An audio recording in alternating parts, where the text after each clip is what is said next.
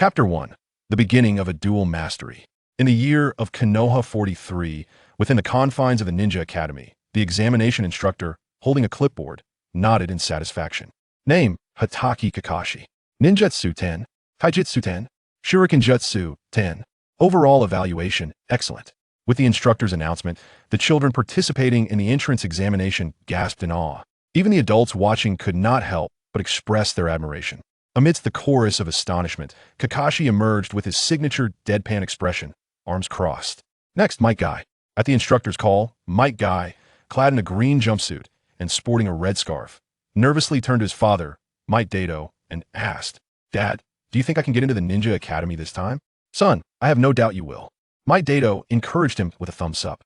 5 minutes later. Name, Might Guy. Ninjutsu 1. Taijutsu 5. Shuriken Jutsu 4. Overall evaluation, below average.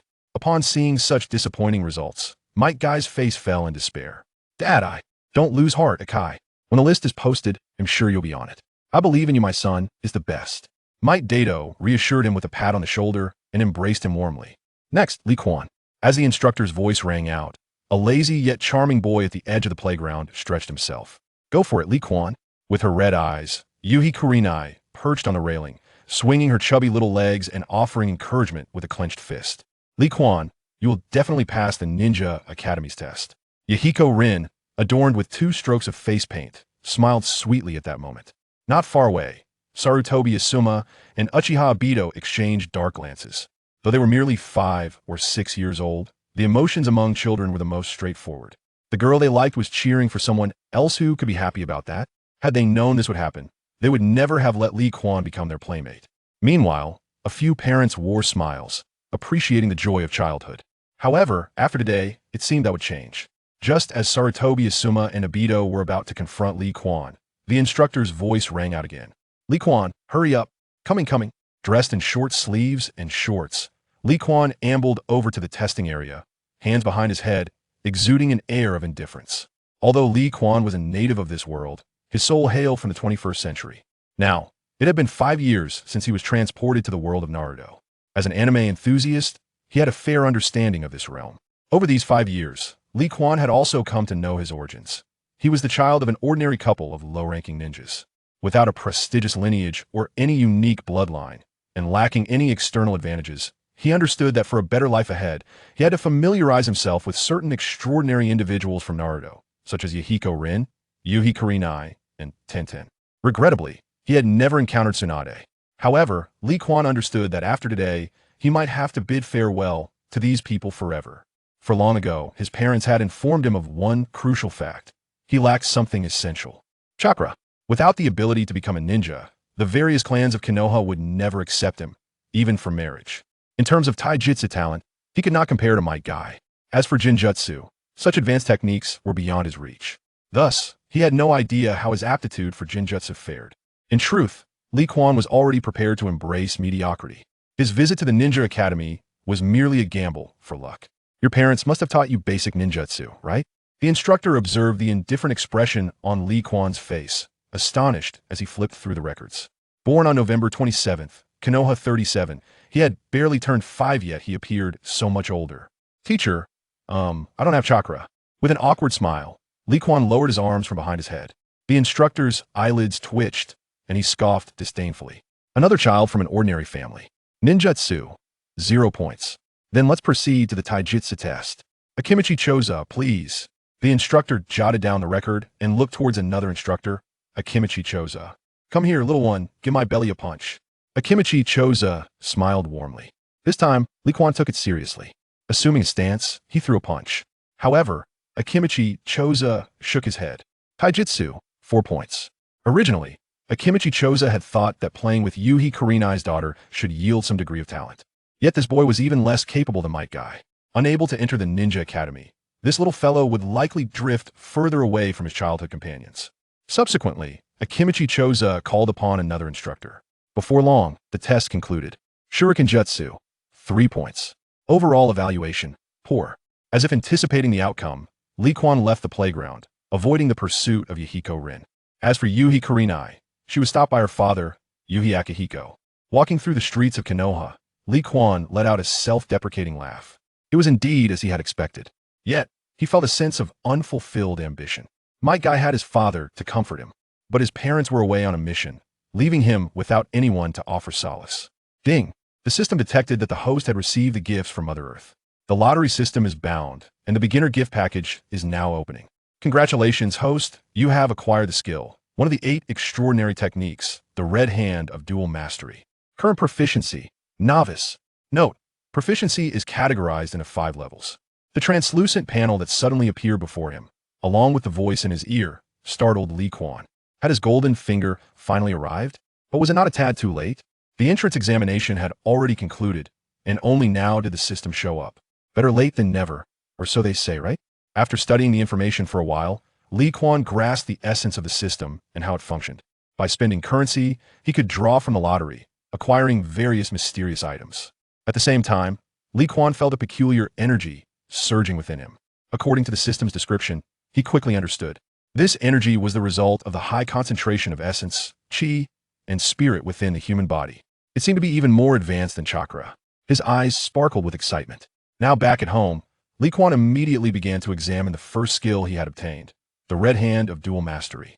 He was well aware of what the one-person world entailed. The 8 extraordinary techniques were the pinnacle of skills within this world. As one of the dual mastery techniques, it was a divine skill capable of manipulating 2 fundamental concepts of life. Blue hand controls the soul, while the red hand commands the body. With this skill and the lottery system, Li Quan felt an invigorating surge of hope, dispelling the despondency that had previously enveloped him. What does the world of Naruto lack? Injured individuals. With his red hand abilities, would he ever struggle for money again? Once he had wealth, drawing from the lottery would be a breeze. Moreover, the capabilities of the dual mastery extended far beyond mere healing. This skill could even facilitate the regeneration of severed limbs. What about enhancing physical strength? Making his body impervious to blades and bullets was a challenging yet feasible prospect. He could also attempt to modify his internal meridians, making the practice of techniques significantly easier. Furthermore, the red hand could serve as a means of attack. What would it look like to shatter an enemy's bones, deforming them, and causing their flesh to disintegrate in battle? It was crucial to remember that the dual mastery could manipulate the body. There was no reason it could only heal and not harm. Additionally, he recalled that the ultimate goal in the one-person world was to attain immortality. Did this not imply that he too might have a chance at becoming immortal? The more he pondered, the brighter Li Quan's eyes became, but soon he thought of another matter. It would be best for me to join the Ninja Academy otherwise. It would be challenging to explain the source of this ability. Once I join the Academy, I won't have to part ways with Rin and the others. But how can I get into the Academy? Right, there are still supplementary enrollments. I still have a chance. New book, seeking gifts, urging updates, and follow-ups. Thank you. Chapter 2, The Power of Dual Mastery. Having clarified his next goal, Li Quan prepared to explore the capabilities of the dual mastery. The development of a skill relies heavily on understanding. While this notion bears similarity to the philosophy of a certain master, the skill itself must possess potential. If it ultimately transforms into something else, it ceases to be the skill's inherent ability. That would merely amount to adding various external enhancements. However, the dual mastery is different. This skill is a conceptual divine technique. As the name suggests, it embodies the concept of preserving life in its entirety. Life refers to the internal essence of the human body. It encompasses elements such as chi, spirit, soul, and will. Existence, on the other hand, pertains to the external aspects of the human body. It includes all visible physiological structures. Broadly speaking, all living beings endowed with vitality can be encompassed within its scope. However, at present, these aspirations seem to be tantalizingly distant. Recollecting his thoughts, Li Quan rose and approached the mirror. Gazing at his remarkably handsome visage, he nodded in satisfaction. This face was, without a doubt, the most gratifying aspect of his existence since arriving in the world of Hokage. Yet, unbeknownst to others, his countenance was a product of his ninja parents' clever disguise. Li Quan was born during the tumultuous Second Ninja War. His parents had been engaged in espionage missions in other villages. It was only after his birth that he was sent back to Konohagakure. However, during that time, a ghastly scar had marred his face. Yet, thanks to the guise provided by ninja tools, no one had noticed. As he removed the mask, a scar extending from his left eye to his right jawline materialized in the mirror. Despite being mentally prepared, his heart tightened painfully. To be frank, had he not been an exceptionally optimistic person in his past life, he would have long succumbed to madness. Initially, he had planned to save money from medical ninjutsu to repair his disfigurement as he grew older. However, that sum of money was no trifling amount. With the meager earnings of his lower-ranking ninja parents, it was entirely unaffordable. Thus, his parents continued to undertake perilous espionage assignments. Yet now, everything had changed. With the arrival of external assistance, why bother with expenses? Every bit of his current wealth was intended solely for the purpose of drawing lots. Finally, I can discard this wretched mask. With a sigh of relief, Li Quan lifted his right hand. Instantly, he felt a strange energy beginning to circulate within him. Then, a red glow illuminated his right hand. Subsequently, Li Quan fell into a contemplative silence. Somewhat awkward, he was unsure how to utilize it. Moreover, within his perception, the energy within him was depleting rapidly. It seemed that before long, it would be entirely exhausted. Could it be that he could wield it merely with thought? Let the disfigurement be as it may, at least he still had a mask. And with a few more attempts, he was bound to heal it. With this in mind, he promptly placed his right hand against his face. As energy enveloped him, Li Quan felt a warmth spreading across his cheeks. A tingling sensation washed over him continuously. Occasionally, sharp pangs of pain pierced through. Simultaneously, the energy within him was steadily depleting. In merely a dozen seconds, approximately 10% of his energy had been consumed. Yet in Li Quan's eyes, the scar on his cheek appeared to be healing at an astonishing rate. After another dozen seconds, he lowered his hand. Beholding in the mirror the face of a remarkably handsome boy despite his tender age, he couldn't help but chuckle. This ability of the dual hand technique is simply a cheat. In awe, Li Quan gazed at his right hand, overwhelmed with excitement. Not only had he healed the scar on his face, but he had also discovered something remarkable. He merely needed to will the operation of the chi, and the dual hand technique would automatically mend his injuries. There was no need for any medical expertise. To this, Li Quan could only exclaim, "Products of the system are undeniably exquisite." However, he couldn't help but notice that the chi within him seemed to be depleting rather swiftly. In his perception, merely healing the facial injury had consumed around 30% of his energy. How then was he to recover? From his earlier experiment, Li Quan understood that the dual hand technique was powered by chi. Without chi, the experiment would inevitably come to a halt. System, is there a status panel? Show it to me. As he gazed at the suddenly manifesting light screen before him, Li Quan quickly focused. Name, Li Quan. Age 5. Realm, Diamond Realm. First stage of the acquired 3 realms. Skills, one of the dual hand techniques, red hand, entry-level proficiency. Total chi, a cup of water. Lottery, the more wealth, the richer the rewards. Minimum requirement, 5,000 Rio. It was astonishingly simple, yet he relished it. The simpler it was, the more convenient it became to use. However, he found the realm of the Diamond Realm rather unfamiliar. In this solitary world, there was no explicit delineation of realms. That rascal Mier merely digs holes without filling them. After a few complaints, Li Quan instinctively touched the tip of his nose and smacked his lips. The conditions for the lottery were somewhat stringent. 5,000 Rio was the minimum reward for a drank mission in the world of Naruto. Drank missions were not particularly perilous, but one had to be a genin to accept them. Now that the system of ninja teams had been implemented, even if he became a ninja, he would need to share the mission rewards with others. In other words, he would need to complete at least 4 missions to have a chance to draw the lowest level prize. Currently, he was in urgent need of a lottery to obtain the cultivation method for chi. Thus, he could utilize the dual hand technique more frequently. Otherwise, this miraculous ability would become utterly useless. Based on his estimates, the chi within him could manage to heal 3 injuries akin to the one on his face at most. The journey toward regrowing limbs or even resurrecting the dead was still a long way off. Suddenly, a glimmer of joy sparkled in Li Quan's eyes. The recovery of chi was remarkably swift. In his perception, the chi within him had automatically restored to around 80%. It had only been a few minutes since he had used the dual hand technique, after all. Thus, he continued his experimentation.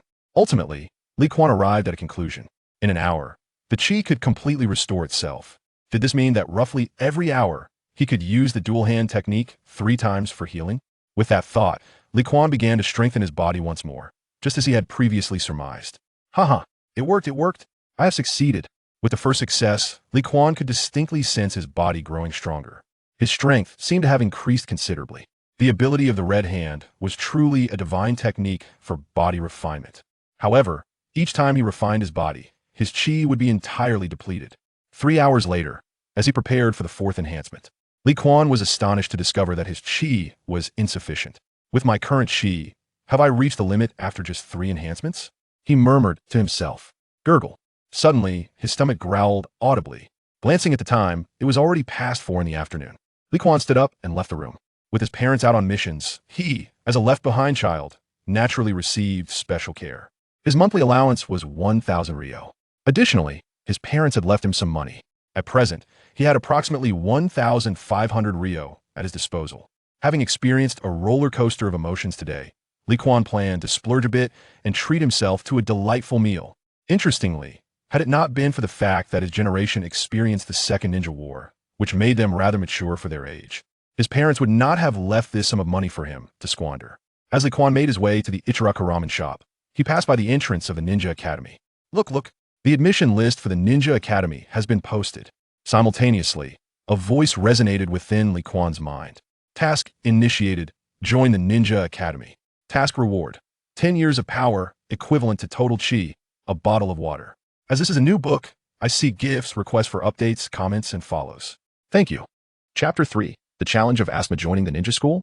One can freely issue tasks according to one's desires. The system certainly allows for that.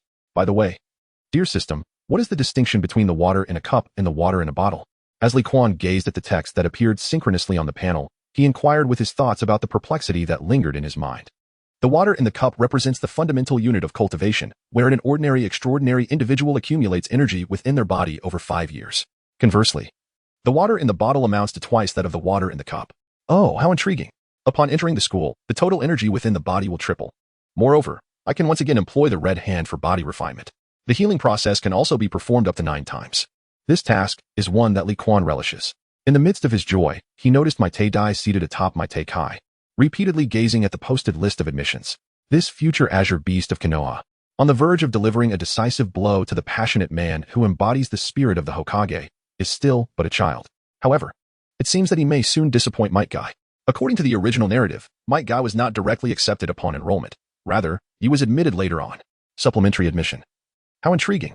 He now finds himself at a loss on how to navigate this process. It appears that he might glean some insights from Might Guy. Li Quan. Is that you? Suddenly, a gentle voice floated over from a distance. The voice was one that Li Quan was naturally familiar with. No error, Rin. Don't bother looking. Your name isn't up there. Uchiha Obito, speaking candidly, interjected from the side. Obito, don't speak carelessly, Rin exclaimed, hastily covering Obito's mouth while offering an awkward smile to Li Quan. At that moment, however, Obito's eyes were filled with unspoken resentment. Rin was the girl he cherished. He knew that Li Quan had not been accepted, and he must be feeling dejected. Yet, Rin's consideration for Li Quan's feelings stirred a sense of discontent within him. Hey, that jerk Li Quan, why does he seem even more handsome now? Noticing the shyness in Rin's eyes, Obito felt as if he might explode. But upon remembering that they were still friends, he quickly quelled his frustration. Just this once, let Rin comfort that jerk. It's all right, Rin. I'm destined to become the Hokage. This minor setback won't defeat me, Li Quan declared with unwavering confidence. Yet, he felt a tinge of embarrassment himself. How juvenile. Yet, without this persona, it would be challenging for him to join the Ninja Academy. After all, how could Sarutobi Hiruzen take notice of a child devoid of the will of fire and dreams? The third Hokage is renowned for his remarkable skills. Even the esteemed Konoha White Fang, Tsukumo Hatake, was driven to suicide through public pressure. What chance does a child, with both parents absent, have? He hasn't even passed the entrance exam, so what is he so proud of? Suddenly, the voice of Asuma Sarutobi pierced through the air. At that moment, Li Quan turned his head, noticing Kurenai Yuhi following closely behind Asuma, her gaze averted in apparent embarrassment. Earlier that morning, her father, the esteemed Yuhi Shinku, had revealed Asuma's identity to her. To be honest, Kurenai is quite a carefree child. However, her father urged her to spend more time with Asuma and to keep her distance from Li Quan. It was difficult for her to refuse her father's request. Nevertheless, Li Quan is undeniably handsome right now. He seems even more attractive than before. Thump, thump, thump, her heartbeat quickened. And Kurenai suddenly felt that her father's advice was perhaps not so paramount after all. Asuma still has a chance for re-enrollment. I will definitely join the academy. Li Quan retorted defiantly from the side. How absurd. As a traveler from another world, how could he sulk over a group of children? Yet, he too is still a child, needing to exhibit behavior befitting his age. He is currently striving to establish an image of a diligent boy embodying the will of fire. In his recollections, Might Guy had seemingly not undergone any examination for re-enrollment. Since there was no test, it was likely based on previous results coupled with discreet observation. Perhaps at this very moment, the third Hokage is watching over these children. Haha, you have no chance. My father said that re-enrollment opportunities are reserved for those with exceptional talents. Asuma laughed heartily at this moment. How could he possibly pass without chakra? Unable to utilize ninjutsu or jinjutsu. His physical prowess pales in comparison to that insufferable might guy.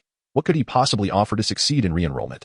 With a dismissive smirk, his eyes gleamed with arrogance, having successfully passed the Ninja Academy's tests. If Li Quan cannot enter the ninja school, then Kurenai's attention will surely shift to him. Asuma. Enough already.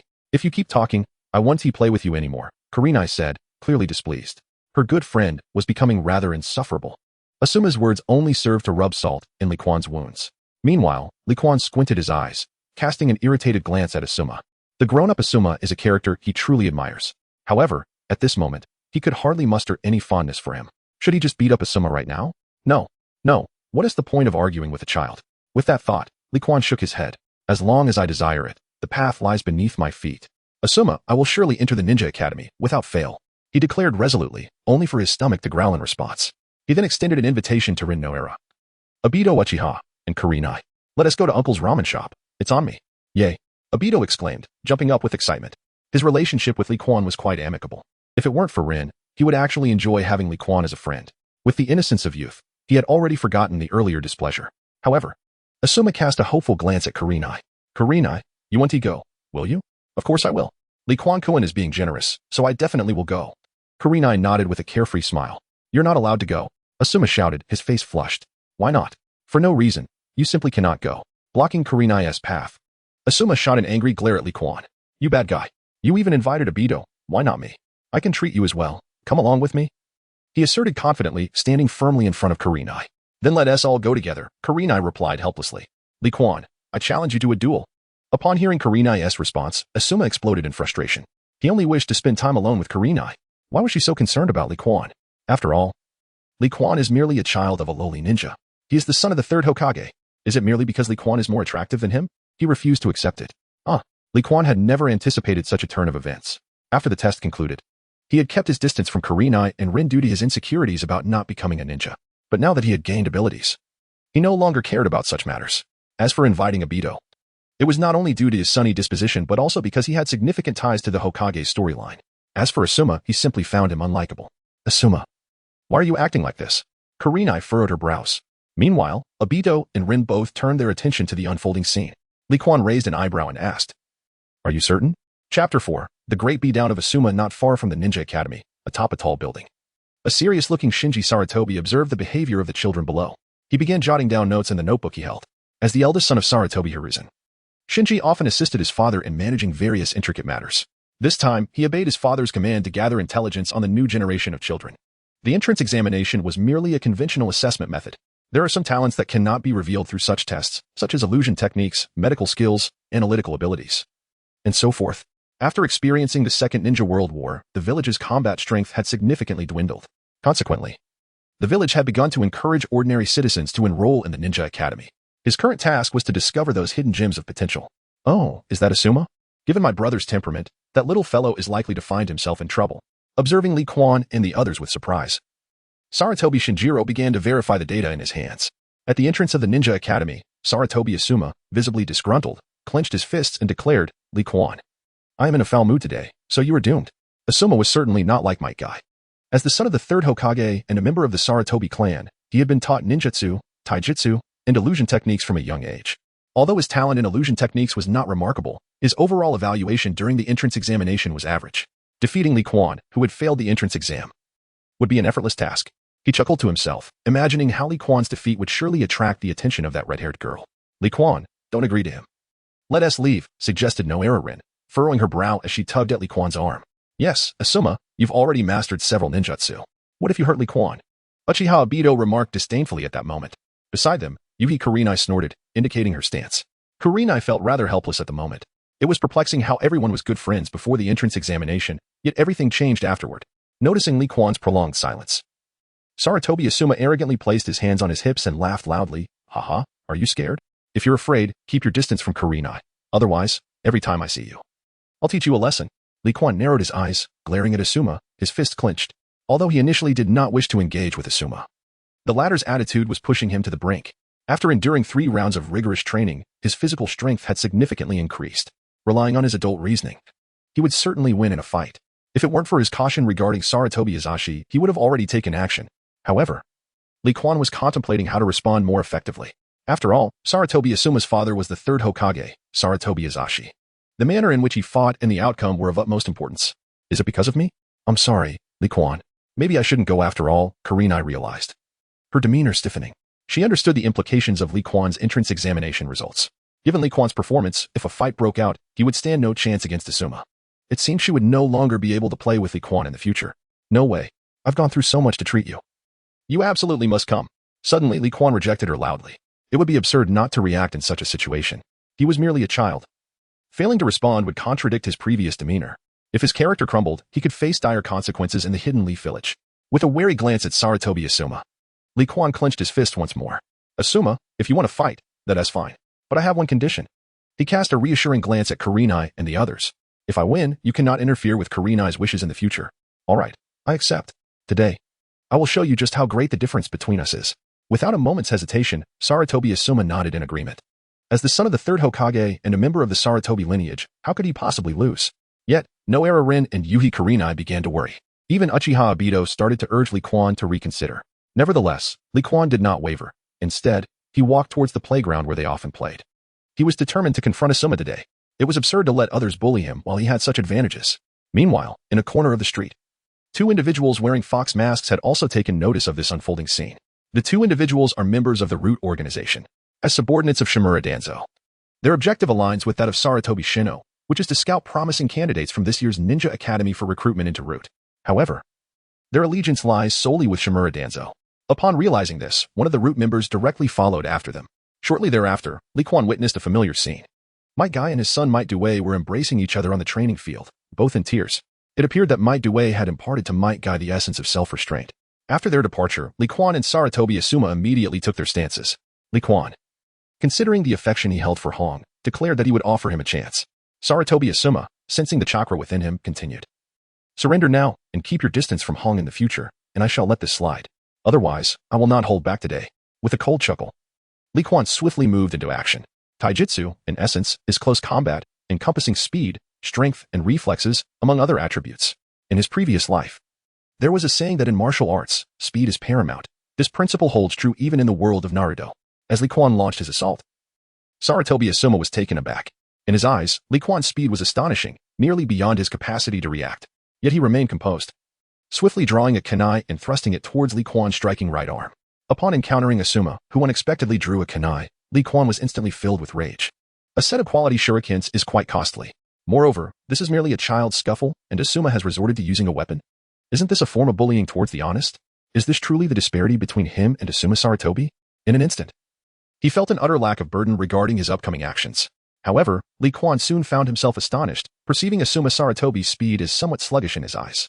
With a swift turn, he effortlessly evaded the shuriken's assault. Immediately following, Li Quan executed a sweeping kick, sending Asuma crashing to the ground. With a dull thud, Asuma's body kicked up a cloud of dust. Li Quan then positioned himself atop Asuma. There was no way Li Quan would allow Asuma to utilize ninjutsu. Since this fellow resorted to weapons, he would abandon any notions of martial ethics. A rapid series of punches rained down upon Asuma's face. Asuma let out immediate cries of anguish. Li Quan, get off me. If you have any guts, let me go. Ouch, that hurts, that hurts. I was wrong. I was wrong. Nearby, Sarutobi Shinizuke, who had followed, couldn't help but twitch at the corners of his eyes upon witnessing this scene. How is this outcome so different from the script I had envisioned? Chapter 5, Sarutobi Shino. Sarutobi Shino truly never anticipated that this would be the result. This is a child lacking in talent. Is it truly possible for him to accomplish such feats? His own younger brother has at least managed to refine his chakra. With dedicated training and physical techniques, there is no way he should be easily defeated in a single encounter. Yet, his brother, Asuma Sarutobi, was unexpectedly bested by an ordinary child? How infuriating. This defies common sense. Hiss, something is amiss. How could someone with a mere 4 points in martial arts suppress his younger brother, who possesses a 6-point rating? It appears that this fellow named Li Quan is solely relying on brute strength to exert control. How could such strength possibly receive merely a score of 4 in martial arts evaluation? One must recognize that martial arts assessment solely considers the magnitude of strength and the finesse of technique. To be able to subdue his younger brother signifies that this child's strength should undoubtedly rank at least a 7. Could it be that he possesses no knowledge of the requisite techniques? Nevertheless, it appears that his brother is destined to face some hardships. This may serve him well. After all, he has become rather arrogant in his usual demeanor, and perhaps this experience will impart a valuable lesson. Being bullied by his peers is certainly preferable to facing death on the battlefield.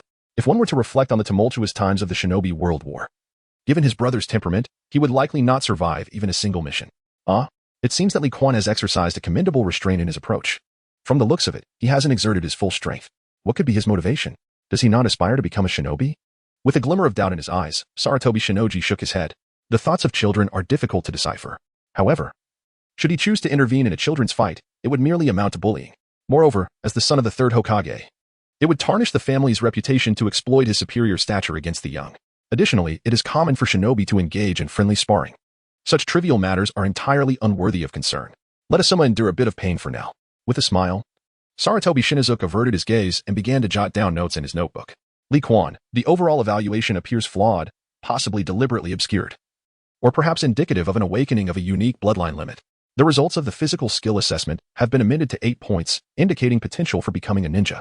Meanwhile, on the playground, upon witnessing the thrashing of Asuma Sarutobi, Uchiha Obito instinctively turned his head. He was genuinely taken aback. When did Li Quan become so fierce? The sound of fists striking flesh was truly enough to silence him. This sensation is even more terrifying than that of Kakashi. If this were to happen to him, he gasped in surprise, instinctively taking a few steps back. It was truly terrifying. In an instant, a wave of fear blossomed within him. Yet, his body trembled with exhilaration. Li Quan is remarkably powerful. One day he, Uchiha Obito, will surpass Li Quan. He will even surpass that guy Kakashi and become the next Hokage. But why, with such strength, did Li Quan fail the entrance exam? What could possibly be the reason? After pondering without resolution, Obito decided to let it go. Nonetheless, a new thought had taken root in his mind. Before he became truly strong, he must absolutely avoid fighting Li Quan. Just look at Yuhi Kurenai. At this moment, Li Quan had completely captivated the attention of everyone present. Should he be defeated? Lin's gaze would likely mirror that sentiment. For Dato, a world devoid of Lin was simply unacceptable.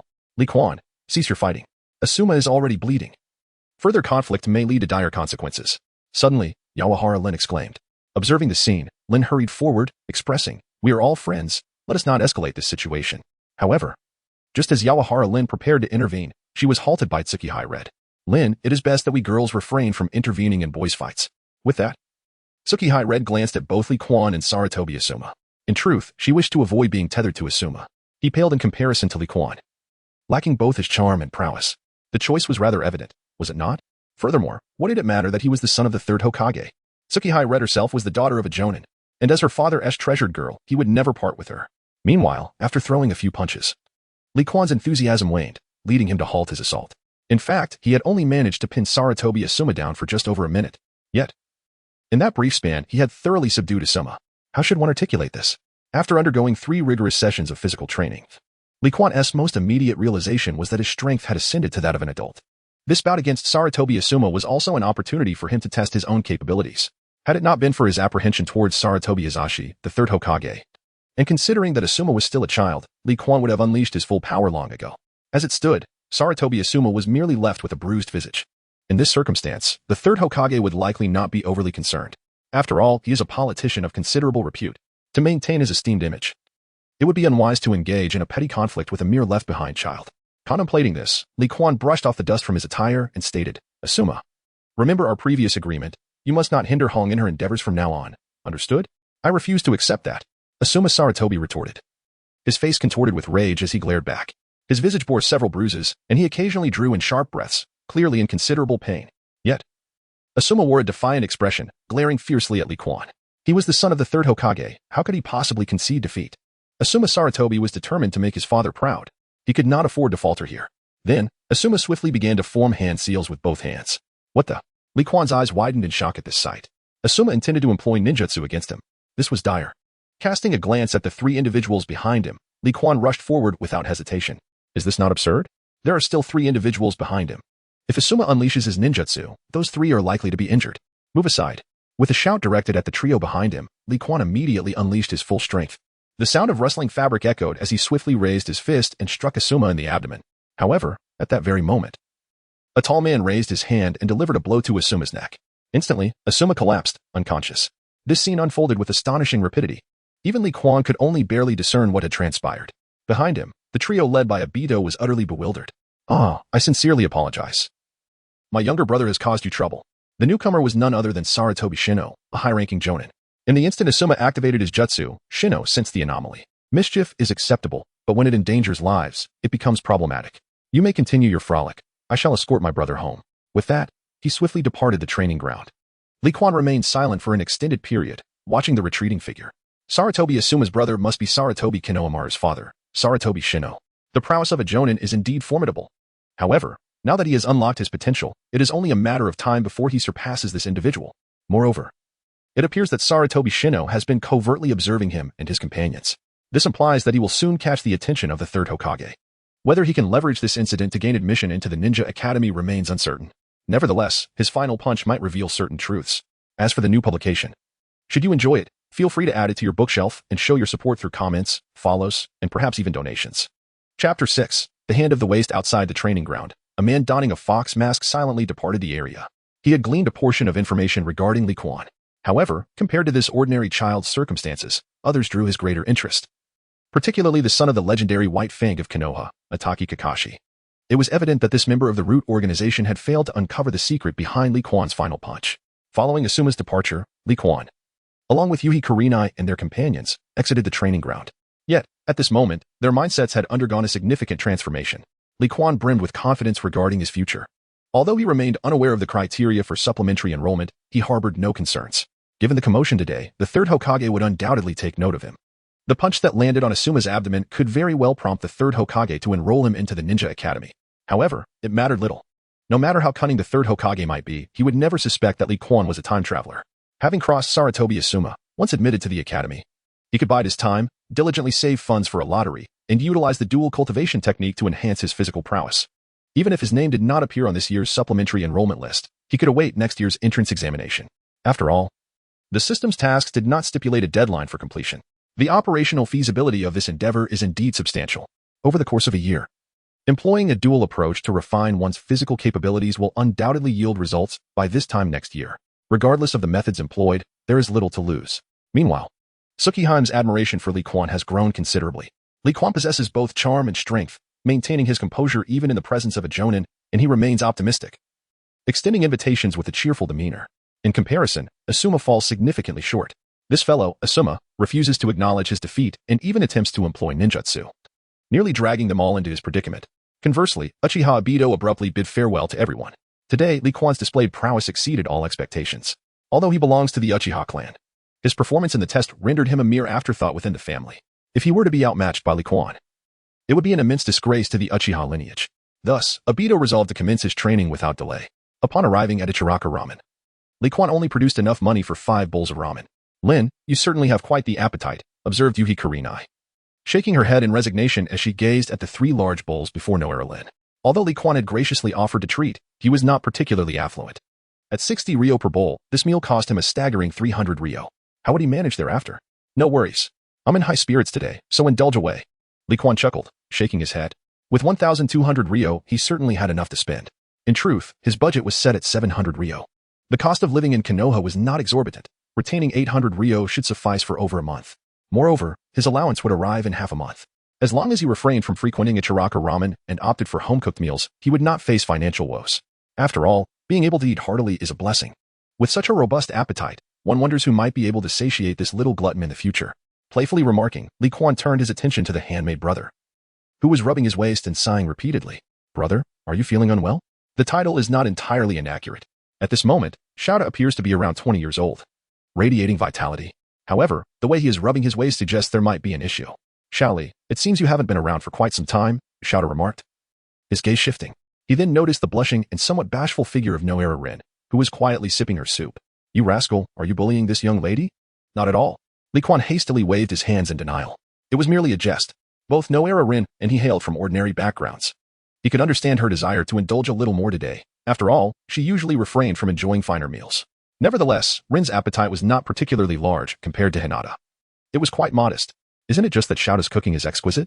If Rin enjoys it, she might as well have a couple more bowls. Haha. I do appreciate that sentiment. Shouta laughed heartily before suddenly grimacing and rubbing his waist. Ouch, my back. He then ambled over to a nearby empty seat and settled down. Hee, this is a bit awkward to bring up, he chuckled nervously, waving his hand dismissively. A few other customers in the establishment exchanged knowing smiles. Observing this scene, Li Quan nodded in understanding. Shouta, have you started dating? Huh? You're rather precocious. Shouta raised an eyebrow, glancing at Noera Rin and Yuhi Kurenai. He then nodded slightly. It seems you two have a penchant for romantic entanglements. Don't be ridiculous. We're still just children, Li Quan mumbled, lowering his head in embarrassment while stealing glances at Noera Rin and Yuhi Kurenai. Although he harbored such thoughts and had been nurturing feelings since childhood, they were still quite young, around 6 to 8 years old, making such notions easily dismissed. Indeed, Shouta chuckled, saying no more. But this lad seems to understand quite a bit. He will surely be a handful when he grows up. At the very least, those two young ladies won't escape unscathed. Meanwhile, Li Quan paid no mind to Shouta's skeptical gaze. With a playful grin, he leaned closer, teasingly suggesting, Shouta, I happen to have a way to help you. Would you like to give it a try? His intention was to experiment with the dual hand technique. To this point, he had only tested its healing abilities once, and the data was insufficient for him to grasp it fully. This would be a perfect opportunity to try it out again through Shouta. Don't be foolish. You're no medical ninja. Besides, this kind of thing just requires a few days of rest, Shouta replied, clearly displeased. It was merely a case of overexertion that had led to his backache. What could a child possibly do? Go on, go on. Today's matters should not be discussed carelessly. As Li Quan inched closer, Shouta hurriedly stood up, feeling somewhat embarrassed to discuss such topics with a child. It was unfortunate about his little girlfriend. It seemed they wouldn't be able to meet for at least half a month. However, as he suddenly stood, a loud crack echoed from his back. This scene instantly left everyone present wide-eyed in astonishment. The young man who struck was utterly oblivious to the need for restraint. How intense this is. Can the waist twist like this? Li Quan hurriedly stepped forward to support Shouta. Lin, why don't you two head back first? I'll help Shouta into the house for a bit of rest. Let's assist together, Yin Yuan Lin said, wiping the corner of her mouth and smiling sweetly. At that moment, Shi Rihong nodded in agreement. I want to stay too. As she spoke, Hong cast a competitive glance at Lin. Although the two of them did not fully comprehend what Li Quan and Shouta were discussing earlier, they were unwilling to simply leave. Thus, the three of them helped Shouta into the house. Yin Yuan Lin then assisted by closing the accounts and hanging up the closed sign. Shouta, shall we take our leave now? After ensuring everything was in order, Li Quan called out, preparing to depart with Shi Rihong. Since Shouta was unwilling, he naturally would not impose further. Having done this much was already his utmost consideration. Hey, Shaoli, why not give it a try? Suddenly, Shouta's voice rang out. Hearing this, Li Quan paused mid-step. He turned to look at Shouta lying on the bed, offering an awkward smile. Shouta, I was just joking. It wasn't meant to be taken seriously. Initially, he had intended to help Shouta out of kindness and curiosity about trying out the external aid, but now, his enthusiasm had waned. After having been turned down once, he was not inclined to offer assistance again for free. After all, Shouta's condition could be resolved with a trip to the hospital, albeit recovery would be slow. Li Quan, perhaps you should give it a try? Yin Yuan Lin, observing Shouta's pain, felt a pang of sympathy. Although she did not believe Li Quan possessed any special ability, they were neighbors after all. And she felt lending a hand to Shouta was not a bad idea. Shouta, maybe it's best to let it go. Quan was just making a casual remark. Shi Rihong chimed in at that moment. Hong, with her straightforward personality, could sense Li Quan's reluctance. Moreover, the three of them had already taken good care of Shouta's shop. It was unreasonable for Shouta to insist they stay. Don't be so clever. You and I both know what's what. Lying on the bed, Shouta shot an annoyed glare at Li Quan. He and Li Quan had crossed paths frequently. Since the latter was 2 or 3 years old, he often visited the shop with his parents. However, as time passed and Li Quan matured, his parents had gone off to undertake missions. This lad has been astute since childhood. If he truly possesses a means to cure himself, he is undoubtedly contemplating how to extract some benefits from me. If he lacks such a remedy, poking fun at himself is of little consequence. At worst, it may tarnish his impression slightly. Regardless, in my current state, I can no longer continue running the shop. I might as well resort to desperate measures. With this thought, resumed speaking. Let's give it a try. If you succeed in healing, I shall absolve you of today's payment. Even if the ailment isn't fully cured, a bit of relief would suffice. As long as there is some effect, I will not hold you accountable. Hand truly understands me. Li Quan chuckled as he clasped Hand's right hand. With the lottery system in place, how could he possibly decline an opportunity for financial gain? At present, he is in dire need of funds. 300 taels is still a considerable sum, is it not? If I save a bit, I could accumulate enough for a lottery chance in 4 or 5 months. Casting a glance at Hong and Lin beside him, Li Quan cleared his throat. Ahem. This method of mine isn't particularly suitable for young ladies to know. Hong, Lin, why don't you two wait outside for a moment? Huh? Why is it inconvenient for young ladies to know? Noera Lin transformed into a curious little creature at that moment. Meanwhile, Xie Hong directly pulled Noera Lin outside. Since Li Quan has stated it is inconvenient, there is no need for further inquiries. Observing this scene, Li Quan smiled faintly. He felt quite content with the rapport he had developed with the two. Once they exited, he remarked, Hand, shall I commence? Very well. Hand nodded and closed his eyes. The notion of it being inconvenient for young ladies to know was merely a ruse to keep others in the dark. With that in mind, he resolved not to observe. To him, Li Quan was simply providing a massage. What could a child possibly know beyond that? Just as he pondered this, a sudden sensation of relief washed over his lower back. In less than 5 seconds, Hand felt as though his weary back, strained from indulgent behavior, was rejuvenating. Hand. It's done. Upon hearing the voice, Hand abruptly opened his eyes. Is this truly sufficient? Is it not rather swift? Hiss. It appears that it has indeed improved. The night, the Ichiraka ramen shop, resumes its operations. This scene undoubtedly captivated many. My lower back has been discomforting these past couple of days. As my regular patrons are well aware, particularly during the afternoons, I even closed the doors to customers for a while. Yet now, I am seemingly full of vigor, exhibiting no signs of my previous ailment. My energy is simply unparalleled. How could this possibly resemble an individual suffering from a back injury? What miraculous means have facilitated such a swift recovery? Is there an extraordinary healing technique employed by the enigmatic healer? Or perhaps someone within the village possesses such a mysterious remedy? Oh, Hand, how did you recover? Do enlighten us. At the stall, Jiraiya, with his white hair and the kanji for oil emblazoned upon his forehead, gazed over with a mischievous grin. His expression was one that any man would readily comprehend. Beside Jiraiya, Orochimaru, with a melancholic visage that bore the unmistakable aura of someone not to be trifled with, cast a curious glance. Recently, he had encountered a bottleneck while researching the cells of Hashirama, prompting him to seek various methods. The current state of Hand piqued his interest significantly. A method for swiftly restoring one's health, if applied to the study of cellular regeneration, could potentially yield remarkable results. The most curious among them, undoubtedly, is Tsunade Senju. As a medical ninja, Tsunade places immense importance on healing techniques, coupled with the recent loss of her lover and brother in the Second Shinobi World War. She holds a particular interest in methods that facilitate rapid recovery. Had such a technique existed to treat the injuries inflicted during the war, perhaps her beloved Dan-cat and her brother Nawaki Senju would not have perished in the conflict. Feeling the inquisitive gazes of the three, Ta merely offered a mysterious smile. Since Li Quan wished to keep his secrets, he would naturally refrain from divulging them. After all, Ta had made an agreement with Li Quan that should his back trouble resurface, he would seek Li Quan's treatment once more. In gratitude, he generously compensated the young man with 6,000 Rio and even planned to provide him with complimentary meals for a week. For the sake of his own future happiness, Ta was determined to invest in this endeavor. However, Ta's demeanor only intensified the curiosity of those around him. After a series of futile inquiries, their interest began to wane. Yet Orochimaru, with a narrowed gaze, extended his signature tongue to lick the chopsticks in his hand. The essence of a ninja lies in the pursuit of information, and what Orochimaru sought to uncover, Ta would find difficult to conceal. At this juncture, Orochimaru's modus operandi had undergone a profound transformation. His insatiable thirst for immortality compelled him to seize every opportunity that could aid him. Thus, he embarked on his endeavors with utter disregard for moral constraints. Hey, Orochimaru, must you be so terrifying? Jiraiya remarked, dismissively waving his hand at the sight of Orochimaru's flickering tongue. Since the departure of his 3 disciples, Jiraiya had returned to the village, only to find that his 2 comrades had drastically changed.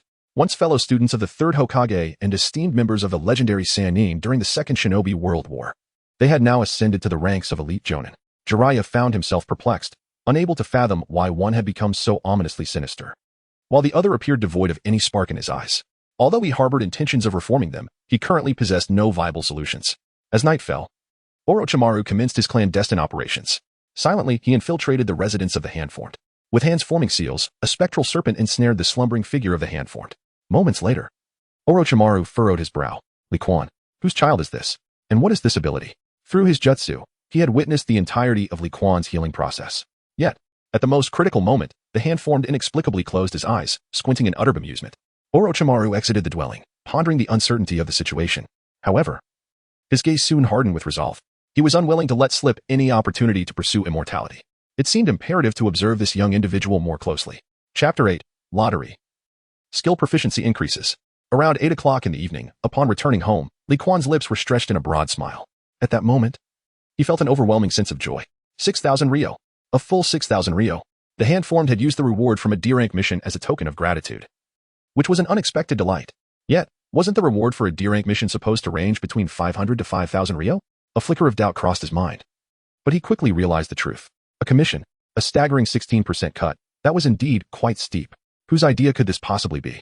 Yet another factor that affects his potential earnings. Never mind, let us proceed with the lottery. With this thought, Li Quan summoned the system within his mind. In this instance of the lottery, Li Quan yearned for a cultivation technique.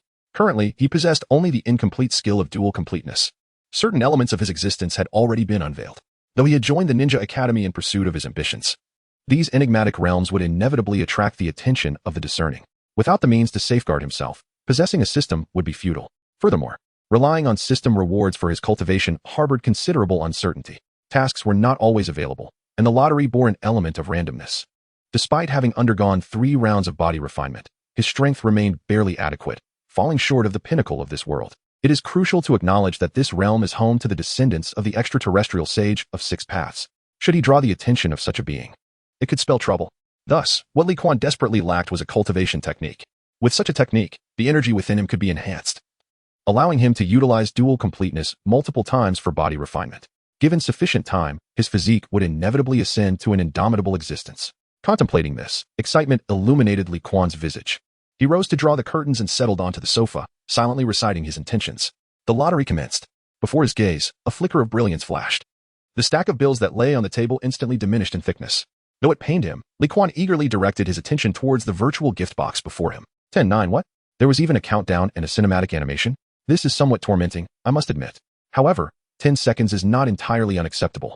Soon, the gift box opened, and a melodious voice from the system echoed in Li Quan's ears. Ding. Congratulations, host. Dual proficiency fusion degree increased by 30. Note, skill fusion degree is equivalent to skill proficiency. Proficiency is categorized into 5 levels: beginner, minor achievement, proficient, major achievement, and master. Every increase of 20 in fusion degree marks a significant threshold. The proficiency of the red hand in dual proficiency stands at 35, classified as minor achievement. Then, there was a pause. It was somewhat unexpected. To think it merely enhanced proficiency, the system's lottery appears more intricate than it seems. Given the current circumstances, it is entirely acceptable. After all, it directly elevated the proficiency of dual proficiency by 30. Originally, with a mere proficiency of 5. He had refined his body over 3 times using chi. Previously, after his recovery, he was unable to fully refine his body with the chi within him. Now, with his current proficiency in dual proficiency, he anticipates that the consumption of chi during the next body refinement will significantly diminish. This situation bears little difference from his expectations. It seems I am destined to attain sanctity through physical means. With a sigh of reflection, Li Quan developed a deeper obsession with joining the Ninja Academy. By enrolling in the academy, the energy within him would multiply 3-fold. Consequently, his efficiency in physical cultivation would also see a 3-fold enhancement. It is conceivable that, in less than a year, he could rely solely on his physical prowess to vanquish shadow-level adversaries. Delighted by this prospect, Li Quan activated his red hand to augment his physical strength.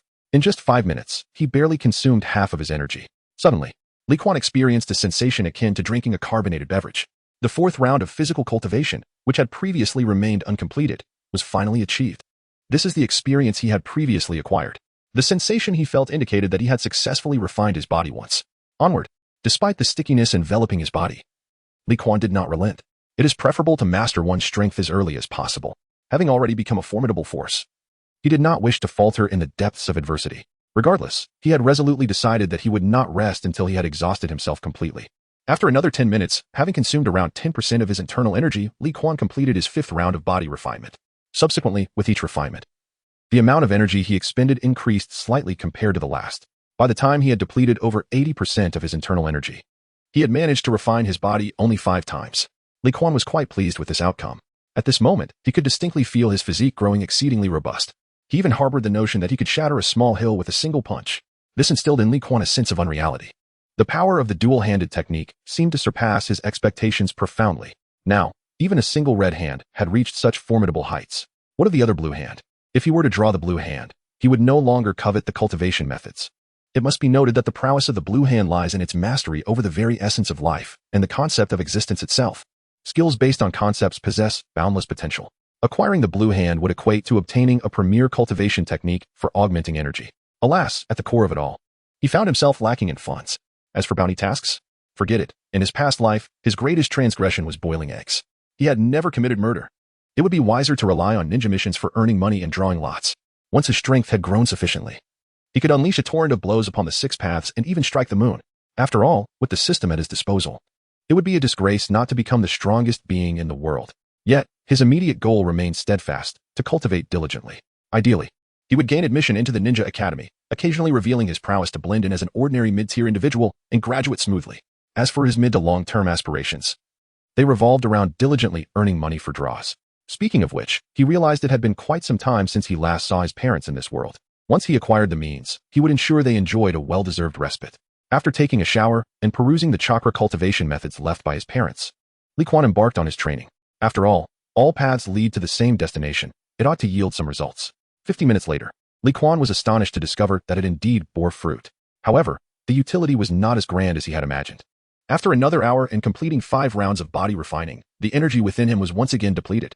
Meanwhile, on the other side, the time was roughly 11 o'clock at night. Orochimaru had departed from the abode of the hand compiler. He was certain that the hand compiler was an ordinary individual, which is why he felt emboldened to confront him directly. Yet, after viewing the hand compiler's memories, Li Quan had transformed in his eyes into anything but a simple character. Despite Orochimaru's confidence in effortlessly overpowering the child, the Uchiha clan served as the village's watchful guardians. Utilizing ninjutsu within the village could easily attract the attention of the Uchiha clan, particularly that of Fugaku Uchiha. The prowess of this individual is profoundly terrifying. Should the child's resistance create a significant disturbance, it may attract the attention of Uchiha Fugaku, which would spell trouble. The experiment has now reached a critical juncture. Any mishap on my part could jeopardize the entire endeavor. It would be illogical to halt the experiment merely to apprehend a child. After much contemplation, Orochimaru proceeded to the office of his master, Hiruzen Sarutobi. Intelligence is an essential component of any ninja operation. It is likely that the third Hokage has already taken notice of this boy, Li Quan. I shall first acquire information about this child from the third Hokage, and then observe him discreetly. If the child possesses no extraordinary abilities, I shall simply abduct him. After all, it would only be for a day or two. After years of diligent research, his patience is indeed remarkable. At this moment, he was indifferent to the passage of time. Contemplating, Orochimaru flicked his tongue and licked the kunai. As the narrative progresses, we find ourselves in Chapter 9, where Shino's evaluation unfolds. Time advances, and it is approximately 7 o'clock, the hour when the sun descends. Li Quan and Yuhi Kurenai, along with Nara Rin, part ways, each preparing to return home. Alone, Li Quan noticed ahead on the street, Might Guy being bullied by 2 ninjas. At such a moment, it should have been Kakashi to come to the rescue. However, Li Quan has taken action. He currently has a task to join the Ninja Academy. To appropriately reveal a hint of brilliance is indeed a commendable choice. Moreover, Might Guy is the only individual he knows who has been readmitted to the Ninja Academy. Establishing a connection with this little powerhouse would yield significant benefits. Additionally, he is quite envious of the 8 gates of the body technique. With a graceful turn and a spinning kick, he knocked down 2 opponents. Li Quan shook his head slightly and addressed Might Guy. Is it not shameful for your father to be ridiculed in such a manner, and yet you cannot even retaliate? Akai, do strive diligently. After uttering these words, he simply turned and walked away. In truth, it was not an act of bravado on Li Quan's part. Rather, he was utterly at a loss as to how to communicate with Might Guy. After all, their exchanges had been scarce. At that time, Li Quan's thoughts were entirely consumed by a few young girls. He never anticipated that he now possessed the capability to incapacitate an intermediate ninja. What level of power does the Diamond Realm truly signify? Not far away, at the crossroads, Konoha White Fang, Hitaki Sakumo, observed Li Quan's figure and cast a sidelong glance. He had just instantaneously knocked out 2 intermediate ninjas. Although there was an element of surprise, what level of strength does that imply, junior ninja or intermediate ninja? This strength is likely on par with that of Kakashi. The current generation of children is truly full of hidden talents. Kakashi, that child may very well be your lifelong rival, remarked Hitaki Sakumo, playfully tousling Kakashi's silver hair. Meanwhile, in the home of the Sarutobi clan, Sarutobi Shinizuke gazed at his unconscious younger brother on the bed, feeling an overwhelming sense of difficulty. His brother's temper was akin to that of a volatile explosive, and he approached tasks solely based on his whims. This time, he has taken it upon himself to bring Asuma back. But I fear this young rascal will cause a commotion once again. What a headache. When will my brother ever come to understand the gravity of his actions? Playing around with ninjutsu is simply unacceptable. This is hardly a contest of combat. Is it truly necessary to escalate matters to such an extent? Moreover, the child named Li Quan possesses a level of prowess that is genuinely astonishing. Especially that final move, its speed was utterly remarkable. Almost resembling the explosive force of a wild beast rather than the techniques of ninjutsu or taijutsu.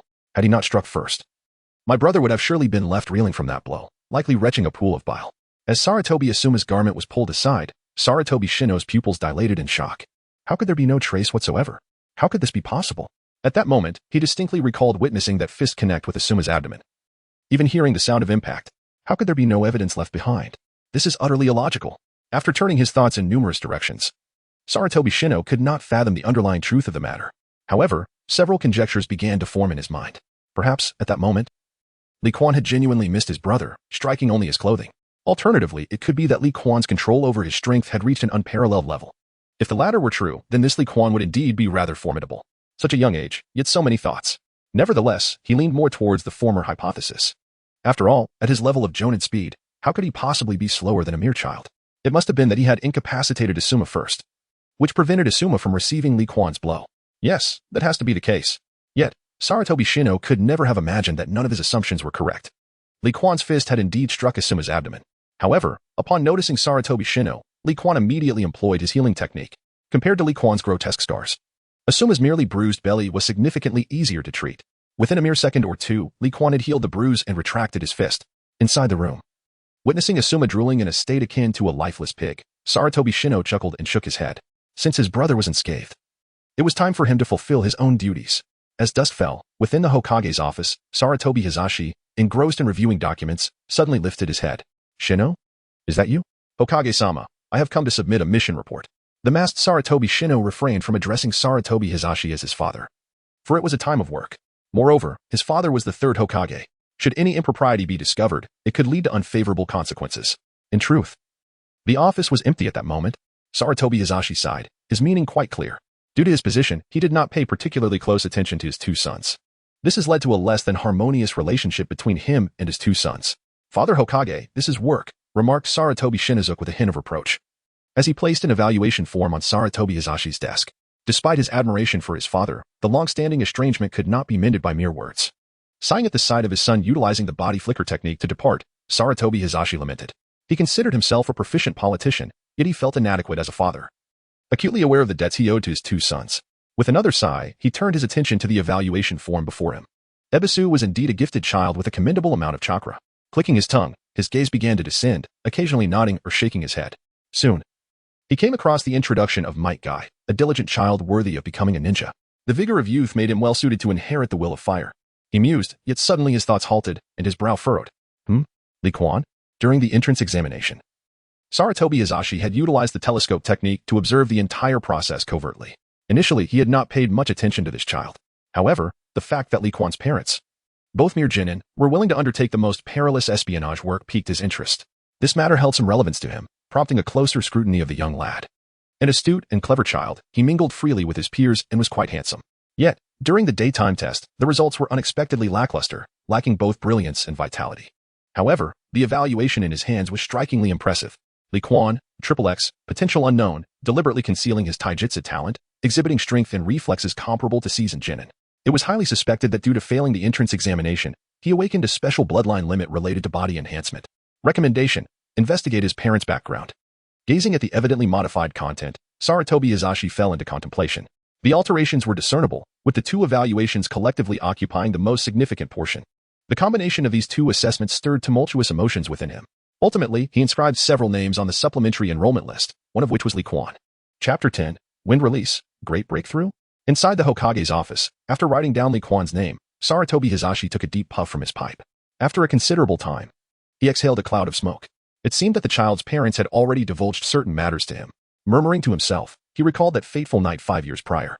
On that day, a couple of ninja from the village had implored him to find someone to heal their child's facial injuries. At that time, the Second Shinobi War had erupted. Due to various factors, he had not summoned his apprentice Tsunade back. Consequently, the child was left with a life-altering disfigurement. Although Tsunade had subsequently examined the child, she remained powerless to help.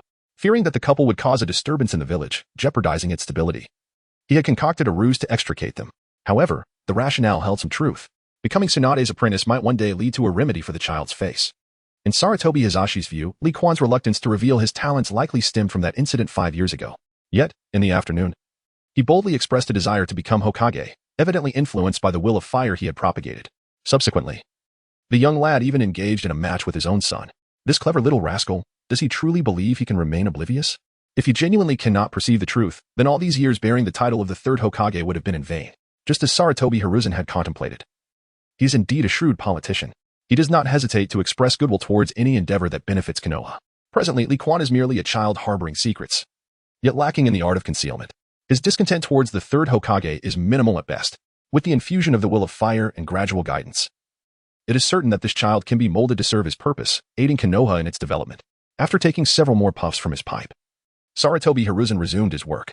This scene left Orochimaru anxiously perturbed outside. As a person of hasty temperament, his ability to refrain from immediately attacking Li Quan was already a testament to his self-restraint. After all, his previous encounter with Hanzo the Salamander nearly cost him his life. He feared falling into peril due to inadequate intelligence gathering. Everything was for the sake of immortality. At such a moment, chaos must be avoided at all costs. It is worth noting that not long ago, this hypocritical mentor had indeed shut down his laboratory. This master certainly possesses no noble qualities. And Orochimaru harbors a deep-seated apprehension towards him. However, what left him utterly astonished was the sight of Sarutobi Hiruzen, who appeared to be preparing to burn the midnight oil to attend to his official duties. In this instance, Orochimaru could not help but admire his esteemed mentor. The old man, for the sake of Konoha, truly exhibits remarkable determination. Unbeknownst to him, this elder is secretly employing the art of telescope technique to spy. That rascal Jiraiya, could it be that he is influenced by this old man? Let us continue to wait. He possesses a faint premonition that young Li Quan's abilities may bring him immense surprise. Meanwhile, at Li Quan's residence, around 4 a.m., Li Quan's internal energy has once again been depleted. He has also completed his 20th body refinement. Initially, Li Quan believed he could achieve at least 24 refinements. However, during the 20th refinement, he realized that the consumption of his internal energy had reverted to its previous state. This time, he grasped the situation with exceptional clarity. With 80% of his internal energy remaining, he completed the final stage of body refinement. It was likely that he would need to expend all of his energy to achieve the next level of refinement. However, Li Quan was not particularly disheartened. Undertaking 20 refinements would render one invincible in the early stages of a fantasy novel. In the world of Naruto, he should possess sufficient strength for self-preservation. Not to mention, defeating a shadow-level ninja or even a seasoned elite Nin would be a trivial matter, wouldn't it? System, open the attribute panel. Name, Li Quan. Age, 5 years. Realm, Diamond Realm. Skill, Red Hand of Dual Mastery, Minor Proficiency, 35 total energy, 1.5 cups of water as always. The information was straightforward. Yet, was there not something amiss with his realm? He had completed 20 body refinements. After all, why did he remain in the Diamond Realm? Could it be that the realm was determined by the total amount of energy within him? Nevertheless, he was astonished to find that his total energy had increased by half a cup without his awareness. This caught him off guard. What was the reason? Feeling somewhat perplexed, Li Quan succumbed to slumber, burdened by his heavy frame. The following morning, on the western slope of the village's rear mountain, Shimura Danzo, having just departed from the roots, was making his way back to the village. Another school year was upon them. As the leader of the roots, Danzo would naturally seize this opportunity. Having endured the Second Shinobi World War, his members had suffered considerable losses. Even the darkest corners of Konoha's roots required a fresh infusion of vigor. In the intelligence gathered this time, Kakashi Hatake emerges as a commendable choice. However, Tsukumo Hatake has recently garnered considerable attention. It seems prudent to act swiftly. Eliminating a threat to one's position as Hokage, while simultaneously utilizing his son as a tool, is certainly a strategic move. On another note, after a brief refreshing ritual, Li Quan made his way early to the eastern side of the village's back mountain. It is perilous to be unaware of one's own strength. Although Li Quan is aware of his considerable power, he feels the necessity to thoroughly validate just how formidable he truly is. Furthermore, he must endeavor to master the control of his abilities. After all, the household's crockery is rather limited. Should he fail to rein in his strength, the risk of inadvertently shattering a few would necessitate expenditure. The remaining 2,500 ryo are not to be squandered lightly. Before long, Li Quan arrived at an uninhabited grove. Here lies the tranquil woodland behind the Hokage Rock in the Hidden Leaf Village, a locale marked by its sparse population. Moreover, it boasts an air of safety, devoid of any formidable beasts. Pausing beside a quaint little lake, Li Quan retrieved the small knife he had brought along. Ninja tools are indeed a luxury. Without the innate ability to summon such artifacts daily, Li Quan cannot afford the indulgence of these precious instruments. He had brought a small knife with the intention of testing the hardness of his skin, as well as evaluating other capabilities of his dual-hand technique. After all, space in his home was limited. A little bloodshed would be troublesome to manage, and any damage would necessitate costly repairs. Observing the surroundings and finding them devoid of onlookers, Li Quan pressed the blade against the tip of his finger. To his astonishment, it did not pierce the skin. Could it be that his physical resilience was extraordinarily formidable? As he gazed at the fleeting white mark on his finger, a smile crept across his lips. This situation had exceeded his expectations. In the next moment, he suddenly swung the knife down onto his arm. A resounding clang of metal echoed through the air, followed by the rustling of leaves as startled birds took flight from the trees. Watching the blade snap and plunge into the water, Li Quan couldn't help but chuckle. With dual hands, he preserved his life. The true path of body refinement was indeed the correct approach, healing and saving others. Altering one's physique, wasn't he that merely squandering the vital energy within?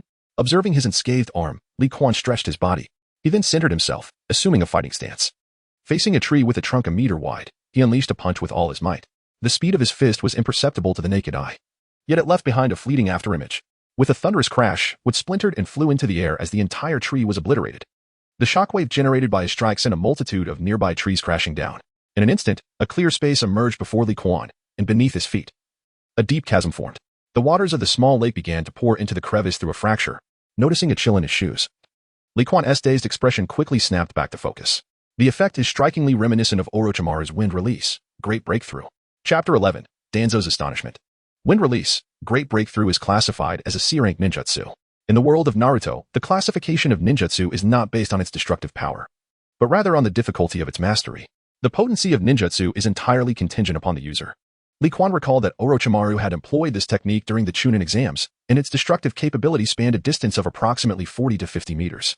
Yet, in Li Quan's eyes, the force of his own strike seemed even more terrifying. At the very least, the chasm before him was over a meter deep. Having created such a commotion, it was impossible to continue his experiment on combat capabilities. In a series of swift movements, Li Quan leapt from branch to branch, departing from the scene. However, each leap resulted in the snapping of twigs, leaving him bemused. Fortunately, his parents had imparted to him some fundamental knowledge of ninja training. Gradually, he mastered the technique, alleviating the issue of excessive force. After circling the back mountain a few times, he returned home. Meanwhile, on the western side of the back mountain, Shimura Danzo wore a perplexed expression. Who could have caused such a commotion? Could it be an enemy attack? Observing the billowing smoke in the distance, he hastened towards it. Having attained the rank of Jonin long ago, Danzo's speed was remarkable. Before long, he arrived at the site of the devastation. Staring at the sheer magnitude of destruction, he was instantly rendered speechless.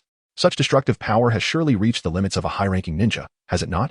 In the Hidden Leaf Village, there are but few wind-style ninjas capable of achieving such feats. Could it truly be an enemy attack? That seems unlikely. What kind of foe would be so foolish as to reveal their position by employing such techniques without first striking? It appears highly probable that the culprit hails from the village. Yet, who could it be? After a thorough investigation, Danzo was unable to ascertain the identity of this individual. Nevertheless, several candidates had already formed in his mind: Uchiha Fugaku, Jiraiya, Orochimaru, and his old rival, the third Hokage. He gestured behind him, and two masked ninjas promptly appeared at his side.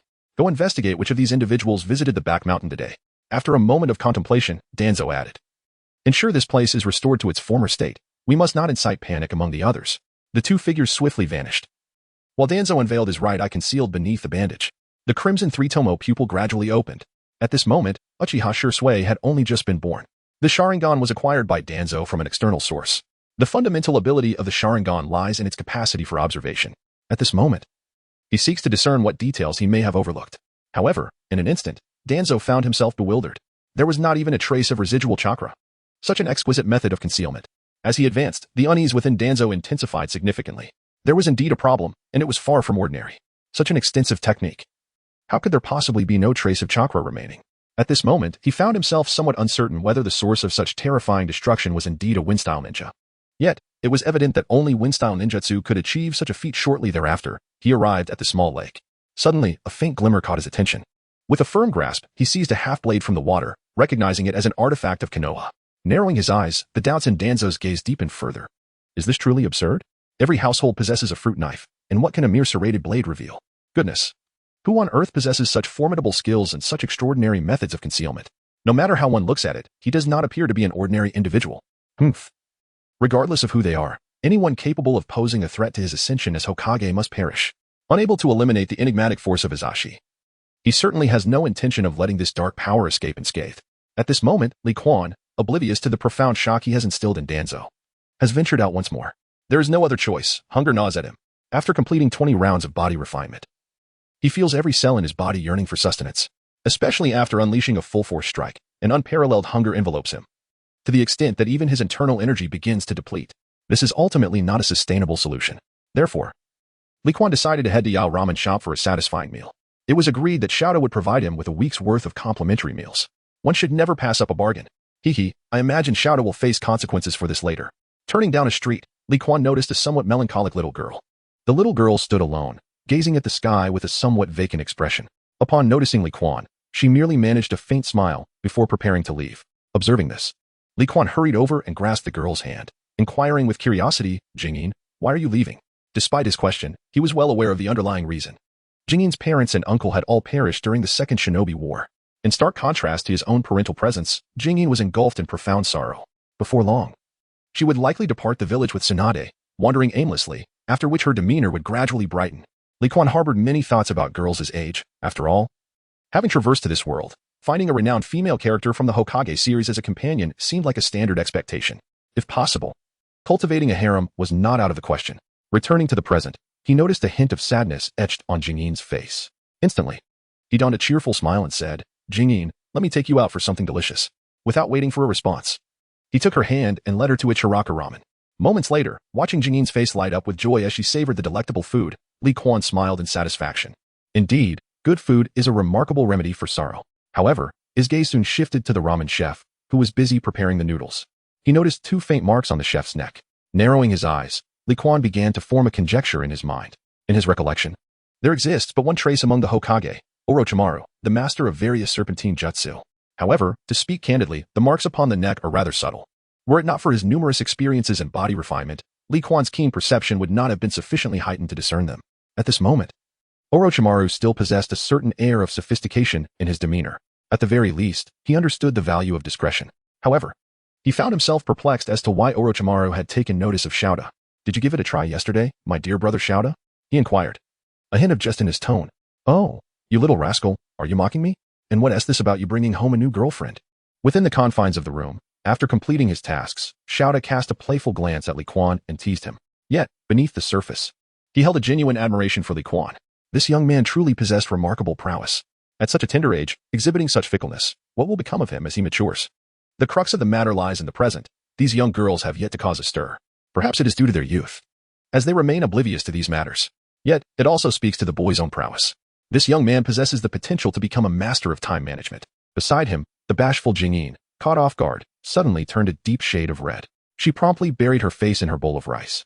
The words from Shouta were lost on her. As she failed to grasp their deeper implications, she only heard the term girlfriend, although she wished to refute it. Her shyness rendered her speechless for the moment. "Shouta, please, do not jest. We are still quite young," she finally managed to stammer. Li Quan quickly waved his hand, seeking to alleviate Jingyin's embarrassment. Thereafter, he engaged in casual conversation with Shouta, who, under Li Quan's subtle prompting, began to recount the events of the previous day. This revelation quickly led Li Quan to deduce everything. Was it because of the parenchymal cells? It seemed he had caught the attention of Orochimaru. Meanwhile, Shoda's expression grew increasingly troubled as he watched the bowls gradually pile up. Chapter 12. The clickbait of Shoda, the impatient Orochimaru at Ichiraka Ramen. Initially, Shoda was in good spirits. His waist no longer ached, and his legs were free from pain. Even walking felt invigorated, as if a gentle breeze were propelling him forward. However, beneath this facade of normalcy lay his worries.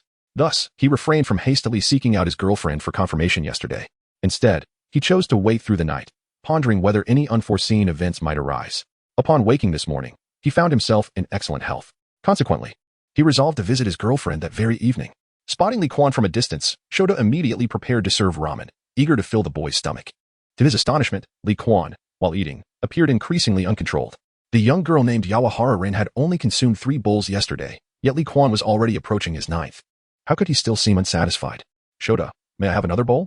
Upon hearing this, Shoda's expression darkened. What a tremendous loss. Even selling normally, he had already earned 700 or 800 taels. Now, not only was he not making a profit, but he also had to continue incurring losses. Who could possibly remain cheerful under such circumstances? According to his earlier calculations, Li Quan would eat a maximum of 20 bowls, resulting in only a 1,500 tael loss. But at this rate, he might end up losing tens of thousands. Clenching his fists, he silently vowed that if the outcome this evening was unsatisfactory, he would certainly teach the boy a lesson. He served another bowl of ramen to Li Quan, having completely lost interest in continuing their conversation. At that moment, he had no desire to even glance at Li Quan. He feared he might be unable to restrain himself from delivering a punch to the boy. How could there be such an insatiable child? Is this fellow a pig? After feasting for an eternity, his belly remains unchanged. Where has all that food vanished? Ultimately, Li Quan departed from the Yao Ramen House with a proud record of 53 empty bowls, adding the solitary bowl of ramen consumed in silence. He left without incurring a single expense. His hands had grown numb from the endeavor. What a loss indeed. When will this loss be recouped? Gazing at the empty bowl before him, he realized that the early closing of the shop had already occurred. How disheartening. Suddenly, a glimmer of inspiration brightened his eyes. This seems to be quite a sensational topic. Astonishingly, a certain child devoured 53 bowls of ramen in one go. Is this a reflection of the distortion of human nature or the decline of moral values? At this moment, Shouta envisioned the thriving success of his noodle shop, where riches would flow in abundance. A thought sparked in his mind. Should he organize a competitive eating contest in the future? The more he contemplated, the more exhilarated he became. He promptly retrieved his vintage camera and captured the sight of the numerous empty bowls. Yet, as he gazed upon the collection of bowls, he sensed that something was amiss. Indeed, this young lad had arrived too early. No villagers had witnessed the spectacle. In such a case, the credibility would be significantly diminished. It appears that I must coax this young girl into capturing a photograph. As he walked down the street, Li Quan scratched his head awkwardly. The scene of him eating noodles had been witnessed in its entirety by Jingyin. At present, Jingyan's face was filled with curiosity as she fixated on his abdomen, incessantly inquiring about the underlying reason. However, this matter pertained to his secret, which he was not inclined to divulge to anyone. Eating abundantly merely indicated that he had a hearty appetite and did not imply any other connotations. Yet, once he attempted to clarify the situation to this young girl, the young girl, with her unguarded tongue, might inadvertently spill secrets, leading to complications. But recently my appetite has improved. And today I felt particularly inclined to indulge in a hearty meal, thus I consumed a bit more than usual, fabricating a casual excuse. Li Quan intended to brush the matter aside. However, he was taken aback when Jingyan genuinely believed him. It must be said, children possess an innate innocence. I shall also strive to eat well and endeavor to become a ninja, seeking vengeance for my parents. Observing Jingyan clenching her fist and speaking with utmost seriousness, Li Quan felt a wave of relief, yet a weight settled heavily in his heart. Following this commotion, Jingyan's spirits evidently lifted. Yet, Li Quan found it impossible to remain calm at her words. They were far too burdensome. Jingyan, who was merely a year older than he, spoke of revenge with such ease. Jingyan, shall we go and enjoy some tricolor dumplings? Gently ruffling her hair, Li Quan offered a sunny smile. Yes, that sounds delightful. Meanwhile, in the heart of Konohagakure, within the Hokage's office, Sarutobi Hiruzen concluded his tasks, blending work with a touch of leisure. He placed the supplementary enrollment list into the cabinet, exhaling a puff of smoke as he stretched. The enrollment list for the Ninja Academy could typically be finalized in a single night. After all, the fundamental skill of a ninja is to gather intelligence. It is known which of these children from civilian families possess the potential for ninja prowess. Given the capabilities of the Umbu elite, an afternoon and a night would be ample time for such an assessment. However, Li Quan's appearance prompted Sarutobi Hiruzen to reconsider his decision. Perhaps a few more days of observation would be more prudent. If necessary, he wished to meet this young lad in person. The will of fire must be nurtured from an early age. A ninja devoid of the will of fire would only bring calamity to the village. Should the will of fire prove impossible to cultivate within this boy named Li Quan, then his existence would be rendered unnecessary. Outside, perched upon a branch, a small snake of about 30 centimeters flicked its tongue, having spotted Sarutobi Hiruzen leaving the Hokage's office. Suddenly, the snake opened its mouth, and a hand emerged from within. Ninja technique, snake concealment. Moments later, Orochimaru's figure materialized fully upon the branch. In an instant, he found himself within the Hokage's office.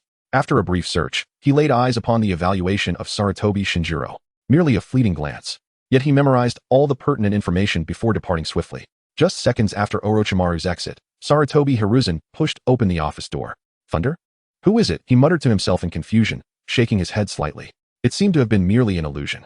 This is, after all, the Hokage's office. Who would possess such audacity to attempt theft here? Meanwhile, perched upon a branch, a small white snake, measuring nearly 20 to 30 centimeters, flicked its tongue. Silently, it slithered down the trunk, distancing itself. Suddenly, with a soft thud, the little white snake transformed into the figure of Orochimaru in a secluded corner. Utilizing an E-rank ninjutsu, the transformation technique, he was able to assume various forms. At this moment, Orochimaru was drenched in cold sweat. The situation was dire. He had no choice but to employ the transformation technique to conceal his presence. Sarutobi, that old man, was rather quick to react. Yet, it was remarkable how carefree he remained, seemingly devoid of suspicion. It appeared that after all these years as Hokage, he had lost the vigilance that was once essential. Did this imply that, by taking him by surprise, he could eliminate this old man? Suddenly alarmed, Orochimaru was engulfed in self-doubt. Did he truly entertain thoughts of killing his own master? What could have prompted such a notion? Was it the recent closure of his laboratory? Or perhaps his master's tacit approval of Danzo's schemes? Or the gradual decline of the Senju clan? He dared not ponder further and made his way to his private laboratory. The information regarding Li Quan was still insufficient. Was it merely the awakening of a unique bloodline limit? Orochimaru held faith in the capabilities of the Umbu. As Konoha's foremost scientist, his understanding of bloodline limits surpassed that of anyone else. To become a ninja, one must possess a specific gene. When this specific gene mutates, it gives rise to a unique bloodline limit. Certain bloodline limits could pose a threat even to elite shinobi. Yet now, he found himself impatient. Chapter 13. An unpleasant encounter within the confines of his private laboratory. Orochimaru gazed at the array of instruments before him, lost in contemplation. The demise of his apprentice, Senju Roke Tree, not only transformed the demeanor of his comrade Tsunade, but also deepened Orochimaru's understanding of the fragility of life. Nothing is eternal. All must eventually fade away. Thus, he felt fear, a dread of death. Simultaneously, his desire for immortality had reached an obsessive peak. However, his mentor, Sarutobi Hiruzen, had shuttered the laboratory dedicated to human experimentation. When the research on Hashirama's cells was halted, Orochimaru found himself in a state of confusion for quite some time. Yet later, he clandestinely established this laboratory. Immortality. how he yearned to continue living, to explore the mysteries of the world with an everlasting existence. His experiments had begun to yield some results. He desperately needed success to validate his endeavors.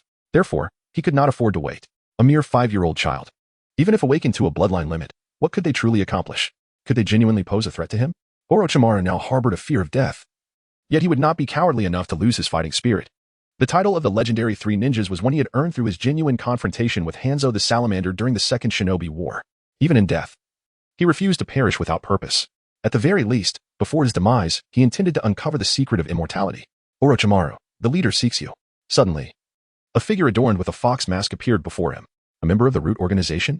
Narrowing his eyes, Orochimaru flicked his tongue, which, honed by years of training in serpent techniques, intercepted the figure's presence. Confirming the authenticity of this individual, he nodded. As the figure departed, he once again narrowed his eyes. What madness was Danzo up to now? At this juncture, Orochimaru has already joined the Root organization. Naturally, his motivations remained centered around the pursuit of immortality. Over the years, he had devoted the majority of his income to research for the sake of experimentation. Without the assistance of Shimura Danzo, he would not have been able to establish a new laboratory so swiftly. However, he was well aware of the cunning nature of Danzo. He understood the ulterior motives behind his actions. Just the day before, he had discussed intelligence with Danzo, and now, with Danzo seeking him out, he was genuinely perplexed as to the reason. Half an hour passed. Departing from the base, Orochimaru made his way directly to Li Quan's residence. The expanse of Konoha village was vast, with forests occupying the majority of its territory. These regions have largely been designated as trial areas for ninjas to complete their rating examinations. Consequently, the area behind the Hokage Rock, adjacent to the village, has become a repository for the village's unsightly secrets. The Root organization, the Umbu, and various ninja clans conduct clandestine training, alongside his new laboratory, all within that vicinity. This perplexed Orochimaru. Who would create such a commotion in that area? Fortunately, it is situated at a considerable distance from his laboratory. Shimura Danzo promptly dealt with any traces from that region. Otherwise, the Umbu might have discovered his new laboratory. However, how did Danzo restore so many damaged plants? Without wood-release techniques, the only means of restoration would be space-time ninjutsu. It seems that Root does not possess such abilities, does it? Shaking his head abruptly, Orochimaru set aside his thoughts. Matters concerning Root could wait. He needed to locate the child, Li Quan. Merely a child who might awaken a healing bloodline limit. Although this was merely his conjecture, Li Quan was ultimately just a child. A night had already passed, and he was not inclined to wait any longer. Meanwhile, inside the dumpling shop, Li Quan playfully pinched the plump cheeks of Shizen, who had indulged in 3-color dumplings, and couldn't help but chuckle mischievously. In that moment, Shizen resembled a small hamster, irresistibly adorable. Thus, Li Quan felt a playful urge to tease her. This scene instantly caused a faint blush to rise on Jingin's face. Feeling somewhat flustered, she could only pout and exclaim, "Mud Springkuin, just toss this bag away. I'm quite fed up with it." However, her words were somewhat garbled due to the dumpling in her mouth. Yet, this only served to amuse the other patrons around her. The playful antics among children often possess a delightful innocence. The two children not only healed their weary hearts but also brought forth knowing smiles upon their faces. The surrounding atmosphere only served to make Jing feel even more bashful. In an unexpected moment, she suddenly dashed away from the dumpling shop. Observing this, Li Quan promptly settled the bill and followed after her. Although the village was quite safe, one could never be too cautious in the face of potential danger. However, due to the swiftness of his sprint, he stumbled into his soft embrace before he could fully comprehend his surroundings. How delightful and fragrant. What was that scent reminiscent of milk? As he instinctively squeezed, Li Quan was abruptly taken aback. It appears to be 2 towering peaks. A chilling aura, accompanied by a faint scent of intoxication, startled Li Quan, prompting him to swiftly retreat. He then beheld a smooth and delicate fist descending towards the ground. With a resounding thud, the earth fractured like a spider's web, fissures spreading in every direction. Amidst the rising smoke and dust, Li Quan finally discerned the identity of the individual he had collided with. With such an astonishing physique, coupled with that distinctive white and green attire, who could it be but Tsunade? Her punch certainly bore no semblance of restraint. This was a grave mistake. He had inadvertently revealed his strength. In his haste, he had failed to temper his force. Were it not for the fact that he had collided with the immensely powerful Tsunade, others would likely have been sent flying. As Li Quan pondered how to justify his actions, Tsunade scrutinized him in return. He had nearly evaded her defense with that impact. This is of little concern, for the village has welcomed yet another prodigy, which brings her a sense of joy. However, what irks Tsunade is that this young rascal not only took several deep breaths but also dared to lay hands on her. Even Kato Danto had never crossed that line with her. How dare this insolent brat? After losing at gambling all night, her spirits were exceedingly low, and she had indulged in a bit of alcohol. In a fit of rage, Tsunade acted impulsively. However, as her mind began to clear, a cold sweat broke out on her back. The haunting image of Shinjutsu's death flashed vividly before her eyes. At that moment, The figure of Shinjutsu seemed to merge with Liquan. "Oh, I'm so sorry. I didn't mean to." Tsunade shrieked in terror, fleeing into the distance. This encounter was far from pleasant, leaving Liquan utterly bewildered. Although he was aware of Tsunade's past, he lacked the ability to read minds. He had no inkling of Tsunade's thoughts. Casting a glance at the similarly perplexed Shizune nearby, Liquan approached her. He decided to temporarily set aside his concerns about Tsunade. While he harbored intentions of curing her hemophobia, he currently lacked the means to do so. Verbal evasion was not his forte. "Shizune, would you like me to escort you home?" Upon receiving Shizune's nod, he took her hand and made his way to her residence. Subsequently, Liquan proceeded to the Ninja Academy in Konoha, but the anticipated supplementary admission list was nowhere to be found. This caused Liquan to squint his eyes. In his recollection, the supplementary admission list for Kakashi's cohort was typically released the following day. There should have been no discrepancies. To this end, he had specifically showcased some of his abilities by confronting Asuma Sarutobi yesterday, all in hopes of being included on that list. Yet now, the announcement succinctly stated, classes would commence in 5 days, with no mention of supplementary admissions. This raised concerns. Had his presence begun to influence the trajectory of the Naruto world? It seemed prudent to keep a lower profile moving forward. A disruption in the timeline could jeopardize his advantage in intelligence. Meanwhile, Orochimaru had arrived at Liquan's residence. The atmosphere was thick with a sense of foreboding as he contemplated the simplicity of the room's furnishings, a sinister smile creeping across his face. Once that young boy arrived, everything would come to fruition. At the entrance of the Ninja Academy, Liquan departed with a sense of resignation. Since he had not been admitted, it was time to consider alternative strategies. If all else failed, he could always return to school next year. After all, with the system by his side. Steadily accumulating resources for draws remained his primary objective. Failing to exploit the system's full potential would be a disservice to any traveler from another world. He decided to head home and attempt his 21st round of physical refinement, pondering how much energy it would require. Little by little, depleting his internal energy several times could lead to successful body refinement. Liquan estimated that he currently possessed the strength of an elite jonin, though he was not the strongest in this world.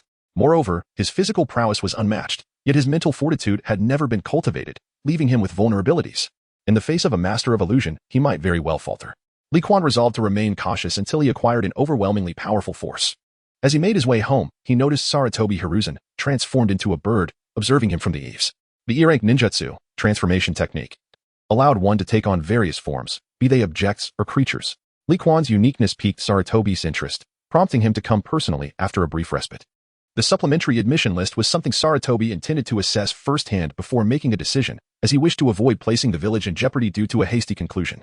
Not long after, Liquan returned home. However, upon stepping inside, he sensed a chilling presence enveloping the space. This unsettling aura left him in discomfort. Consequently, Liquan refrained from commencing his physical cultivation, instead casting intentional yet casual glances toward the outside world. After 20 sessions of body refinement, his physique had developed an acute sensitivity to perception. On his way home, Liquan noticed a small bird, reminiscent of a sparrow, which intermittently regarded him and followed him the entire way. This revelation immediately dawned upon him. Someone was tailing him. The art of ninjutsu is indeed a realm of myriad peculiarities. If Naruto could transform shurikens, then it was hardly surprising that someone could metamorphose into a sparrow. Nevertheless, having resolved to adopt a more cautious demeanor, Liquan refrained from alarming his pursuer. Maintaining the facade of an ordinary child, he returned home with a sense of despondency. Little did he anticipate that someone had intruded into his abode. The chilling aura that enveloped the room, who could it belong to? Instantly, Liquan's thoughts turned to the Umbu and the Root. After all, only these two factions engaged in clandestine dealings day by day, their presence most fitting. While he could comprehend the actions of the Umbu, what purpose could the Root serve in his home? He had yet to encounter Danzo. Dismissing the notion of the Root, Liquan simply reclined upon his bed and closed his eyes. The sinister atmosphere within his home had indeed undergone a transformation. However, as he glanced out the window, that very aura abruptly ceased. Thus, it appears that two factions are keeping a watchful eye on him. Out of caution, these two parties seem to have temporarily fallen into a state of equilibrium. Liquan found himself perplexed. Aside from the dark faction, who else could possibly be monitoring him? However, at present, he harbors no fear of these two groups. With his formidable strength, he is undaunted by anyone who does not possess the power of a shadow-level warrior. Moreover, he enjoys the advantage of information. No one is privy to the true extent of his capabilities. Yet, Liquan possesses a considerable understanding of the combat prowess of the majority of ninjas. Should a confrontation arise, he would undoubtedly emerge as the last one standing. Inside the room, within the crevice behind the refrigerator, Orochimaru, transformed into a small serpent, instinctively narrowed his pupils. Had he not subconsciously followed the gaze of the child just now, he might have acted prematurely. The transformation technique is distinct from the shadow clone technique. With careful observation, one can still discern the difference. Years of executing missions had honed Orochimaru's keen senses. allowing him to immediately notice the peculiar behavior of a sparrow perched atop the treetops outside the window. Although transformed into a sparrow, it exhibited none of the typical habits associated with such a creature. It is evident that someone is employing ninjutsu. Once he takes action, the clandestine experiments he has been conducting may be unveiled. How could Orochimaru allow such a thing to transpire? Thus, he hesitated. However, what astonished Orochimaru even more was the behavior of this child, Li Quan. Was that seemingly intentional gaze a deliberate attempt to lead him astray, or merely an inadvertent motion? If it were unintentional, it would be entirely plausible. After all, one could simply observe the sunlight outside, assess the time, and rest in bed. Yet, if it was intentional, then this child is truly formidable. Even he had not immediately detected the anomaly of that sparrow. Li Quan not only noticed it but may have also sensed his own presence, subsequently redirecting his gaze toward the window, thus instilling a sense of caution within himself. Is this the nature a child can possess? With such a multitude of thoughts, it is enough to make one feel a shiver down the spine. The most astonishing part is that after his second conjecture proved correct, this child named Li Quan still dares to sleep at home. Is he exceptionally bold, or does he have some form of assurance? If Li Quan were aware of Orochimaru's intentions, he would surely be astonished. Truly, he is deserving of the title of Konoha's foremost scientist. His thoughts are indeed intricate. Yet, after acquiring the ability of the corpse reanimation technique, Ant Snake has become rather audacious. To act against Uchiha Itachi without complete preparation, how reckless. Outside, perched upon a branch, Sarutobi Hiruzen remained oblivious to any irregularities. Having not undertaken a mission for many years, his acuity had shifted entirely towards the realm of politics. Furthermore, he had never considered that a mere child could detect his presence. After all, he is Sarutobi Hiruzen, the third Hokage. Renowned in the outside world as a master of ninjutsu, how could his transformation technique possibly harbor flaws? Did not the Uchiha guards passing by in the streets fail to notice him? Were it not for his inability to gather Li Quan's chakra and thus utilize the telescope technique for remote observation, he would not have resorted to such measures. As Sarutobi Hiruzen reveled in his own cleverness, nearby in a corner of the street, several Uchiha clansmen began to whisper amongst themselves. The Hokage is peeking again. Who could it be this time? Alas, only the Hokage could employ such a foolish transformation technique. And so, the morning passed. Having worked through the night, Sarutobi Hiruzen, now transformed into a sparrow, found himself utterly fatigued. After a few moments of flapping his wings, he departed from the scene. Inside the house, Li Quan, having awakened from his slumber and prepared to cook for himself, raised an eyebrow. The sound of flapping wings indicated that the sparrow had indeed left. Now, what will the presence within his room choose to do, act, or remain in concealment? The hissing sound, a rarity in the world of Naruto, combined with the chilling aura, suddenly led Li Quan to deduce the identity of the person in his room. Was it merely a shadow clone or a serpent under control? Or had the true body arrived? Furthermore, when had he ever crossed paths with Orochimaru? Could it be that his humble status as a commoner made him one of the 60 experimental subjects of Orochimaru in the past? This situation seems rather unfortunate. As he stirred the flour, Li Quan resolved to take things one step at a time. Orochimaru was merely an enigma. Whether he could breach his defenses remained uncertain. It was indeed a pity for his humble abode. Once a confrontation ensued, this house was likely to crumble. Just as Li Quan finished his meal, a shadow suddenly materialized behind him. With a swift motion, a hand strike approached. The impact resonated as Orochimaru felt a tingling sensation in his palm. Yet, upon seeing Li Quan sprawled across the table, a smile crept across Orochimaru's face. Ultimately, he was but a child, having awakened his abilities, yet lacking experience. Cradling Li Quan, he employed ninjutsu to transport him to his laboratory. However, he failed to notice that at that very moment, Li Quan's eyelids twitched. Chapter 15. Orochimaru's humble request to learn from a master in the mountains behind Hokage Rock. A figure leapt swiftly through the branches, a child, seemingly 5 or 6 years old, nestled at his waist. This individual, of course, is Orochimaru. The ease with which he moved was beyond his expectations. However, upon reflection, it ought to be this way. A pair of lower-ranking ninja children possess no remarkable talents. Even if they were to awaken a unique bloodline limit, it would likely occur only in the coming days.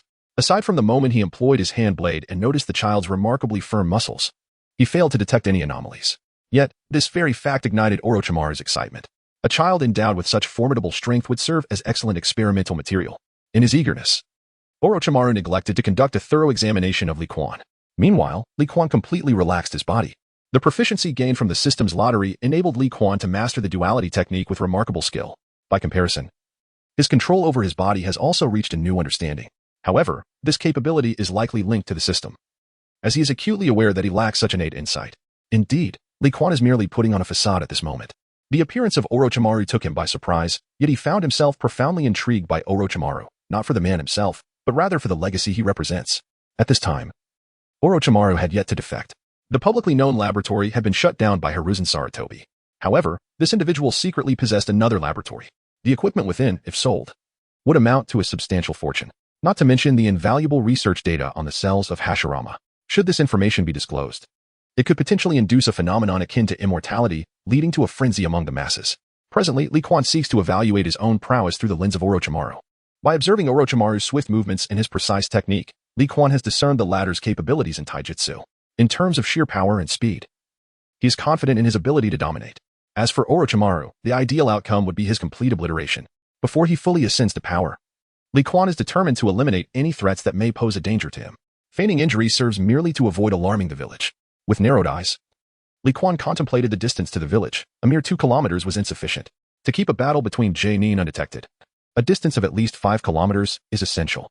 Time elapsed gradually. Suddenly, Orochimaru halted on the branch, transforming into a wooden effigy, an application of the body replacement technique. Li Quan, perched on the branch with eyes wide open, shook his head in resignation. Indeed, the legendary Sannin of Konoha possessed remarkable acuity. Reflecting on this, he glanced at a nearby branch, where Orochimaru, adorned in a cream-colored long robe and a deep blue belt, stood. However, Orochimaru's condition appeared rather dire, as one of his arms hung limply at his side. "Who exactly are you?" Orochimaru inquired, his gaze fixed upon the child before him, seemingly striving to unravel the mysteries of this young boy. In an instant, he sensed an eerie, unprecedented energy emanating from Li Quan. As he grasped Li Quan's right arm, it shattered, bones splintering into fragments. Without the use of one hand, Orochimaru's ability to rapidly perform hand seals and utilize jutsu would diminish his combat effectiveness by at least 30%. "I am Li Quan. Who else could I be?" Li Quan replied with a smile, raising his right hand in astonishment. Observing Orochimaru's reaction, he surmised that his hypothesis had indeed borne fruit. The dual hand technique, a divine skill governing the essence of life, possesses the capacity to not only mend the flesh but also to inflict destruction upon it. In this case, he would possess an offensive capability beyond mere physical prowess. Moreover, the means of destruction would require minimal energy consumption, allowing for a prolonged engagement. "Impossible. You can't possibly be that little brat." On the other side, Orochimaru exclaimed with unwavering conviction, "How could a mere 5-year-old child wield such terrifying power? This is bad. This individual is a spy infiltrating Konoha. Furthermore, he may very well be an elite like Hanzo the Salamander." The moment this thought crossed his mind, Orochimaru immediately began to flee. Simultaneously, as he retreated, he started forming hand seals with one hand. "Oh, how cowardly." Upon witnessing this, Li Quan's eyes widened in astonishment. The Orochimaru he remembered was certainly not of such a timid nature. That audacious, fearless spirit, leading the Sound Ninja village to topple Konoha, seemed like a different person compared to the current Orochimaru. Though he made his sarcastic remarks, Li Quan promptly pursued him. It appeared that Orochimaru was indeed afraid, yet he had no intention of letting this matter go so easily. He was still unclear about Orochimaru's motives for capturing him. Since he possessed the power, he resolved to eliminate all threats in one fell swoop. Additionally, with no outsiders present, he felt no reservations. With a resounding boom, the tree trunk beneath him exploded, propelling Li Quan forward like a cannonball. In a mere 7 or 8 seconds, he caught up to Orochimaru and then delivered a powerful punch. Sensing an overwhelming pressure behind him, Orochimaru swiftly turned, unleashing a whirlwind from his mouth. Wind release, great breakthrough. The fierce gale swept through, sending Li Quan hurtling through the air. However, upon crashing into a large tree, he rebounded with a kick that shattered the trunk. Instantly repositioning himself to evade the whirlwind, he continued his relentless pursuit. Observing this, Orochimaru's pupils constricted, and he nearly stumbled in surprise. Although this is a C-level ninjutsu, when wielded by him, an elite jonin, it surpasses the typical A-level ninjutsu in potency. This individual, astonishingly, is completely unscathed. How is one to contend with this? What a surprise! What kind of formidable being have I inadvertently provoked? How has it come to pass that I have never heard of such a powerful individual in the realm of ninjas? With a resolute heart, he promptly produced a scroll. Ninjutsu, summoning technique. An explosion of smoke enveloped the area, and a massive, dark-hued serpent emerged from beneath his feet. "Great Serpent Lord, I beseech your assistance, and I shall offer you tributes afterward." "Orochimaru, have you truly regressed to summon me for this mere child?" The great serpent cast a disdainful glance at Orochimaru, showing no semblance of a summoned beast's duty. After all, he had grown horns. Were it not for the binding contract, he would have no desire to engage with this individual. Noticing the great serpent's dismissive attitude, Li Quan felt a surge of exhilaration.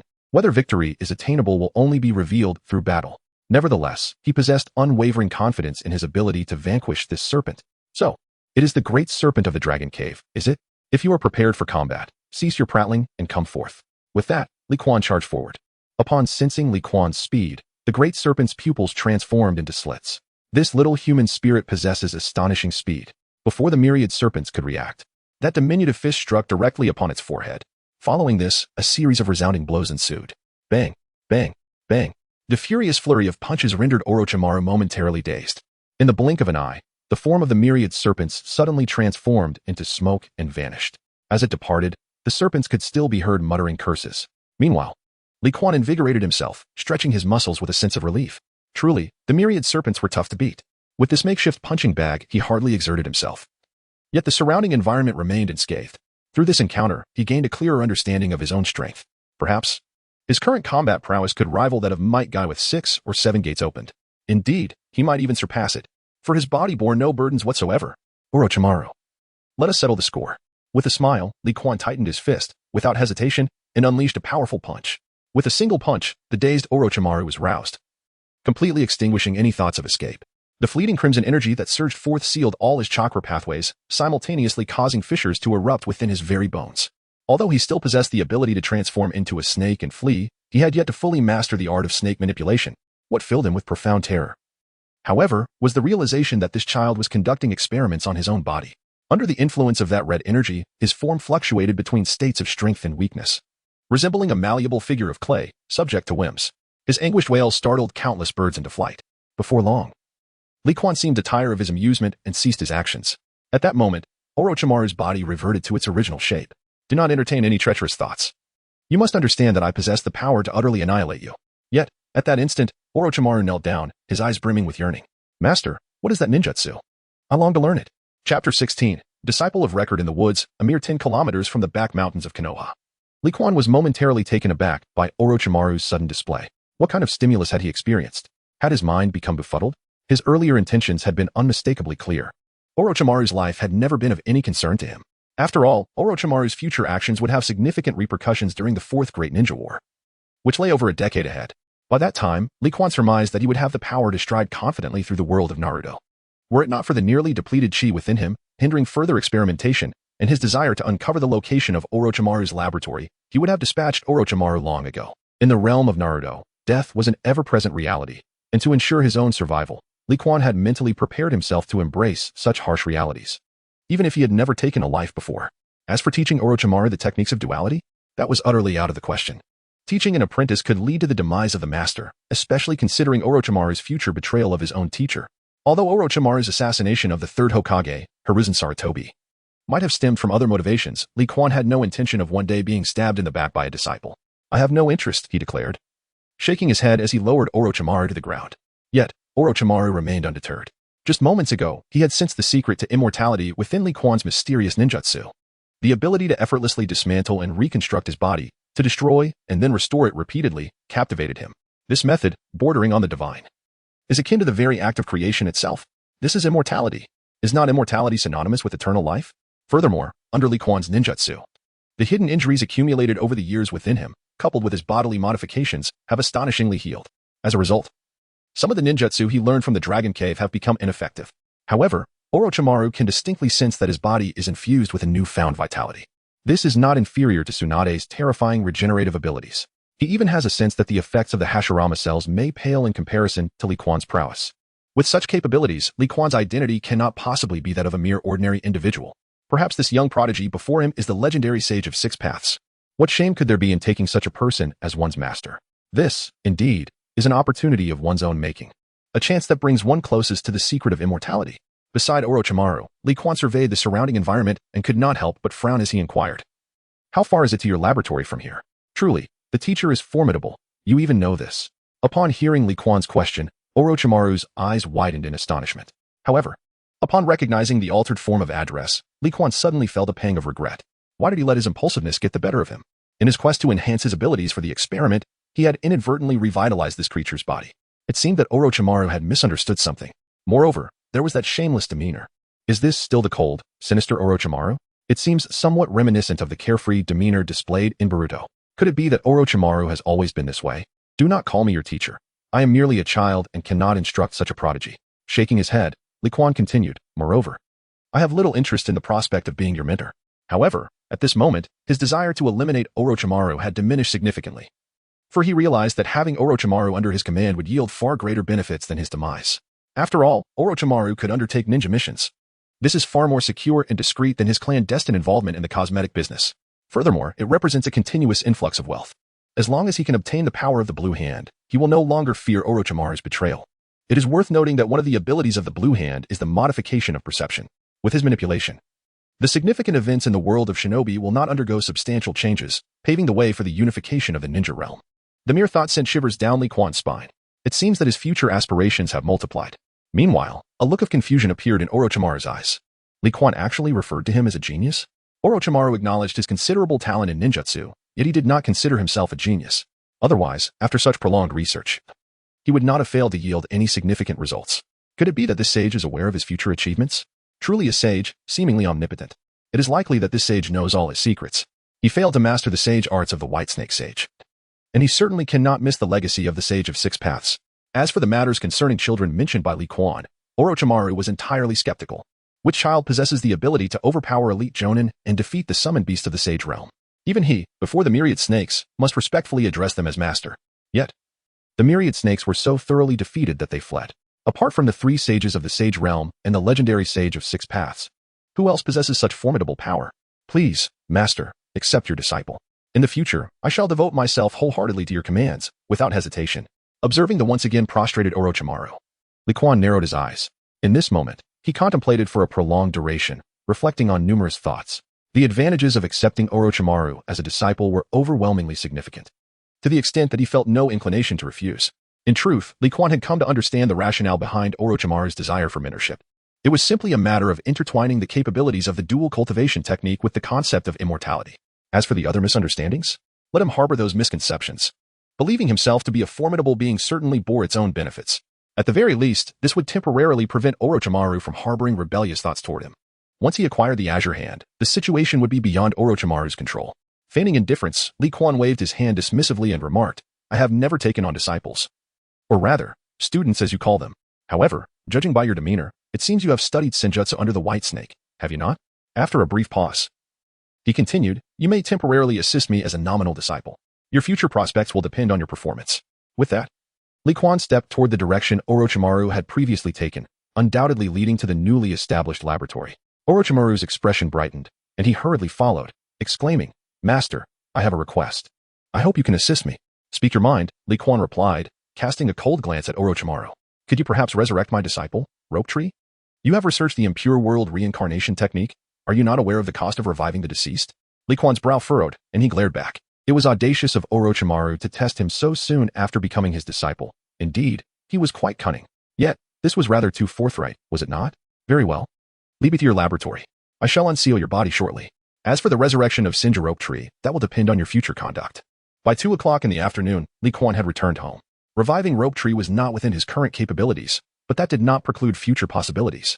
After all, he was a man endowed with a system, who could predict what wondrous items he might acquire in due course. However, Li Quan did not return empty-handed. After visiting Orochimaru's laboratory, his interest had waned, particularly as he found the sin of death quite unbearable, prompting him to depart early. Yet, unbeknownst to him, Orochimaru, in a fit of enthusiasm, had stuffed a box of money into his hands upon his departure. The exact amount remained unseen, but the weight suggested it could afford several fortunate draws. Outside the window, a sparrow perched, which had returned shortly after Li Quan arrived home. Thus, it did not witness his return with the box of money. Nevertheless, Li Quan felt discontented. Being under surveillance was irksome for anyone. To make matters worse, he had no knowledge of the observer's identity. Orochimaru might be aware, but he refrained from speaking out to maintain his formidable faade, an astute individual. Orochimaru had already received ample information from Li Quan. Revealing any further details might lead him to uncover some of Li Quan's secrets. Therefore, Li Quan chose to exercise caution. As for the avian figure lurking outside, after much deliberation, he opted to ignore it. After 2 days of normalcy, during which he had inadvertently shattered several bowls and left marks on wooden furniture, he finally exhaled in relief. The sparrow had at last taken its leave. Li Quan had formed a rough hypothesis regarding the bird's identity. It was likely a member of the Umbu dispatched by Saratobi Hiruzen. After all, he had not offended anyone else of note, aside from the son of the third Hokage. Moreover, he had no doubt that if he possessed chakra, the third would promptly gather it and employ the telescopic technique to spy on him. The third Hokage was a figure of duality. On one hand, he was genuinely concerned for the development of Konohagakure, yet his overzealousness had distorted that concern into something unhealthy. He had silently permitted numerous atrocious acts, such as the experiments involving the cells of Hashirama. His tacit approval of Danzo's clandestine schemes was evident, while his demeanor toward Naruto was gentle. His actions betrayed a darker intent, all while leveraging Minato's legacy and manipulating Naruto's status as a Jinchuriki to divert the villagers' resentment toward the Nine-Tails' destruction.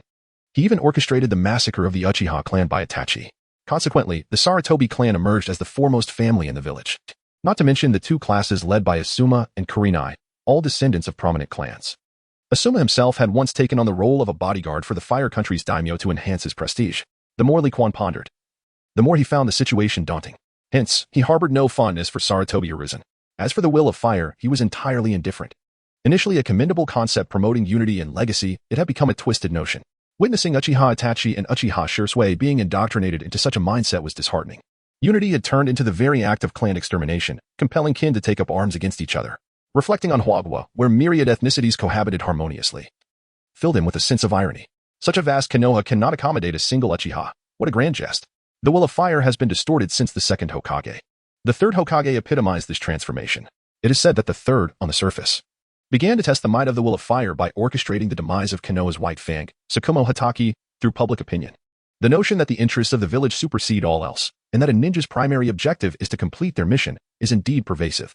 Tsukumo Hatake, unable to bear the weight of public scrutiny after failing to save his comrades, tragically took his own life. Such insidious brainwashing tactics are truly astonishing. Suddenly, Li Quan sprang to his feet at the thought of Tsukumo Hatake. It is noteworthy that Kakashi graduated as a genin in his first year of enrollment. In that very same year, Tsukumo Hatake committed suicide. Coincidentally, this year marks that event. Perhaps it is imperative for me to delve into the life of this prodigious man's father. This individual is undoubtedly the strongest contender in Konohagakure, closest to the rank of Hokage. Were it not for his untimely demise, the next Hokage would likely not have been Minato Namikaze. In a confrontation, Minato would probably find himself outmatched. Unfortunately, he lacked any notable lineage or backing.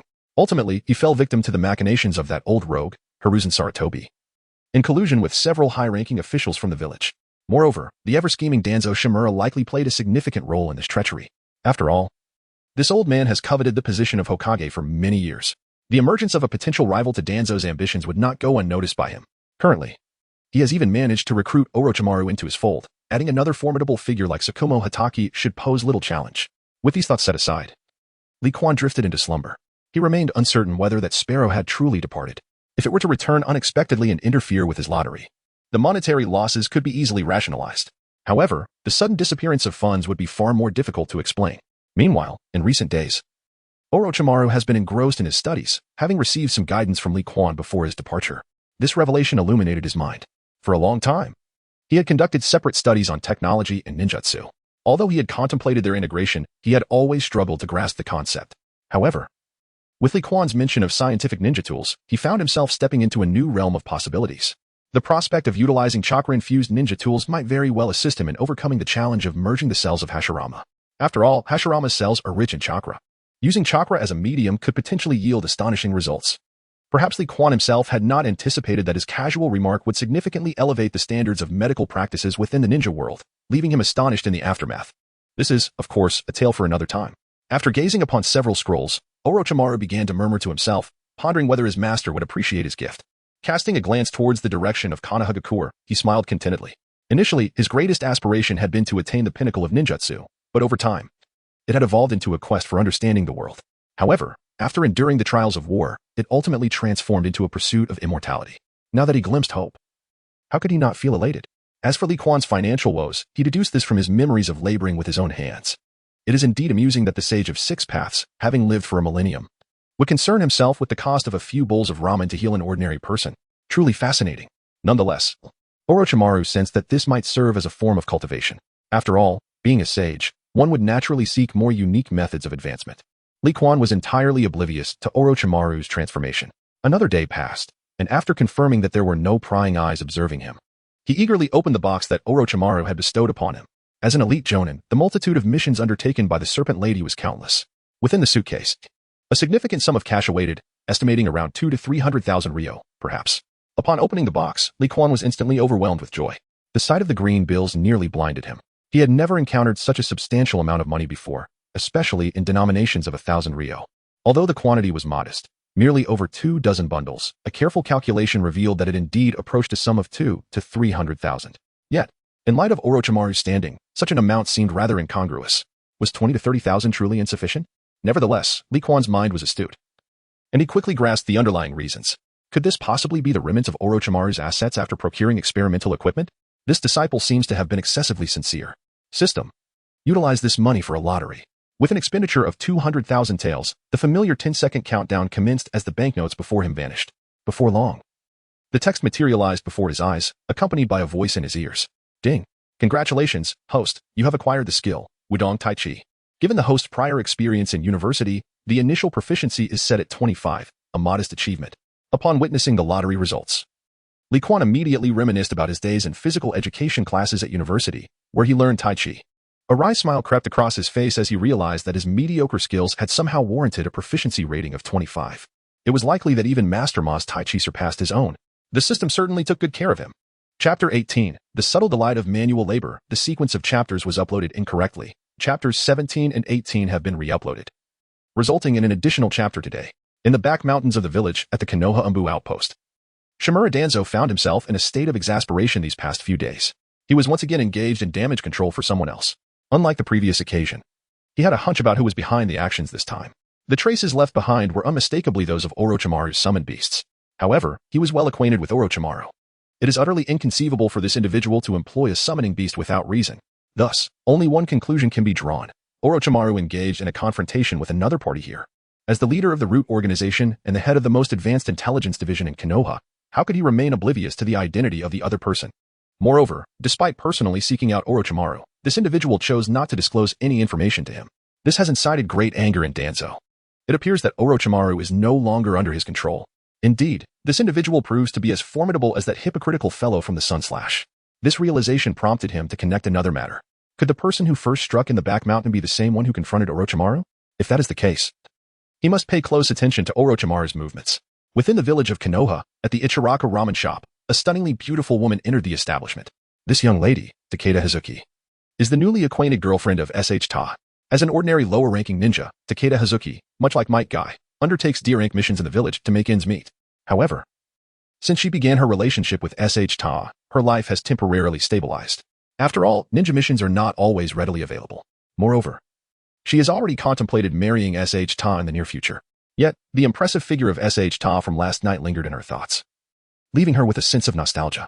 After employing special means to compel S.H. Ta to surrender, she finally discovered the reason behind his sudden surge in strength. Out of curiosity, she visited S.H. Ta's noodle shop, eager to catch a glimpse of that young boy. Meanwhile, S.H. Ta proudly gazed at the group of men savoring their ramen, puffing out his chest. S.H. Ta stood tall, witnessing the envious expressions on their faces as they observed Hazuki's submissive demeanor towards him. S.H. Ta couldn't help but feel a sense of secret satisfaction. All of this is attributable to that rascal Li Quan. Without him, how could one possibly assert dominance before Takeda Hazuki? Nonetheless, Hazuki remains exceptionally formidable. After all, she is a ninja. I suspect that in merely half a month's time, his ordinary back will be strained once again. Speaking of the day, why has that little scamp Li Quan arrived yet? Without photographs, his sensationalist tactics lack credibility. Meanwhile, within the confines of his own home, Li Quan is currently experimenting with his second skill, Wudong Taiji. Under the system's integration, his mastery of Taiji has become remarkably formidable. Moreover, Li Quan has astonishingly discovered that this martial art is not merely a form of combat, but rather a comprehensive cultivation method. Its mental techniques allow for the refinement of more chi within one's body. This was quite exhilarating. However, it soon became apparent to Li Quan just how arduous the process of refining chi truly was. After an entire morning's effort, the increase in chi within his body amounted to merely a minuscule quantity equivalent to just 0.1 cup of water. This is not yet as much as the energy he obtained after refining his body with the red hand. Li Quan is, in fact, somewhat indifferent. What brings him the greatest joy is not merely the acquisition of this cultivation technique, but rather the sense of control bestowed upon him by the Wudong Tai Chi. At last, he no longer needs to worry about inadvertently shattering dishes. After integrating the Wudong Tai Chi, his mastery over strength has reached a level of effortless command. This is precisely where he derives the greatest assistance. After mastering the ebb and flow of power, he is finally free from the anxiety of inadvertent exposure. Speaking of exposure, Tsunade should have sensed something that day. Yet, why did she not come to seek him out? Is the curiosity of this woman so trivial? Just then, a sudden knock echoed through the air. Casting a glance at the disarrayed state of the room, Li Quan furrowed his brow. He needed to tidy up the space, otherwise, others might uncover some of his secrets. He couldn't allow that little sparrow from the Dark Division to see. This was a fade he had constructed as part of his mission to join the Ninja Academy. However, he had intended to lead a quiet and stable school life thereafter. Who is it? Li Quan Kuan, it's me, no Rin. Upon hearing that gentle voice, Li Quan's face brightened with joy. He realized that he hadn't spent much time fostering a bond with these young girls over the past few days. It was high time to take action. With that thought, he opened the door, only for his expression to shift unexpectedly. Uchiha Obito was also present. Li Quan. I have some delightful news for you. Noara Rin exclaimed with a radiant smile. This indeed aroused curiosity in Li Quan. What good news could possibly bring such joy to Lin? As for Obito, he merely shrank his neck in response. Just moments ago, he had surprisingly felt a sense of pressure emanating from Li Quan. This sense of oppression he seemed to have only witnessed in certain upper ninjas of his clan. However, he promptly shook his head vigorously. Impossible. Li Quan, being merely 5 years old like him, could not possibly possess such strength. Defeating Asuma was already an impressive feat. It must have been a mere illusion. The supplementary list has been released, and your name is on it. Although we found it perplexing why Obito had suddenly developed animosity towards him, this news was indeed a positive development. Yet, why had the system's task not yet displayed as complete? He decided to dismiss such thoughts. With a gentle smile, Li Quan waved his hand and declared, today, in celebration, the treat is on me. Shortly thereafter, the trio arrived at another culinary establishment in Konoha, known as Sweet Chestnut. Sweet Chestnut is a venue within Konoha village that specializes in desserts. Interestingly, it was here that he first met Yuhi Kurenai. This location also serves as a leisure spot for the female ninjas of Konoha. At this moment, Uchiha Makoto, Nara Yoshino, and Uzumaki Kushina were engaged in cheerful conversation. Among the women of esteemed lineage, Li Quan was naturally acquainted with them. However, his gaze was drawn to Tsunade, who possessed flowing golden locks. To his surprise, Tsunade, despite being of a slightly younger generation, was indeed close friends with these ladies. It made sense, although Tsunade was now 30. Her lineage from the Senju clan endowed her with astonishing regenerative abilities and remarkable medical skills. She appeared no older than 20. Li Quan-kun, you've arrived. Tsunade's companion, Shizen, offered a timid smile and greeted him. At that moment, Tsunade's gaze also shifted toward him. It was that young man. A sudden tremor coursed through her, and her smile faltered slightly, revealing a hint of discomfort. She found herself at a loss when confronted with this little boy, who bore a striking resemblance to her younger brother. However, the boy's remarkable abilities and enigmatic secrets piqued her curiosity. Thus, for several days, she pondered on how to approach this mischievous child. To her surprise, they unexpectedly crossed paths today. Meanwhile, Tobi's face displayed a rather mischievous grin. Is this truly the legendary Lady Tsunade, one of the 3 legendary ninjas? How exquisite she is. Meanwhile, Rin Noara lowered her head, glancing at her still undeveloped chest. Lost in contemplation. Does Li Quan prefer this? It seems I must seek Lady Tsunade's guidance on how to cultivate a better physique. Shizen, you're here too. Li Quan displayed no hint of timidity.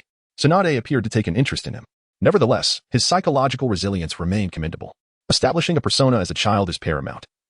Once the crowd thins, engaging with Tsunade can wait. You are Li Quan? Suddenly, an unusual light flickered in Tsunade's eyes. Chapter 19, The Astute Tsunade Outside the Chestnut Shop. Tsunade gazed at Li Quan before her, a sense of disbelief washing over her. She had seen Li Quan as a child. The grotesque scar remained vividly etched in her memory. Incidentally, the mask he wore was crafted with her assistance. Yet now, he seemed oblivious to any discrepancies. Lady Tsunade. It appears I am the only one in the village who calls you by that name, Li Quan replied with a smile, lowering his gaze instinctively. Men tend to cast their eyes downward. Oh, what a little lecher. Always like this since childhood. He may find it challenging to secure a wife in the future. Makoto Uchiha chuckled, playfully glancing at Tsunade and Li Quan. It seemed that this duo, one large and one small, harbored some secrets. At such a moment, it would be remiss not to indulge in the gossip of a dear sister. The other 2 women cast their gazes in this direction. Oh, with your loquaciousness. What secrets can possibly remain concealed? In a few days, the entire village might be in the know. Tsunade hastily waved her hand, interrupting her friend's probing inquiries. After all, she had promised Li Quan's parents that she would never disclose the incident that marred his appearance. Yet, the glint in this child's eyes is all too reminiscent of Jiraiya's, provoking a sense of annoyance. You 2 may head home first. I wish to have a word with this young one. 10 minutes later, on a secluded street, only Tsunade and Li Quan remained. This time, Li Quan refrained from extravagance. Tsunade generously invited several children to indulge in a variety of desserts. Subsequently, she entrusted Noara Rin with the task of taking Shizen out for some leisure. Meanwhile, she led Li Quan to this place. I'm sorry about last time. It was unintentional, she said, her gaze nervously fixed on Li Quan, her fingers unconsciously twisting, whenever she was in Li Quan's presence. It felt as though she were confronting her younger brother, Shju. This feeling filled her with profound guilt. Li Quan merely shook his head. The last encounter, although unpleasant, left him unfazed. After all, he had been taken advantage of, and by someone unfamiliar at that. Which woman would not feel anger? Yet, at that moment, he found Tsunade's reaction quite perplexing. It seemed as though he had done something wrong. Lady Tsunade, your summoning of me alone cannot possibly be for the purpose of an apology, can it? He voiced the question that lingered in his mind and turned to look at her. At that moment, Li Quan suddenly experienced the joy of childhood. The height difference appears quite appealing. A glance upwards reveals a magnificent view. In fact, we have encountered each other before. However, due to an obstruction of her line of sight, Tsunade failed to notice Li Quan's lecherous gaze. As she pondered her words, Tsunade suddenly paused in surprise. The mischievous youth is getting a bit too close for comfort, isn't he? With a single hand, she lifted Li Quan, narrowing her eyes in a glare. You little rascal, behave yourself, or I shall teach you a lesson. Li Quan merely forced a sheepish smile and nodded hastily. The allure of Tsunade is akin to that of a colossal magnet, irresistibly drawing him in. As a young man at heart, he found himself utterly unable to resist. Were it not for his tender age, he would have pursued her without hesitation. However, Tsunade mentioned having met him before, which left him perplexed. Could it have been during his infancy? His memories from that time were indeed quite hazy.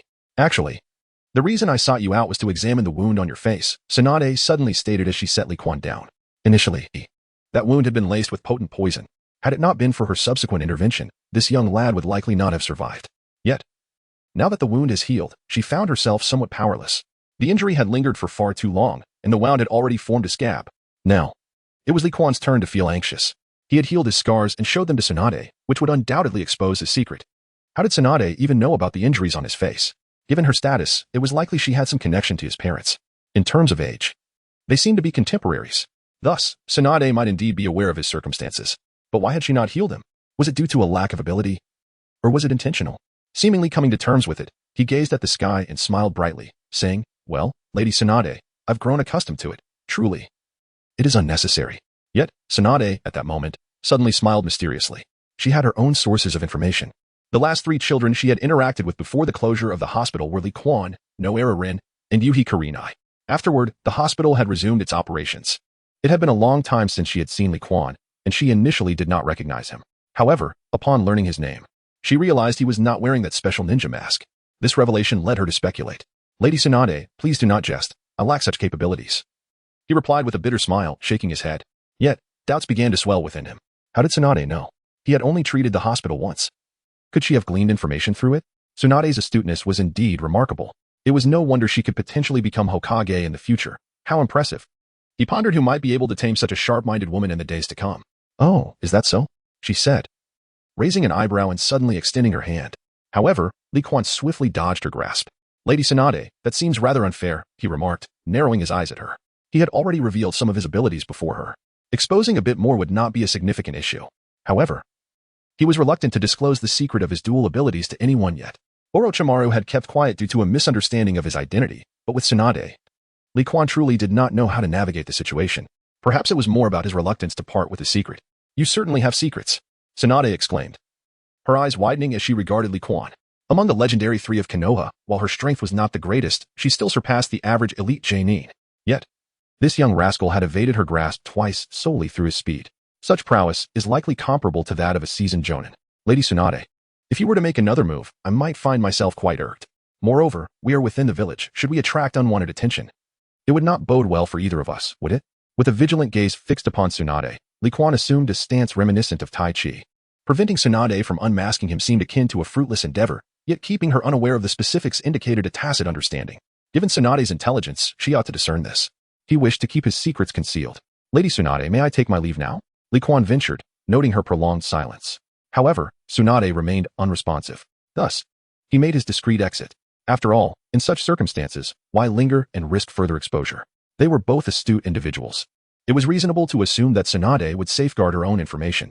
Such an astute woman, he could hardly believe that Tsunade was unaware of some of Sarutobi Asuma's actions. Perhaps it was due to their bond as master and apprentice that she refrained from expressing her opinions. In the afternoon, Li Quan made his way to the ninja school to collect his enrollment materials. Just after he had received the documents, he encountered a few familiar faces. Chapter 20. Members of the Yamanaka clan on the playground of the ninja school. Upon catching sight of a familiar figure, Li Quan raised an eyebrow in surprise. To his astonishment, it was none other than Old Horse. Observing Sarutobi Asuma's typical nonchalant demeanor, Li Quan initially had no intention of causing any trouble.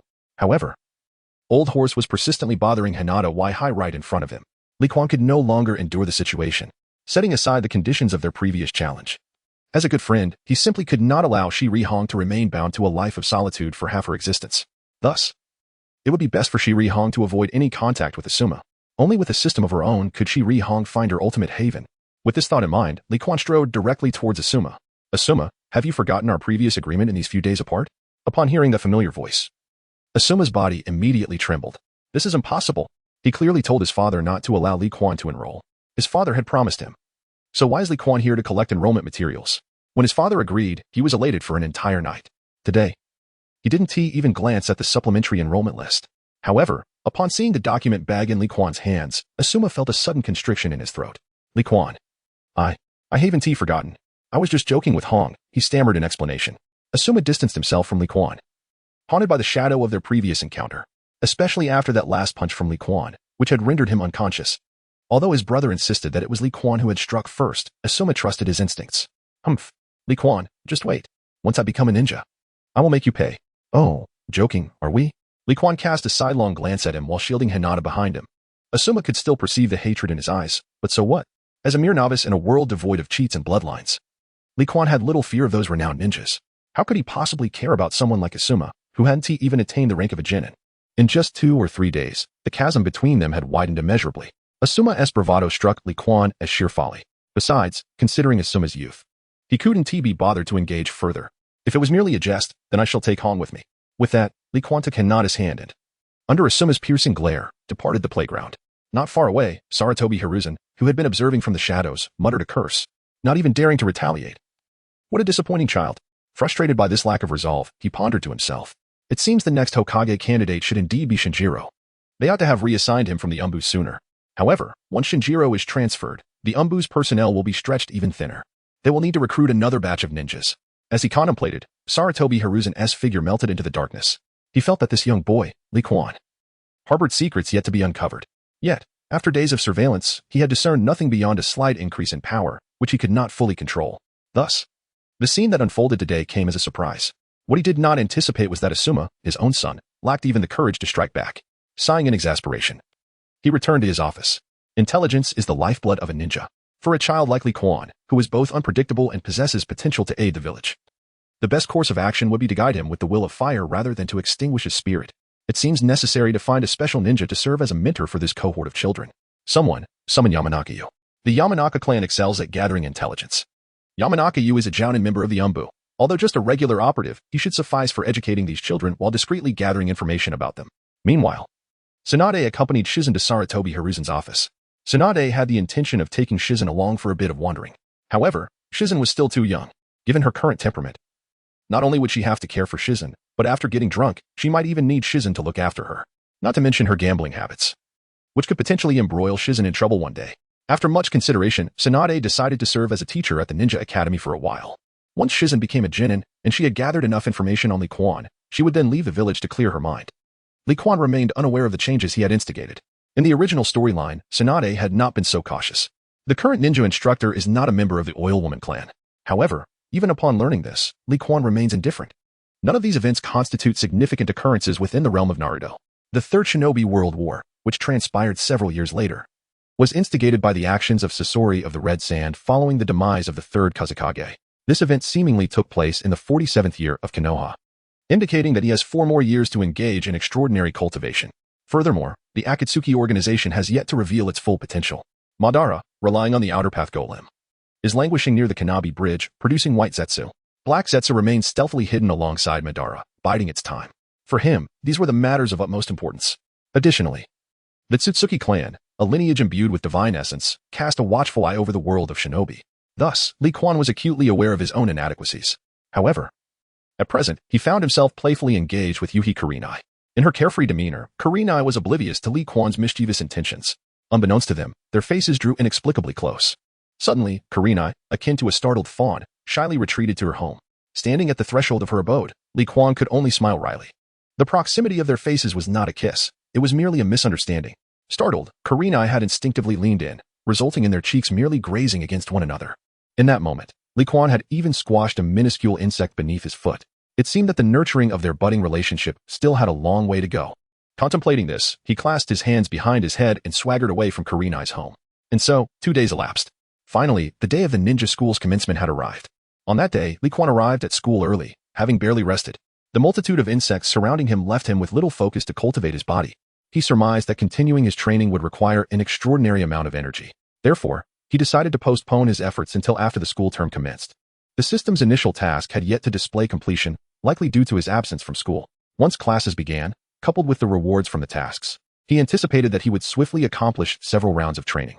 At that point, in terms of sheer strength, he would undoubtedly surpass even the shadow level, which filled him with a sense of excitement. As Li Quan entered the classroom and took his assigned seat, a familiar voice echoed in his mind. Task completed. Rewards being distributed. 10 years of cultivation has been granted.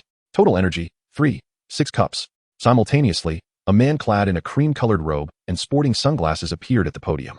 He rapped the blackboard with his knuckles and cheerfully announced, "Hello, students. I am your homeroom teacher for this term. Over the next few years, I shall impart to you the fundamental knowledge of ninjas, ensuring that you all graduate successfully as competent genin." With that, he inscribed 4 characters on the blackboard, Yuna Yushu. Upon seeing the characters Yunu, Li Quan's eyes narrowed, and he instinctively crushed an insect nearby. Chapter 21. Trouble approaches. Within the classroom, Li Quan's thoughts became tumultuous. No wonder he had encountered so many insects in recent days. It was the Yunu clan. But when had he established any connection with them? No. He might not recall much about this teacher's name, yet he distinctly remembered his appearance. This resembles the hairstyle of a cartoon son. Certainly not that of the original class teacher. It must be the idea of the third Hokage. After all, there are only a handful of individuals who pay attention to him.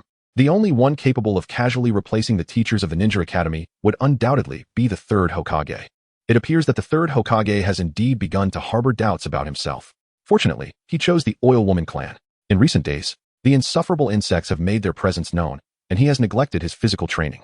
Otherwise, the secret of the red hands would likely be at risk of exposure. It seems prudent to extract some value from Orochimaru. Having a named disciple must serve a purpose. As for the sweet rewards given to Orochimaru, it is worth noting that at this time, he has yet to discover the technique of the impure world reincarnation. In this regard, he could offer a gentle reminder. Furthermore, the sage body of the formidable Jaegon, the unique bloodline limit of Kinshiki, and the remarkable vitality of the Uzumaki clan's Kushina could all be of significance. These matters will allow Orochimaru to engage sooner. One merely needs to assume the role of a behind-the-scenes proprietor, offering assistance at crucial moments to resolve any difficulties. Beside the podium, she felt a twitch at the corner of her mouth as another insect perished. He possesses an abundance of these creatures, however. Each insect utilized for intelligence gathering is notably unique. Cultivating such insects is not a straightforward endeavor. In recent days, he has dispatched various spies capable of gathering intelligence. However, regardless of their efforts, they consistently returned empty-handed. This leaves the Oil Woman utterly perplexed. Some insects are so resilient that even the most formidable tools cannot vanquish them. How is it that this little ghost named Li Quan manages to eliminate them with such ease? Moreover, he consistently identifies them with remarkable precision. Such abilities and perceptiveness, can they truly belong to a child? The task bestowed by 3 generations seems rather daunting. Clearing his throat twice, he refrained from sending out any more insects this time, and said, "Now that the teacher has finished the introductions, let us all introduce ourselves. Is there anyone willing to go first?" Suddenly, the atmosphere grew tense. Ultimately, it was the lively Uchiha Obito who broke the ice. Adjusting his goggles, Obito beamed with a radiant smile and declared, "Hello everyone, I am Uchiha Obito. My crush is Rin, and my dream is to become the next Hokage." "Obito, you big fool." Noera Rin's cheeks flushed with a hint of embarrassment as she waved her hand anxiously, her gaze instinctively darting toward Li Quan. Whether others misunderstood or not was of little concern to Rin. What truly mattered was whether Li Quan would misinterpret the situation. At that moment, Li Quan's expression stiffened. So Obito had decided to pull this stunt on him, had he? It seemed certain events were indeed unfolding. Obito had forgotten to retrieve his enrollment materials, and Rin, following the original storyline, had come to his aid. However, the look Rin cast in his direction filled Li Quan with a sense of pride. Obito. You may like Rin, but she is clearly interested in me. Yet, the children in the world of Hokage certainly exhibited a remarkable level of maturity. Their confessions were surprisingly bold. With a subtle smile directed at Noera Rin, Li Quan issued a warning fist to Obito. Rin exhaled in relief, while Obito instinctively recoiled. This brief interlude did not last long. Following the self-introductions of individuals such as Naruto, Might Guy, and Ebisu, Asuma Sarutobi, brimming with arrogance, stood up. "I am Asuma, of the Sarutobi clan. My father is the third Hokage, and my dream is to become a Hokage as great as him." Gasps of astonishment filled the room. "Oh, Asuma is the child of the third Hokage? No wonder he is so formidable." With delight, Asuma sank back into his chair, casting a fierce glare at Li Quan.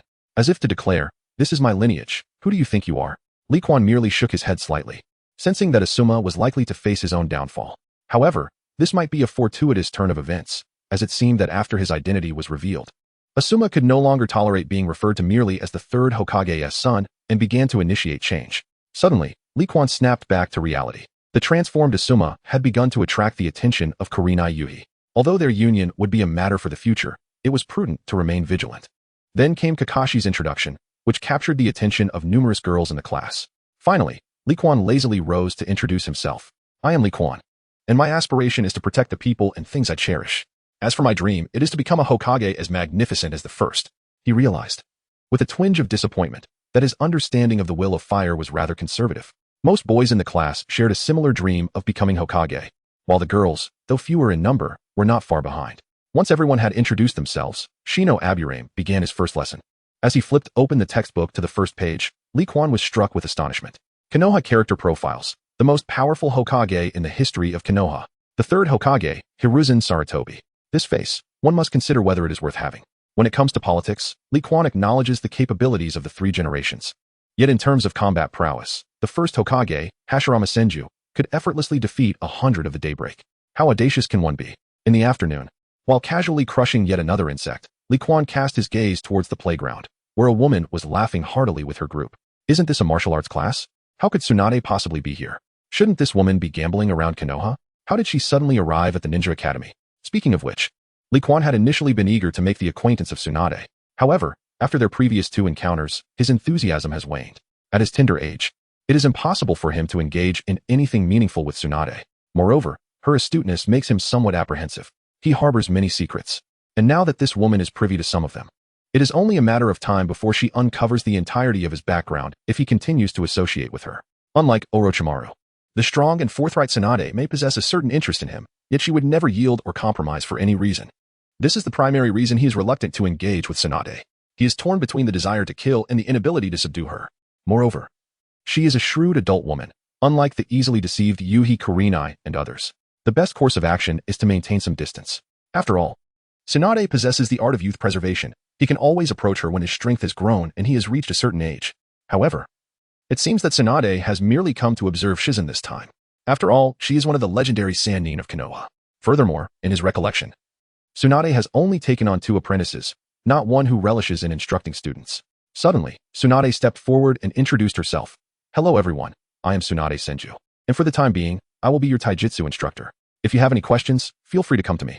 Her presence instantly captivated all the boys while causing the girls to lower their heads. Might Guy was particularly exuberant, shouting with glee, to which Li Quan could only shake his head in resignation. Tsunade's formidable taijutsu stems from her lineage as the granddaughter of Hashirama Senju, the rightful heir of the Otsutsuki bloodline. Those hoping to learn taijutsu from Tsunade may find themselves disappointed. Yet, there was something about her becoming a teacher that raised a flag in his mind. All right, everyone, let us settle down. I will first gauge your abilities. Then we will engage in paired practice. Let me see what you can do, Tsunade said with a smile, nodding at Li Quan. A sinking feeling washed over him. Oh no, it seems she is focusing on him. Brothers, I seek gifts, attention, and various forms of support. Also, I have more drafts with better data. I can provide additional content. Chapter 22, Tsunade's arrangements. Little rascal, do you think I can't manage you? Tsunade smirked, observing Li Quan scratching his head. Just a mere brat.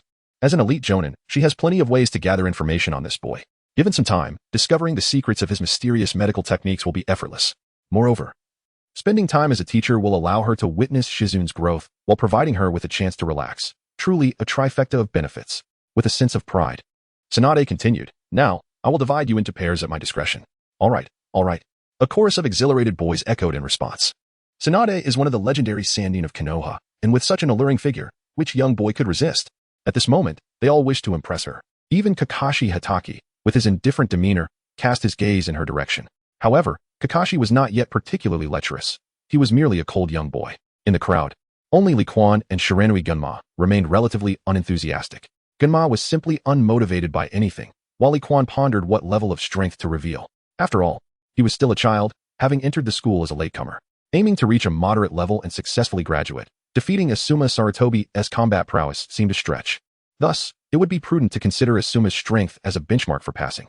In the future, he could aim to slightly surpass the veteran Maru. With a plan in mind, Li Quan smiled at Yuhi Kurenai and greeted her. This caused Tsunade, who had already organized most of the individuals into groups, to involuntarily furrow her brow. Has her allure diminished to the level of a mere child? How infuriating. A sudden twinge of jealousy surged within her, prompting Tsunade to snort softly and cast an irritable glance toward Li Quan. The boy, resembling my younger brother Shinshu, seems oblivious to his own presence. Shinshu, she murmured softly. And soon, Tsunade regained her focus. It appears that my concern for this little rascal is closely tied to my brother. Glancing at the class roster in her hand, a smile crept onto her lips. Kakashi Itaki, you shall be paired with Lee Quan. Ah, Teacher Tsunade, isn't that rather inappropriate? Uchiha Obito was the first to voice his concern. Obito believed that Lee Quan was formidable, yet compared to Kakashi, he felt that this ice-cold individual would easily overpower Lee Quan. Out of concern for his friend, the kind-hearted Obito wished for Tsunade to select someone else. After all, how could someone who performed poorly in the entrance evaluations possibly stand a chance against Kakashi? Tsunade-sama, perhaps I should take his place? A chorus of students chimed in. Yet nearly everyone remained skeptical of Lee Quan's capabilities.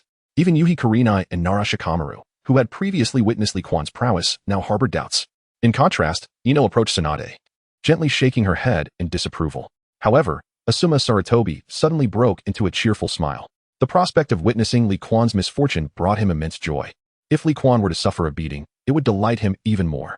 Kakashi's strength was well known. Had he faced Kakashi in their earlier confrontation, he would undoubtedly have been defeated more severely. Although the shadow of Lee Quan's final punch lingered in his memory, Asuma had completely forgotten it over the past 2 days. His brother had recounted that day's events to him, dismissing them as mere illusions. Thus, he resolved to train diligently, vowing to reclaim his honor once he had grown stronger. Now, the anticipation of seeing Lee Quan face defeat ignited a spark of excitement in Asuma's eyes. Teacher Tsunade, let us commence. While the other children remained largely indifferent, Kurenai, Ino, and Obito directed their gazes toward him. Asuma's mischievous antics at this moment soured their impression of him. If Lee Quan were to learn of their sentiments, he would surely burst into laughter. This is the culmination of his years of relentless effort. Among the few who hold faith in Lee Quan are Might Guy and Kakashi. Might Guy, having received assistance from Lee Quan, possesses a certain understanding of his capabilities. He believes that Lee Quan should have the potential to engage Kakashi in combat. As for Kakashi, his belief stems entirely from the assessment of his father. A lifelong rival, perhaps? With a fierce glint of battle in his eyes, he brandished his kunai and inquired of Tsunade, Lady Tsunade, may I employ ninjutsu and taijutsu? Tsunade's response was not definitive, however. The astute Kakashi gleaned some insight from her words. Could it be that Lady Tsunade considers herself not a match for Lee Quan? Furthermore, does this imply that even at full strength, he would not compel Lee Quan to take him seriously? How intriguing. In the ninja office, Yamanaka Ino felt an overwhelming desire to commend Tsunade heartily. The actions of this esteemed individual are indeed assisting him in gathering intelligence on Lee Quan. The task has suddenly become remarkably easier. This brought great joy to the oil woman, yet one must ponder, is Kakashi truly sufficient? Each of her insects is consistently detected with precision and effortlessly crushed. That little creature may still be unaware. To achieve such a level of skill, one must at least be a top-tier chunin. Kakashi possesses strength, but when confronted with Lee Quan, he may find himself lacking. Meanwhile, on the playground, under Tsunade's arrangements, the roster has been firmly established. These newly enrolled children, despite their inherent talents, find that only a select few from prominent families truly excel. The Oil Woman clan's insects, the Mountain Tribe's heart transformations, and the Nara clan's shadow manipulation techniques have all been wielded adeptly by members of these esteemed families. Consequently, in every battle, without exception, it is the members of these noble lineages who emerge victorious. Truly, it is a world dominated by lineage, absent the secret teachings of their families. The skirmishes between the other children resemble little more than rudimentary brawls, akin to children playing house rather than genuine combat. It is the character of Obito that leaves Lee Quan utterly perplexed. His opponent is Might Guy. At this moment, Might Guy has yet to master the 8 gates. As a member of the Uchiha clan, it is quite surprising that Obito would face defeat. The title of the underdog is indeed well-deserved. However, it is understandable. Obito is an orphan, and even within the Uchiha clan, he had no mentor. Speaking of which, it seems that the orphans of Konoha tend to be quite formidable, provided they possess a strong bloodline. Moreover, he can't shake the feeling that this scene is eerily reminiscent. During the Chunin exams, it appears he was also knocked unconscious by Might Guy's powerful kicks. Wasn't he?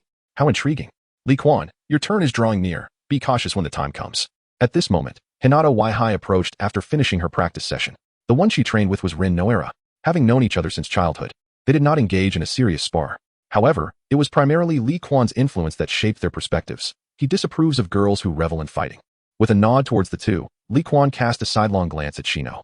Although this young girl is a year older than him and shares the same age as the setting sun, she has endured so much that her courage is pitiably small.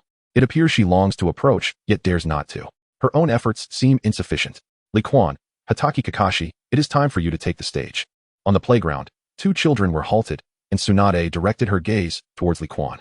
At last, she would witness what secrets this mischievous boy holds. Kakashi, do not let me down. As the son of Konoha's White Fang, Hatake Sakomo, it would be utterly disgraceful if he cannot elicit at least half of this boy's potential. Brothers, I seek various data, gifts, attention, and encouragement for updates. Thank you. Chapter 23, A Slight Disadvantage. On the playground, with Tsunade's announcement, All eyes turned towards the scene, the first place of the entrance examination and the last place of the supplementary enrollment. This battle, upon any scrutiny, appears devoid of suspense. However, a few individuals privy to certain information stare wide-eyed at the two figures. Meanwhile, not far away, a member of the root, adorned with a fox mask, observes this scene intently from atop a towering tree. The member of the root, still the same as before, wore a fox mask adorned with a tricolor pattern. The members of root possess neither names nor pasts nor futures. They can only traverse the shadows. Their sole purpose is to foster the prosperity of Konoha. As an inconspicuous entity, he has taken on the codename Kyo, which signifies the darkest of nights. Due to his commendable performance previously, Kyo was specifically dispatched by Danzo to continue gathering information on the new cohort of students. To join the root, one must possess the courage to embrace the darkness. Kyo holds a deep agreement with the philosophies of the third Hokage and Danzo.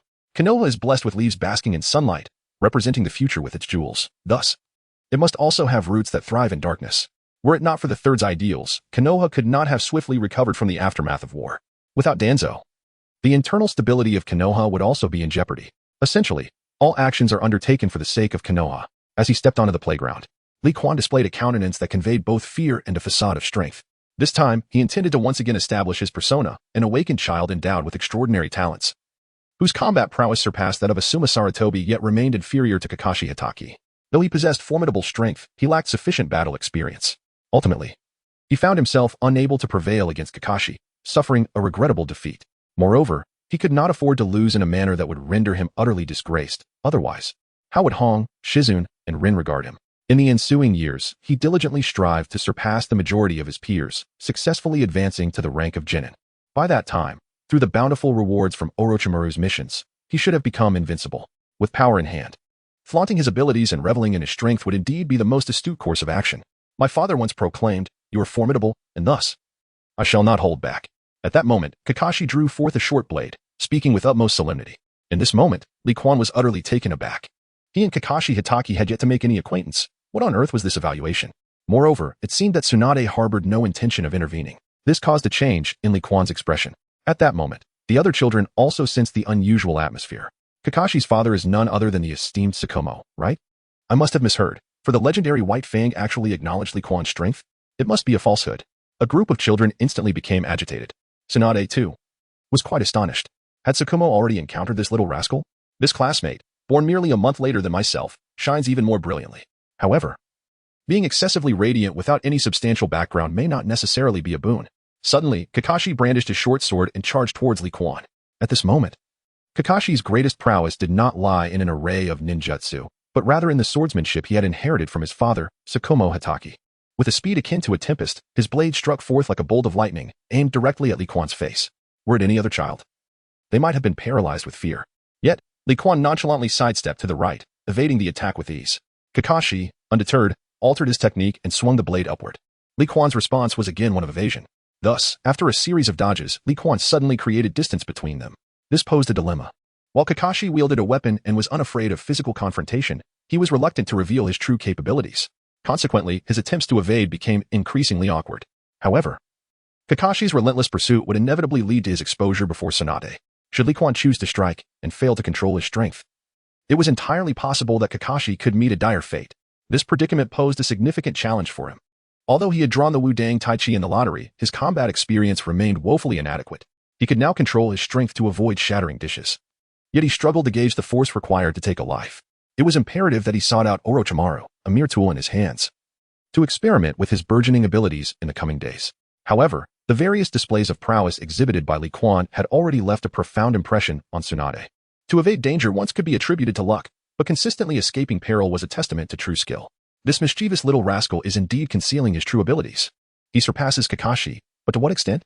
That previous collision he caused must have showcased at least the caliber of an ordinary nin. It seems that this little scamp's prowess is likely at the level of a top-tier nin. Such a prodigy shall not escape the attention of Master Jean. With a focus on strength, perhaps it would be prudent for this young talent to lead a class once he ascends to the rank of genin. As Tsunade's thoughts wandered, Lee Quan began his counterattack. Realizing that concealment was futile, he decided to reveal a fraction of his prowess, providing certain individuals with misleading information that would grant him a respite. He would draw upon the strength he exhibited when besting Asuma. Recalling the previous sensation, he assumed a Tai Chi stance. Ah, are we finally getting serious? Within the office, Yamanaka and Noichi glanced over.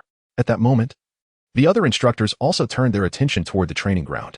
The Ninja Academy admits a new cohort each year, with the majority of the teaching staff composed of elite shinobi from various clans, alongside a select few from ordinary families. The remarkable talent of Kakashi has indeed captured the interest of many instructors.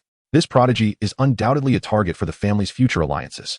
Although the ultimate outcome may still benefit 3 generations, establishing a favorable relationship in advance is undoubtedly advantageous. Before the witness of the gathered crowd, Lee Quan engaged in combat with Kakashi Hitaki using a mysterious martial technique. It appeared that he possessed a distinct advantage in speed, managing to close the distance to Kakashi's form several times. However, the short blade in Kakashi's hand shimmered with a pale blue chakra, causing Lee Quan to hesitate and retract his hand with every attempt. The exhilarating battle left everyone utterly captivated. Amidst the crowd, Asuma could not contain his astonishment, exclaiming, "Impossible! How could Lee Quan be so formidable? Who is this child, Araki?" A teacher in the office inquired with surprise. "He is the weakest student in this year's supplementary enrollment," Araki solemnly replied. "No, are you jesting with us? You claim he is the weakest? With such martial prowess, he could graduate ahead of schedule. Whose child is this, hiding such depth?" Amidst the gasps of awe, Araki silently clenched his fists. This little fellow is likely still concealing their true abilities. Despite possessing the power to defeat Kakashi in a single blow, they appear to struggle deliberately, seemingly reluctant to reveal their strength. Indeed, it aligns with what the third Hokage suggested. Nevertheless, it seems they possess merely the skills of a nin. A 5-year-old nin, what a terrifying talent. Moreover, they excel at hiding their true self. This little fellow is likely to soon delve into the roots, becoming a colleague of his own. On the playground, at this moment, Lee Quan has become breathless. Having reached this point in the performance, it is time for him to concede defeat. With this display, before his parents return, he should no longer be under constant scrutiny. Thus, with a decisive strike of his palm, he sent Kakashi's short sword flying, collapsing in exhaustion onto the ground.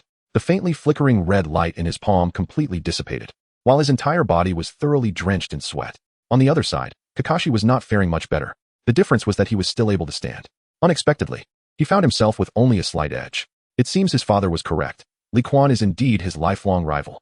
Chapter 24. Verbal agreement with Tsunade. In the infirmary of the ninja school after classes, Tsunade looked at Lee Quan lying on the bed with a half-smile, flipping through a medical book. Although she currently suffers from hemophobia, her years of studying medical ninjutsu have conditioned her to unconsciously browse through these medical texts. As for the graphic depictions of blood, she deliberately turned past those pages. "Hey, are you still not awake? Those little tricks of yours might fool others, but it's not so easy to deceive me."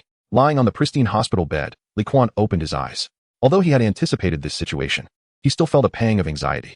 During the battle with Kakashi, he had deliberately portrayed himself as utterly exhausted. Thanks to the high compatibility, his red hand could now exert its effects without the need for a significant display of red light. Thus, he merely activated the red hand within the confines of his clenched fist. To make it more convincing, he truly allowed himself to succumb to exhaustion and fall into a deep slumber. In this way, his teacher, Oil Girl Yeshu, would likely cease her watchful gaze upon him. Others might harbor doubts and potentially come to investigate afterward, but with Tsunade, the strongest medical ninja, present, what could possibly go wrong? Moreover, this astute woman had attempted to engage with him several times, clearly with ulterior motives. In this context, Tsunade is unlikely to disclose any of his intelligence to others. Moreover, it appears that the oil woman, Yuya, is unaware that Tsunade will become their martial arts instructor. Therefore, Tsunade's intentions seem to be unrelated to the third Hokage. After much contemplation, Lee Quan concludes that rather than allowing others to learn of his formidable physical prowess, which could lead to unforeseen dangers, it would be wiser to let Tsunade, with whom he shares some connections, discover it instead. This situation carries a certain element of risk.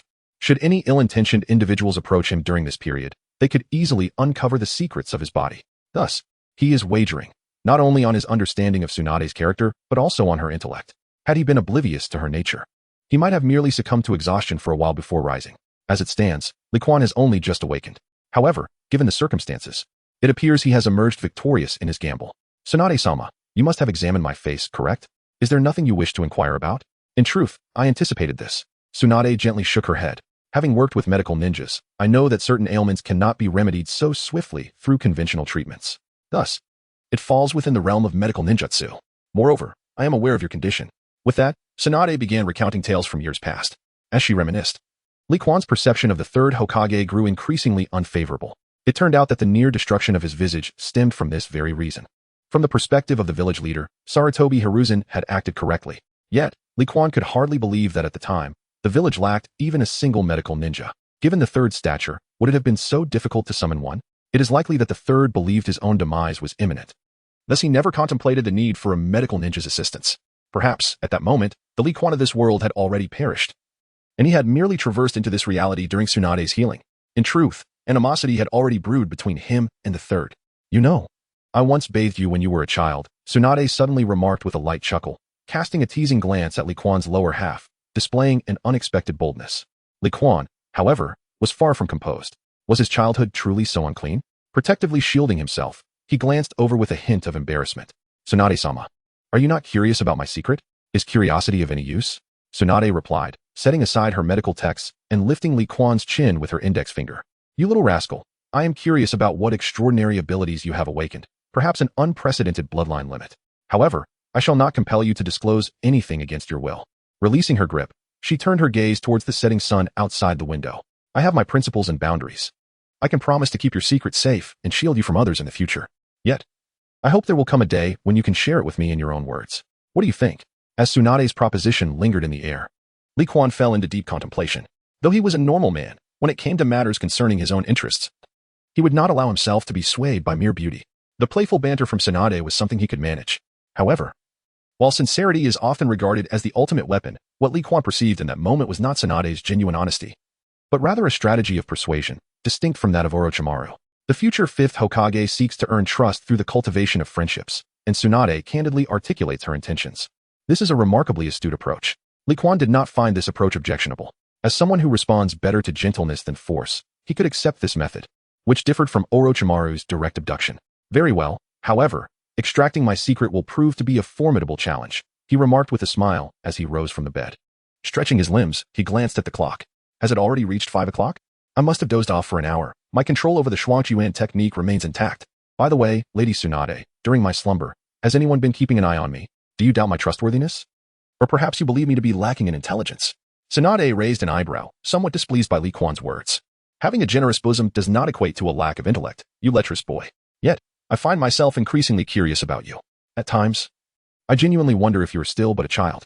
Alas, could it be that age has diminished my allure? You, with your lascivious thoughts, seem to disregard this figure of mine.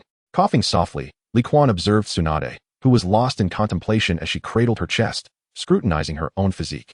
He suddenly coughed again, nearly choking. What a vigorous display.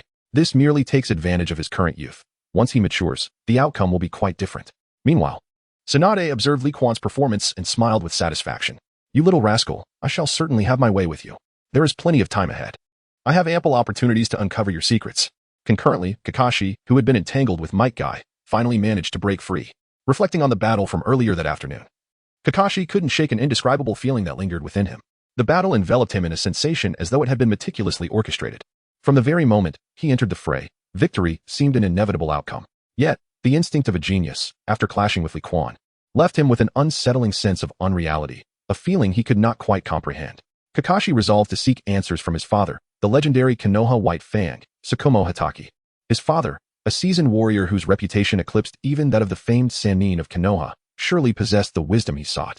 However, he was uncertain whether his father was home, for if he were on a mission, it could be an extended period before they reunited. Nevertheless, upon returning home, Kakashi's eyes glimmered with a smile.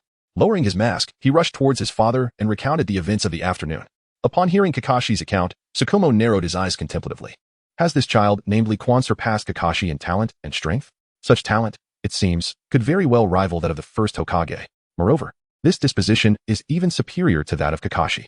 In an effort to avoid drawing excessive attention to himself, he deliberately concedes to Kakashi. Truly, he is a remarkably astute child. Nevertheless, the village has always been generous towards prodigies. Revealing one's gifts surely increases the likelihood of being noticed by the esteemed Hokage, leading to focused cultivation. It is through such gradual progression that he has attained his current accomplishments, allowing him and Kakashi to enjoy a prosperous life together. What is it that this child, Li Quan, truly fears? Were Li Quan aware of Hatake Kakashi's thoughts, he would undoubtedly exclaim, how naive. The extent of his brainwashing is indeed profound. No wonder, in the end, he neglects even his son, resorting to suicide as a silent form of protest. Chapter 25. The attention of Nidaime and Danzo in the dead of night. Waiki found himself alone in the Hokage's office, observing the third Hokage, Sarutobi Hiruzen, who was diligently engrossed in paperwork. Waiki patiently awaited his turn. After a considerable period, Sarutobi set aside the documents in his hands and, taking a puff from his pipe, finally turned his gaze toward Waiki. After all, his son, Shino, is a Jonin. Jonin are tasked with mentoring lower-ranked shinobi teams and have various other responsibilities. Hence, he entrusted this observation mission to the Chunin, Waiki. However, given that it was merely the first day of school, even though he had issued orders to Waiki a couple of days prior, what could Waiki possibly uncover? After several days of observation, he had merely confirmed that Li Quan indeed concealed the talent. Yet, he could not ascertain the specifics of this talent. As a shadow-level powerhouse, his ability to gather intelligence surely could not be inferior to that of Waiki, a mere Chunin. What is the situation? Waiki found himself at a loss for words. Surely, he could not claim that the information provided by the Hokage held little significance for reference. Isn't this a slap in the face to the leader? After careful consideration, Unveiling finally spoke. Thanks to the arrangements made by Tsunade, the disciple of Lord Hokage, my subordinates have temporarily assessed Li Quan's strength. In the afternoon, Li Quan fought against Kakashi and was slightly outmatched, resulting in defeat. It is estimated that he has mastered a D-rank taijutsu. His physical attributes are keen and remarkably strong, easily detecting and destroying my insect probes. However, he could not withstand the chakra blade, which led to his defeat.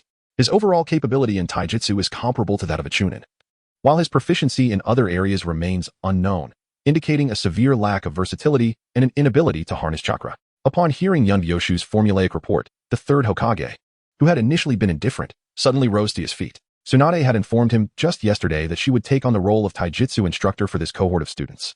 Out of concern for her pupil who had lost his family, Sarutobi Hiruzen did not refuse.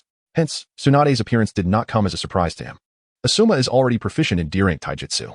It was not unexpected that Li Quan could defeat Asuma if he possesses D-rank taijutsu.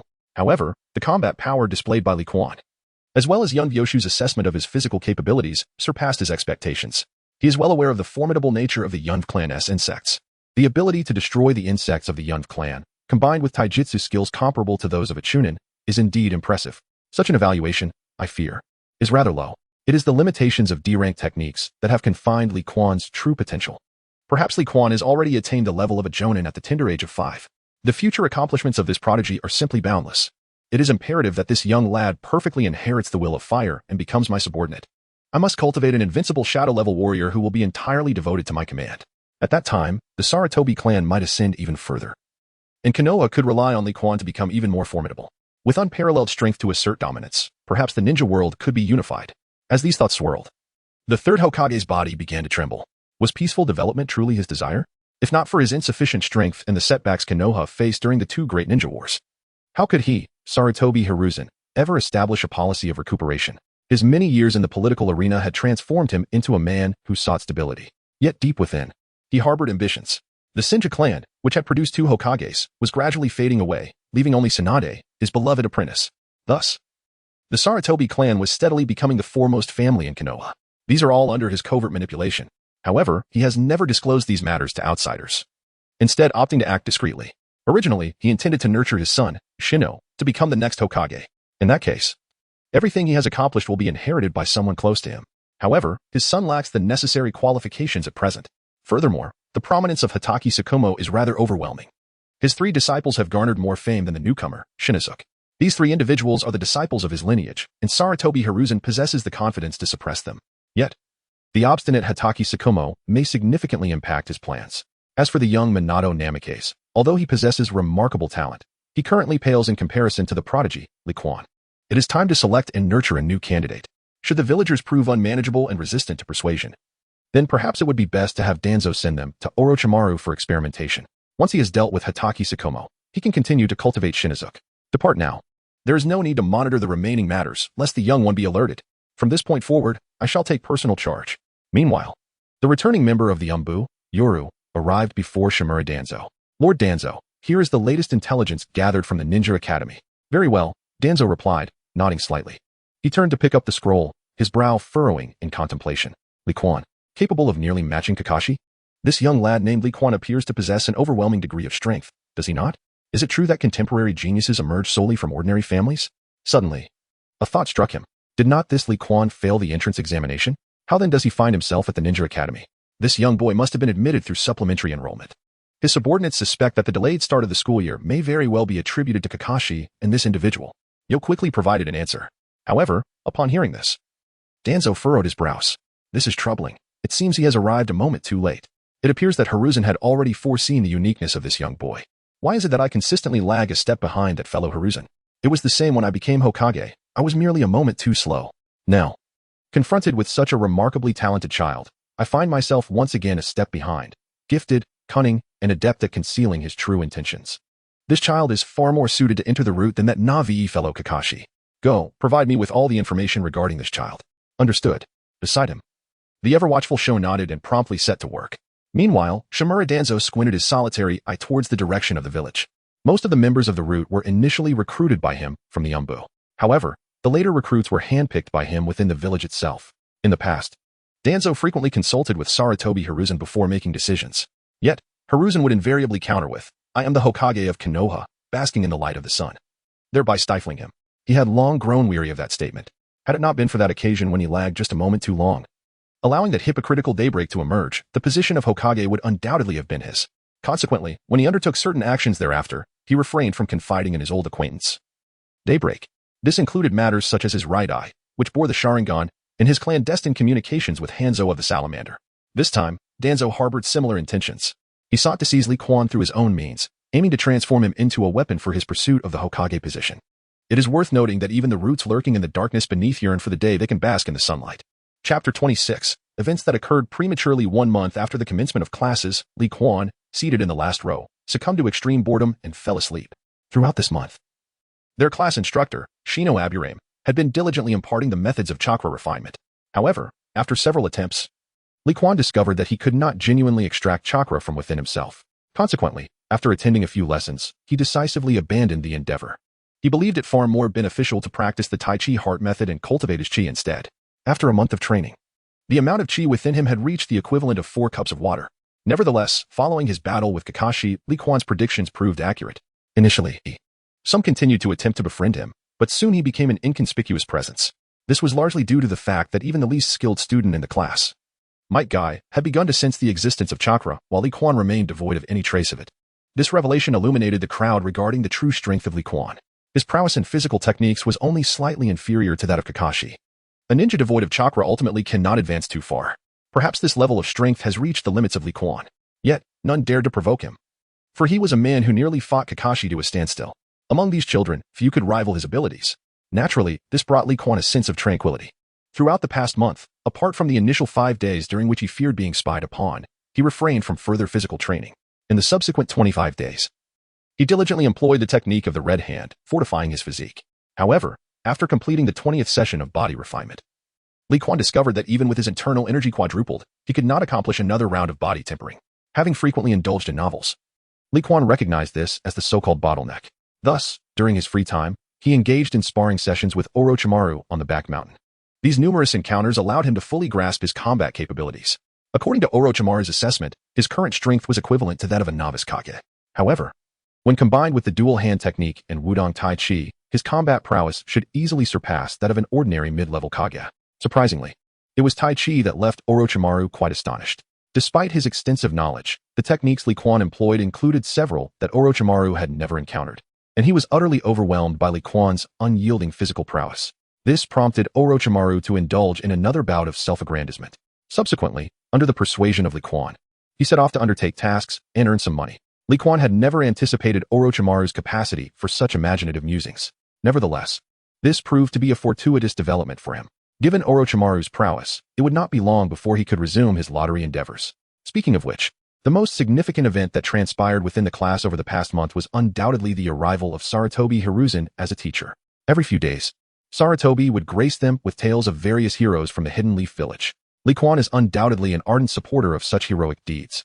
At present, he is a devoted fan of the Will of Fire. Each time the sun rises, he displays an exuberant enthusiasm. This allowed Sarutobi Hiruzen to gain considerable face. Moreover, the look Sarutobi cast upon Li Quan was one of unabashed pride. After all, Li Quan was but a child, and here he was, being personally visited by the third Hokage. By now, Li Quan had completely transformed into a steadfast supporter of the Will of Fire. Consequently, he could now proceed to the next step. What Sarutobi intended to do remained a mystery to Li Quan. Any schemes would pale in comparison to absolute strength. Although Li Quan did not possess overwhelming power at this moment, he felt little fear in the presence of Sarutobi, a formidable yet only moderately powerful individual. Over the past month, he had grown familiar with Tsunade, and they had begun to engage in playful banter. The only source of regret for Li Quan was that, Despite the passage of a month, the system had not issued him any new tasks. With insufficient funds for a lottery draw and having encountered a training bottleneck, he lacked tasks to earn rewards. Each day was spent either acting alongside the third Hokage, nurturing relationships with other young girls, or exchanging quips with Tsunade. There was no one to challenge him, and thus, his motivation had truly waned. Ding. Task assigned. Within 3 years, obtain the title of Genin. Reward. 50 years of cultivation. Equivalent to total chakra volume, water in a jar. Note. 50 years of cultivation can reach the second stage of the innate 3 realms, known as the Shin realm. Upon hearing the system's announcement, Li Quan merely chuckled. The rigid requirement for graduation was to master the transformation technique, without the ability to learn it. His hopes of graduating seemed reliant on drawing the wind after Chi-Min. However, that was no easy feat to achieve.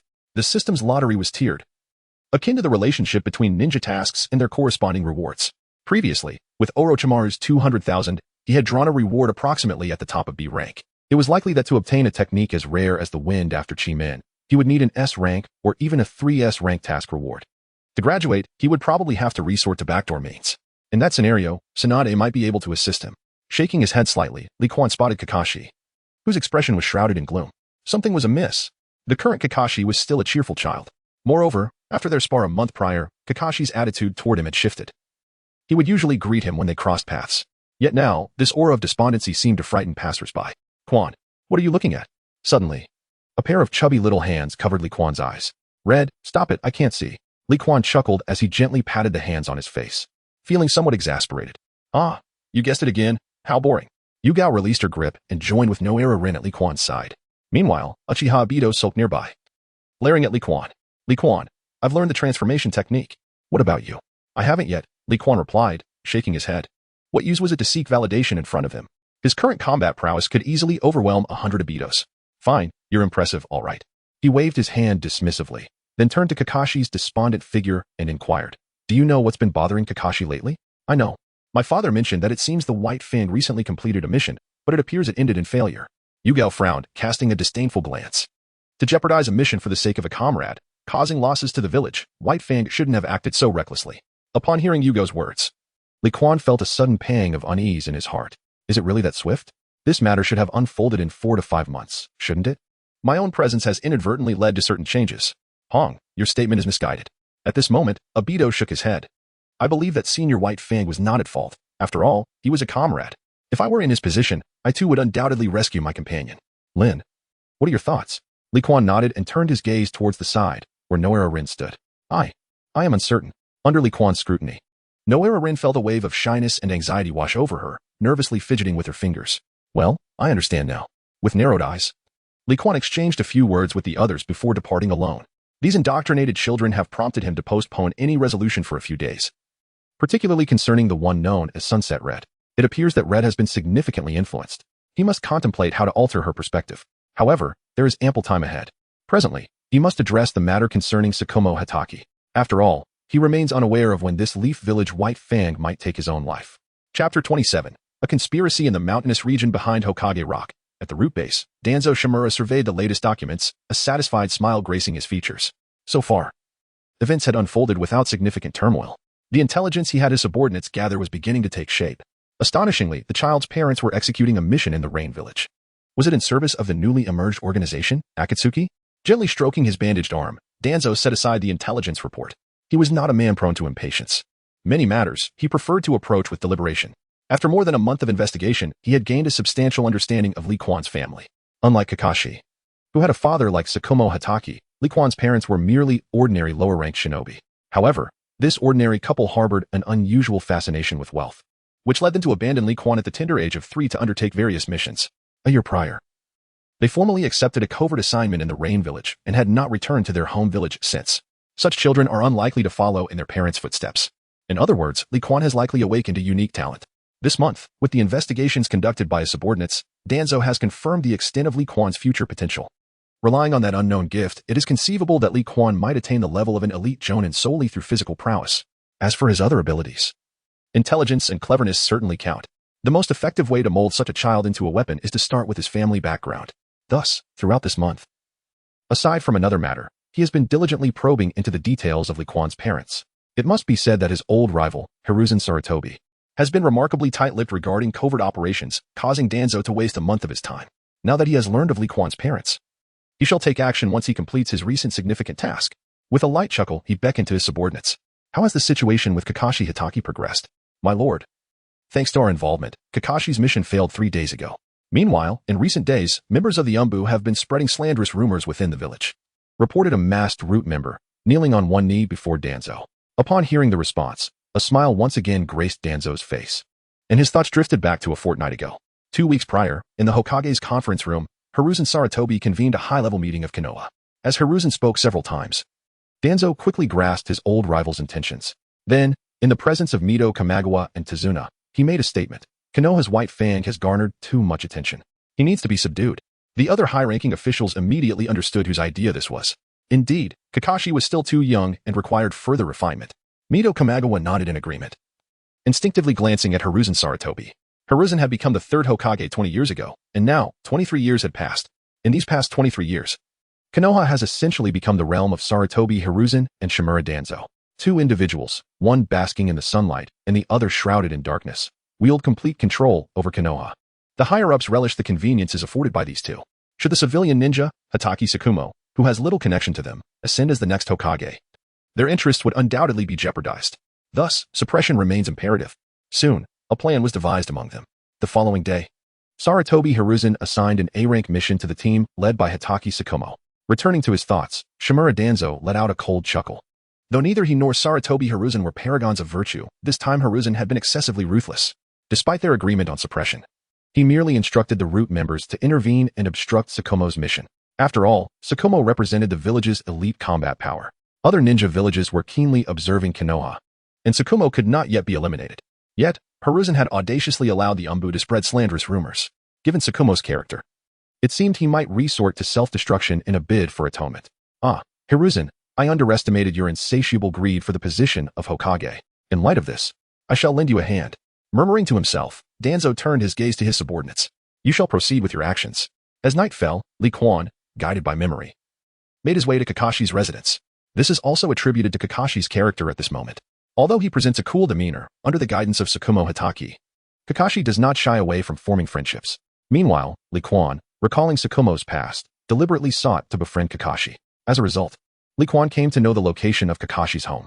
He knocked on the door, feeling a twinge of nervousness as he glanced at the sky. At that moment, the heavens appeared somewhat dim, the moonlight completely obscured, as if a gentle drizzle were imminent. According to custom, in such an environment, it is common for several lives to be lost. Thus, Li Quan felt a sense of unease. Having traversed into the world of Naruto, it would be a great pity if he were unable to rectify any regrets. He hoped he had not arrived too late. With a creak, the door slowly opened, revealing Kakashi's somewhat surprised visage. Li Quan, do you require my assistance? Fortunately, Kakashi appeared to be devoid of sorrow, which eased Li Quan's tension. Filled with joy, he hastily inquired, Kakashi, is Senior White Fang present? I wish to seek his counsel on certain matters. My father? Kakashi furrowed his brow. Aware that his father's recent reputation was far from favorable, he pondered what Li Quan could possibly wish to discuss with his father at such a time. Come inside. Be cautious of the rain. Out of courtesy, Kakashi stepped aside and gestured for him to enter.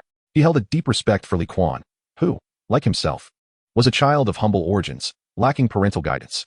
Despite the unfavorable opinions of his father, Li Quan had proven himself in battle that day, earning Kakashi's admiration. Once inside, however, Li Quan did not rush to seek out Tsukumo Hatake. Kakashi's demeanor had already indicated that Tsukumo was safe for the moment, which made matters significantly easier for Li Quan. After surveying Kakashi's dwelling, he swallowed hard, genuinely envious. After all, even a touch of luxury is still luxury. His family background, his modest dwelling, pales in comparison. Perhaps this time, after extending his assistance and even subjugating Hatake Tsukumo, he could instantly draw a fortune through him. Lost in contemplation, upon entering the living room, Li Quan finally beheld the man known as Konoha's White Fang.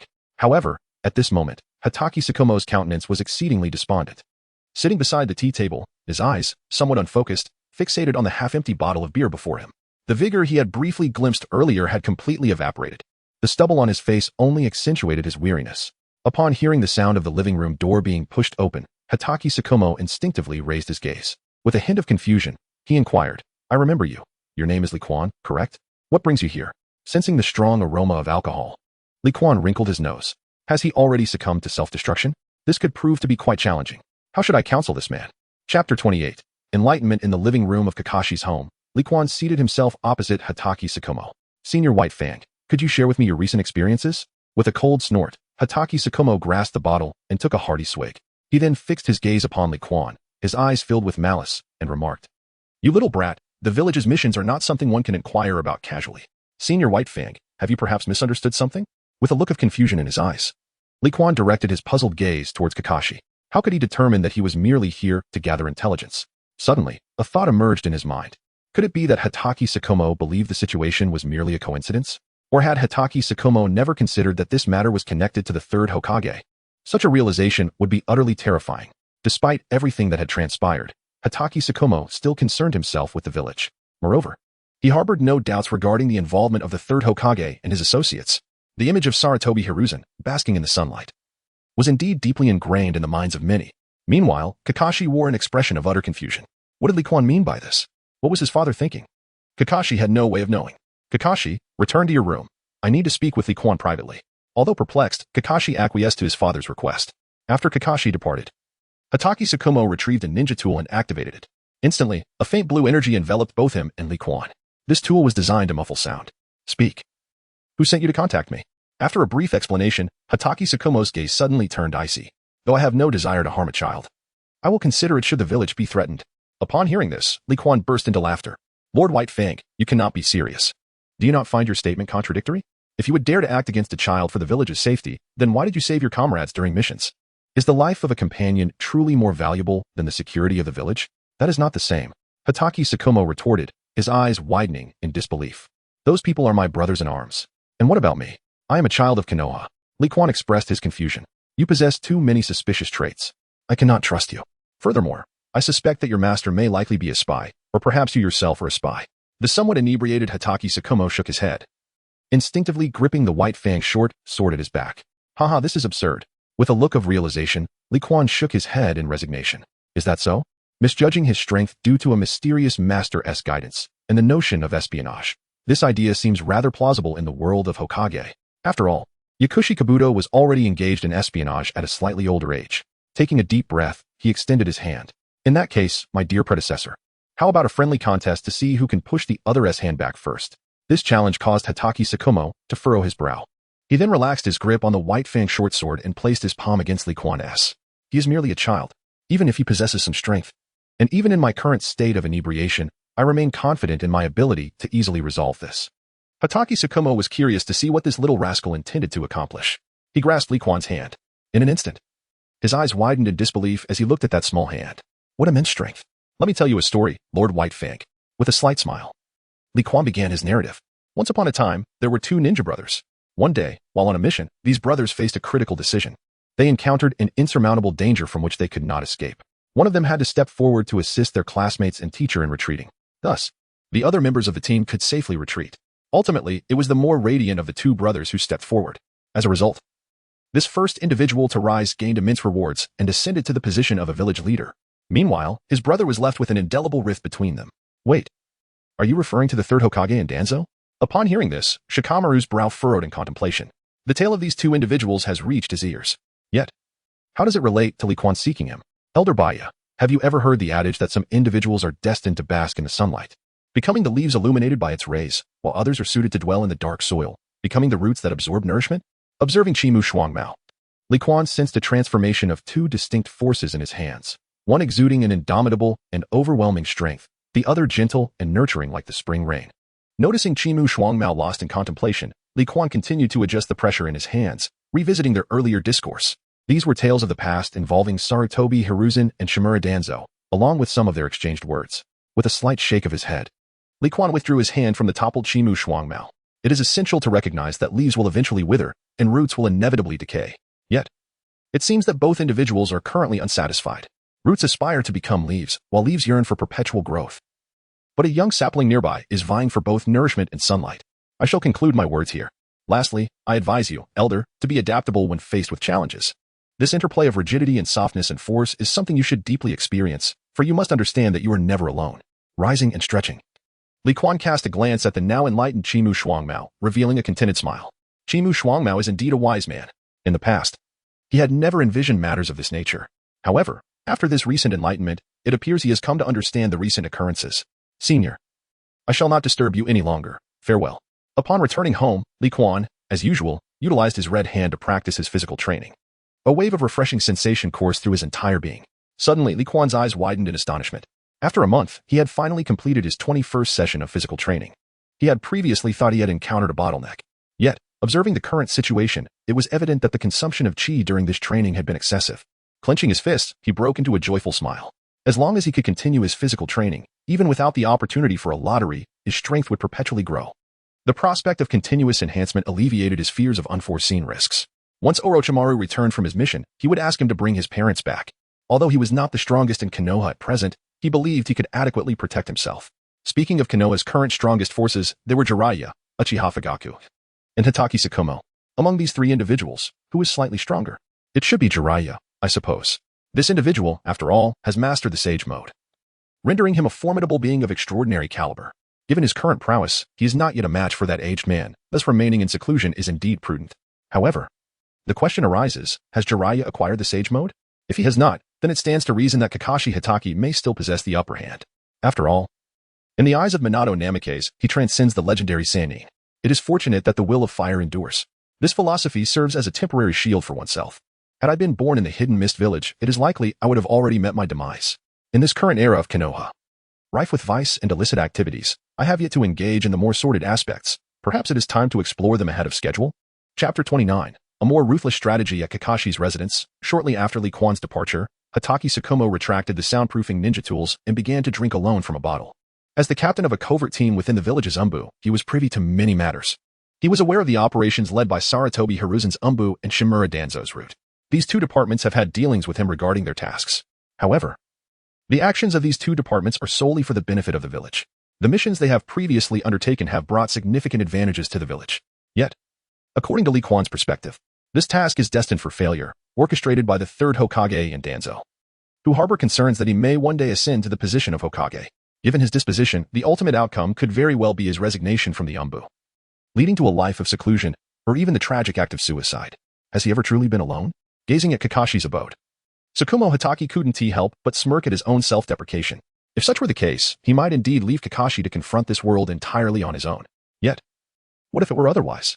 The thoughts of that young boy, Li Kuan, run far deeper than they appear. How did he perceive the truth that others could not? Was it due to that mysterious mentor lurking in the shadows?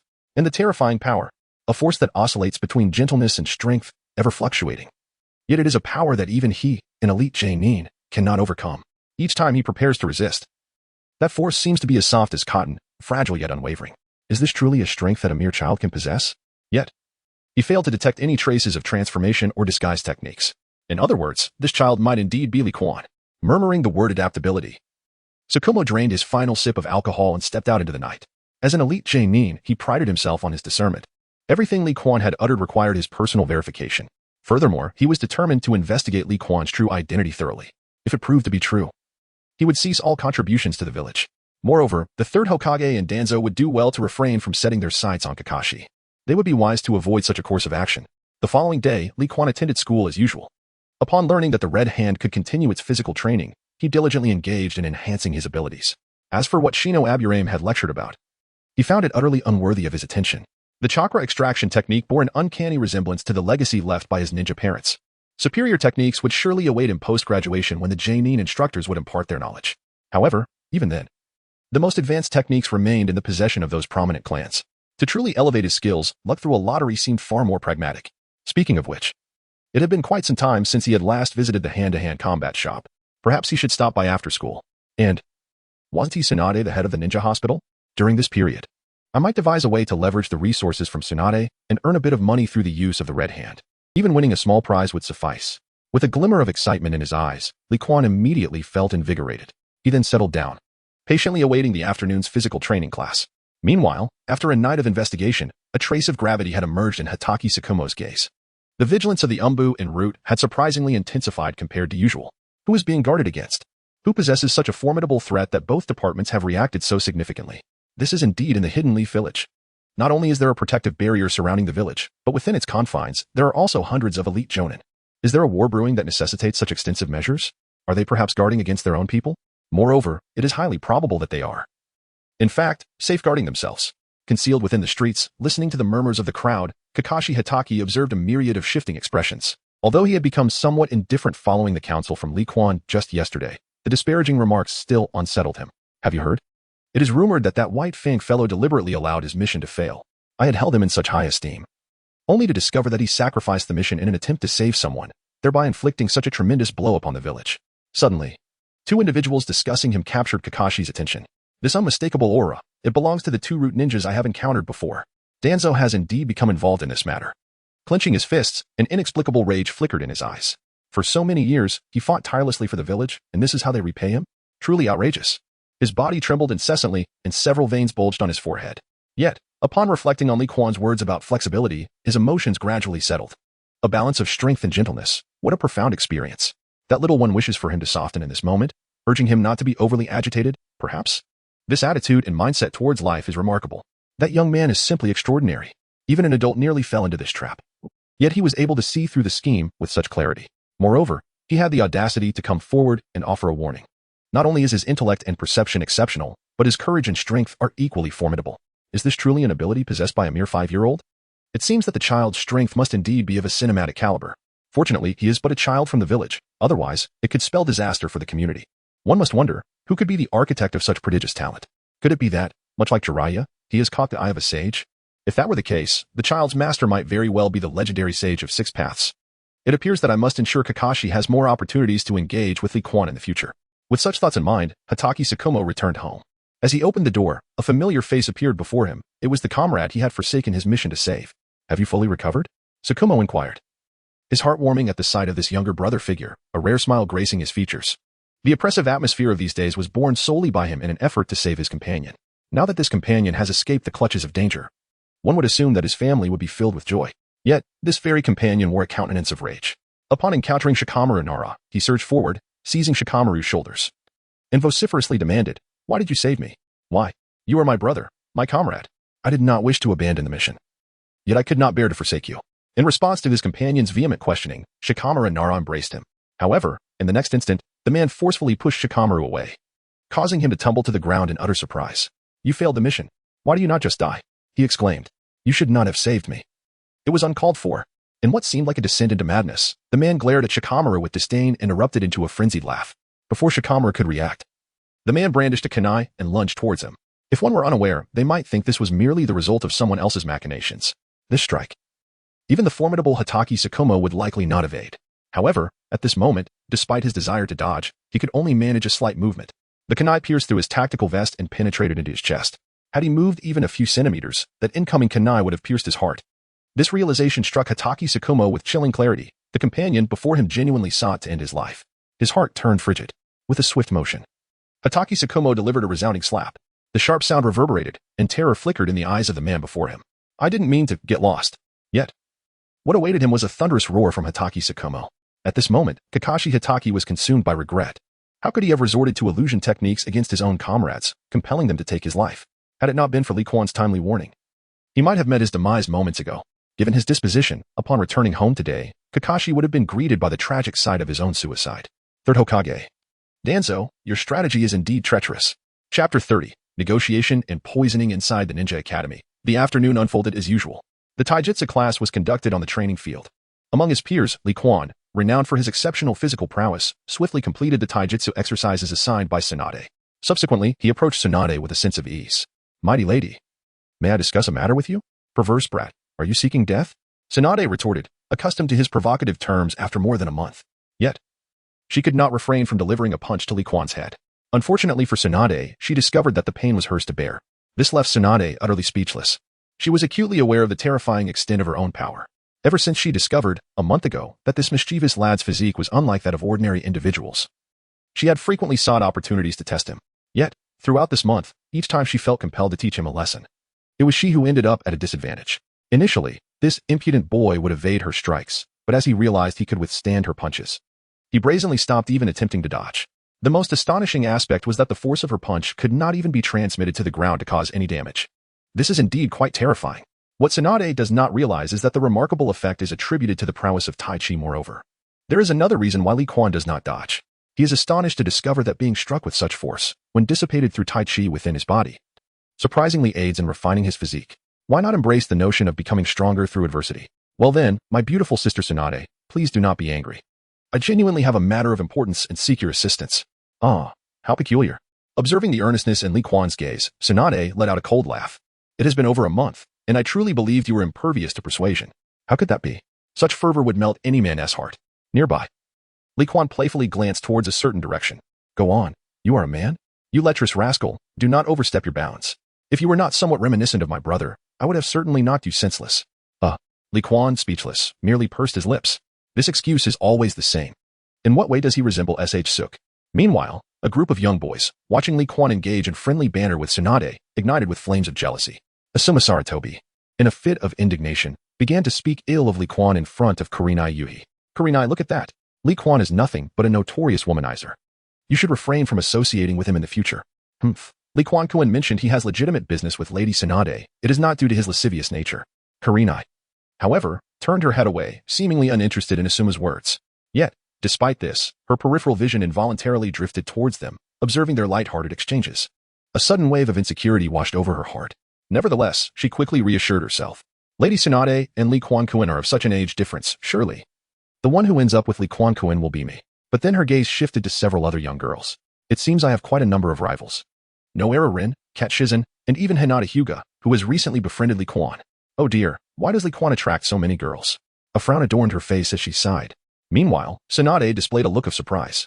Wait, you wish to work at the ninja hospital? I am aware of your unique medical techniques, but ninjas suffer from a myriad of injuries. How effective can your method truly be? If you are in dire need of funds, I could lend you some. There is no need to go to such lengths, is there? Furrowing her brow, Tsunade pinched Li Quan's cheek and then ruffled his hair. After confirming that his face was indeed natural, she suddenly smiled and asked, Are you not afraid of being exposed now? Sister Tsunade, would you truly expose me? Li Quan helplessly rubbed his face. A hint of melancholy in his demeanor. This woman incessantly massages her own face. Is she unwell? Yet, out of the corner of his eye, he glanced at his surroundings. There exists a unique energy in this vicinity, isolating it from the outside world. Is it the manipulation of one's own chakra that creates a barrier, hindering the transmission of sound? This method, it seems, could also be emulated using one's own energy. As for exposure, he merely intends to utilize the healing abilities of the Red Hand to earn a modest sum. It is not as if he intends to unveil all the capabilities of the Red Hand. Swift healing may merely be misconstrued as a unique form of medical ninjutsu. Moreover, after a month of companionship, he continues to have faith in Tsunade, this astute woman. She is a woman with a distinct perspective, possessing her own personal motives. Upon witnessing his capabilities, it is unlikely she would disclose them to others. By keeping them concealed, there lies no inherent danger. If granted a little more time for further development, it would ultimately be inconsequential if his abilities were to be revealed one day. Moreover, with the profound heritage of the Senju clan, he might even leverage Tsunade's influence to establish enterprises uniquely his own. After all, relying solely on individual endeavors for financial gain proves to be rather sluggish. Orochimaru has been on a mission for over half a month now. Yet he has yet to return. Establishing a personal business empire remains the most expedient strategy for generating wealth. However, the foundation of all this hinges on his ability to demonstrate his skills before Tsunade. Very well, I shall make the necessary arrangements. After a prolonged period of contemplation, Tsunade nodded. The Konoha Ninja Hospital is a venture of her Senju clan, and its medical system has been gradually refined over the years through her efforts. In recent years, although she has squandered her entire fortune on gambling, the Ninja Hospital continues to provide her with a source of income. However, the members of several prominent clans from Konoha within the hospital have been rather restless lately. In the past 2 years, my income has dwindled somewhat. Perhaps with the assistance of Li Quan, I can address the issues plaguing the Ninja Hospital. In a few days, I shall take you to the Ninja Hospital to see for ourselves. As night fell, on the other side, Kiki Shiboku, who had been seated in his room for quite some time, finally rose to his feet. Although his injuries were severe, they were not life-threatening. Additionally, he possessed some medical knowledge. After a rudimentary bandaging, he was assured that he would not face immediate danger. He had no intention of visiting the Ninja Hospital, as doing so would expose the gravity of his condition and potentially jeopardize his future plans. At present, he was preparing to meet with Li Quan. The significant endeavors he was about to undertake might very well place Kakashi in peril. If one were to consider who within the village possessed the capability to safeguard Kakashi after his disappearance and could still be trusted, it would be none other than this disciple of the Sage of Six Paths. After school, Li Quan bid farewell to a few charming young ladies before returning home alone. In the past month, his investigative abilities have seen remarkable enhancement. There was no alternative. Each time he practiced with Orochimaru, coupled with his rigorous training, he always ensured there were no prying eyes observing him. However, in recent days, it seemed that after confirming his lack of any peculiarities, the clandestine scrutiny that had once plagued him had not manifested for quite some time. Yet, at the moment he opened the door, Li Quan's hand momentarily stiffened. Soon after, he joyfully swung the door wide. The arrangement of furniture remained largely unchanged, yet a distinct scent of blood permeated the air. Drawing the curtains, he emulated Tsunade, using his chakra to conjure a barrier around the room. Surprisingly, it was relatively effortless, and he succeeded on the first attempt. Who was there? Sensing a shift in the air behind him, Li Quan instinctively threw a punch. However, upon recognizing the figure before him, his fist halted abruptly. Senior White Fang. You're injured? Hatake Tsukumo nodded weakly. Yet suddenly, his complexion paled. How could his chakra be slipping beyond his control at this moment? A look of confusion crossed his features as his pupils constricted. With a cough, blood erupted from his mouth, causing his legs to buckle beneath him. I didn't expect that kunai to be poisoned. Chapter 31. An unexpected action inside the small cabin. Li Quan enveloped the floating blood before him with his chakra, helplessly cradling the fallen Hatake Tsukumo. What on earth is happening? If you must come, could you at least refrain from bringing trouble along? Severe injuries coupled with poisoning. This is clearly no trivial matter. Moreover, he remains oblivious to the specifics of the situation. Should any subsequent complications arise that he is ill-equipped to handle, what then? Subconsciously, he glanced around the surroundings. Li Quan momentarily set aside his concerns. His instincts and gaze revealed no signs of surveillance. It appears that Hatake Tsukumo has not brought any tales along. Coughing softly, he remarked, I never anticipated that someone would resort to poison in an attempt on my life. Seated on the sofa, cradled by Li Quan, Hatake Tsukumo's eyes reflected a certain emptiness. He simply could not comprehend what he had done wrong. Over the years, he has devoted himself to the village with unwavering loyalty. During the Second Shinobi World War, he ventured deep into Sunigakure, eliminating the parents of the Scorpion, thereby securing victory for Konohagakure. Yet, in a cruel twist of fate, he met his demise at the hands of his own comrades. How ironic. Li Quan. I might be on the brink of death. Could I trouble you with one request? Please take good care of Kakashi for me, will you? Elder White Fang. I am but a child. Are you truly entrusting me with the responsibility of looking after that ice-cold Kakashi? Li Quan, utterly speechless, rose to dispose of the toxic blood wrapped in chakra into the sink. He then turned his gaze towards the gasping Kakashi Hatake, who was struggling to breathe. With him present, it would not be so easy for Kakashi to succumb today. However, he needed to ascertain the situation first. Given Kakashi's strength, how could anyone in Konoha possibly harm him? Before Li Quan could speak, Kakashi managed a wry smile and shook his head. Please, I beg of you. You are the only one I can trust right now. TSK, Li Quan shook his head. If you care so deeply for your son, why entertain thoughts of self-destruction? As he spoke, he placed his hand upon Kakashi's chest, a radiant red light emanating from his palm. Moments later, Li Quan withdrew his hand. It would be best if you took care of Kakashi yourself. First, tell me the specifics of the situation. Once I am fully informed, I shall decide whether to aid you. Seated nearby, Li Quan stretched lazily. This was indeed an opportune moment to subdue Kakashi. He was no saint, and he had no intention of rescuing Kakashi without reason. On the couch, Kakashi felt a portion of his injuries healing, and the effects of the poison began to wane slightly. His eyes widened in disbelief. A glimmer of indescribable hope filled his gaze. There was still a chance for him. What is the true origin of this child named Li Quan? The ability to neutralize such a rare and potent poison demonstrates an extraordinary level of medical ninjutsu. It appears my suspicions have been validated.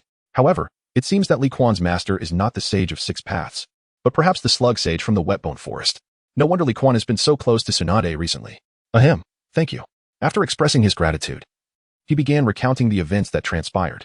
Upon hearing everything, Li Quan suddenly drew parallels to his own situation.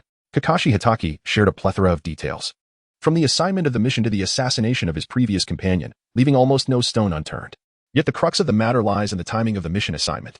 During that period, he was preoccupied with evading several watchful eyes in the shadows. Then one day, all surveillance abruptly ceased. It seems those who had been monitoring him were specifically orchestrating a trap for Kakashi Hatake. However, to devise a scheme against a formidable opponent of such caliber without revealing a flaw, employing so many individuals seems quite reasonable. If that is indeed the case, it is likely that he will continue to be watched in the ensuing days. Senior, would you be interested in assisting me discreetly? You? Li Quan, are you certain you are not jesting with me? Kakashi Hatake looked utterly perplexed. The notion that a mere child would request his assistance was almost absurd. Although this child's identity was indeed remarkable and his prowess formidable, he was still just a child. Kakashi Hatake, also known as White Fang of Konoha, possessed his own sense of pride. Even though his life was currently in the hands of this child, he harbored no intention of being subservient to him. He had completed numerous missions, amassed wealth, and could easily buy his own life if necessary. At present, he simply wished to be the White Fang he once was. In that moment, when facing death, he contemplated many things. Before Kakashi reached his full potential, he needed to create a path for him. Thus, the significant undertaking in his heart could not be pursued just yet. Senior, I assure you, I am not jesting. With a slight shake of his head, Li Quan began to rub his fingers together. Addressing you as senior is a matter of respect. To be honest, with my current combat prowess, you may not necessarily be my match. As he spoke, his piercing gaze met Kakashi's eyes. Moreover, do you not yearn for revenge? Consider this. If you were to perish now, what would become of Kakashi? With his innate talent, he is viewed by some as an unrefined gem awaiting polish. Otherwise, why do you think I have been concealing myself? One's strength is ultimately limited. I have yet to reach a point where I can disregard numerical superiority. Thus, I prefer to remain inconspicuous. Kakashi, however, is different. He shines far too brightly at present. Does he not? At that moment, Kakashi Hatake interjected. However, both fell into a contemplative silence. Let us engage in combat. Should you triumph, I will heed your counsel. However, if you lose, the matter is closed, and I will retreat into seclusion. After a lengthy pause, Kakashi spoke solemnly. Senior, you are being rather cunning, Li Quan said, playfully gesturing with his finger as he smiled at Kakashi. Fighting is one thing, but your intent seems to be for a proper duel.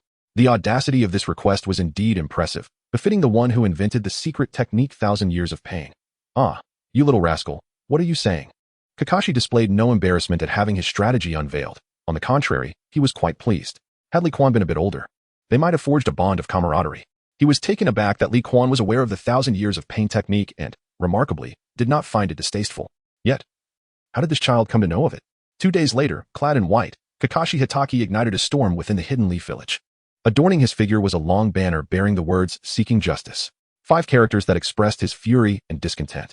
Throughout the streets of Konoha, countless papers fluttered about, detailing the numerous intricacies of his recent mission failure alongside various speculations. Subsequently, an earth-shattering battle erupted in a region behind the Hokage Rock, featuring a massive toad that appeared before the astonished crowd. While Li Quan was taking a break from class, he gazed up at the falling papers, his eyes widening in disbelief. What the hell? Kakashi Hatake is not playing by the rules. Just 2 days prior, he had just bested this individual. And now he had orchestrated such an event? This threatens to destabilize the very foundation of Konoha. After today, it seems that Danzo will remain quiet for quite some time. After all, the third Hokage cannot be blamed. Suddenly, Li Quan's eyes widened in disbelief. By the heavens, my 500,000 ryo. Hatake Tsukumo, you scoundrel. I have yet to receive my money. To dare covet my wealth, you shall face dire consequences. Chapter 32. A midnight encounter observing the battle unfolding in the mountainous region. Li Quan's expression grew increasingly grim. His foremost concern was not the loss of money. Wealth could always be regained. However, the ruckus stirred by Hatake Tsukumo in his quest for innocence could lead to significant changes. Would Kakashi find himself in the Umbu after this? Following graduation, Kakashi and Obito were no longer in the same class. What schemes would Uchiha Madara devise against Obito, watching him in the shadows? The upcoming battle at Kanabi Bridge weighed heavily on his mind. As he pondered, a headache surged within him. The major events surrounding the Hokage had indeed altered certain outcomes. Without Obito, Black Zetsu's convoluted plan to resurrect his mother would likely fail. He was uncertain about many future developments. However, regarding Obito, the Navi fool, once he activated his potential, Li Quan resolved not to allow him to become Madara's puppet. With numerous Uchiha clan members, finding someone capable of awakening the Sharingan would not be a challenge. One step at a time. Shaking his head in exasperation, Li Quan suddenly turned his head. Hey, you strong woman. Tsunade withdrew her hand, which had been poised to pinch Li Quan's cheek. Glowering at him, she felt an indescribable frustration. Mitsu would never refer to her in such a manner. Yet, this impudent boy bore a striking resemblance to Mitsu. She hesitated to truly punish him. After all, she was no longer a child. Why should she quarrel with a youth? Picking up a piece of paper from the ground, Tsunade soon found herself engrossed in its content. Her expression shifted, fluctuating between shadows and light. If what was written on it were true, she would need to carefully consider her future actions. Due to excessive momentum, she contemplated suppressing the situation directly, even resorting to Genjutsu to have her comrades assassinate Hatake Tsukumo, her master, Sarutobi Hiruzen. And the scheming Danzo in the shadows truly acted without regard for propriety. At this moment, Tsunade found herself lost in a myriad of thoughts, some concerning the Senju clan, others reflecting on the Uzumaki lineage. Additionally, she pondered over the 2 individuals closest to her heart, Dan Kato and Ju. Is the demise of these 2 individuals truly so simplistic? To speak of her purpose in remaining in Konoha, investigating the genuine cause of their deaths is indeed one of her motives. A glance at Li Quan made Tsunade suddenly realize why this lecherous young man endeavored to conceal his true self. Were she not the princess of the Senju clan, the granddaughter of the first Hokage, and a disciple of Sarutobi Hiruzen, she too might have faced dire consequences. Tsunade, the battle is fierce, even Jiraiya has joined in. Aren't you going to take a look? Li Quan inquired with curiosity. You actually recognize that it was Jiraiya? Tsunade responded, somewhat astonished, but then shook her head. There is no need to go. Besides, it would be futile for me to intervene. The prowess of Kakashi Hatake is such that even my master, the third Hokage, would find it challenging to contend with him. Oh, is the third Hokage truly that formidable? This time, Li Quan furrowed his brow. In his impression, the third Hokage seemed rather weak, yet from Tsunade's demeanor, it appeared that the third was perhaps even more formidable than Jiraiya. Among the successive Hokages, the prowess of my great-grandfather and grandfather far surpassed that of the other village leaders. Although my teacher ranks beneath my two grandfathers, when it comes to combat strength, he certainly belongs to the upper echelon among the ninja villages. At the very least, he is stronger than I am now. Tsunade cast a serious gaze toward the direction of the back mountain, where battles were still ongoing. However, it seemed to be drawing to a close. Meanwhile, Li Quan narrowed his eyes, contemplating his subsequent strategies. According to Tsunade's assertion, he would need to reassess the combat capabilities of Sarutobi Hiruzen.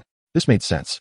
After all, during Orochimaru's upheaval of Konoha, this individual is capable of engaging in a reciprocal battle with the incomplete forms of both the first and second Hokage.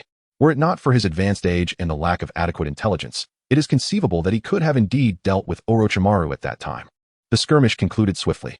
2 more days have since elapsed. In recent days, the attention of many has been drawn to Kakashi Hatake. Shumo Hatake has defected, and his reasons are seemingly justified.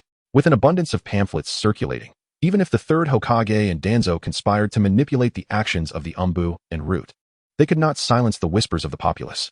In a bid to retain his position as Hokage, a plot was devised to eliminate the village's hero. Public opinion swiftly polarized. The Umbu discovered that Shumo Hatake had colluded with rogue villages, becoming a spy for them. Although the announcement stated as such, not everyone is gullible, who would defect yet leave their own child as a hostage. At this moment, the earlier negative reports only served to validate the authenticity of the pamphlets. After all, the character of Shumo Hatake was well known. He would forsake missions for the sake of his comrades.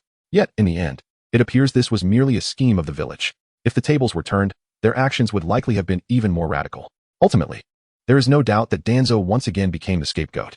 Regarding the Konoha White Fang, it was deemed a failure of the Umbu's investigation. And Umbu chief Shimura Danzo has resigned in disgrace today. Upon reading this, Li Quan nearly laughed. While it may seem that Danzo was at the helm of the Umbu, the true leader was none other than Sarutobi Hiruzen. Furthermore, the specifics of these announcements made no mention of Root at all. Amidst this series of maneuvers, Sarutobi Hiruzen remarkably distanced himself from the unfolding scandal in the eyes of the public. This compelled Li Quan to express his admiration. Sarutobi's political acumen truly reached extraordinary heights. In such circumstances, one can surprisingly cleanse oneself of blame. Quite impressive. However, Li Quan remains disinterested. The intricacies of politics elude his understanding. When tasked with addressing the traitorous shinobi within the village, his instinct leans towards a forceful suppression. Yet, he harbors no disdain for harming prodigious talents. Presently, Li Quan is covertly observing Kakashi. Ever since that day when Hatake Tsukumo lost control, he has been vigilant about Kakashi's safety. Hatake Tsukumo had promised to assist him, but Li Quan is currently unaware of his whereabouts. Nevertheless, he has established an agreement with Tsukumo, who is now effectively his subordinate. As such, he intends to ensure Kakashi's protection. In recent days, Li Quan has stealthily incapacitated 4 or 5 waves of ninjas attempting abduction. These individuals are likely either members of the Umbu or the Root organization. At this moment, Li Quan also comprehended the intentions of Hatake Tsukumo. This fellow is unexpectedly testing his own character. The gaze that secretly watches Kakashi, whether intentionally or unintentionally, should belong to Konoha Shikaku, I presume. These adults possess a remarkable amount of cunning. Helplessly watching Kakashi return home, Li Quan took his position outside, keeping watch. Before long, he suddenly turned his head, only to see a man approaching along the street. The man donned a light green tactical vest, and in his hand, he held a box. Li Quan, I was not mistaken about you after all. Is it not a bit excessive to deceive the boss in such a manner? Li Quan cast a somewhat disheartened glance in response. This fellow, having strayed from his path, has disrupted his carefully laid plans. Now, he brazenly makes an appearance in the village. Should he be discovered, the consequences would be dire. After all the toil, this is the remuneration from the boss. Hatake Tsukumo smiled faintly, raising the briefcase in his hand. He continued, I have made a pact with the third Hokage. Henceforth, you need not worry about Kakashi's safety. Moreover, I shall be working outside the village for you. Should you have any directives, simply use the ninja tools within the briefcase to contact me. Do you still trust the third? Li Quan inquired, a hint of skepticism in his voice. Tsukumo shook his head, stating it is not a matter of trust. It is a question of his courage. After all, no one can alter the village's barrier at present. Chapter 33, The Protection of Orochimaru. What does that mean? Li Quan was somewhat bewildered by Tsukumo's words, yet a flicker of understanding began to take shape within him. The village's barrier was a creation of the first and second Hokage, in collaboration with Uchiha Madara. Among the ninjas within the village, none could rival these 3. A significant alteration to the barrier would only render the village more perilous. In essence, it implies that I can return to Konoha at any moment. After elucidating this, Tsukumo handed the briefcase to Li Quan. My funds are needed elsewhere for the time being. This contains 1 million. I kindly ask you to look after Kakashi with the additional 500,000. As he spoke, he glanced towards the room, a fleeting look of reluctance crossing his features. Why won't you heed my words? Li Quan sighed, shaking his head in resignation. After he had given Tsukumo a beating previously, the two had reached an agreement. Tsukumo would clandestinely assist him, and in return, he would help clear the injustices Tsukumo had faced. However, this would require some time. Given his rapidly increasing strength, within a year or two, Li Quan was confident he would be invincible in Konoha. At that point, he could simply suppress any opposition. But with the current situation, he found himself at a loss for what to do next. As long as you are not instantly killed, I can bring you back. Rest assured, I have not disclosed your matters to him. Tsukumo smiled, stretching leisurely. He cast one last glance at the light in the room. Let Kakashi misunderstand for a while. This child, under his own protection, is living a life of remarkable comfort. After experiencing some darkness, he should be able to grow even stronger. Speaking of which, why did Li Quan allow him to join that newly emerged Akatsuki organization? In the Hidden Rain Village, Orochimaru walks alone along the streets. Since the conclusion of the Second World War, apart from his earlier preparations to cultivate the Eight-Tail cells and eliminate the first host of the Eight-Tails, Orochimaru has not ventured outside the village for a considerable time. Had it not been for his lack of funds for research, he would have genuinely preferred to remain indoors. Moreover, the task he had undertaken was situated in the rain-hidden village, which further dampened his enthusiasm. Who on earth could fathom what the formidable mountain Pepperfish Hans was currently engaged in? He was genuinely intimidated by this individual, who bore the title of demigod. Nevertheless, hope soon blossomed in his eyes. Before departing, Li Quan had unveiled a remarkable technique to him. This enigmatic art had remarkably addressed some of the challenges he faced regarding the fusion of Hashirama cells in his research. However, it was evident that Li Quan had withheld certain aspects. It appears that this young master still harbors doubts about himself. However, his trust in Li Quan is rather tenuous as well. Taking on an apprentice is merely a temporary measure. Unable to engage in combat and unwilling to face death, maintaining the status quo is, in fact, quite advantageous.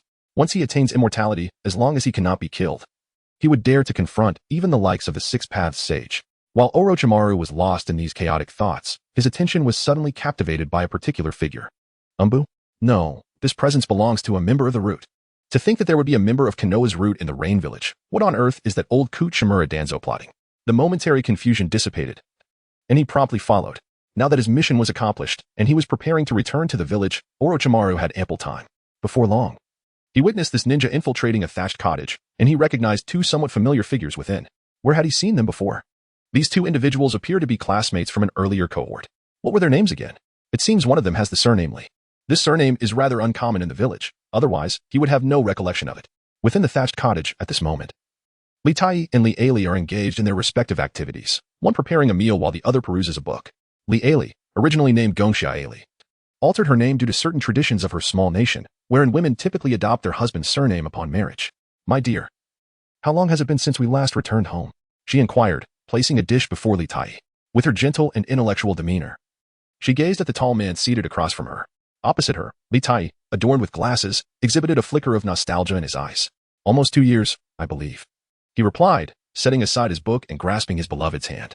Darling, in 3 more years, we should have saved enough money, and by then, we will surely be able to cure Xiaoquan. Suddenly, a figure emerged from the corridor of the cottage. The couple immediately became alert, retrieving their somewhat scratched kunai. Who goes there? They demanded. It is Lord Danzo. I request that you both return to the village, the masked individual stated, his tone tinged with coldness. As he spoke, he produced a special insignia of Konoha village, a token for identifying ninjas. We are currently engaged in a spy mission, Li Tai remarked, furrowing his brow at the sight of the insignia. While the token was indeed authentic, a spy mission pertained to an A-rank task involving matters of great significance to the village or the nation. Such a task is not one that can be easily abandoned. Moreover, the demeanor of the masked man raises questions. Additionally, why was it the command of Shimura Danzo? Shouldn't the termination of the mission come from the Hokage? Humph. My restraint in not taking action directly stems from the fact that you are citizens of the village, coupled with the necessity of Danzo for your presence. Do not test my patience. Observing the vigilant duo, the masked man's aura suddenly turned frigid. In that instant, his formidable chakra surged forth, causing various objects within the room to be swept away by the invisible gusts. Jonin. Li Ali gasped in astonishment. Meanwhile, Li Tai's expression shifted dramatically. This is disastrous. Shimura Danzo has set his sights on them. Just as their faces fluctuated between apprehension and despair, a brownish-gray serpent swiftly coiled around the masked man's neck. In the blink of an eye, the masked man was rendered unconscious. Long time no see, old friend. How have you been? Within the hidden Leaf village, Li Quan had returned home. He remained entirely oblivious to the events transpiring in the Rain Village. However, he was relieved that he no longer had to continue safeguarding Kakashi.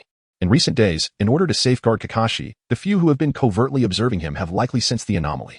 Should this situation persist? He is indeed contemplating relinquishing his duty of protection. His own safety is of paramount importance. Still in his formative years, Li Quan is unwilling to jeopardize himself. Unlike the illustrious Uchiha or Hyuga clans of Konoha, he has no one to shield him. His only reliance is upon himself. Shaking his head slightly, he dispelled the tangled thoughts from his mind. Li Quan's gaze fell upon the suitcase on the table and a smile graced his face. A full 1 million. With this sum, his strength could be augmented significantly in the future. This instilled a sense of reassurance within him. 1 million, the minimum reward for an S-rank ninja mission. With such a substantial sum of money, what remarkable items might one procure? Perhaps it is unlikely to draw extraordinary skills akin to the 8 extraordinary techniques. However, skills such as the Martial Marquis's mysterious gate or the golden light spell should be attainable. Nonetheless, Li Quan soon found himself in a quandary. During the last lottery, he had impulsively spent all his funds in a single go, driven by excitement.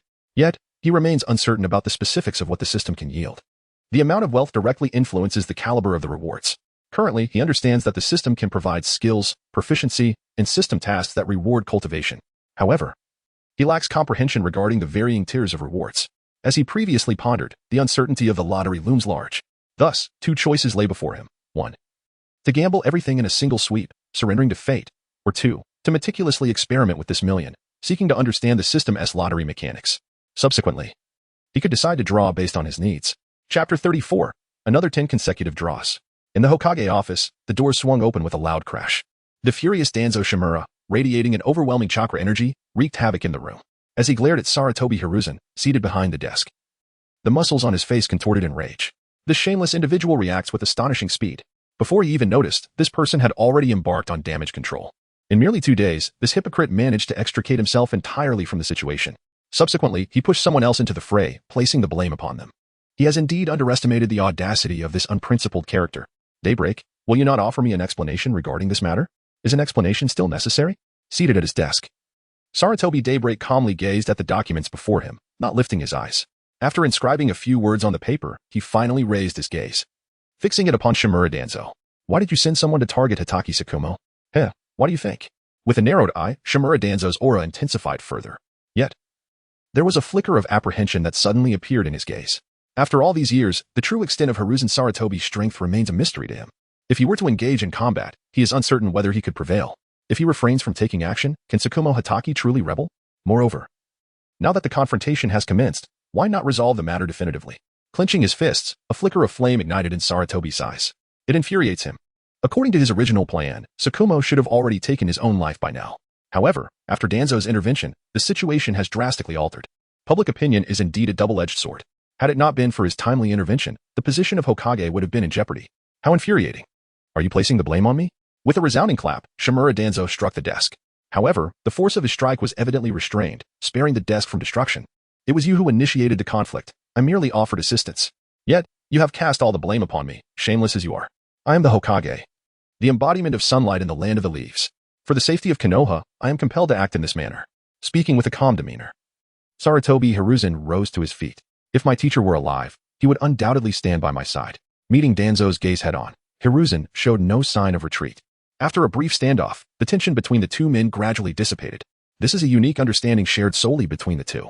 Both are politicians. Shimura Danzo is acutely aware that Sarutobi Hiruzen has not entirely severed ties with this matter. After all, the roots have yet to emerge into the public eye, and he remains the leader of those roots. However, thereafter, his influence within the Umbu would be lamentably diminished. Yet, he is reluctant to let this matter fade away easily. On the other hand, Sarutobi Hiruzen, while outwardly expressionless, is secretly reveling in triumph. Years of indoctrination have left his old adversary, Danzo, thoroughly manipulated. For the sake of Konoha? That is merely a means for him to accrue greater benefits for the higher echelons of the village. As long as the profits are substantial, he can maintain his position as Hokage. The taste of power is not something one relinquishes lightly. Let Danzo continue to oversee the roots. Various challenges await him in the future. Does he truly believe that his reluctance to completely sever ties is for any noble reason? It is merely to uphold this faade of integrity. Nevertheless, there remains a significant issue regarding Hitaki Tsukumo. He is all too aware of Danzo's approach to matters. This individual is resolutely committed to achieving his objectives without fail. The assassination of Kakashi Hitaki, aided by his accomplices, should have been successful. Yet, how is it that Kakashi Hitaki remains alive? I too was about to speak, But after some deliberation, it was Sarutobi Hiruzen who first voiced his concern. Does this imply that someone has clandestinely assisted Kakashi Hitaki? Danzo pondered, filled with doubt. Tsunade? It seems improbable that my pupil would be involved. Tsunade and White Fang had little connection. Shaking his head slightly, Sarutobi Hiruzen took a few puffs from his pipe. They subsequently exchanged intelligence. Both harboring a burgeoning suspicion in their minds, within the village lies a formidable medical ninja. The poison from the Foundation is not easily neutralized. Moreover, the individual capable of such a feat may indeed have significant ties to Tsunade. By the way, what were you about to say? I want Kakashi to join the Foundation. Impossible. As long as Kakashi Hitaki is alive, he can at most join the Umbu. Then I shall cultivate him. Let us proceed together. But for now, let us refrain from involving Kakashi. Wait for my arrangements, Sarutobi Hiruzen stated after a moment of silence. It is time to yield. Otherwise, Danzo might spiral out of control. Furthermore, Kakashi Hitaki has merely expressed that he cannot harm Kakashi. His greatest strength lies not in sheer power, but rather in subtle manipulation. After a period of indoctrination, Kakashi should, like Lee Quan, become a staunch advocate of the will of fire. At that juncture, Kakashi will still serve as his blade, much like Uchiha Kagami regarding his own mentor. Yet, Uchiha Kagami's demise was somewhat peculiar. Glancing instinctively at Danzo, a smile crept across his face. Rest assured, I shall restore your position in the Umbu shortly. Danzo merely scoffed coldly. Once reinstated, how many in the Umbu would heed his commands? After their conversation concluded, two groups set forth, but this time their target was the ninja hospital overseen by Tsunade. Hiruzen and Danzo were not inclined to disregard the covert personnel. Should chaos erupt in the village, the role of Hokage would lose its significance. One cannot simply be a figurehead, after all. Meanwhile, Lee Quan pondered at home, ultimately deciding on the allocation of the 1,500,000 would be for the grand prize draw, and 500,000 would be utilized for experimenting with the system's lottery items. Previously, he lacked the funds, rendering such plans unfeasible. Now that financial concerns have been alleviated, he naturally seeks to transform uncertainties into controllable factors. By ascertaining the specific rewards of the system, he can subsequently utilize it in a targeted manner to address his deficiencies.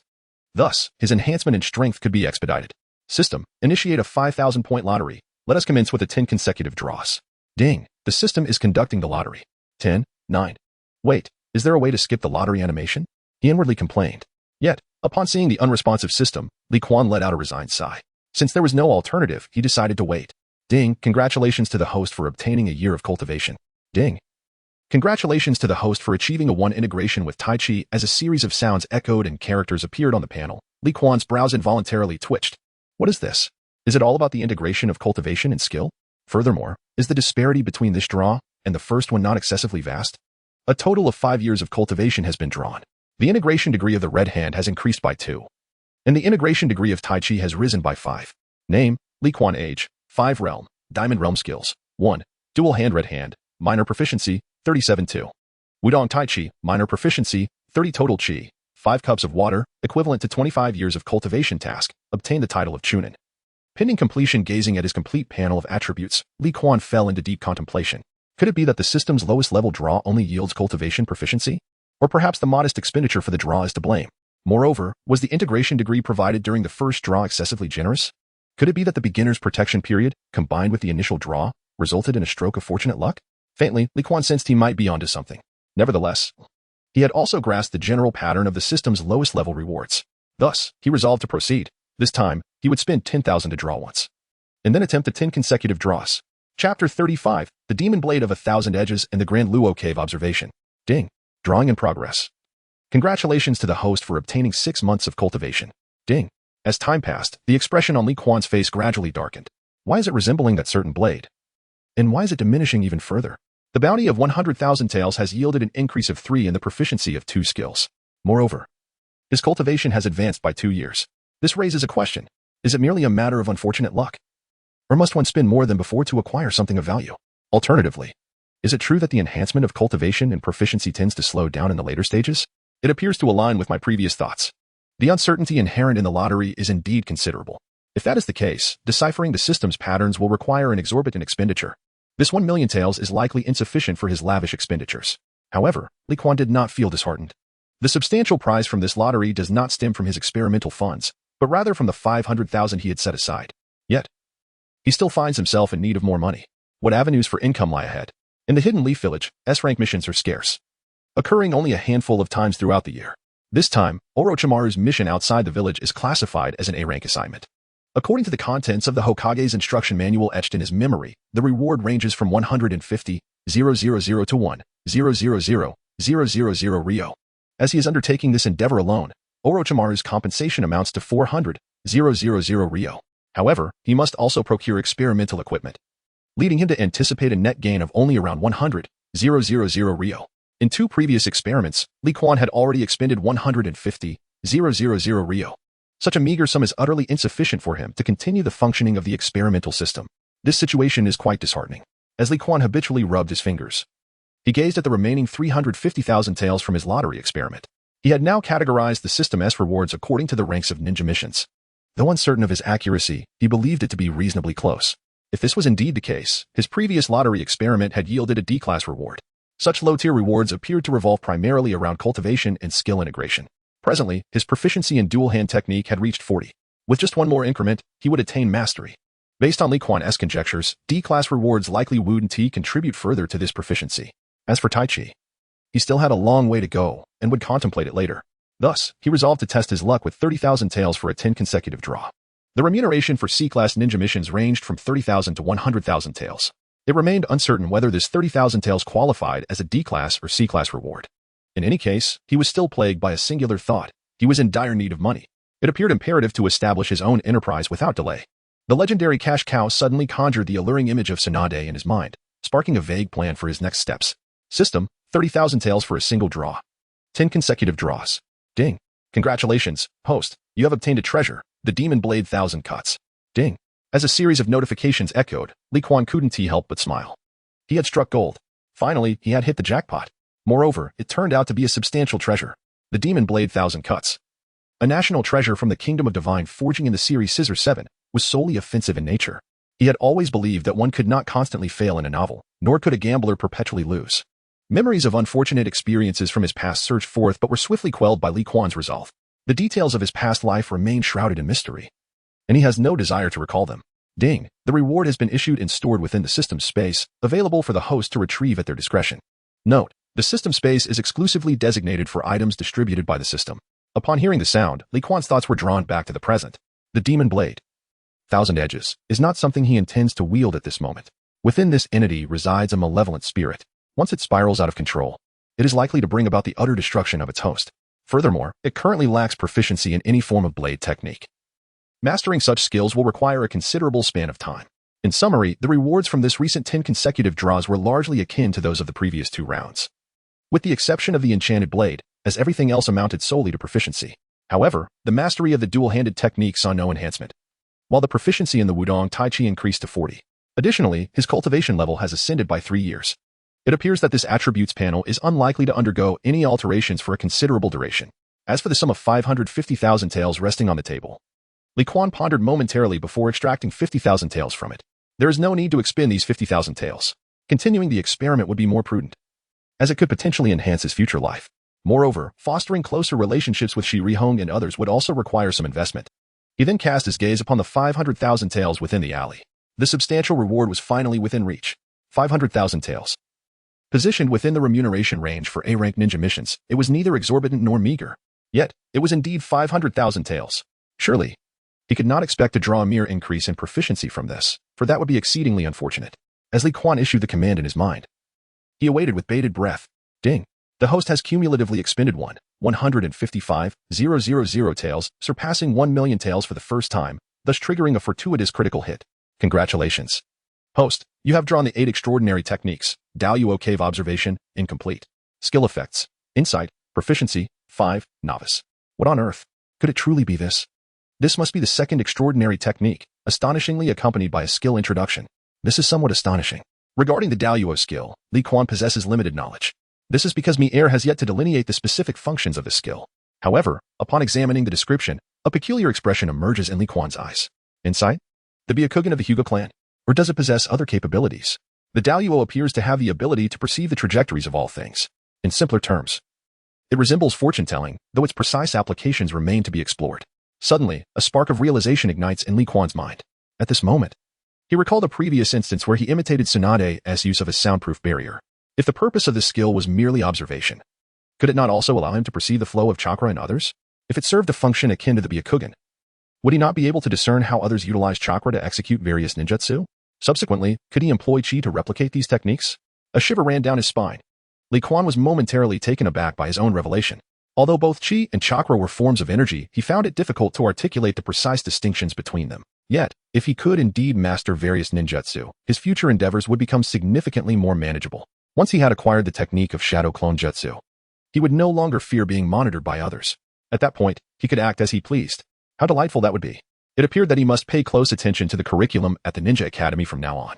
Perhaps tomorrow, he could experiment with the ability of the Daluo cave observation, especially since there was a readily available instructor in his class. The envoy sent by Saratobi Hizashi was specifically tasked with monitoring the members of the Oil Maiden clan, and certainly could not be reduced to mere decoration. However, prior to that, Li Quan was not inclined to engage in a battle without assurance of victory. He remained uncertain of the outcome when employing the Grand Luo cave observation technique. If the commotion were too pronounced, it could potentially lead to complications. Therefore, before attending class the following day, he resolved to test this skill. Standing before the mirror, Li Quan concentrated his thoughts. In that moment, he perceived numerous details that typically eluded his gaze. The mirror revealed an array of smudges, with a chunk missing from the upper left corner. On the floor, a mosquito flitted about, its wings incessantly fluttering. All of this rendered Li Quan momentarily speechless. There were absolutely no blind spots. This novel sensation enveloped him, as if he held dominion over everything in the world.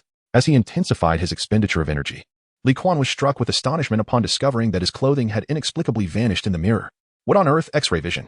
Chapter 36. Piercing through Tsunade. Gazing at his reflection, Li Quan's eyes brimmed with surprise and uncontainable joy. At present, the capabilities exhibited by the Great Luo Cave view seemed remarkably akin to the Byakugan. This phenomenon might be attributed to his deliberate connection to the Byakugan, resulting in the current outcome. As the 8 wonders are conceptual skills, Li Quan sensed that he had yet to fully harness the potential of the Great Luo Cave view. There exist innumerable methods of observation. Within the realm of solitude, the manifestations of the Great Luo Cave view appeared profoundly enigmatic, possibly encompassing different dimensions. Such abilities might very well pertain to the realms of time and space. The pure eye perceives the essence of space. Hiss. Upon contemplating this, a gleam ignited in Li Quan's eyes. To perceive the transformations of entities is to grasp time. To discern different dimensions is to understand space. The very essence of all things in the universe can be observed at will. This ability is astonishingly formidable. Moreover, as he observed, there was surprisingly no trace of color or energy fluctuations emanating from him.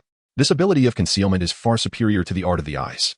In the heat of battle, without knowledge of its existence, one cannot discern its function, rendering precise countermeasures impossible. Yet, he can utilize the fragmented version of the Great Luo Cave observation to anticipate his opponent's next move and even identify their weaknesses. As long as his speed is sufficiently swift, Li Quan could virtually remain invincible.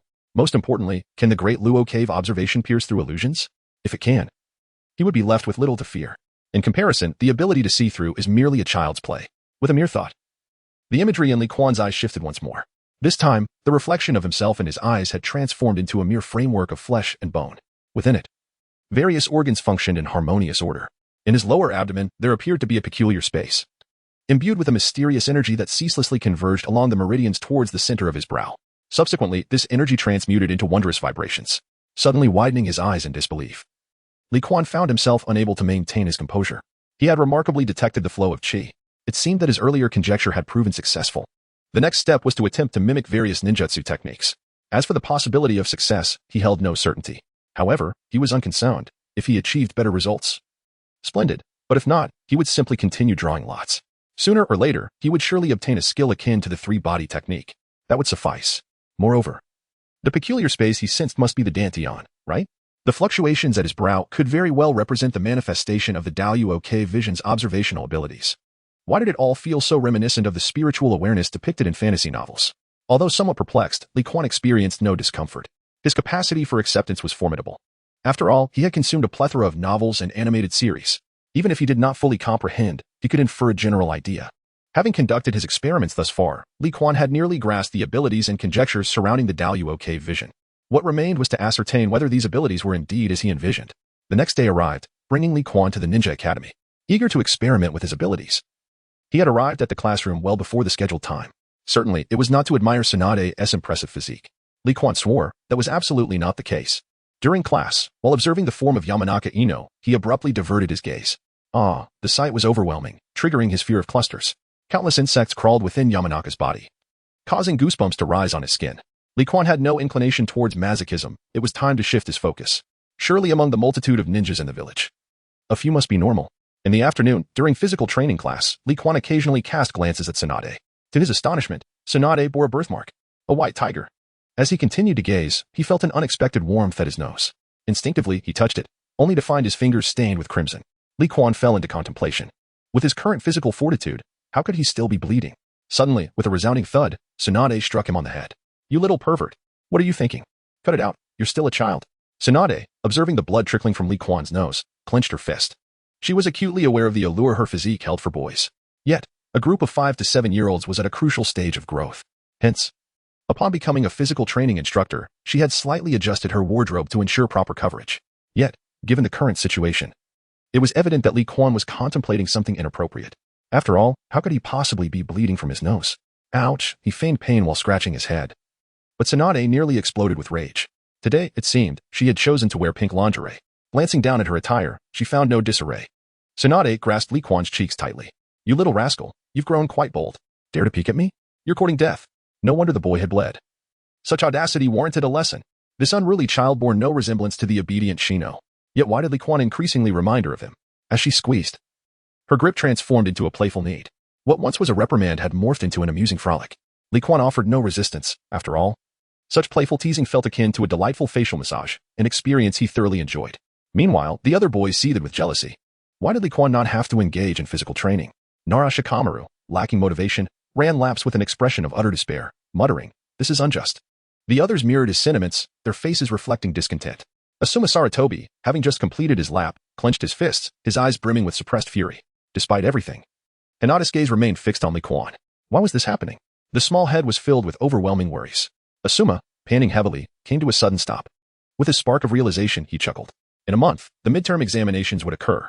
The test would involve practical combat. And he vowed to deliver Li Quan a sound thrashing. Ah, such is the essence of youth. He encouraged himself with fervor.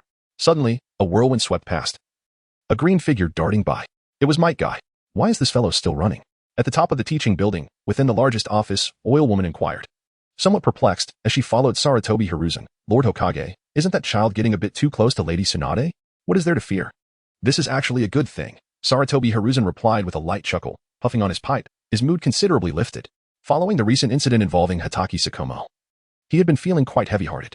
However, upon witnessing this, he found a measure of solace. Tsunade was still unaware that Dan Kato was a member of the root. The direct bloodline of the Senju clan, Senju Rope Tree, had perished at his hands. Now, the Senju clan was reduced to a mere handful of scattered members, posing little significant threat to him. In this context, Tsunade remains his disciple, and Li Quan, in name, is his great-grandson. As long as the will of fire continues to be instilled in him, Li Quan will undoubtedly become a weapon akin to Tsunade. Interestingly, he had not realized that this young lad bore a resemblance to Senju Rope Tree. Go, have the Umbu verify if there are any traces left regarding Rope Tree's matters. On the playground, Li Quan cast a sidelong glance at the top floor. Is it once again the time to propagate the will of fire? Sarutobi Hiruzen truly is relentless in his endeavors. Chapter 37, The Handcrafted Daughter, SHBU? After school, Li Quan, accompanied by Yuhi Kurenai and others, made his way to the shop of Handcrafted.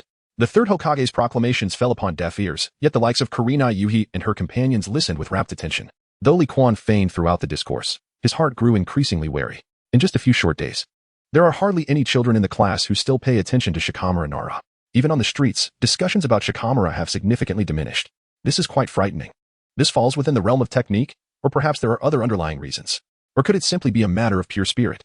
Li Quan is not a conspiracist. Yet, the darkness of Konoha in the world of Naruto undeniably exists. After all, Naruto is a tangible example. His parents were murdered. Yet he scarcely witnessed any inheritance and was unjustly labeled as a demon fox. Consider Kakashi Hatake, whose father, in a moment of critical need, generously bestowed upon him 500,000 ryo for protection. However, Naruto, as the son of the fourth Hokage, was forced to consume expired food. Yet, under the influence of the will of fire, the very Naruto who should have succumbed to darkness astonishingly did not. The thought alone sends chills down one's spine. To be frank, had Orochimaru not slain Hiruzen Sarutobi, the fifth Hokage, who transformed into the magnanimous and resolute Tsunade, the subsequent Konoha might have been shrouded in even deeper darkness. Nonetheless, Li Quan harbors some doubts. What could have prompted Tsunade's departure from Konoha? He senses that this matter is far from straightforward. Reflecting on various speculations he encountered in his past life, a spark ignites in Li Quan's eyes. The causes of death for Dan Kato and Hashirama Senju. The deaths of these two individuals appear to be significantly intertwined with Sarutobi Hiruzen and Shimura Danzo. Furthermore, based on the speculation of netizens, Li Quan believes that Kato Dan's fate may also be linked to Hiruzen and Danzo. He was merely an ordinary civilian ninja. How did Kato Dan dare to openly support Tsunade's proposal in the presence of Konoha's high-ranking officials, who had all declined? Subsequently, he managed to survive unscathed.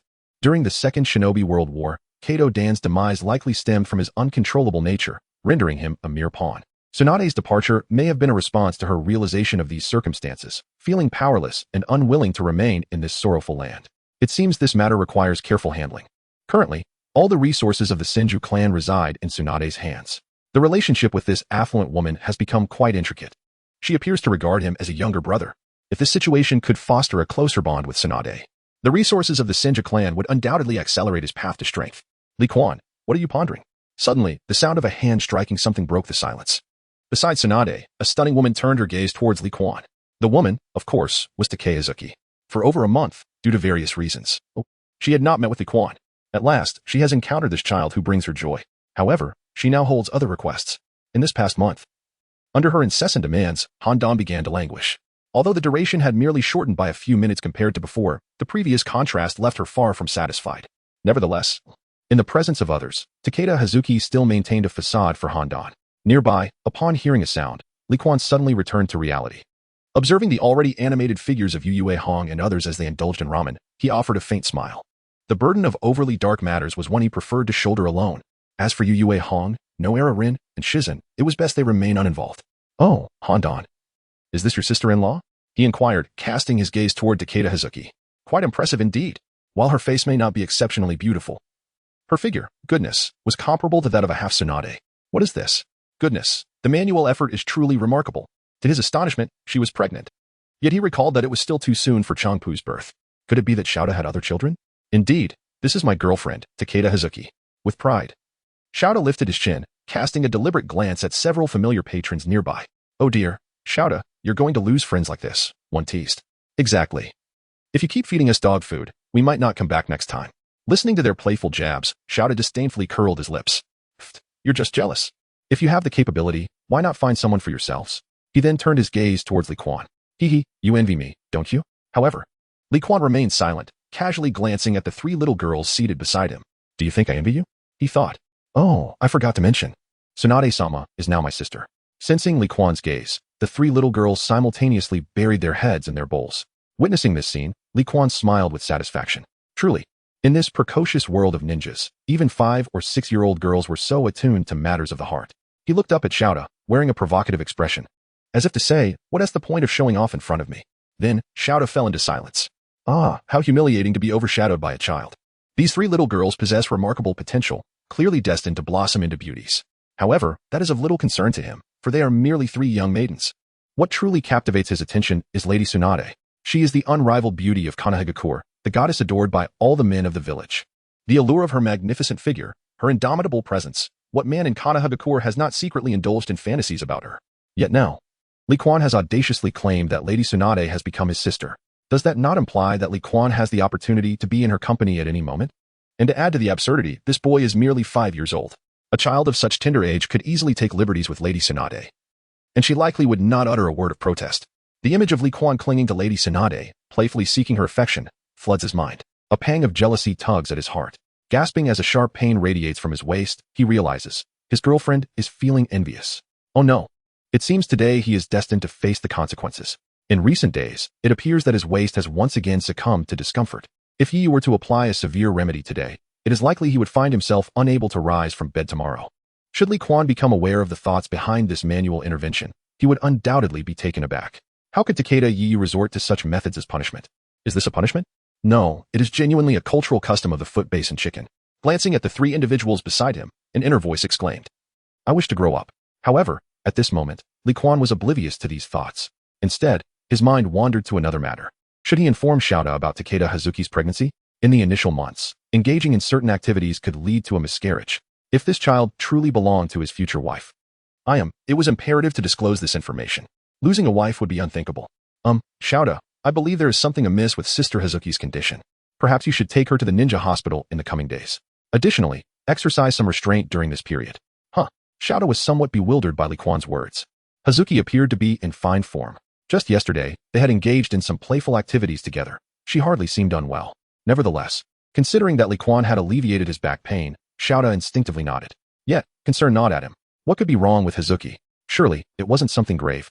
Noticing the worry in Xiaoda's eyes, Li Quan merely smiled and reassured him, rest assured, Xiaoda, this may very well be a delightful surprise for you.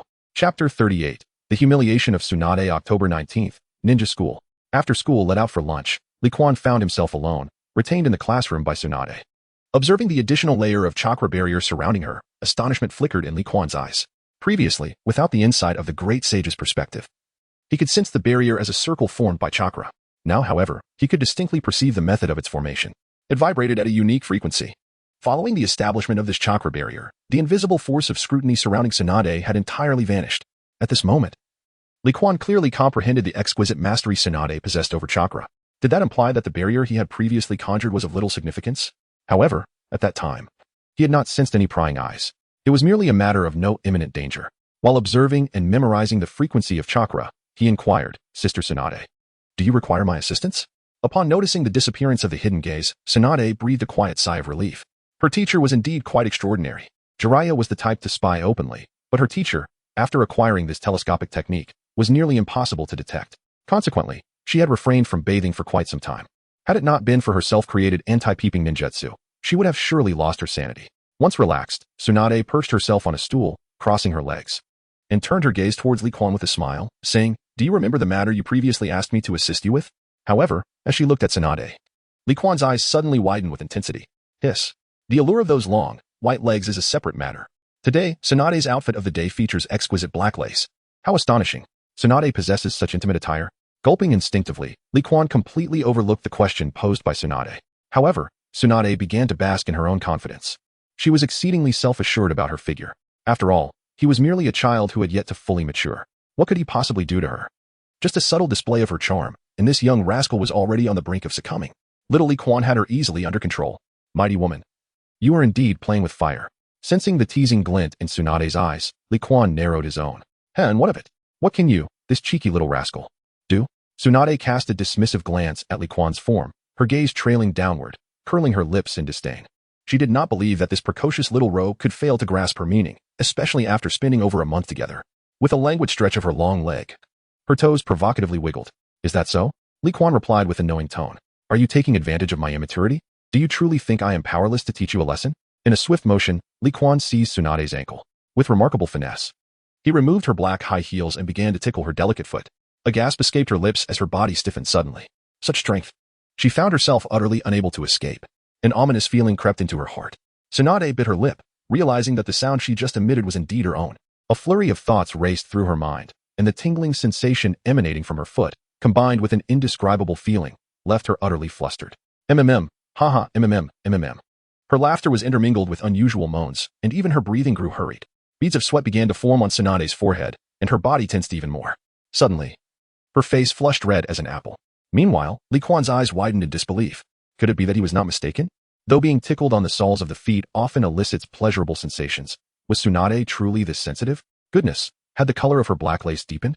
Yet, in an instant, he withdrew his hand, casting a half-smile at Tsunade. Li Quan was a gentleman, well-versed in the nuances of modern interactions. Were it not for the confines of the classroom and the fact that their relationship had not yet reached a sufficient level of intimacy, he would have certainly made Tsunade aware of his prowess. His decision to cease was not born from fear of being discovered. After all, the school was likely deserted save for him and Tsunade. Rather, he was anxious about the chakra barrier Tsunade had conjured. Observing its instability, he knew it would soon dissipate. If he continued this way and was caught by Sarutobi Hiruzen, it would spell trouble. On the other hand, Tsunade remained momentarily dazed, grappling with the sensations Li Quan had stirred within her. Embarrassment and shock coursed through her. She was both mortified that this cheeky little rascal had evoked such feelings and astonished that she had been unable to free herself from his grasp.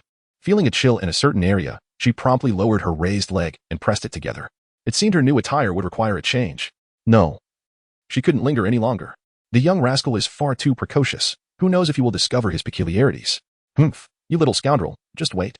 With a venomous remark left behind, Tsunade's body shuddered once more. Why was it that the soles of her feet still possessed sensation? Moreover, her scalp tingled with an unsettling awareness. Was it due to her advancing years, awakening certain physiological desires? As a medical ninja, Tsunade harbored no aversion to such matters.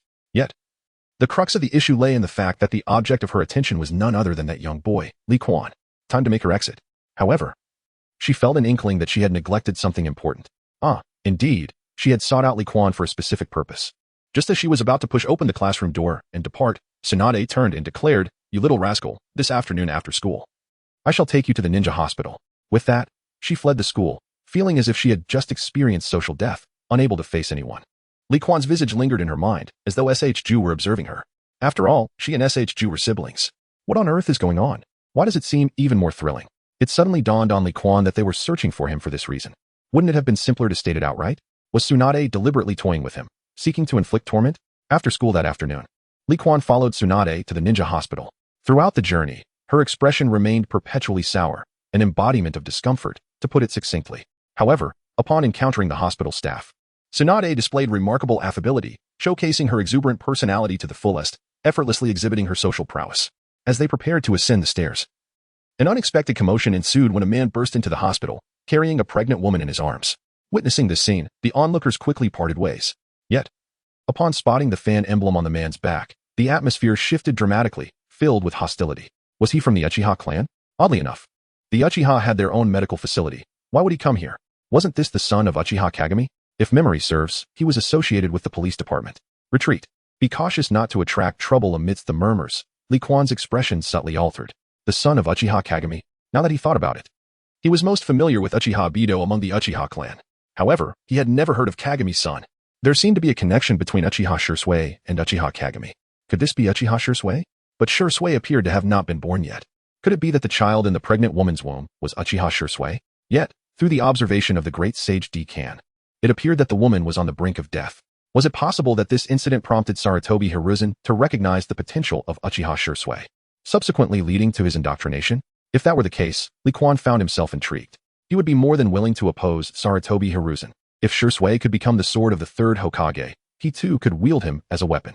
At that moment, the Uchiha clansman named Ryo spotted Tsunade, his eyes brimming with elation, and he rushed toward her, cradling the unconscious woman. "Lady Tsunade, I implore you, save my wife. She is on the brink of death." If all else fails, his lips trembled as he pleaded, "You must save her." In the lobby of the ninja hospital, Tsunade's expression grew increasingly grim as she faced Uchiha Ryo. Setting aside the long-standing enmity between the Senju and Uchiha clans, her fear of blood made her hesitant to treat others. Assisting in childbirth invariably involved bloodshed. Although she could wield medical ninjutsu, she was uncertain of her ability to assist in this situation. The memory of Kato Dan-esh treatment flashed vividly in her mind, and Tsunade's composure faltered. Her body trembled, and she stumbled, her legs giving way beneath her. Li Quan, quick to react, caught her. Despite her petite stature, she bore a weight far beyond her years. Yet Li Quan felt no burden. Holding Tsunade's hand, he gently embraced her waist, concern evident in his gaze. He could surmise her condition and, through the great sage Dekan, sensed the aura of dread and despair radiating from her. However, unlike Naruto, he lacked the formidable charisma or sunny disposition. His only recourse was to help Tsunade gradually understand the unfolding reality, serving as a steadfast support by her side. "Lady Tsunade, please. You are the only one who can save my wife." Uchiha Ryo's urgency escalated, his desperation palpable. Noticing Tsunade's silence, his anxiety mounted. Clutching his wife, he remained oblivious to Tsunade's distress. In the midst of the astonished and yet expectant gazes of those around them, Uchiha Ryo dropped to his knees. His crimson eyes, adorned with the iconic Tomo, began to manifest, awakening his clan's unique bloodline limit, Sharingan. Moreover, he activated it with 3 Tomo. The terrifying potency of his gaze emanated an overwhelming presence, causing the onlookers to shift uneasily. At that moment, some began to recognize Tsunade's disquiet. What is happening to Lady Tsunade? Why does it feel so off? Is she afraid? Impossible. How could Lady Tsunade for the Uchiha? "Director, are you all right?" Just then, several elderly individuals approached Tsunade, concern etched on their faces. These individuals are among the few remaining members of the Senju clan. Upon their arrival, they immediately directed their hostility towards Uchiha Ryo. "Begone! The Senju clan does not welcome the Uchiha," they declared. "Take your wife and leave, lest we become unfriendly." Their harsh rebukes clearly conveyed their stance. They would not extend assistance to the Uchiha. Meanwhile, in the shadows, an Umbu member observed the scene, narrowing his eyes. It was indeed as the rumor suggested. Tsunade had developed a phobia of blood. Moreover, it appeared to be quite severe. The intelligence from the Hokage was undeniably accurate. Following the Hokage's strategy, they might be able to exploit Tsunade's vulnerability to gain complete control over the Konoha hospital. However, before that, it was essential to obtain the intelligence that the Hokage had instructed him to notice. Who, after all, was the one secretly treating Kakashi Hitaki? On another front, Yamanaka Kurenai was also watching this unfold. As one of the most formidable genin under Shimura Danzo, her presence added weight to the situation. This operation to surveil Tsunade is under his charge. It is not merely the Umbu. The route also seeks to make the Konoha Ninja Hospital its own possession. Behind this maneuver, it is, in fact, Sarutobi Hiruzen and Shimura Danzo orchestrating the strings. However, this time, Yamanaka Toki has encountered an unexpected twist. Uchiha Ryo has remarkably awakened the Three-Tomo Sharingan. It seems that this matter will also require a report to Lord Danzo. An insidious Uchiha has once again emerged as a formidable ninja. This is undoubtedly a most unfortunate occurrence. Standing beside Tsunade, Lee Quan was initially pondering how to proceed with his next course of action. However, upon sensing several scrutinizing gazes directed towards him from the shadows, his expression darkened considerably. This is indeed a scheme. A plot specifically orchestrated against Tsunade and the Senju clan. No wonder. He still found it perplexing why Uchiha Ryo sought Tsunade's medical assistance. To manipulate, they directly caused the demise of Uchiha Ryo's wife. What a ruthless tactic. To kill at the slightest disagreement. This is truly the essence of Naruto. Are you not a fool? If you do not conceal your ocular prowess, my companions here will ensure your demise is most gruesome. Speaking coldly, Lee Quan supported Tsunade as they made their way towards the staircase. Uchiha Ryo's innate talent allowed him to perceive a new star rising on the horizon. He had already resolved to establish a formidable faction. This exceptionally gifted individual was not inclined to let things go easily. However, the sheer number of onlookers surrounding him rendered any covert actions impossible. Thus, the most prudent course of action was to shift the entire burden onto Tsunade. Nonetheless, her hemophobia posed a significant dilemma. Yet, should the situation be deftly managed, her fear might merely become a rumor in the eyes of certain individuals after today. In the vicinity, the members of the Senju clan appeared to tacitly agree with Lee Quan's words. Tsunade had previously conferred with them, and they were aware of the identity of this young boy. Young man, might your name be Lee Quan? The eldest among the Senju, the clan's patriarch, sought clarification once more. Indeed, it is I. Might I trouble you, esteemed uncle, to arrange for an operating room? I shall endeavor to persuade Sister Tsunade. Young lad, do you comprehend the implications of this? The patriarch of the Senju narrowed his eyes.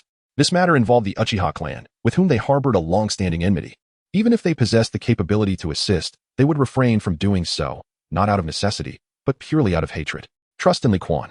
Suddenly, Tsunade, having regained her composure, stood resolutely and declared. After all, no blood had truly been shed. Casting a grateful glance towards Lee Quan, she resumed her dignified demeanor. Had it not been for Lee Quan, she would have undoubtedly faced humiliation, potentially affecting the members of the Senju clan as well.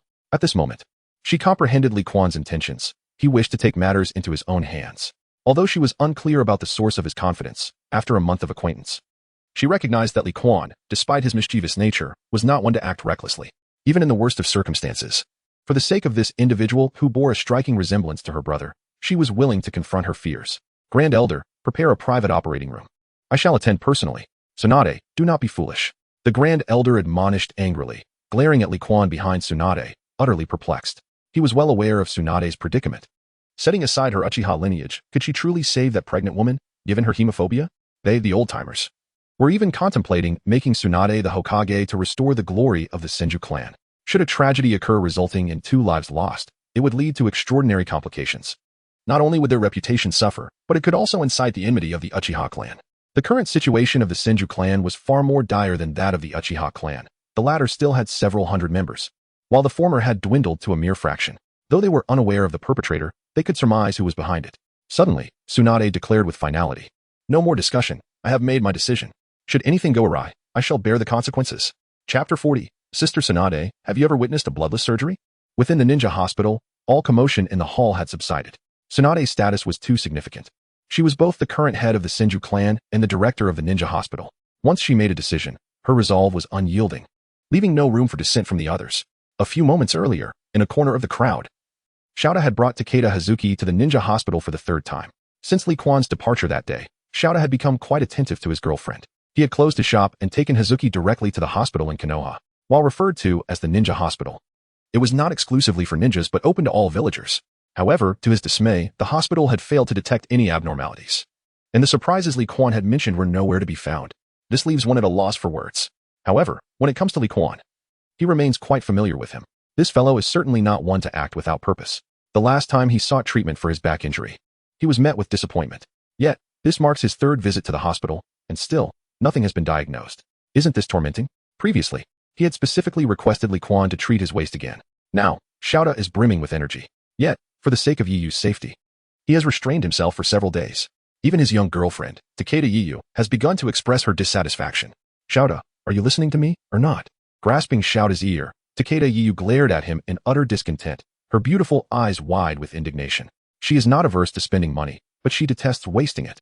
Not only did the 3 examinations yield no results, but more crucially, they had to refrain from intimacy for 3 days.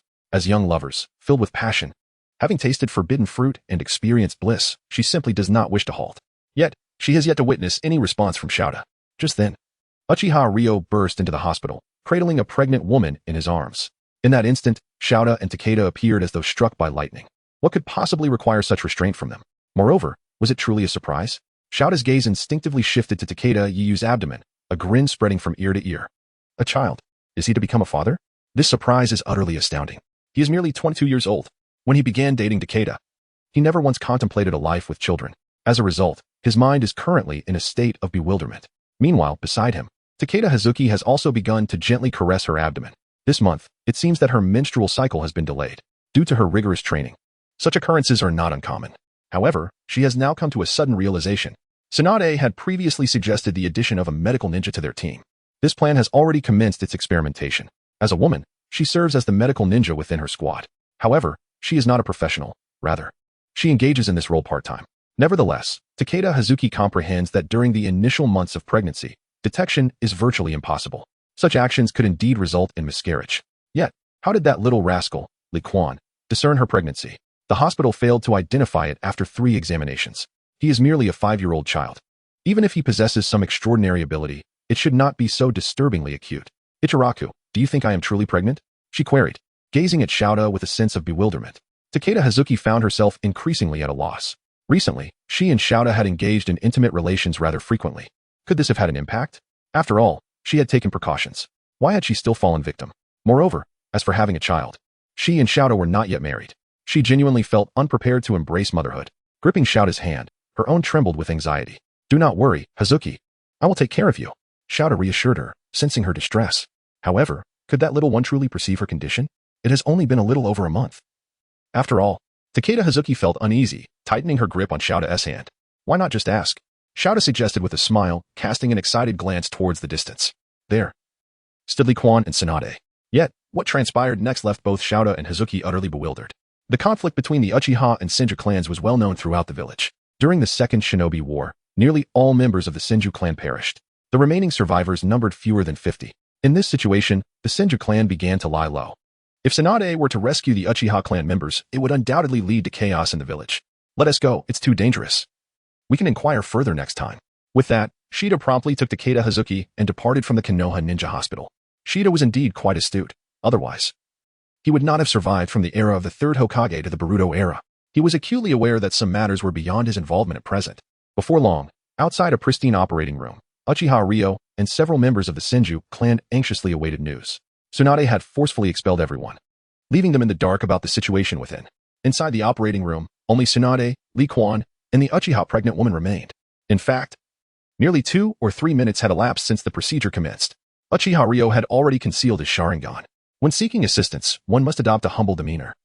Threatening Tsunade with harsh words was merely courting discomfort. Thus, during Tsunade's prior exchanges with the clan members, he had refrained from speaking.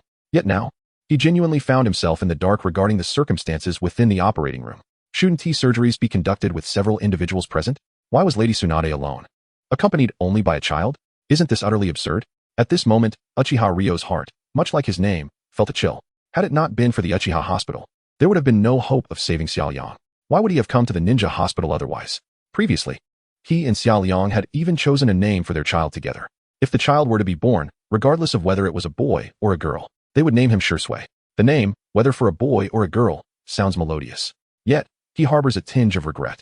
However, at this point, regret serves no purpose. The individual is already within the operating room. What can he possibly do? Should he dare to storm into the surgical chamber? This operating room is surrounded by a specialized barrier. It not only prevents prying eyes, but also ensures the safety of the medical ninjas within. Moreover, several vigilant members of the Senju clan are keeping a watchful eye on him. Uchiha Ryo dares not make a move. Inside the operating room, as she gazes upon the array of familiar instruments, Tsunade instinctively feels the urge to flee. Fear grips her, the dread that another life might slip away from her hands. Yet, as she observes Li Quan, who has approached the operating table, a sense of curiosity begins to stir within her. Driven by her trust in him, Tsunade firmly insisted that her clan vacate this surgical space for him. But now, what does Li Quan intend to do? Will he perform surgery or proceed with a normal delivery? Does he require her assistance? A series of questions render Tsunade increasingly uncertain. To be candid, aside from her desire to witness Li Quan's capabilities, Tsunade is essentially taking a gamble. She is wagering that Li Quan possesses the means to save Uchiha Xiaoliang and the child within her womb. She is also betting that, should Li Quan fail, she will find a way to quell her inner fears and assist her unique brother in resolving the ensuing troubles. However, Tsunade is acutely aware of her poor luck in gambling. This time, it appears we are in quite a predicament. Should we falter, the Uchiha clan will seize the opportunity to strike, and life for the Senju clan will become exceedingly difficult. Damn it. Gradually, Tsunade realized that this matter was suddenly far more complex than anticipated. In contrast, Li Quan's eyes radiated confidence. Sister Tsunade, have you ever witnessed a surgery without blood? Chapter 41. For the first time in my life, I have actually won a bet. Inside the operating room, upon hearing Li Quan's words, Tsunade was immediately engulfed in confusion. A surgery without blood? Surely, that must be a jest. Is there such a thing as a bloodless operation? Having performed countless surgeries in the past, had any of them ever been devoid of incisions and sutures? If a scalpel is involved, can it truly be considered human if there is no bloodshed?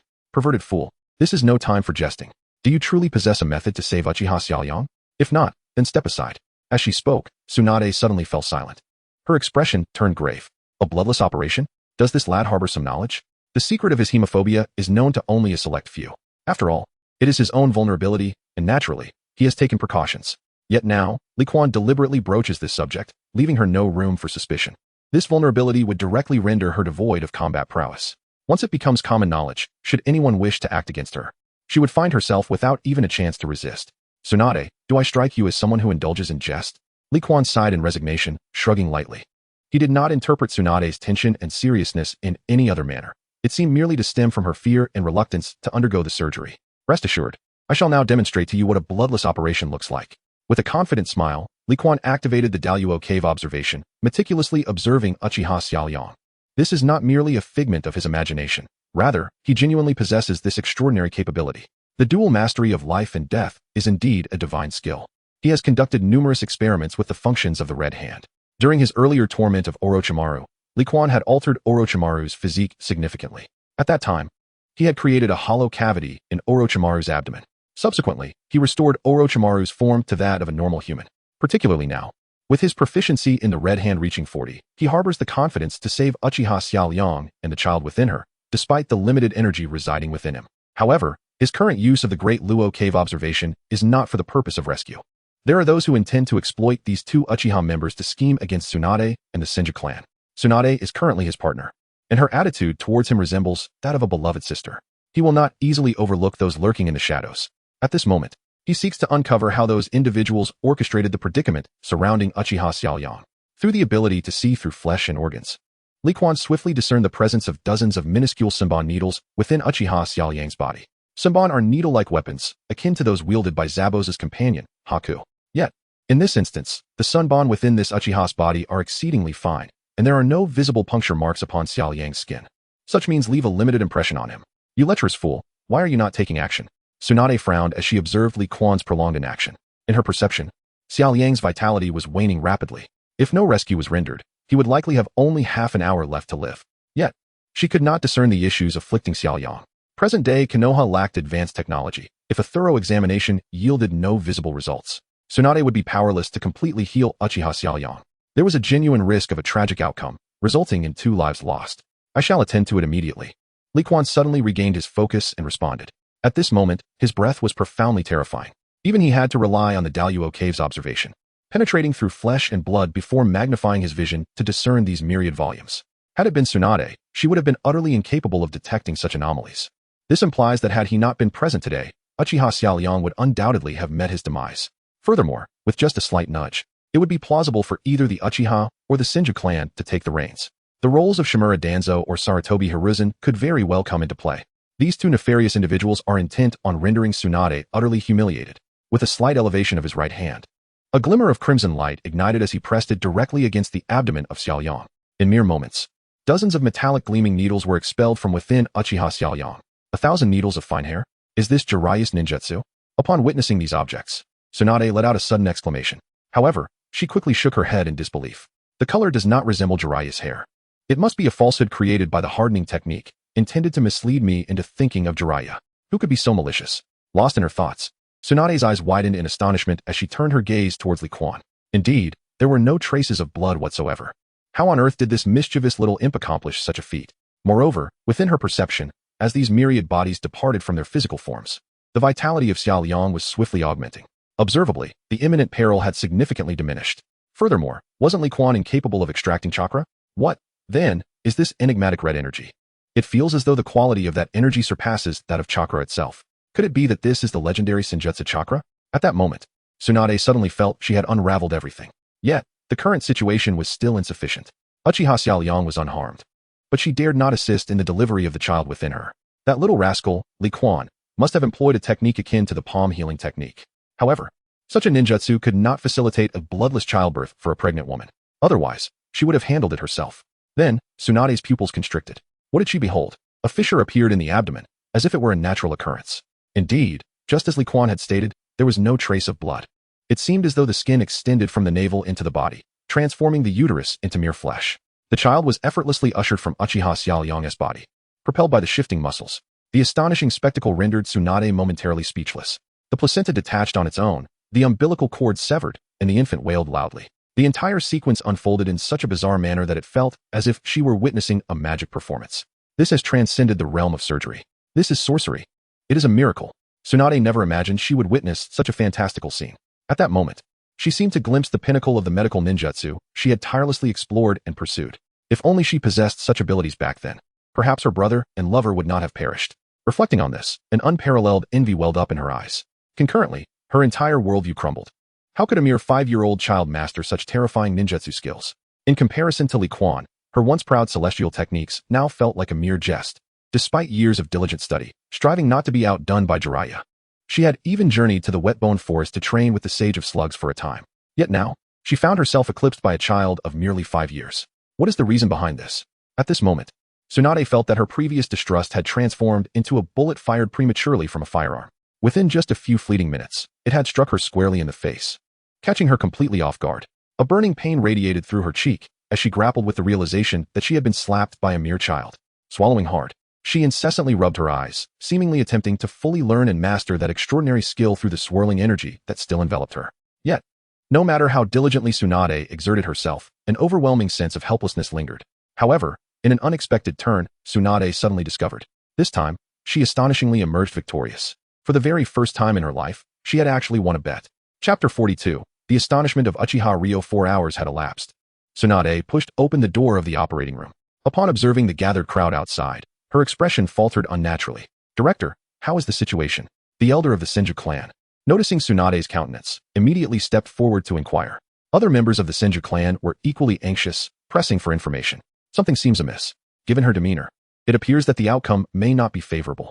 A sudden jolt of apprehension coursed through them, and their gazes instinctively turned towards Uchiha Ryo. However, the piercing cries of a newborn abruptly shattered the silence of the moment. Is this a child? Several members of the Senju clan suddenly displayed expressions of delight. I knew the clan leader would certainly succeed. The leader is truly remarkable. This is something even the Uchiha's hospital could not remedy. Lady Tsunade, I meant to say. Lord Hiruzen. Amidst the murmurs, Uchiha Ryo, who had remained silent, trembled as he began to speak. This caused a momentary stillness among the crowd. Indeed, the child was saved. But what of the adults? Enough of this. It was merely a jest to unsettle you. Now, let us proceed inside. Suddenly, Tsunade burst into laughter, clearing the path as she stretched languidly.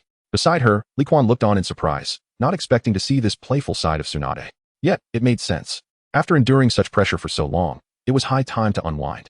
The rescue of Uchiha Xiao Liang and the child she carried had taken less than 10 minutes. However, to convincingly portray this act, Tsunade and he had remained in the operating room for 4 hours. Surgery, after all, could not be rushed. During that time, they had exchanged much. Some truths required gradual acceptance. Li Quan did not directly disclose certain matters to Tsunade, but instead offered subtle hints. For instance, he alluded to the prying eyes he sensed within the hall and the repercussions following Uchiha Xiao Liang's incident. Tsunade was undeniably astute, as she had always been. However, she had never considered that these matters were entwined with the higher echelons of Konoha. Yet, with the present catalyst, everything had changed. Li Quan eagerly anticipated what would unfold next. With his intervention, if the fourth Hokage were to be Tsunade, then she could wholly disregard the significant events in the world of Hokage. Instead, she could boldly undertake a transformation of Konoha. Once the village's overall strength was enhanced, what would Black Zetsu and Kagaya Tsutsuki amount to? The Uchiha and Senju clans had once produced formidable figures like Uchiha Madara and Senju Hashirama. In due time, with his increased power, combined with the strength of these two clans and the reincarnations of Ashura and Indra in Naruto and Sasuke, unifying the ninja world would pose no insurmountable challenge. What Li Quan found most perplexing about the Hokage world was how a group of daimyos, lacking martial prowess yet possessing wealth, could govern the world. Given that firearms were not yet widespread, how could they maintain their status and position without sufficient firepower? If any ninja village chose to act, they could likely alter the world's dynamics in an instant. At that juncture, would resources and wealth not flow freely? Yet these ninjas seemed content to reside within their villages, undertaking missions to sustain themselves. What were they thinking? Come on, let's go. I'm in a good mood today, and I insist on treating you to a sumptuous meal. Feeling a pat on his shoulder, Li Quan nodded slightly. Fortunately, it was Tsunade. Had Danzo witnessed him using the red hand sign, he might have acted violently. As they departed the hospital, the night had already deepened. During this period, the streets and alleys of Konoha village remained quite lively. Tsunade, accompanied by Li Quan, headed directly to the largest barbecue restaurant in the village. It is worth mentioning that Li Quan had never visited this establishment before. His previous financial constraints had kept him away. Even after coming into some wealth, he refrained from visiting in order to uphold the image of a guardian for the left-behind children. This time, he truly owed it to Tsunade. Within the confines of a special ward in the ninja hospital, Uchiha Ryo quietly kept vigil by the side of Uchiha Shaolin. At this moment, his heart was a tumultuous sea of emotions. He had almost succumbed to despair. Shaolin's condition was beyond the healing capabilities of the clan's finest medical ninjas. The clan leader had urged him to relinquish hope for Shaolin and instead focus on preserving the life of the child she carried. Yet, how could he possibly acquiesce? The Uchiha clan harbored a profound and intense love. Uchiha Ryo's deepest affection was reserved for his beloved wife. As for the child, that was an unforeseen circumstance. Thus, upon learning that Tsunade was still within the village, he hastened to the ninja hospital, fully aware of the long-standing enmity between the Uchiha and Senju clans. This visit was entirely driven by a sense of adventure. He was unwilling to lose Summer, his lifelong beloved. However, Tsunade's demeanor was utterly unexpected. At that moment, he was on the brink of despair, to the extent that he inadvertently awakened the unique bloodline limit of the Uchiha clan. Fortunately, both Summer and Shursui were still alive. As he regained his composure, Liang suddenly experienced a peculiar sensation. This matter appears rather unusual. Xiaoliang's health was generally quite good. How could such a sudden mishap occur? It seems I must inquire with Lady Tsunade later. However, as a member of the Senju clan, she may not divulge information to someone from the Uchiha clan. Oh, what about that child named Li Quan? Water, I wish to drink water. Suddenly, Xiaoliang, lying on the bed, weakly uttered these words. Witnessing this, Liang promptly took a cotton swab, dipped it in a cup, and gently applied it to Xiaoliang's lips. Xiaoliang, dear, the doctor has advised that you cannot drink water directly for the time being. We must observe for a few days, he said, continuing to moisten Xiaoliang's lips with the swab. I feel fine. On the bed, Uchiha Xiaoliang looked at Uchiha Liang with a sense of grievance, resembling a beleaguered young bride. By the way, my child, where is Shursui? Let me see him quickly. It seemed that a thought had struck her, and Xiaoliang sprang up. This scene left Liang utterly astonished. Ah no, is this truly the extent of movement achievable after surgery? My dear wife, have you just given birth? Why does it feel that there is no significant difference from an ordinary person? Have I perhaps fallen under an illusion? Suddenly biting the tip of his tongue, a sharp pain surged through him. Immediately, Liang activated his Sharingan to survey the surroundings. Everything appeared normal. He was not ensnared in a jinjutsu. Yet, what was happening with Xiaoliang?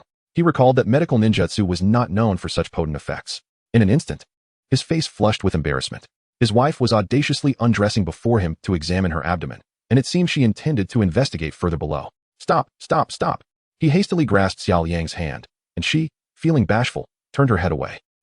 My dear wife, could you please allow me to finish speaking first? Oh, after all these years, you still feel shy? She teased, now completely composed. Xiaoliang felt remarkably well. There was none of the discomfort her clan sisters spoke of regarding childbirth. There were no scars, nor any pain below. Yet, the crucial question remained. Where was her child? Moreover, the stretch marks on her belly had vanished. Everything seemed to have transformed into a riddle, leaving her perplexed. Thus, she found herself in urgent need of an explanation. Meanwhile, in the Hokage's office, a document lay before Sarutobi Hiruzen. Not far away, Shimura Danzo also held a document, lost in thought. Chapter 43, a discontented conversation in the Hokage's office. Puffing on a pipe, Sarutobi furrowed his brow. He could easily surmise Danzo's purpose for being there. News of the incident at the ninja hospital had reached him. The matter concerning Uchiha Liang was not orchestrated by him, yet he found himself oddly pleased with the outcome. However, the result had taken him by surprise. What is your perspective on this? He inquired. What do you think I should say? Shouldn't you be questioning yourself? Danzo retorted indignantly. Isn't Tsunade supposed to have a fear of blood? What is happening now? I still wish to ask you about this. After all, the intelligence regarding her hemophobia had been provided by Hiruzen. Without that, how could he have covertly used members of the Uchiha clan to test Tsunade? Furthermore, Yamanaka and Oichi had noticed the presence of Umbu members. Whatever actions he took, Hiruzen would surely have anticipated them. Yet now, this old rival was questioning him? Shouldn't Hiruzen reflect on whose fault it truly was? Was the intelligence not adequately gathered? It was my oversight, but it shouldn't have occurred. Sarutobi discerned the underlying meaning in Danzo's words, yet confusion flickered in his eyes. Previously, when Tsunade treated Cat Dan, several Umbu members had been present, watching. Ever since that day, his student Tsunade had not taken action. The intelligence should have been accurate. According to the Umbu's report, only Liquan had been by Tsunade's side at that time. It appeared that the truth could only be unraveled through this young boy. Do you think it was that child who took action? Who? That little rascal named Liquan. Hiruzen, have you lost your mind? Danzo nearly laughed in exasperation at Sarutobi's inquiry. A 5-year-old child, and Hiruzen thought he could save Uchiha Xiaoyang? Was it he who was delusional, or was it Hiruzen? Clearly, Tsunade's medical skills had seen further advancement. Otherwise, how could she have preserved Uchiha Xiaoyang's life? Fortunately, he had left a backup plan in place. Kagutsu no Jutsu. Although it was a replica, it should possess no flaws. At the desk, Sarutobi chose not to acknowledge Danzo's insults. After all, their familiarity allowed for such banter. Yet, he sensed that the situation was not as straightforward as it appeared. Wait a moment, my student, no matter how confident, should not have brought a child into the operating room, right? Have you noticed the resemblance between Li Quan and S.H. Ju? Danzo produced an old photograph, revealing a child who bore a striking resemblance to Li Quan, though it was evident that Li Quan was more handsome. Are you suggesting that Li Quan could also be a member of the Senju clan? Sarutobi's eyes widened in astonishment upon seeing the photograph. This assertion seemingly substantiates the reason behind Tsunade's affinity for Li Quan. However, I have personally investigated Li Quan's background, and it bears no relation to the Senju clan. I did not imply that. This lad is merely an ordinary civilian ninja, distinguished only by his resemblance. Danzo shook his head, but soon shifted his tone. In truth, this presents an advantage for us. This child may very well serve as our pivotal entry point to completely infiltrate the Senju clan. His voice carried a hint of excitement. Danzo abruptly rose to his feet. Finally, he had seized the opportunity to discuss this matter with Hiruzen.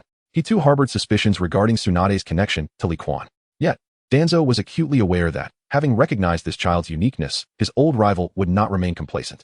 Therefore, he must diminish this child standing in Sarutobi Hiruzen's eyes, ensuring that no one would interfere with his plans during execution.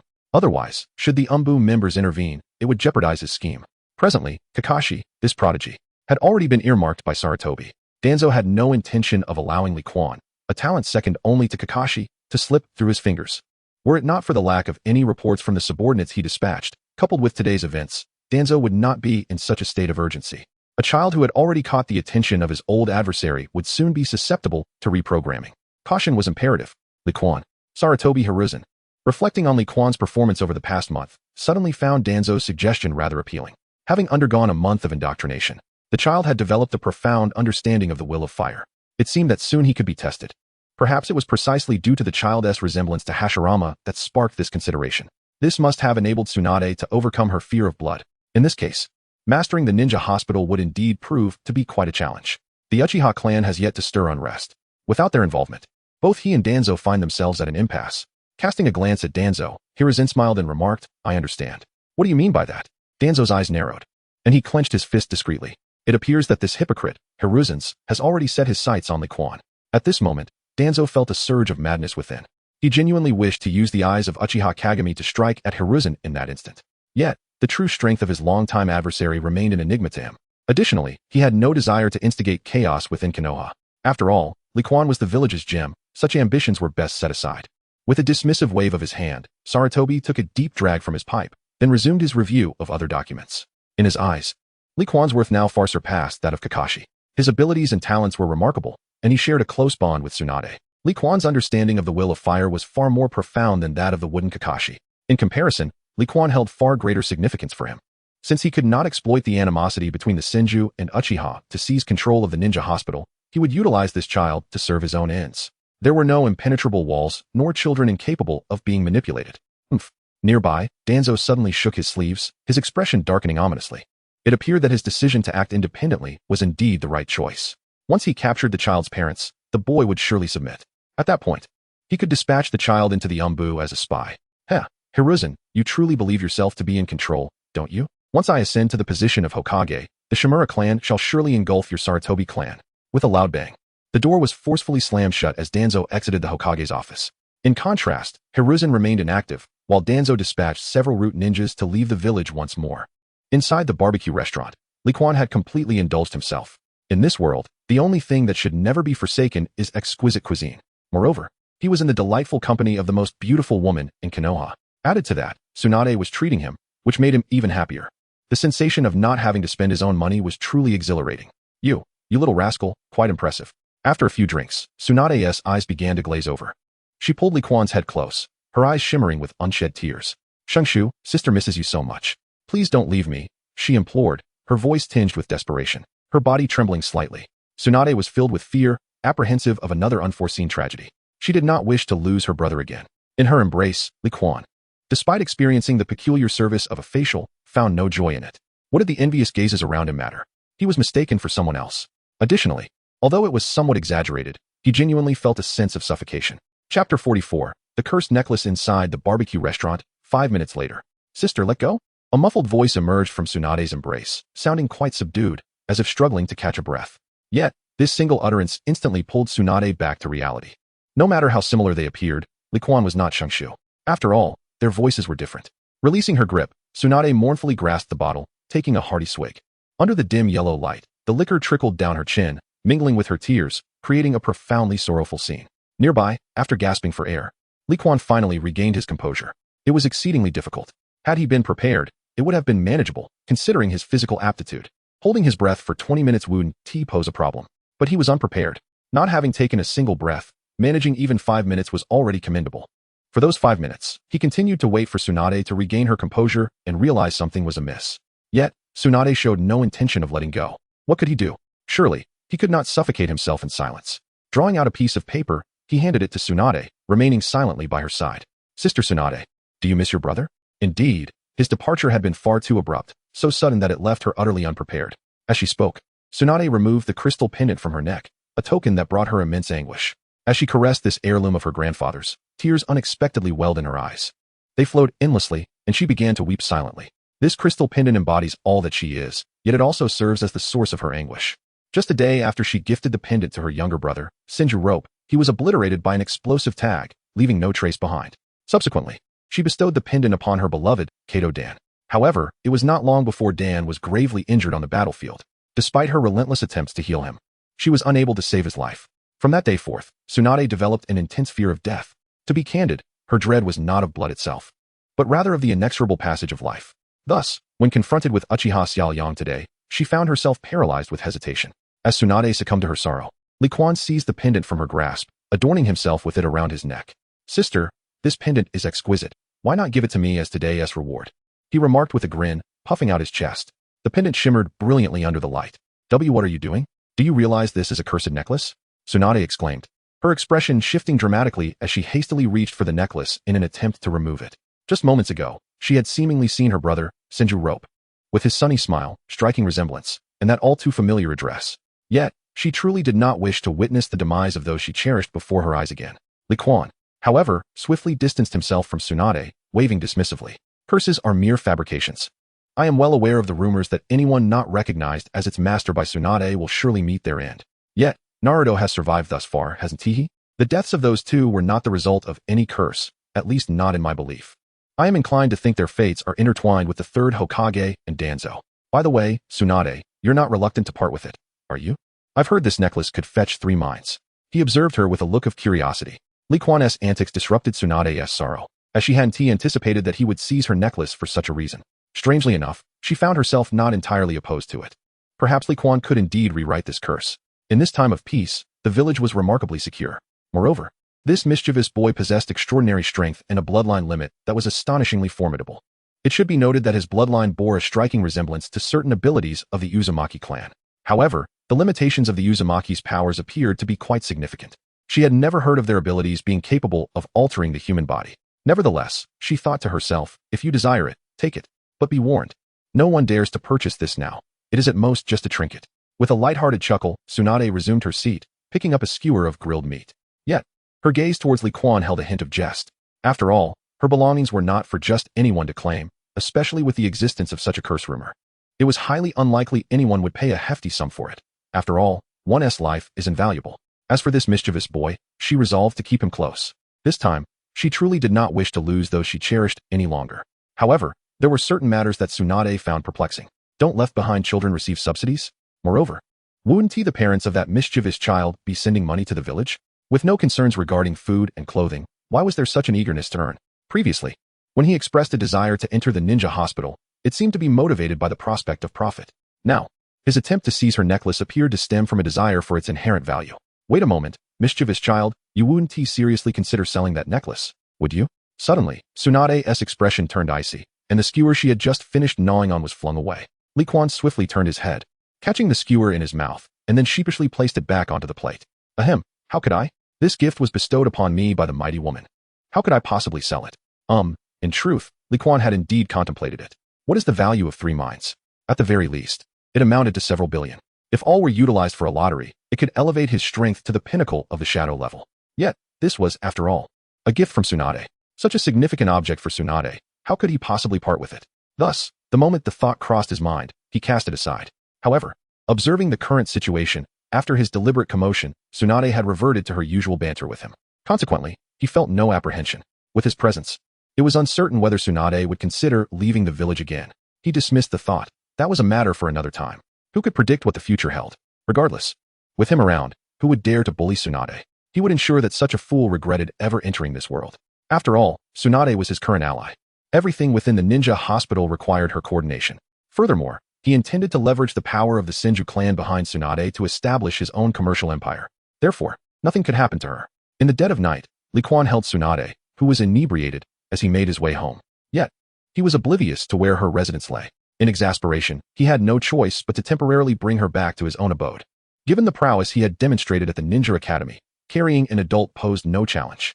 The attention it garnered from passers-by merely elicited admiration. Nevertheless, as he reminisced about the few lipstick marks Tsunade had left on his face during her drunken state, Li Quan couldn't help but smile proudly amidst the envious gazes of the onlookers. At this moment, he found himself surprisingly less averse, resembling the rope tree to some extent. Chapter 45, Growing Smaller and Larger. Upon returning home, after gently placing Tsunade on the bed, Li Quan switched on the light. He gazed at the necklace hanging around his neck and silently tucked it away beneath his clothing. The value of this necklace is indeed substantial. However, at present, the notion of participating in a lottery is not an immediate necessity for him. For the time being, he remains quite secure. Moreover, the lottery system is fraught with uncertainty, yielding items of varying quality. The diverse items and skills he acquires must be personally tested for efficacy. Much like the Tai Chi of Wudong, he has yet to fully harness its functionalities. Consequently, following his encounters with Kakashi, he has only engaged in a handful of battles against Orochimaru, and has rarely employed it since. Yet, one of the dual advantages within the novice gift package, the Red Hand, has consistently been of assistance, simultaneously enhancing his prowess. It is worth mentioning that previously accumulated expenditures would increase his chances of obtaining valuable items. Multiple attempts at the lottery could yield some exceptional finds. Thus, saving money has become his primary objective. Either he amasses sufficient funds to make a significant draw, or he invests his resources to thoroughly comprehend the system's functionalities. Eventually, this will lead to a controllable geometric growth in his strength, followed by a period of consolidation during which he will transform all acquired items into personal assets. This is precisely what he should be doing at this moment. With his thoughts gathered, Li Quan glanced at Tsunade on the bed and then at his own diminutive form. Ultimately, he let out a sigh. Why must he be merely 5 years old? It occurred to him that the Red Hand could potentially transform him into an adult. If the transformation occurred swiftly enough, it might achieve the desired effect of a jutsu. However, he quickly shook his head. Transformation was indeed possible, but if he could not revert back, it would spell disaster. Such matters should first be tested on others. Speaking of which, why has Orochimaru not returned yet? It has been quite some time, and surely his strength should not have encountered any unforeseen circumstances. Setting aside all thoughts, Li Quan awkwardly glanced at Tsunade. His clothes were soaked with. Should he take action to change? If this were to change, one might fear being met with Tsunade's wrath. Yet, if it remains unchanged, Tsunade could very well catch a chill. Ultimately, it seems prudent to make the change, primarily out of concern for her well-being. Engaging in self-deception, Li Quan chuckled softly. After all, with the Senju clan's formidable vitality, how could she possibly fall ill? However, he soon found himself in a quandary. It appeared that his mother's clothing would not fit Tsunade. As for his father's attire, well, it was rather oversized. And there was no guarantee that Tsunade would be inclined to wear it. After some deliberation, Li Quan unearthed the largest outfit belonging to his mother, Ailey, and proceeded to assist Tsunade in changing. Nevertheless, despite having observed Tsunade through the Daluo cave view, the difference between that and witnessing her in person was stark. After swiftly resolving the battle, Li Quan trembled as he withdrew his hand. There was simply no avoiding the tension. Having never even held a girl's hand in his previous life, engaging in such an act now was undeniably nerve-wracking. Yet, this exhilarating sensation was undeniable. To the point where his nose embarrassingly dripped a few drops of blood once more. Li Quan found himself in a perplexing situation. Given his current physical condition, how could he be experiencing a nosebleed? Shaking his head in bewilderment, he stifled a yawn. Just as he was about to retreat to his room for slumber, Tsunade grasped his wrist with urgency. "Shungshu, please don't go. Don't leave your sister, will you?" She murmured softly, tears glistening at the corners of her eyes. Witnessing this scene, Li Quan felt a twinge of helplessness. He gently wiped away Tsunade's tears and whispered in her ear, "Sister, I promise you, this time, I shall never leave your side." With that, he settled onto the stool beside the bed and soon fell asleep, resting his head on its edge. The following morning, Li Quan was roused by a pair of large hands gently kneading him awake. Instead of the anticipated wrath, he was met with a tender smile. However, Li Quan sincerely wished to evade such gentleness. After all, he was in his 20s. Was it truly appropriate to be treated like a child? After stretching languidly, Tsunade inhaled deeply, relishing the moment. Yet, as she concluded her stretch, a button on her chest unexpectedly popped off without warning. "Oh dear. This outfit you chose for me seems a tad too small," she exclaimed, raising her soft curves, a frown of exasperation forming on her brow. "Doesn't the strong woman know her own size?" Li Quan scoffed, then proceeded to untangle the mess of hair that Tsunade had playfully tousled. He truly found it amusing. Wasn't hairstyle considered a man's second face? After all, he was the most handsome lad in his class. How could he possibly face Sunset Red and the others afterward? Yet, his peripheral vision instinctively drifted in their direction. Men, after all, tend to dwell on a few fundamental desires: dominion over the world and the embrace of a beautiful companion. The role of Hokage held little allure for him, as it merely equated to being the village chief of Konoha, an insufficiently prestigious position. The prospect of reigning as the emperor of the entire world was far more enticing. As for the allure of a beautiful companion, the likes of Sunset Red and her peers were still youthful, lacking the captivating charm that Tsunade possessed. Were it not for the fact that several, including Uchiha Mikoto, had already become the wives of others, he might have pursued connections with them.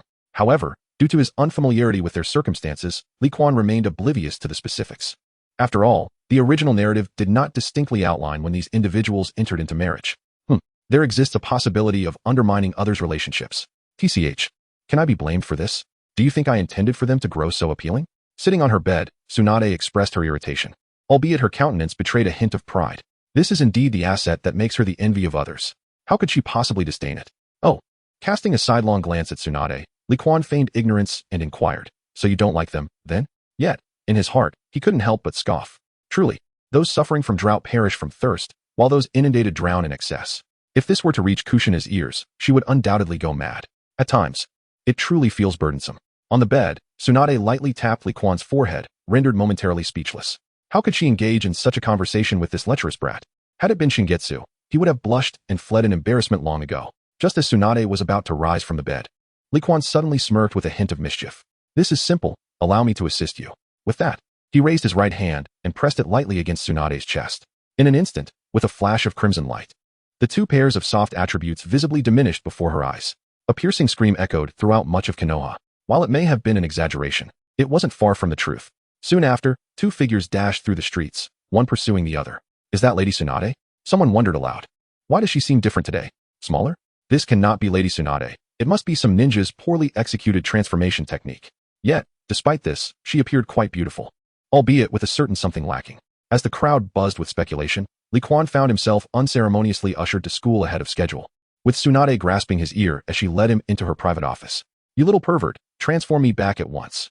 "No, I refuse." After a prolonged stalemate, Li Quan ultimately conceded. Caressing the imprint left on his forehead, he strode into the classroom, elated. His relationship with Tsunade had taken a step closer.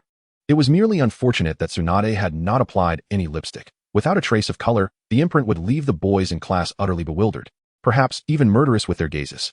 This is quite fortuitous, aligning perfectly with his current persona. However, before he even entered the classroom, his keen ears detected a voice. "The midterm examination is approaching. Are you all prepared? Will it be exceedingly difficult?" Chapter 46, Special Assistant. Outside the classroom, upon hearing this news, Li Quan raised an eyebrow. It has only been a little over a month since enrollment, yet he felt as though he had learned nothing. Each day was consumed by studying the illustrious deeds of the third Hokage or listening to tales narrated by him. The only classes of any practical value were the afternoon sessions on physical techniques and shuriken throwing. As for ninjutsu, they had merely covered chakra extraction. He had yet to glimpse any actual techniques. Speaking of which, last time, Obito claimed he had mastered the transformation technique. though Li Quan was unsure of where he learned it. It was likely taught by his own Uchiha clan. What could he possibly achieve in the midterm examination? Would it involve the glorious exploits of the third Hokage? In terms of combat, only the children of the prominent clans within the village would be worthy of observation. Perhaps, these clan members would come to witness the event, as victory represents the honor of their respective clans. It seems that the children in his class are not the elite of the great clans. Obito Uchiha, Hinata Hanabi, and a few others whose names elude him belong to the notable families of Konoha. Suddenly, a spark of realization illuminated Li Quan's eyes. For him, this could indeed be a fortuitous development. These children, often overlooked by prominent families, may not receive the attention they deserve. Nevertheless, they will still acquire various ninjutsu techniques. During this period, he contemplated daily the prospect of employing the Dalyudan observation to observe ninjas utilizing their ninjutsu. However, he had yet to find an opportunity. Perhaps the upcoming midterm examinations would serve as a catalyst. If he could successfully harness his chi and replicate the technique of the three bodies, not only would he ensure his graduation, but he could also utilize the technique of shadow clones to venture beyond the village. The world of Naruto is vast, and it would be a pity not to explore its corners. As he entered the classroom, the cacophony within came to an abrupt halt. Many students instinctively flipped open their textbooks. Yet, upon realizing it was Li Quan, their expressions soured. The oil woman, YNSH Hei, was known for her stern demeanor. Additionally, her previous demonstration of insect-based techniques had left many students traumatized. Li Quan's sudden entrance seemed deliberate, intended to startle them.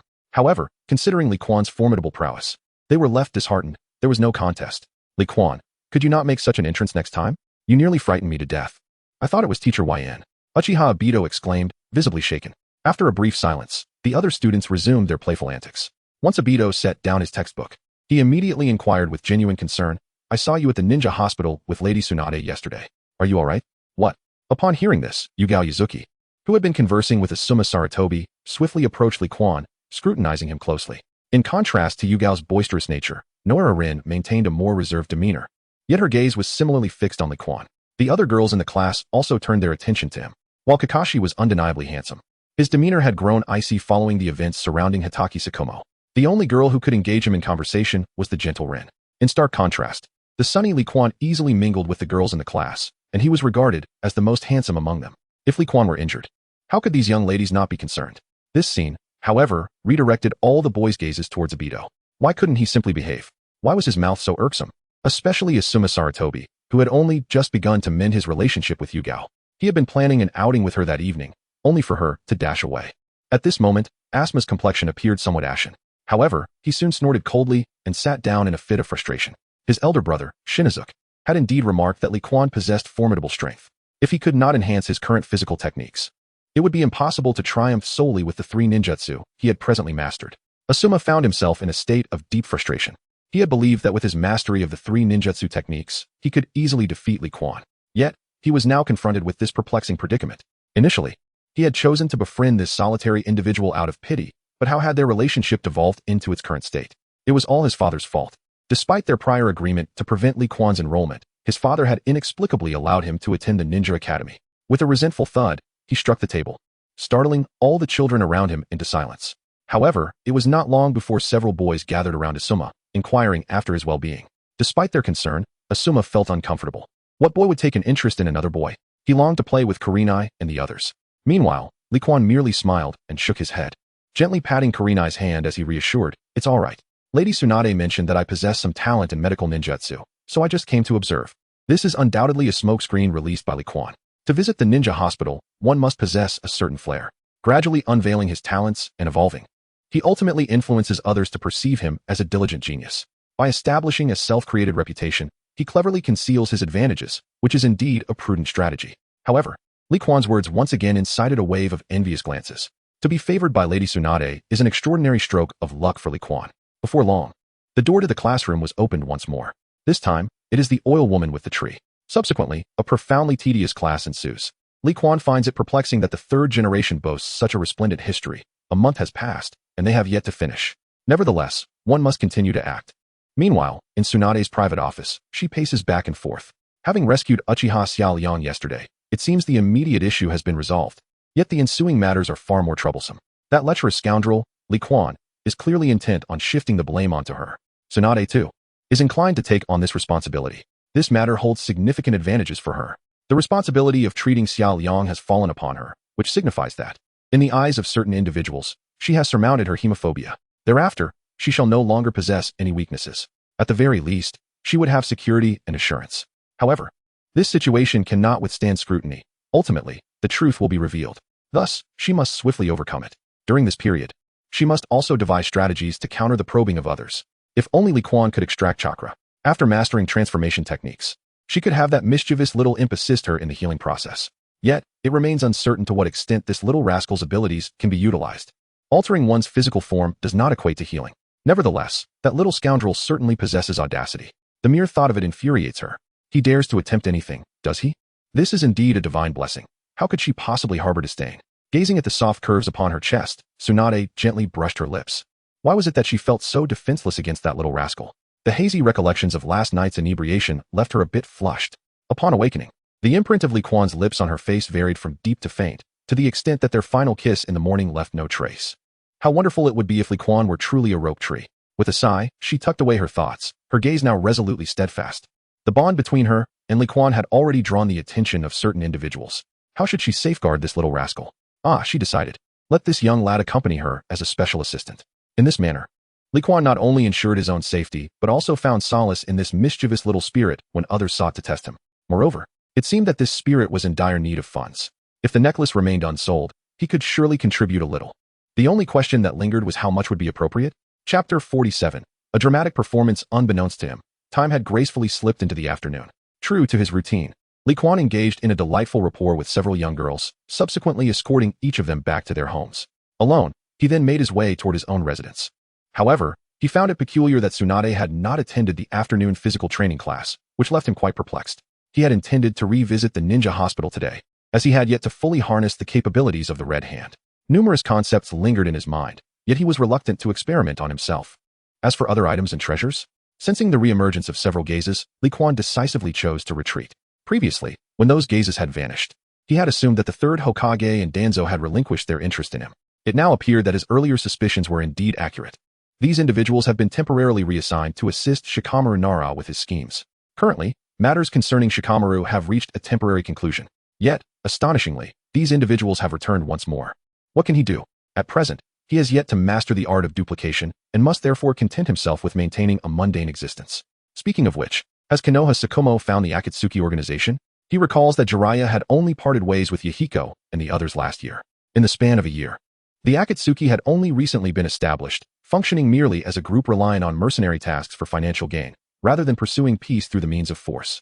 It truly baffles him what Jiraiya might be contemplating. In this world, where violence is often the first recourse, it is rather astonishing that Jiraiya has imparted such antiquated teachings to 3 young disciples. Subsequently, he became the target of Danzo Shimura, who, in collusion with Hanzo of the Salamander, ultimately led to Yahiko's demise. Indeed, Danzo stands as the singular villain within the realm of Hokage, a figure devoid of humanity. The words of the spiritual leader resonate true. Power stems from the barrel of a gun. The formidable force has never been a malevolent entity. To attain global peace, one must first possess the means to obliterate. When necessary, a decisive strike must be made, for only then will true harmony prevail. Suddenly, Li Quan's brow furrowed. Under the watchful eye of the great heavenly cave, a group of individuals departed. What could be the reason? Although somewhat perplexed, Li Quan did not exhibit any signs of distress. However, clarity soon dawned upon him. He gazed at a middle-aged man in a rose-colored hat and white robe, occasionally exhaling smoke rings. The muscles on his face twitched slightly. It was Sarutobi Hiruzen. Thus, it could be inferred that the 3 individuals who had just left were likely members of the Umbu. Observing their nonchalant demeanor, one might mistakenly assume that this third Hokage was merely out for a leisurely stroll. With a slight adjustment to his demeanor, excitement illuminated Li Quan's face. Simultaneously, his movements grew tentative. After a few anxious steps, he found himself beside Sarutobi Hiruzen. Grandfather Third, greetings, he stammered, hearing the somewhat faltering voice. Sarutobi Hiruzen set aside his pipe and regarded Li Quan, who stood merely 3 or 4 meters away, with a gentle expression. It's you? If I recall correctly, your name is Li Quan, correct? Li Quan nodded enthusiastically, though internally, he felt a sense of utter bewilderment. The cunning old fox has been observing him for quite some time, engaging in a charade. However, he too is playing his part in this intricate performance. Yet, there is little choice in the matter. The ever-watchful Sarutobi Hizashi stands on his path home. To reach his abode, he must inevitably cross paths with the astute Hizashi. After enduring over a month of rigorous schooling, it would indeed be peculiar if he did not make an effort to showcase his capabilities. Cautiously employing the great Luo to scrutinize Sarutobi Hizashi, Li Quan felt a twinge of anxiety. Could this old fox possibly discern his intentions? Li Quan, why are you alone? Where are your parents? After a moment of reflection, Sarutobi Hizashi inquired with a hint of confusion. Is it appropriate to inquire of your esteemed self? A cold smile flickered within his heart as the joy on Li Quan's face instantly faded. Mom and Dad, they've gone to complete their mission, and I miss them dearly. Grandpa, could you possibly bring them back? Facing Li Quan's hopeful gaze, Sarutobi Hiruzen could only respond with a wry smile. My dear little Quan, the missions undertaken by the ninjas are for the safety of our village and our nation. Alas, I am powerless in this matter. This statement holds a degree of truth. Li Quan's parents are engaged in a Class A mission, assigned by the high-ranking officials of the Land of Fire, and he finds himself powerless to intervene. The flicker of guilt that briefly crossed his heart faded away as Rijan recalled the purpose of his visit to Li Quan today. However, this matter cannot be explicitly stated for the time being, as the intelligence indicates that this young lad, Li Quan, possesses remarkable cleverness. Oh, Li Quan appeared somewhat desolate. Though he anticipated this, a sense of disappointment inevitably lingered. It has been over a year since he last saw his parents in this world, and one can only imagine his yearning. Yet, aside from the longing, the element of performance dominated his feelings. So, little Quan, does that mean you are the sole occupant of your home now? Have you received this month's allowance? Not yet, Li Quan replied with a bittersweet smile. Yet suddenly, an exhilarating sensation surged within him. Observing closely under the watchful gaze of Sarutobi Rijan, he discerned an astonishingly formidable energy emanating from him. In comparison, even 5 Shuo Mao would likely pale in comparison. The third Hokage, at the age of 48, surpassed his current capabilities. This revelation quickened Li Quan's heartbeat. Indeed, as Tsunade had mentioned, the third Hokage was extraordinarily powerful. Moreover, in the prime of his life, the third possessed an alarming strength. If combined with the Monkey King, the thought of it prompted a sudden shift in Li Quan's plans. If he wished to make a name for himself in the Hidden Leaf Village, it seemed he would need to remain in the shadows for a while longer. Meanwhile, Sarutobi Hiruzen narrowed his eyes slightly. Is this bitter smile a reflection of insufficient funds? Indeed, the subsidy for left-behind children seems to amount to merely 1,000 taels. A mere 1,000 taels hardly suffices, it barely covers a few meals. Little Quan, is it not enough? Grandfather will decide. How about I give you 1,500 taels this month? Approaching, Sarutobi Hiruzen gently ruffled Li Quan's hair with a smile. All right. Upon hearing this, Li Quan eagerly nodded his head. Yet within, he harbored a cold chuckle. An additional 500 taels, how miserly. It was about the same amount Hiruzen had given during Naruto's birthday. What a pity for Minato Namikaze. Now, shall I escort you home? Li Quan nodded, grasping the hand extended by Sarutobi Hiruzen. As they journeyed home, Hiruzen lit his pipe once more, savoring a couple of puffs before breaking into a satisfied smile. After all, he was just a child. Simply receiving an extra 500 taels brought him such joy. What does it matter if he is clever? Eventually, all will find their way into his own pockets. Nevertheless, this time, he failed to seize the opportunity to inquire about Tsunade from the young lad. There is no rush. It can be approached gradually. The Hidden Leaf Village remains the domain of Sarutobi Hiruzen. He possesses ample time to influence Li Quan's thoughts. A glance towards the distance revealed a sudden chill in Hiruzen's demeanor. Do you dare to follow? With his words echoing, several gazes vanished in an instant. Observing this scene, Hiruzen narrowed his eyes. Danzo, oh Danzo, you are becoming increasingly unrecognizable. Have you been in your position as Hokage's advisor for so long that you truly aspire to become Hokage yourself? Shaking his head, he cast a lingering glance towards the direction of the Hokage rock. There lies the location of the route. Meanwhile, within the confines of his home, separated by a mere door, Li Quan silently employed the Daro cave observation technique to watch Hiruzen. After witnessing Hiruzen's departure, he disdainfully curled his lip. Foolish. To attempt to brainwash me, he must be out of his mind. However, with Uchiha Shirsue's arrival, caution became necessary. He remains wary of that divine ability. Yet, as long as he is present, Danzo's aspirations to acquire Shirsue's eyes are nothing but a pipe dream. Chapter 48. The strained Tsunade sunlight trickled softly through the window, casting its glow upon Li Quan's face. He groggily opened his eyes. 4 days had passed since he rescued Uchiha Shakurin. In the past 4 days, Li Quan has led a fulfilling life. He would often engage in casual conversations with Shiri Hong, tease Jing-Yin, and enjoy moments with Lin as they watched Abido show off his flair. However, the gazes of Lin and Hong would invariably be fixed upon him. Meanwhile, Abido and Asuma exchanged glances filled with resentment. As for Sarutobi Hiruzen, after their brief interaction, he had not sought further contact. Yet, members of the Umbu remained watchful from the shadows. Tsunade, on the other hand, had been absent from Li Quan's sight during these 4 days, leaving him unaware of her engagements. Without her, he found himself unable to visit the ninja hospital. Though he considered reaching out to Tsunade, he was uncertain of her exact whereabouts, so he abandoned the idea. Regarding the midterm examination set to occur in 5 days, Li Quan felt no apprehension. The so-called practical assessment was merely a child's play. Despite his current youthful form, he harbored no fear of anyone. As for the theoretical test, his observational prowess, surpassing even the Byakugan, would guarantee him a commendable score. His only concern was how to showcase his abilities appropriately during the exam. Not too high, yet not too low. After all, his ambition was to emerge as a competent student, slightly above average, and to graduate smoothly from the ninja school. Additionally, he aimed to utilize the principles of ninjutsu observed through the D-jutsu to replicate techniques using chakra during the practical examination. As for today, with the school closed, Li Quan tidied up before venturing outside. Typically, he would use such occasions to strengthen his bonds with Lin and the others. Inside the ninja hospital, Tsunade gazed despondently at the hospital's flow, feeling powerless as she rested her head on the desk. This month's profits have proven insufficient, leaving one weary. Initially, she contemplated withdrawing some funds from the ninja hospital. However, given the current circumstances, it seems that any extraction from the hospital will have to wait at least another fortnight. Suddenly, a member of the Senju clan rapped upon the office door.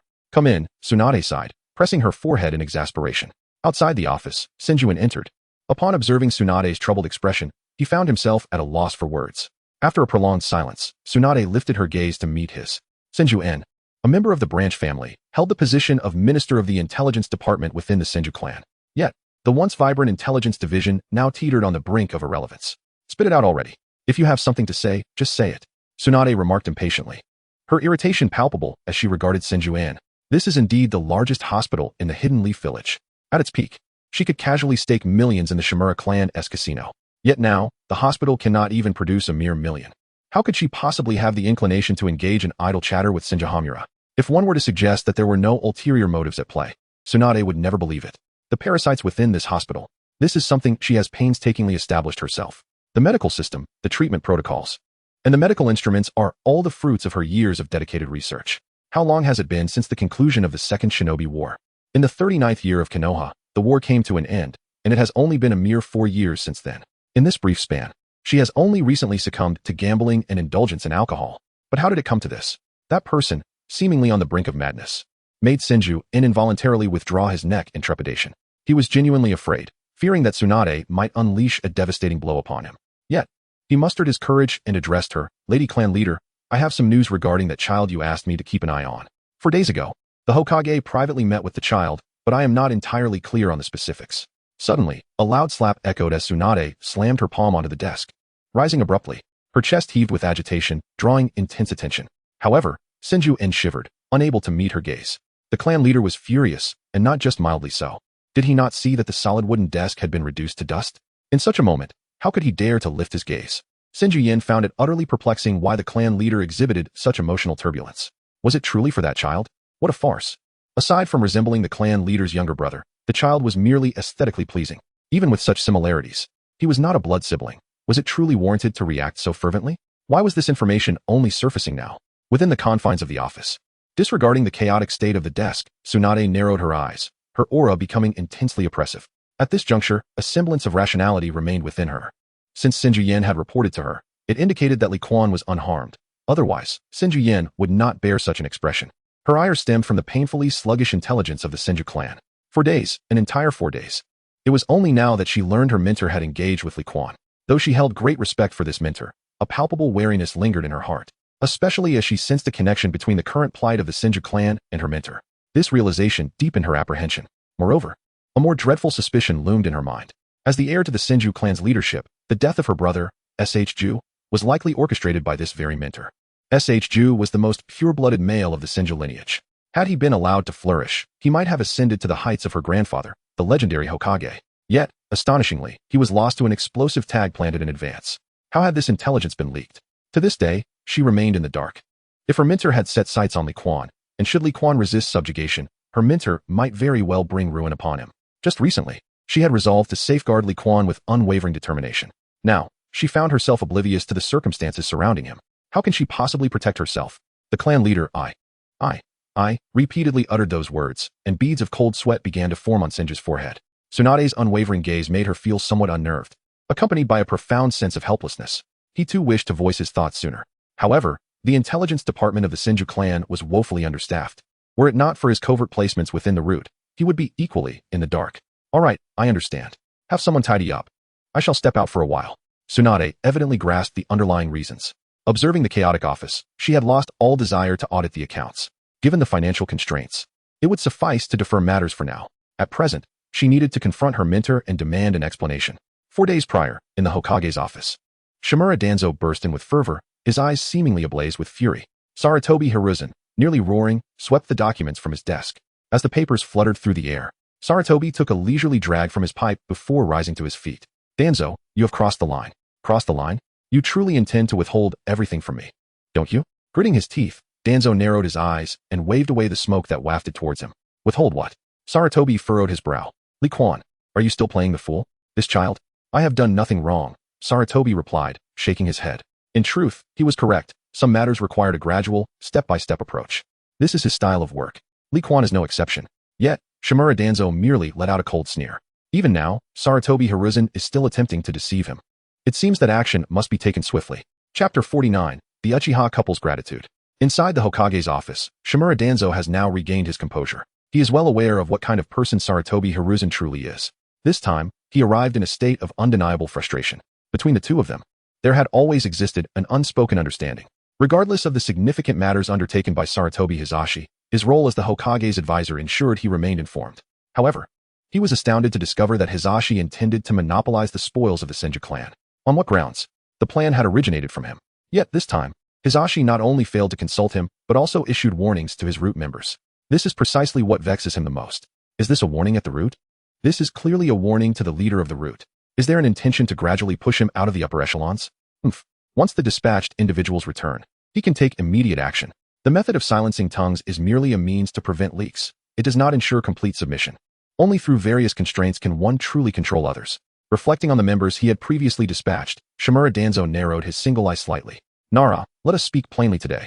I can temporarily set aside Li Quan, but do not think you can monopolize the interests of the Senju clan.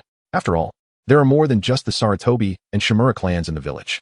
Danzo, remember, I am the Hokage. You are merely the Hokage's advisor. Organizing the few remaining documents on his desk, Sarutobi Hiruzen sat down calmly. He naturally understood the implied threat. But so what? Just as he stated, he, Sarutobi Hiruzen, is the Hokage, the one who brings benefits to all clans and coordinates everything. You know, I may show leniency towards my own. But you understand better than anyone what I am capable of, do you not? Looking up at Danzo before him, Hiruzen's eyes were filled with a warning. Damn it. It is precisely because I know what you are capable of that I am angry. Remember my words, or else, humph. With that, Danzo left the office directly. The root has been established for too long and has infiltrated various aspects of Konoha. After more than a decade of entrenchment, it will not be easy for Hiruzen to move against him. Some matters, once laid bare, become more convenient. As for Li Quan, he has no intention of letting him go. Soon, very soon. However, when it comes to controlling Li Quan, it must be swift. At the very least, he cannot allow Hiruzen to catch wind of it. At that time, all the resources of the Senju clan will belong to him. Meanwhile, Sarutobi Hiruzen remained silent for a long time. Danzo is a man of harsh methods, extreme suspicion, and overflowing ambition. Nevertheless, Danzo has always been loyal to the village. With Danzo around, many things need not be done with his own hands. He can operate openly, under the sun of Konoha. Thus, Danzo must survive. This sudden action serves as a warning to Danzo. Hiruzen can see Danzo's intentions towards Li Quan. It is precisely because he has seen through them that he chose to engage with the boy. He wants Danzo to recognize his regard for Li Quan. Interests can be shared, but Li Quan is his chosen one, and no one can touch him. Now it seems that Danzo has grasped his intent. But will this old classmate truly behave? A day prior, within the confines of Amigakure, Orochimaru has been enjoying a pleasant time in recent days. Staying beside the couple, Li Tai and his wife, he once again experienced the life of an ordinary person. Simple and unadorned. Aside from occasionally venturing out to document the changes in Amigakure and record recent significant events, Li Tai and his wife appeared to be as normal as any couple could be. This, too, is the standard for low-ranking shinobi to infiltrate and gather intelligence. For someone like him, who has endured the ravages of war and undergone human experimentation, such days are a complete indulgence. Yet, Orochimaru despises this feeling. Time wasted. Without eternal life, such days will inevitably come to an end. Coupled with insufficient strength, he knows that if a threat arises, he will eventually be killed. Now, he is aware that this couple is the parents of Li Quan. Li Quan, the young teacher he had recently recognized. Until he masters that mysterious technique, he does not wish to completely sever ties with Li Quan. Recent events have made Orochimaru realize the gravity of the situation. Shimura Danzo has set his sights on Li Quan. It is for this reason that he chose to remain in the thatched cottage. Orochimaru is well aware of Danzo's character. Once the first wave of Umbu is dispatched, a second wave is sure to follow. This is indeed his opportunity. By safeguarding Li Quan's parents, he will possess a certain leverage in front of Li Quan. Subsequently, mastering that enigmatic technique will become significantly more attainable. Master, are you truly the sage of the six paths? With narrowed eyes, Orochimaru extricated his newly transformed tongue. Suddenly, a smile graced his lips. The little snakes he had dispatched were stirring. Time rewinds to the present, in the afternoon. Within a specialized ward of the ninja hospital, Uchiha Liang approached Uchiha Xiaoliang, holding a bowl of steaming meat soup. However, Uchiha Xiaoliang's expression was one of extreme distaste. I've already stated that I am fine. Why won't you listen? I crave something spicy, something fiery. Xiaoliang, please don't be difficult. After just giving birth, recovery isn't that simple. In response to his wife's complaints, Uchiha Liang solemnly lifted the meat soup, spooning a portion towards Xiaoliang's lips. Instantly, a smile adorned his face. Be good, just this once, tomorrow after the checkup. I will take you home. This simple reassurance caused Xiaoliang to beam with joy. At last, the prospect of returning home was within reach. These days, she has been utterly constrained. Despite having no scars on her body and enjoying her meals quite normally, the foolish Liang insists on not allowing her to leave the bed. With her vivacious nature, isn't this tantamount to taking her life? However, Liang truly possesses a gentle demeanor. Deep down, she realizes that it is precisely this tenderness that she adores. The bowl of soup quickly reached its bottom. Soon after, she noticed the sudden seriousness etched on Uchiha Liang's face. Xiaoliang, this time Lady Tsunade saved both you and Shursui. How shall we repay her? Xiaoliang felt somewhat at a loss.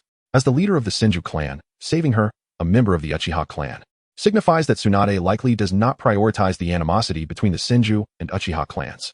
For the Uchiha clan, this was an event of monumental significance. However, the recent daring venture by Ryo had nearly ignited a conflict between the Senju and Uchiha clans. Had it not been for Tsunade's exceptional medical skills, the consequences could have been dire. After all, Tsunade was the head of the Senju clan, akin to how Faye was the leader of his own clan. Furthermore, Tsunade was one of the legendary Sannin. What could she possibly lack? Perhaps, dear wife, I suggest we be more straightforward and consider a financial gift. Suddenly, Uchiha Ryo broke into a naive smile. Over the years, Tsunade had developed a penchant for gambling, often losing her entire fortune. It was said among the gamblers outside that Tsunade was a fat sheep, and I suspect she might be in dire need of money. Observing her husband's earnestness, Uchiha Summer felt a wave of skepticism wash over her. How do you know this so well? Coughing nervously, Ryo averted his gaze, while Summer lowered her head, fully aware of her husband's nature. Gambling was out of the question, especially since she held the reins of their family's finances. It seemed her husband had already formulated a plan. So, how much do you think is appropriate? How about 1 million, Ryo? Are you out of your mind? 1 million? That's half of my savings. Summer exclaimed, jumping from the bed in disbelief, her eyes wide as she stared at her husband. Meanwhile, Ryo felt a surge of anxiety at his wife's reaction. Calm down, please. You just gave birth. Can you listen to me first? In the hospital room, having calmed Uchiha Summer, Ryo finally exhaled in relief. Under her discerning gaze, he pondered for a moment before confessing. Actually, the clan leader spoke with me yesterday. Was that Faye's intention? In a single sentence, Summer grasped the situation. Uchiha Faye was a man of great responsibility. The last thing he desired was discord between the Uchiha clan and the village.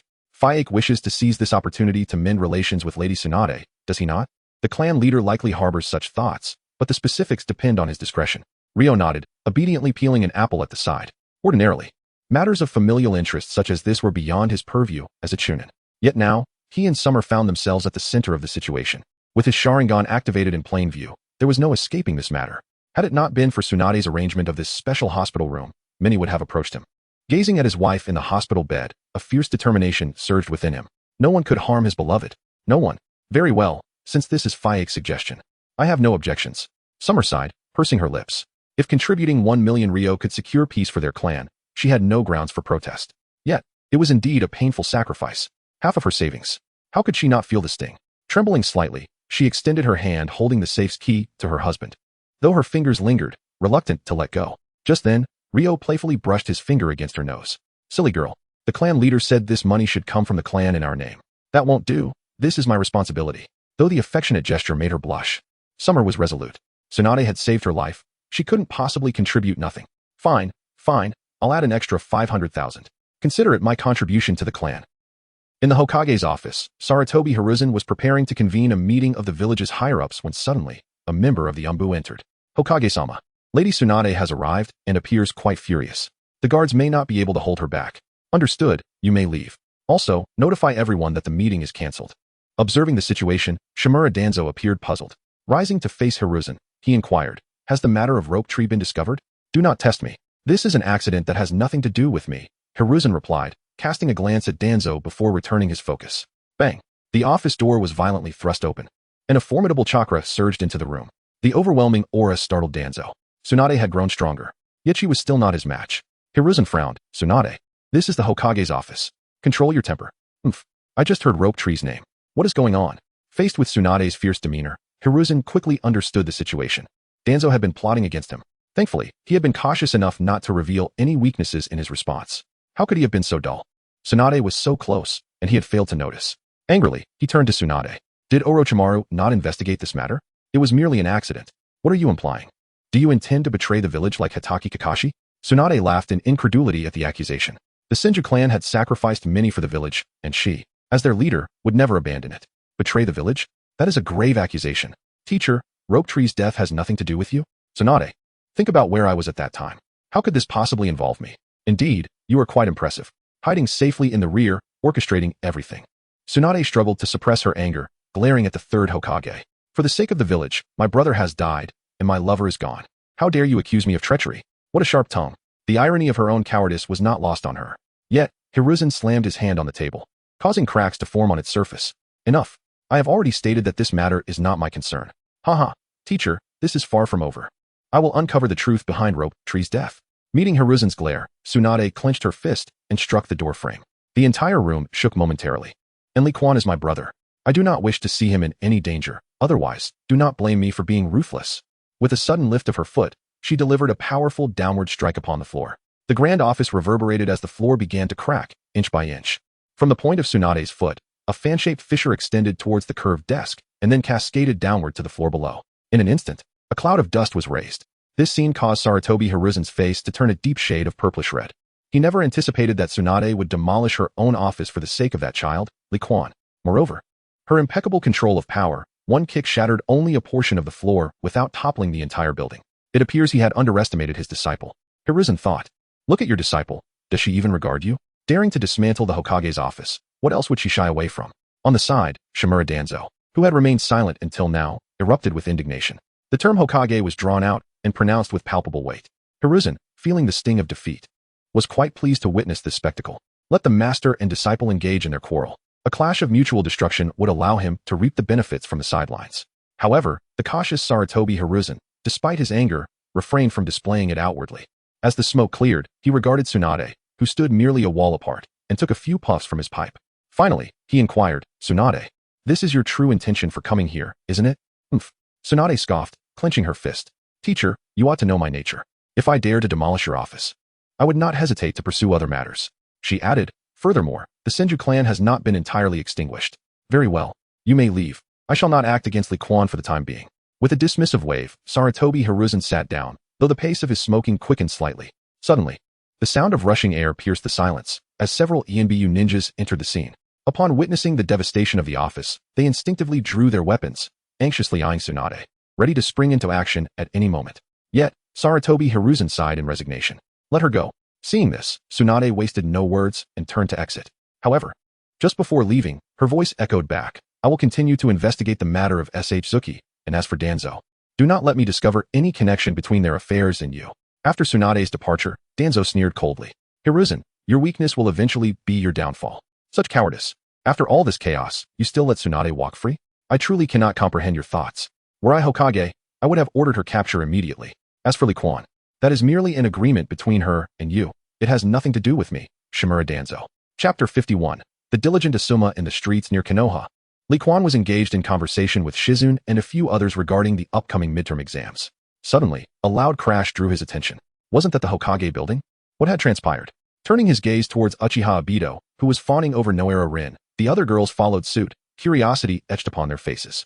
Hinata Natsu, who had been playing alongside Liquan, instinctively considered using her Byakugan but quickly dismissed the thought, recalling the clan's warnings.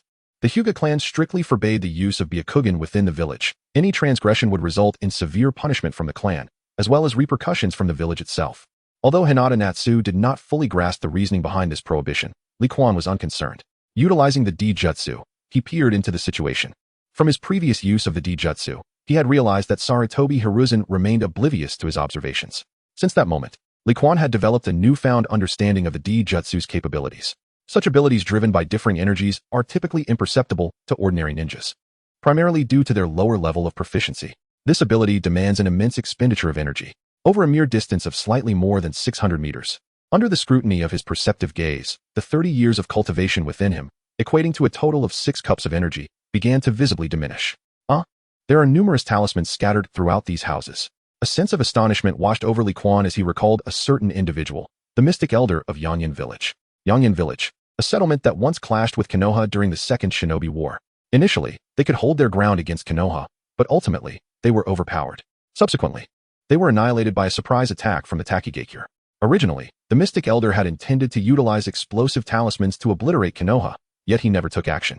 It seems that in the 4 years following the conclusion of the Second Shinobi War, the mystic elder has already buried the explosive talismans. Shaking his head, Li Quan focused intently on the Hokage building. There remain over 20 years before the explosive talismans are discovered. There is no need to worry about this matter for the time being. However, in the future, perhaps Hinata or Natsu can achieve great merit in this regard. As for now, upon seeing Tsunade, he had already surmised the situation. Could it really be Tsunade's doing? This was unexpected for Li Quan. Why did Tsunade dare to take action within the Hokage's residence? Could it be that she has discovered the cause of SH Tree's demise? The possibility seems quite high. However, now that he has ascertained Tsunade's whereabouts, he must take action. First, he needs to inquire about the location of Tsunade's home and the places she frequents, to avoid the constant difficulty of locating her later on. Yet, upon seeing Shizune, Li Quan suddenly found himself in a moment of hesitation. Was he being somewhat foolish? Surely, Shizune must know where Tsunade resides. In fact, it is highly likely that Shizune lives in Tsunade's household. At this moment, Li Quan once again felt disdain for Sarutobi Hisashi. How did Tsunade care for Shizune? One glance at Shizune's daily meals reveals everything. Ever since the death of Kakashi, Shizune has scarcely lacked for funds, occasionally even treating him to meals. Yet what sort of life does Naruto lead?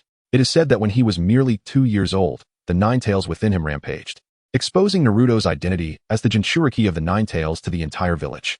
However, Li Quan finds it hard to believe that a village could not protect the son of the 4th Hokage. They even concealed the identity of a hero's child for the sake of safety. Shizune, do you have other matters to attend to? Would you be so kind as to take me to meet Lady Tsunade? All right. With a soft response, Shizune shyly lowered her head. Li Quan's smile is truly delightful. Oh dear, he asked, looking over here again. What should I do? Just as Shizune felt a bit flustered, Li Quan had already grasped her hand. Meanwhile, Yuhi Kurenai and Nara Shikamaru appeared somewhat displeased. A deep envy shone in Kurenai's eyes. She too wished for Li Quan to hold her hand. Then, the straightforward Kurenai took action. I'll go too. Beside her, Rin's gaze flickered with interest, yet she ultimately smiled with restraint and said, Li Quan-kun, since you have matters to attend to, do return promptly. All right. Li Quan nodded, then turned to look at Kurenai, who had naturally taken hold of his hand. The young girl has become increasingly audacious. However, this time he is intent on attending to serious matters, leaving no room to consider the feelings of Akatsuki. It may be preferable for her to join the others in play. As for Obito encroaching upon his territory, Li Quan is utterly unconcerned. How devoted can the girls in the Naruto world be? Just look at Hinata, who pursued Naruto for a lifetime after a single act of kindness. Similarly, Sakura chased after Sasuke for eternity due to love at first sight. Presently, Rin's gaze is wholly fixed upon him, leaving Obito to languish in unrequited affection. Red, I have important business with Tsunade, so you should play with Rin and the others for now. After patting Akatsuki's small hand, Li Quan's peripheral vision caught sight of Asuma Sarutobi approaching with his companions. TSK, old Asuma arrives at such an inopportune moment. Casting a warning glare at Asuma, Li Quan departed alongside Shizune. At the street corner, Asuma's body suddenly trembled. Once again, he was met with that infuriating gaze. Li Quan, just you wait. Once my taijutsu improves, I will certainly give you a thorough beating in front of Akatsuki. With that thought, Asuma completely lost interest in seeking out Akatsuki. The fatigue from his recent taijutsu training seemed to vanish in an instant. Without hesitation, Asuma turned on his heel and headed back to his family. He was determined to continue honing his taijutsu. Meanwhile, following Asuma was Shinosuke Sarutobi, who couldn't help but shake his head. His younger brother, having just made some progress in taijutsu, was now intent on seeking out that fellow named Li Quan for a bout. Although they had yet to clash, Shinosuke understood that Asuma was no match for Li Quan.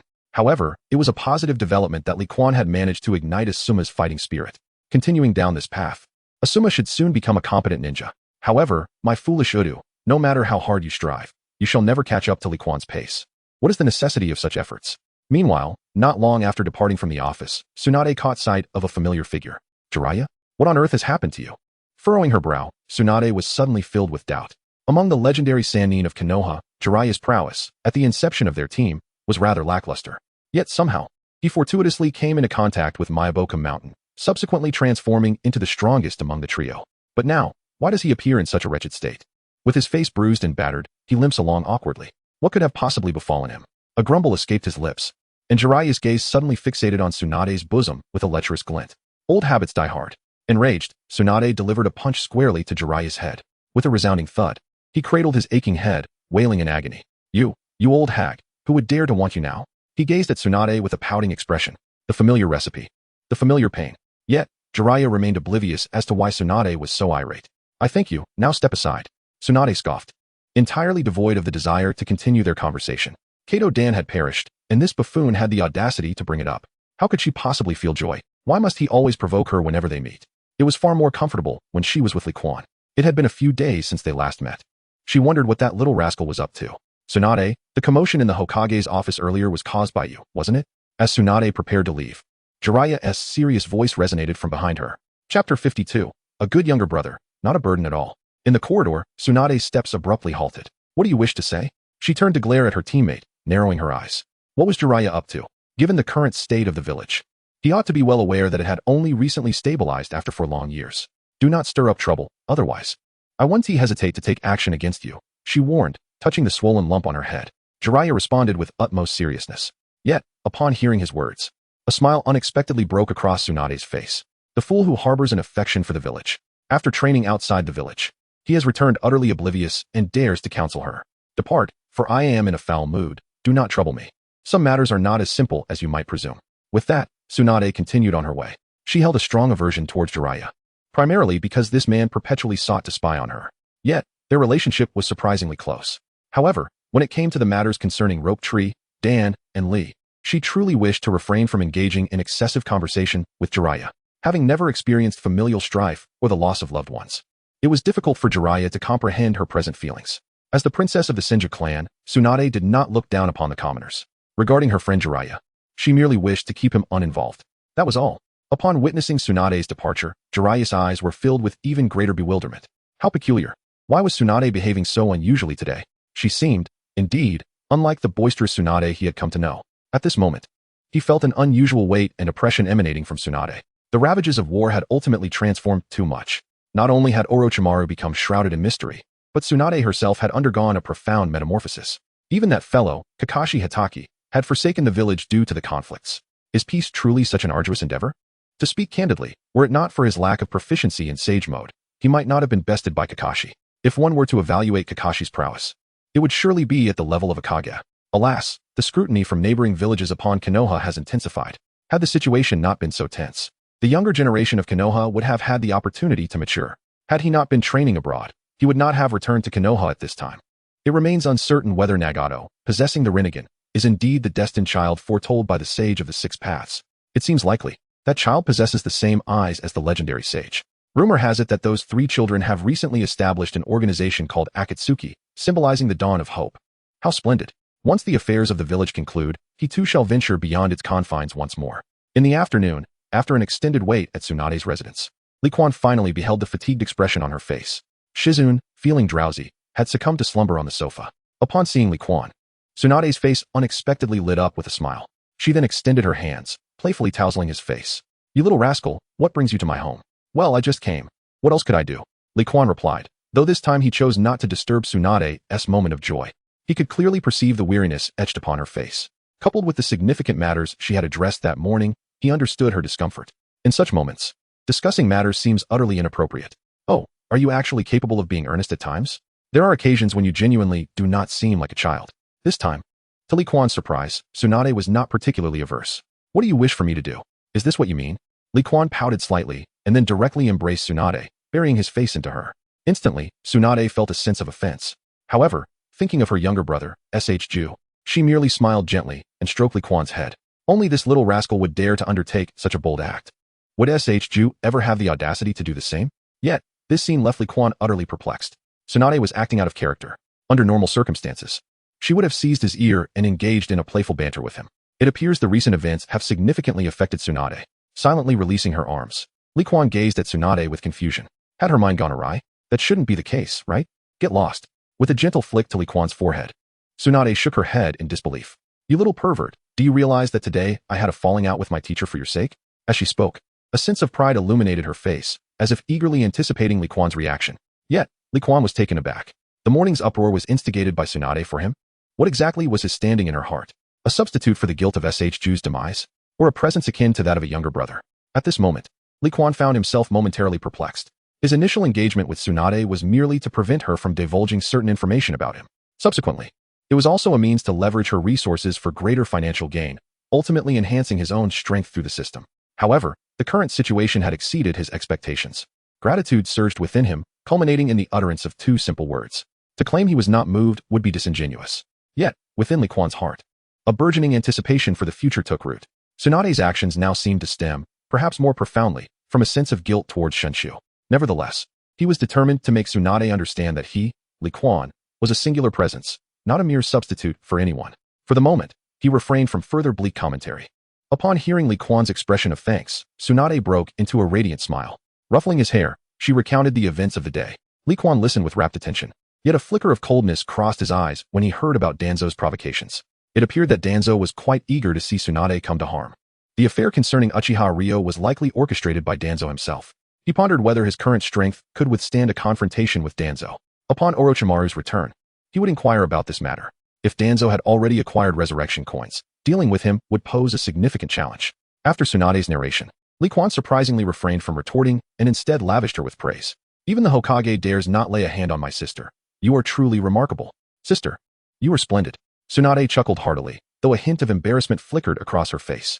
She was acutely aware of what her teacher truly feared, the deep-rooted legacy of the Senju clan. Had she lacked the backing of the Senju, Sarutobi Hiruzen would never have spoken to her in such a manner. Do you not see who I am?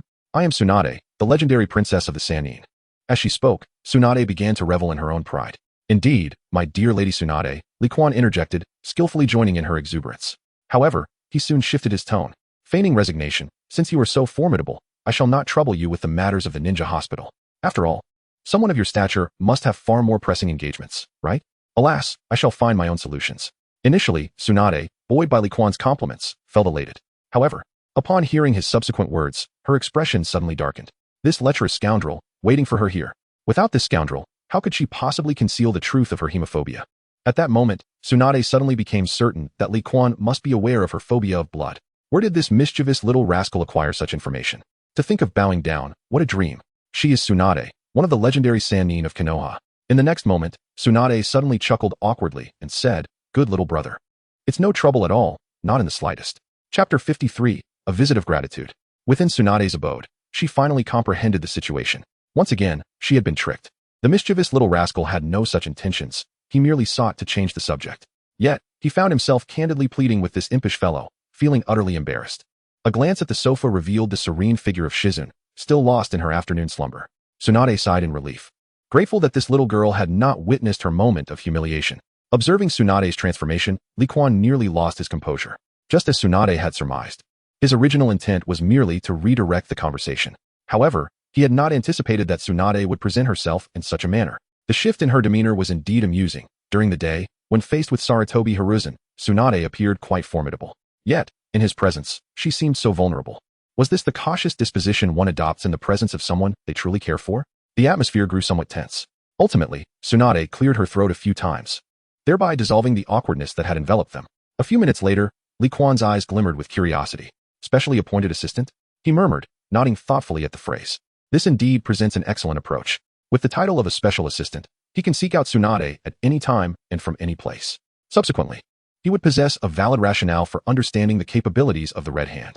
By mastering Tsunade's medical ninjutsu, he could establish his own unique healing techniques. In this manner, he could openly wield the power of the Red Hand in the external world, which was one of his strategies. At the Ninja Academy, he studied medical ninjutsu. However, at this point, all paths converge. Furthermore, with Tsunade's support and the protection of the Senju clan, he need not worry about the subtle machinations of certain individuals. Subsequently, with deeper cooperation established, the trajectory of his commercial empire could gradually unfold. These are indeed advantages. However, has Tsunade perhaps overlooked something? The formidable woman cannot expect me to toil away without compensation, can she? I certainly do not wish to be reduced to the role of a mere laborer. Laborer? What on earth does that mean?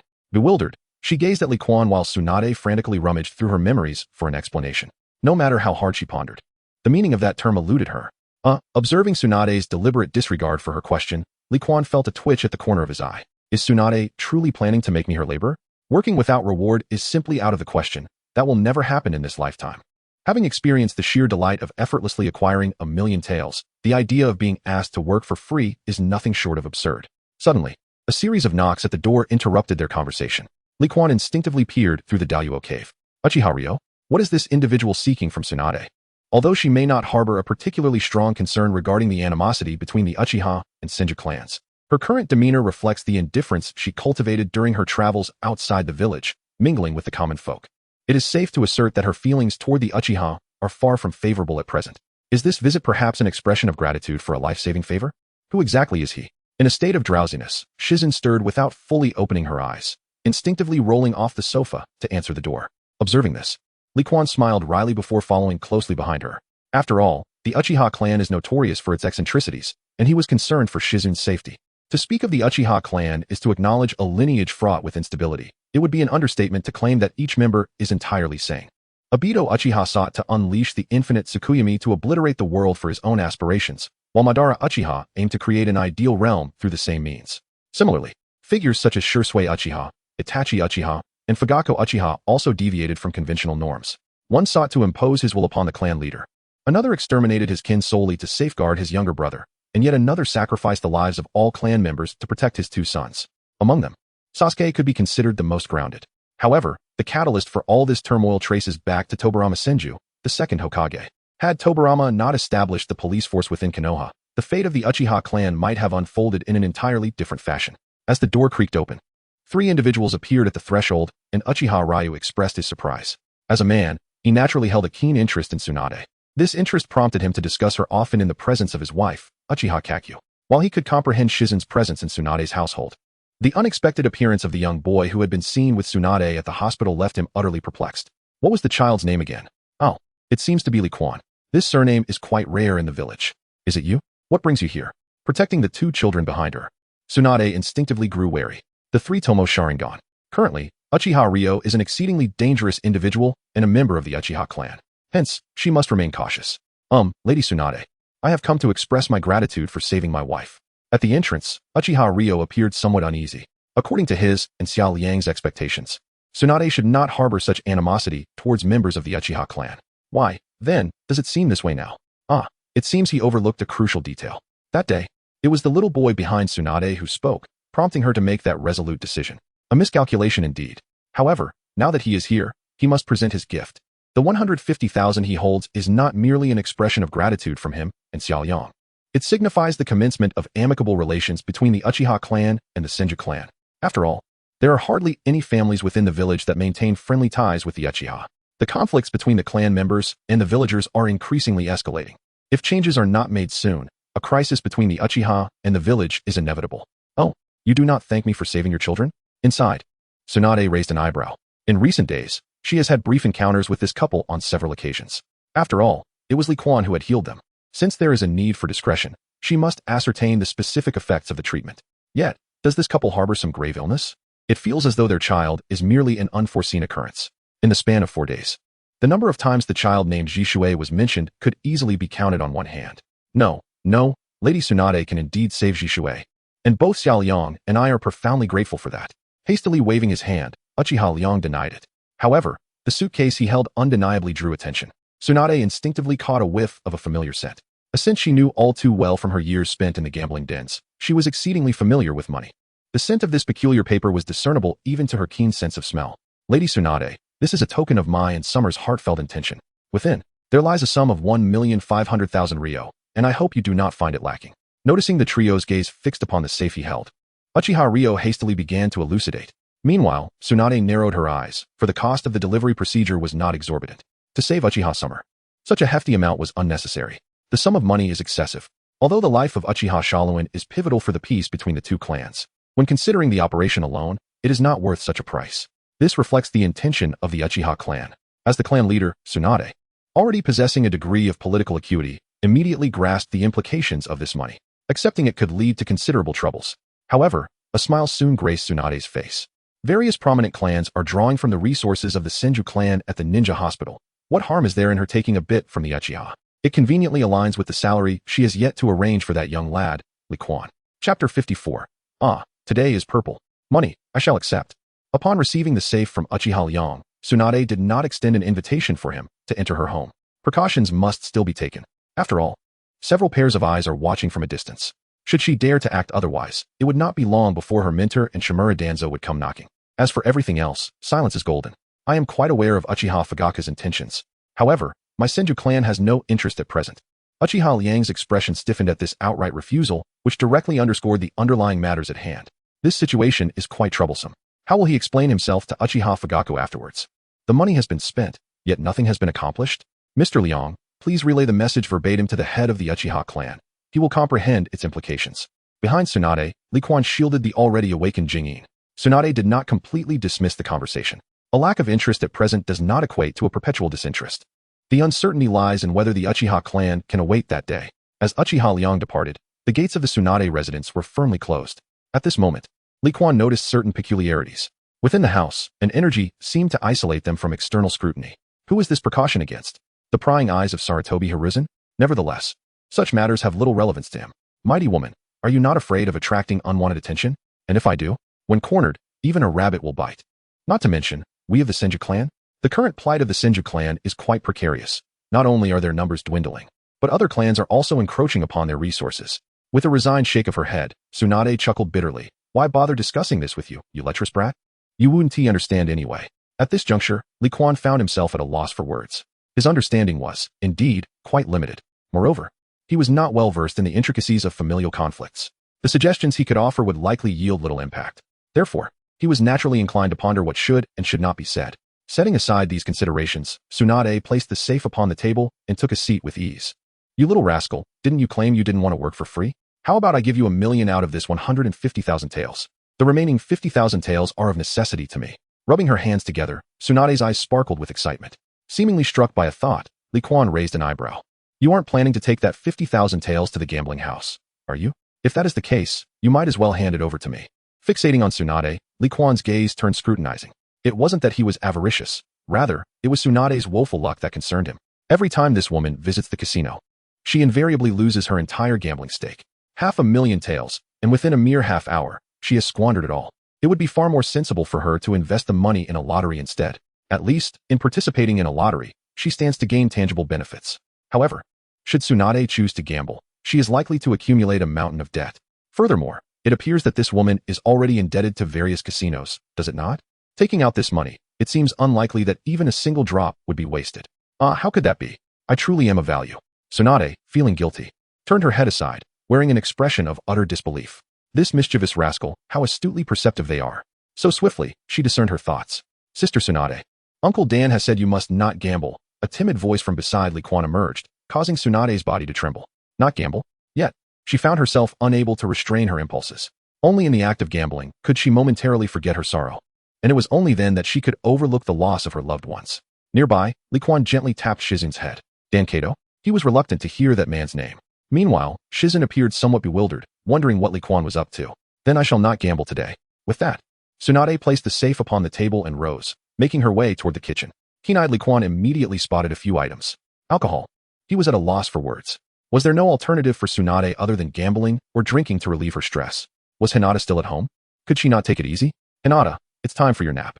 Huh. Oh, it seemed to be a routine. As Hinata obediently ascended the stairs and returned to her room. This scene caused Li Quan to furrow his brow. It seems that Tsunade has engaged in such activities frequently. No wonder the grown-up Shizun is so resilient. She has been accustomed to independence since childhood. With a sharp crack, the bottle of wine was opened, and Tsunade prepared to take a swig. However, in the blink of an eye, the entire bottle was snatched away by Li Quan. You little rascal.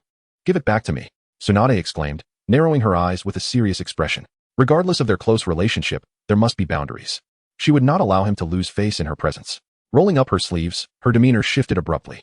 Having never had the opportunity to gauge this little rascal's limits, perhaps today would be the day to find out. Foolish woman, you want to gamble, huh? Then take me along. Don't drink, as it is detrimental to your health. Upon hearing this, Tsunade was instantly incensed. How dare Li Quan suggest that she take him to the casino? If Shinjiro had spoken to her in such a manner, she would certainly have him strung up. Had it not been for her grandfather Hashirama, she would never have fallen into the vice of gambling. Does she not know what gambling entails? Once this habit takes root, it is not easily altered. It is worth noting that, in order to prevent Shizun from witnessing her indulgence in alcohol, she went to great lengths to have her kin renovate Shizun's abode. Furthermore, she cultivated Shizun's habit of returning home alone, deliberately ensuring that Shizun would not emulate her. However, now she harbored a desire to teach Li Quan a lesson. Yet, Tsunade suddenly realized that she might not be able to catch this mischievous rascal.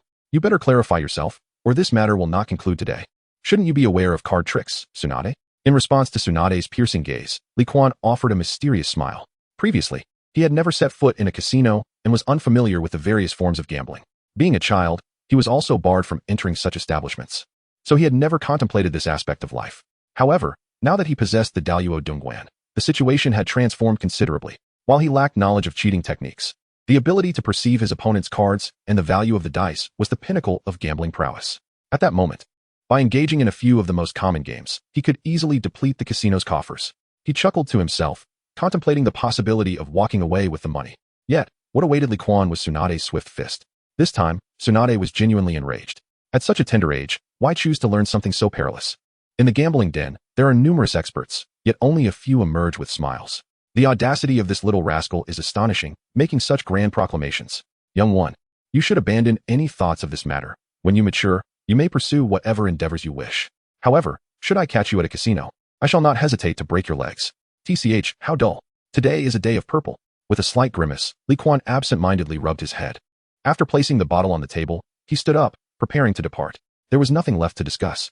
Although Silent was a child, he was not. Possessing an adult's reasoning, he could restrain himself in many aspects. For instance, gambling. Yet, visiting a casino represented a swift opportunity for him to amass considerable wealth. However, such opportunities were fleeting. Since Tsunade was unwilling to take him, he would have to devise a way on his own. Wait, how did you know? Suddenly, Li Quan felt his feet leave the ground. To his astonishment, Tsunade had lifted him. Chapter 55. Danzo's Casino at Tsunade's residence. Upon realizing he had been hoisted, a smile crept across Li Quan's lips. Ah, the fish has taken the bait.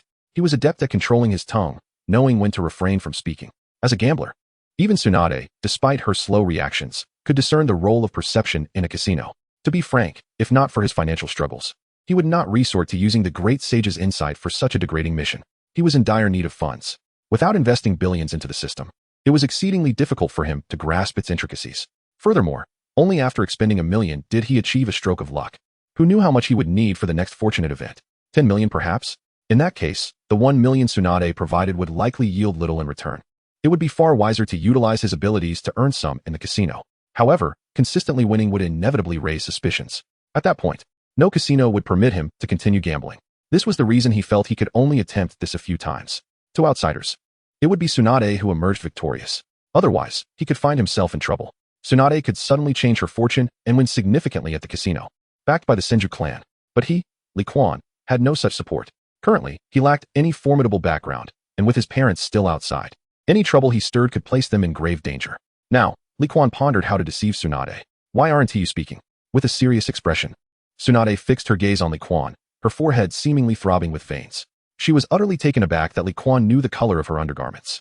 Today, she had dressed conservatively, making it impossible for him to have discovered it, unless he had spied on her while she changed. But how could that be possible?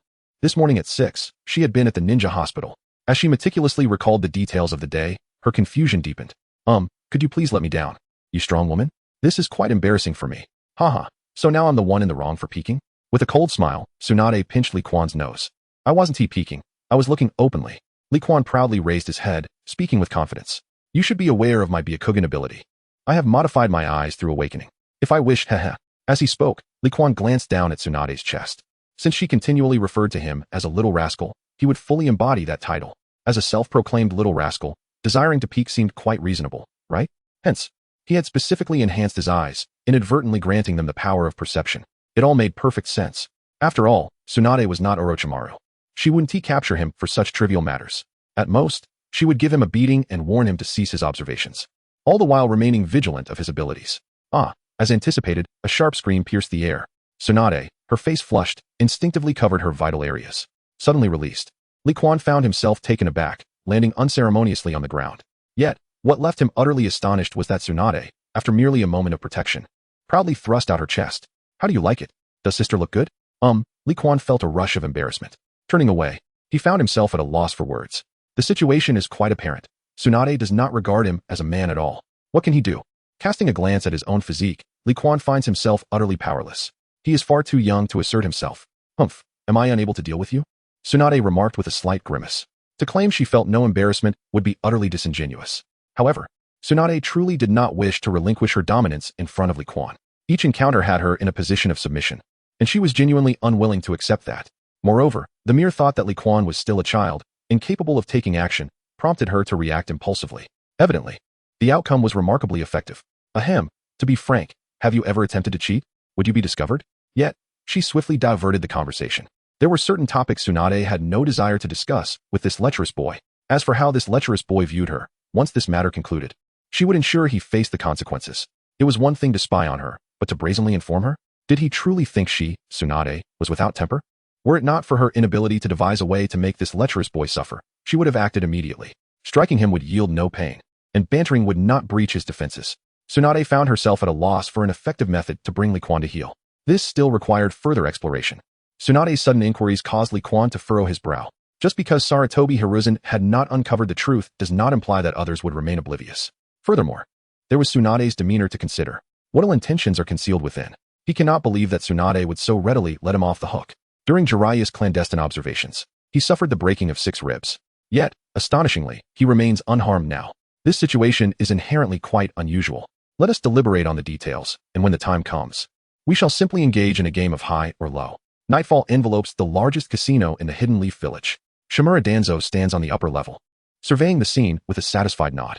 As the leader of the foundation, he single-handedly orchestrated its establishment. He also bears the responsibility for all expenditures.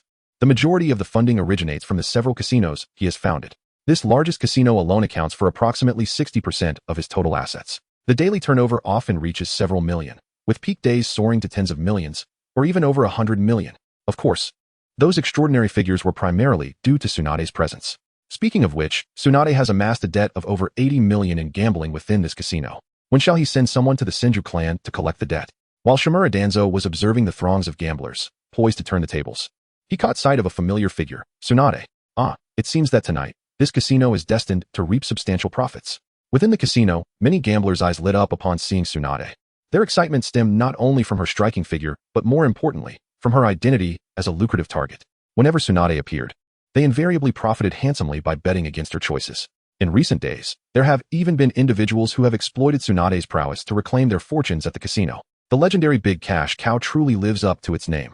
Lady Tsunade, we are all relying on you to recover our losses this time. Lady Tsunade. Whether we can indulge in a sumptuous feast today depends entirely on you. Over here, Lady Tsunade, come play some cards. Engage in this game, this one.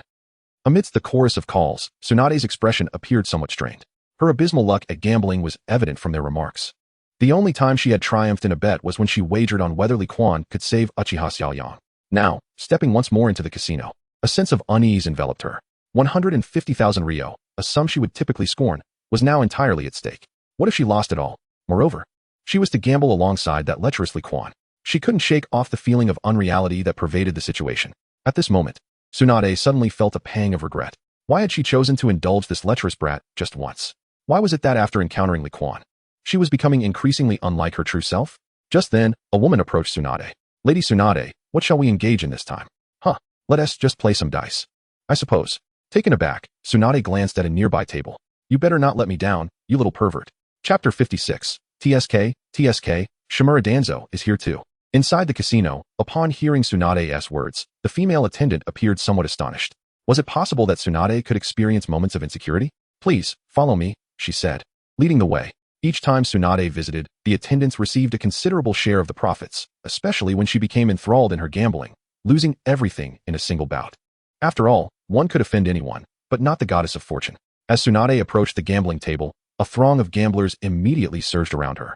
At such moments, one is merely picking up money. These insignificant individuals wager modest sums. Even if they win, their gains are minimal. The casino would hardly trouble them. Conversely, Tsunade consistently incurs losses starting from hundreds of thousands. These are the real profits for the casino. Who among the gamblers would not relish the prospect of winning?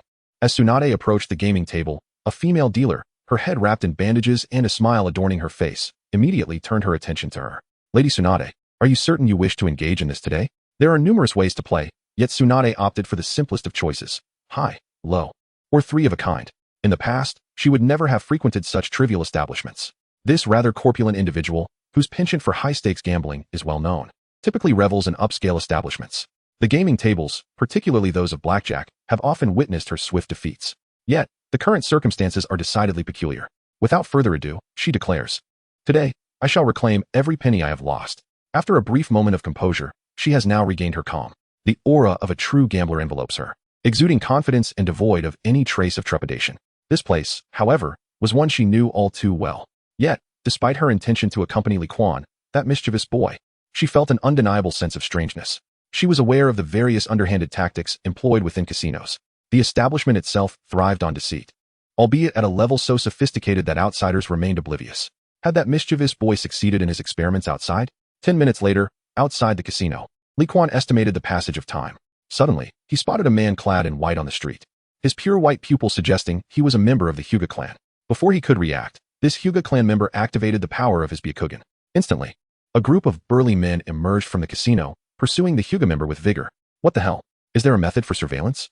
Yet, even with the use of the Daluo Dongguan, he remained undetected. At this moment, Li Quan was certain that no one could uncover his gaze.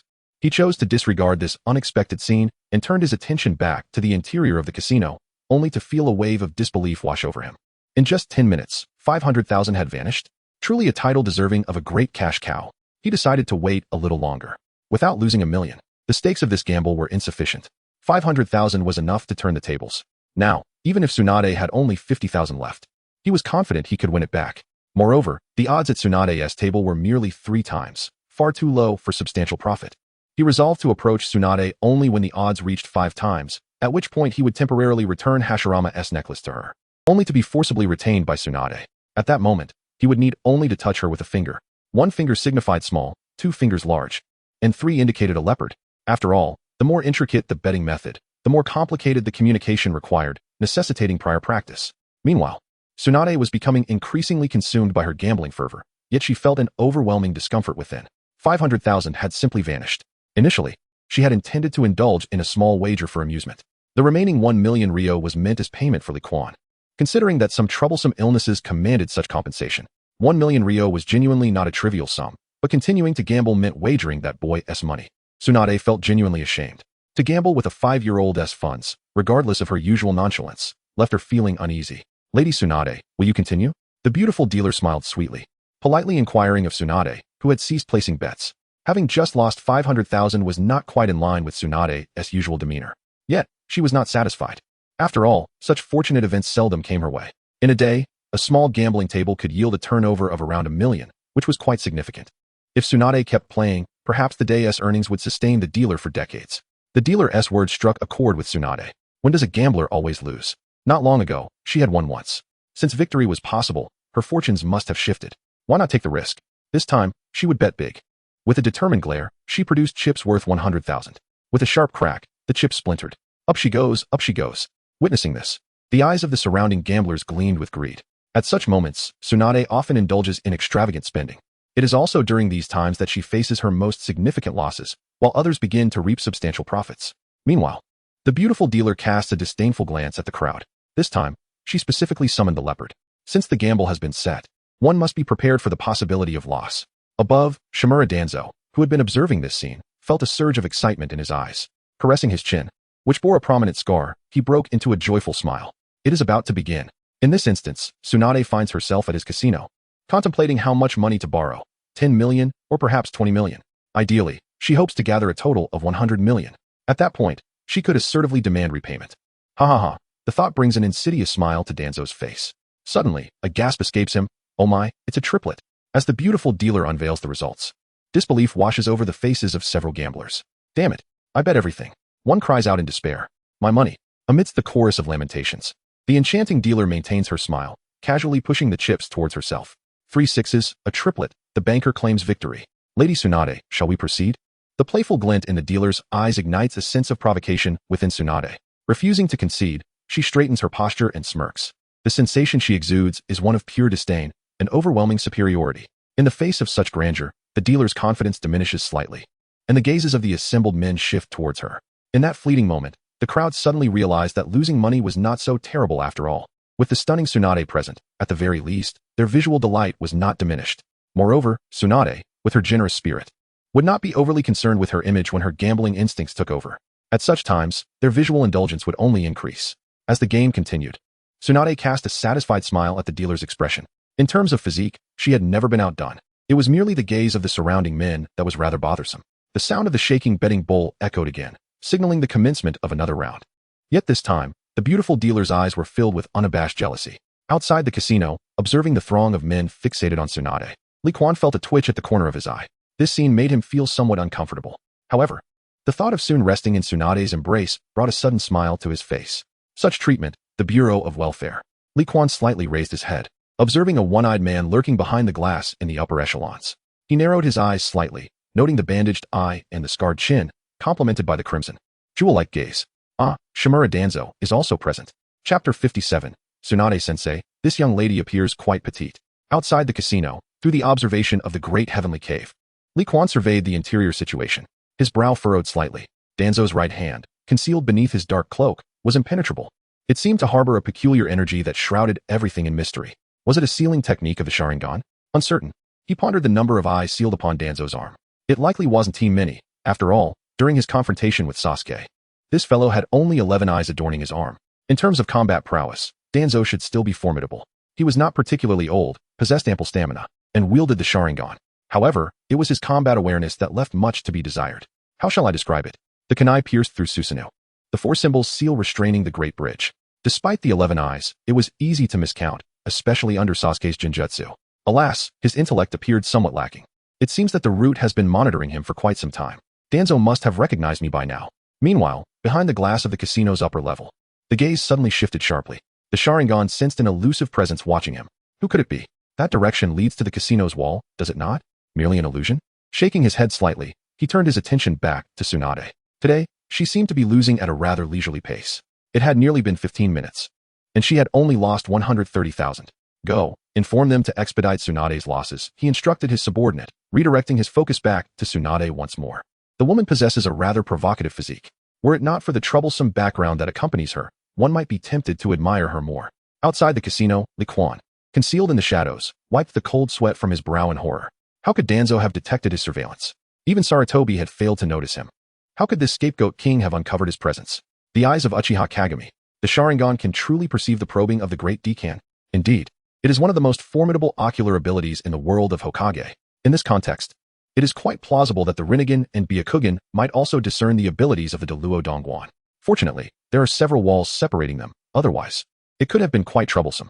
However, Li Quan exhibited no signs of trepidation. Presently, the proficiency of Deluo Dongguan stands merely at 5. Once he elevates this proficiency, there should be no further complications. It is time to seek out Tsunade. If he does not return to the gambling den soon, Tsunade may very well reach her breaking point. With only 30,000 left, the situation is indeed dire. Within the casino, as the game progressed, Tsunade's hands began to tremble.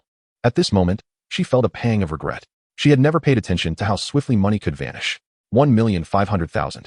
Nearly all squandered at the gambling table, and most crucially, this money belonged to that lecherous Li Quan. Where was that scoundrel? Could he not manage to cheat? Indeed. Within the casino, there were specific seals designed to thwart deceitful eyes. It was likely that his gaze was not much different from that of a cheating player.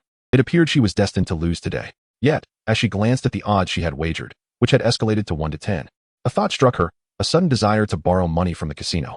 If she could secure a loan of 200,000, she could turn the tide in a single hand. Even if that scoundrel did not show up, she could still reclaim her fortune. With this thought, she prepared to rise. Suddenly, a commotion erupted at the entrance of the casino. Katsuya-sensei, are you here?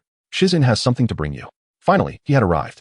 Upon hearing the voice, Katsuyu immediately stood up, her eyes narrowing with a chill as she fixed her gaze on the entrance. Who dared to enter my domain as my student? The crowd fell silent at her words. Katsuyu had been employed at the Ninja Academy for over a month, and everyone was aware of this news. However, having mingled with the legendary first Hokage and gambling in various locales since childhood, was it not hypocritical for her to utter such words? Does this woman possess the right to utter such words? Has her sense of responsibility intensified since becoming a teacher? Yet, if that were the case, why would Tsunade frequent the gambling den? A series of sarcastic remarks echoed in the minds of the onlookers. Nevertheless, they parted to clear a path. Tsunade, consumed by gambling, had never easily vacated the casino. Moreover, they found it hard to believe that she would abandon such a place for the sake of a child. Then, the crowd beheld a child at the entrance of the casino, gazing around while clutching a string of necklaces. Goodness, the cursed necklace. That child is doomed. What a pity for such a delicate little one. It is said that this necklace is worth 3 mines. Could it possibly be true? Would you dare take it if offered? Amidst the whispers, Tsunade's expression darkened considerably. Snatching the necklace, she promptly yanked on Li Quan's ear. "You little rascal. Who gave you permission to touch my belongings? Did you really exert so much force?" With a twinge of pain in his ear, Li Quan found himself at a loss for words. If this is merely a performance, why does Tsunade seek personal retribution? As she adorned herself with the necklace, she cast a vigilant glance around. "Sai, just stay by my side for now. We will talk when it is safe." Saying this, she unceremoniously pulled Li Quan to the gambling table, sheltering him in her embrace. In that moment, all the men were left dumbfounded. What? Although it seemed from Tsunade's words that they were acquainted, what right did this child have to be nestled in her arms? Isn't this absurd? Observing the immense pressure bearing down on Li Quan, a group of men exhibited expressions of profound envy. Around them, some gasped for breath. Others glimmered with fiery intensity in their eyes.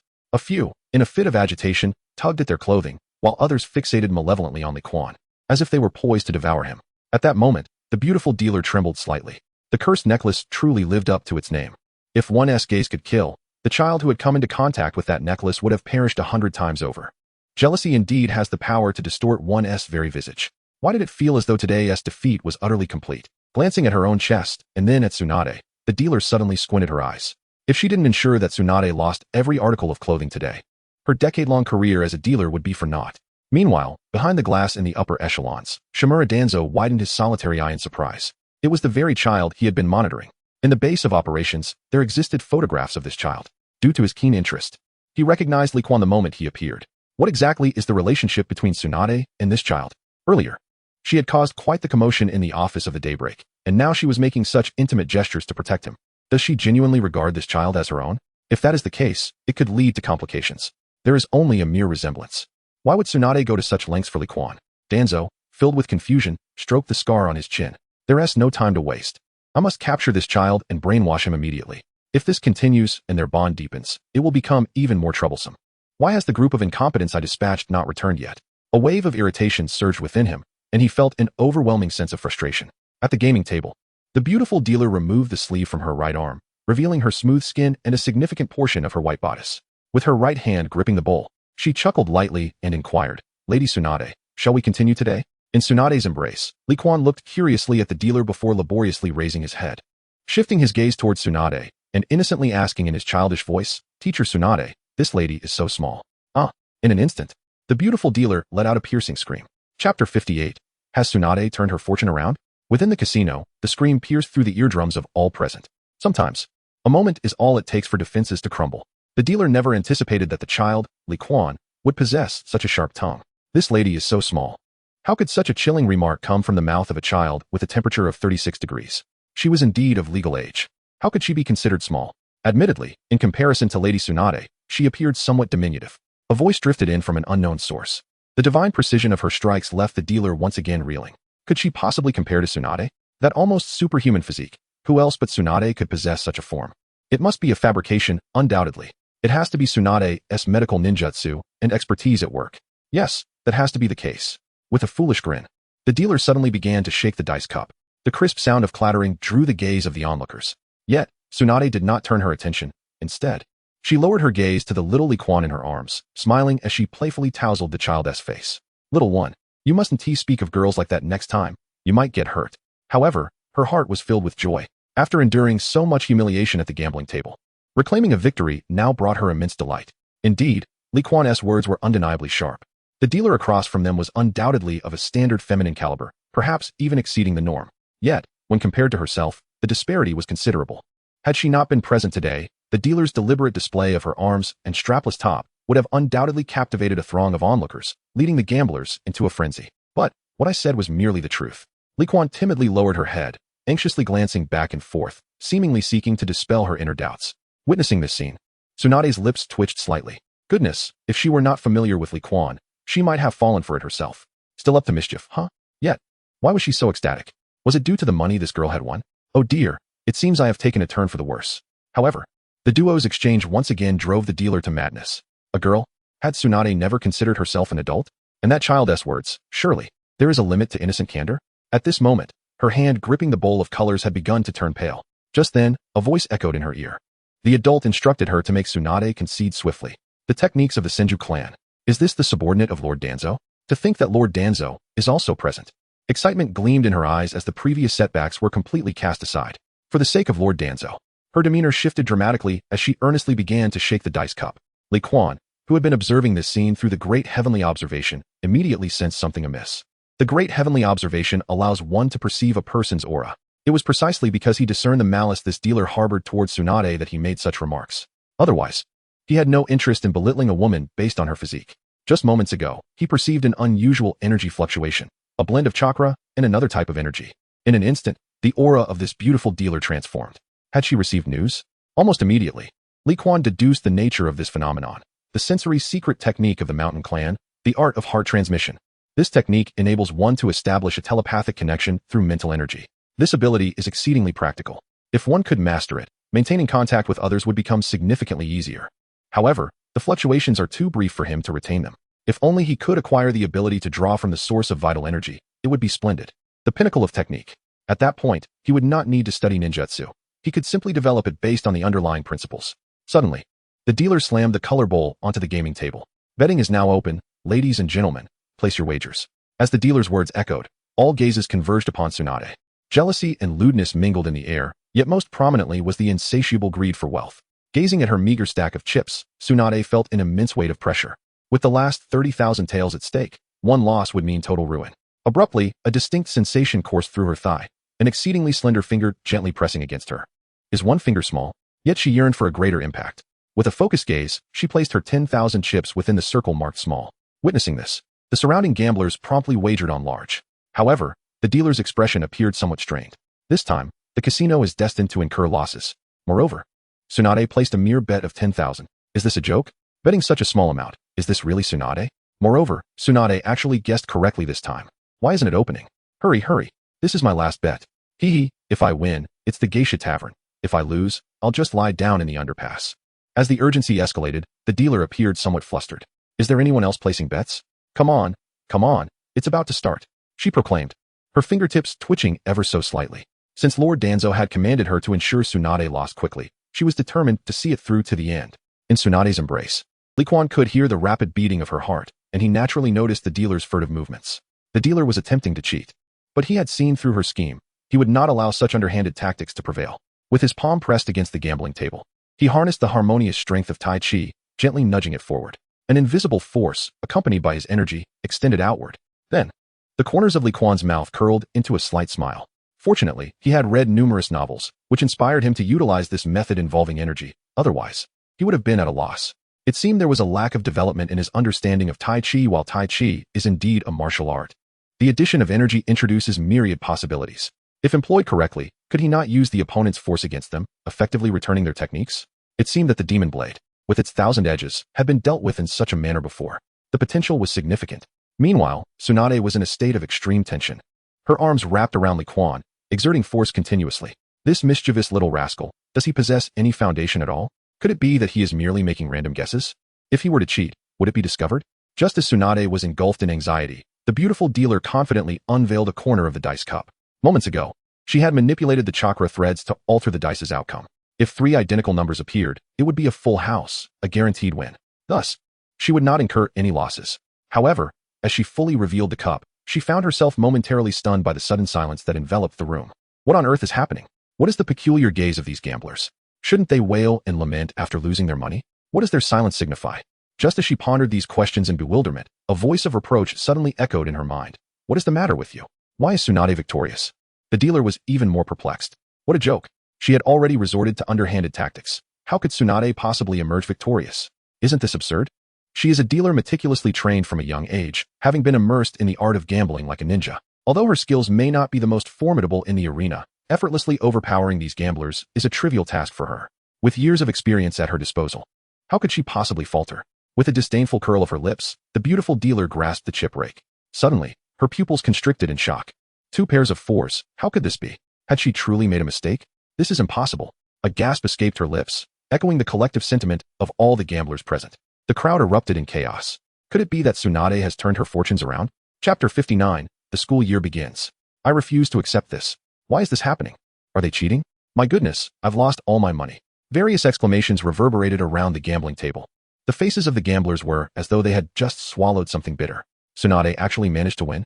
Is there anything more outrageous than this? As regular patrons of the casino, they had never witnessed Tsunade win even once. How could the dealer, who had consistently lost, suddenly emerge victorious? At this moment, the loss of money had become utterly inconsequential to them. What the gamblers were truly concerned about was the reason behind Tsunade's victory. Without the curse of inevitable defeat, how could they exploit Tsunade to amass wealth within the casino? At last, I have triumphed. Tsunade, overwhelmed with exhilaration, abruptly rose to her feet, her hands sweeping across the table, showcasing her collection of chips. What are you all staring at?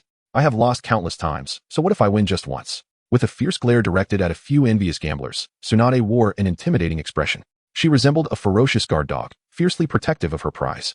It's all mine. All mine.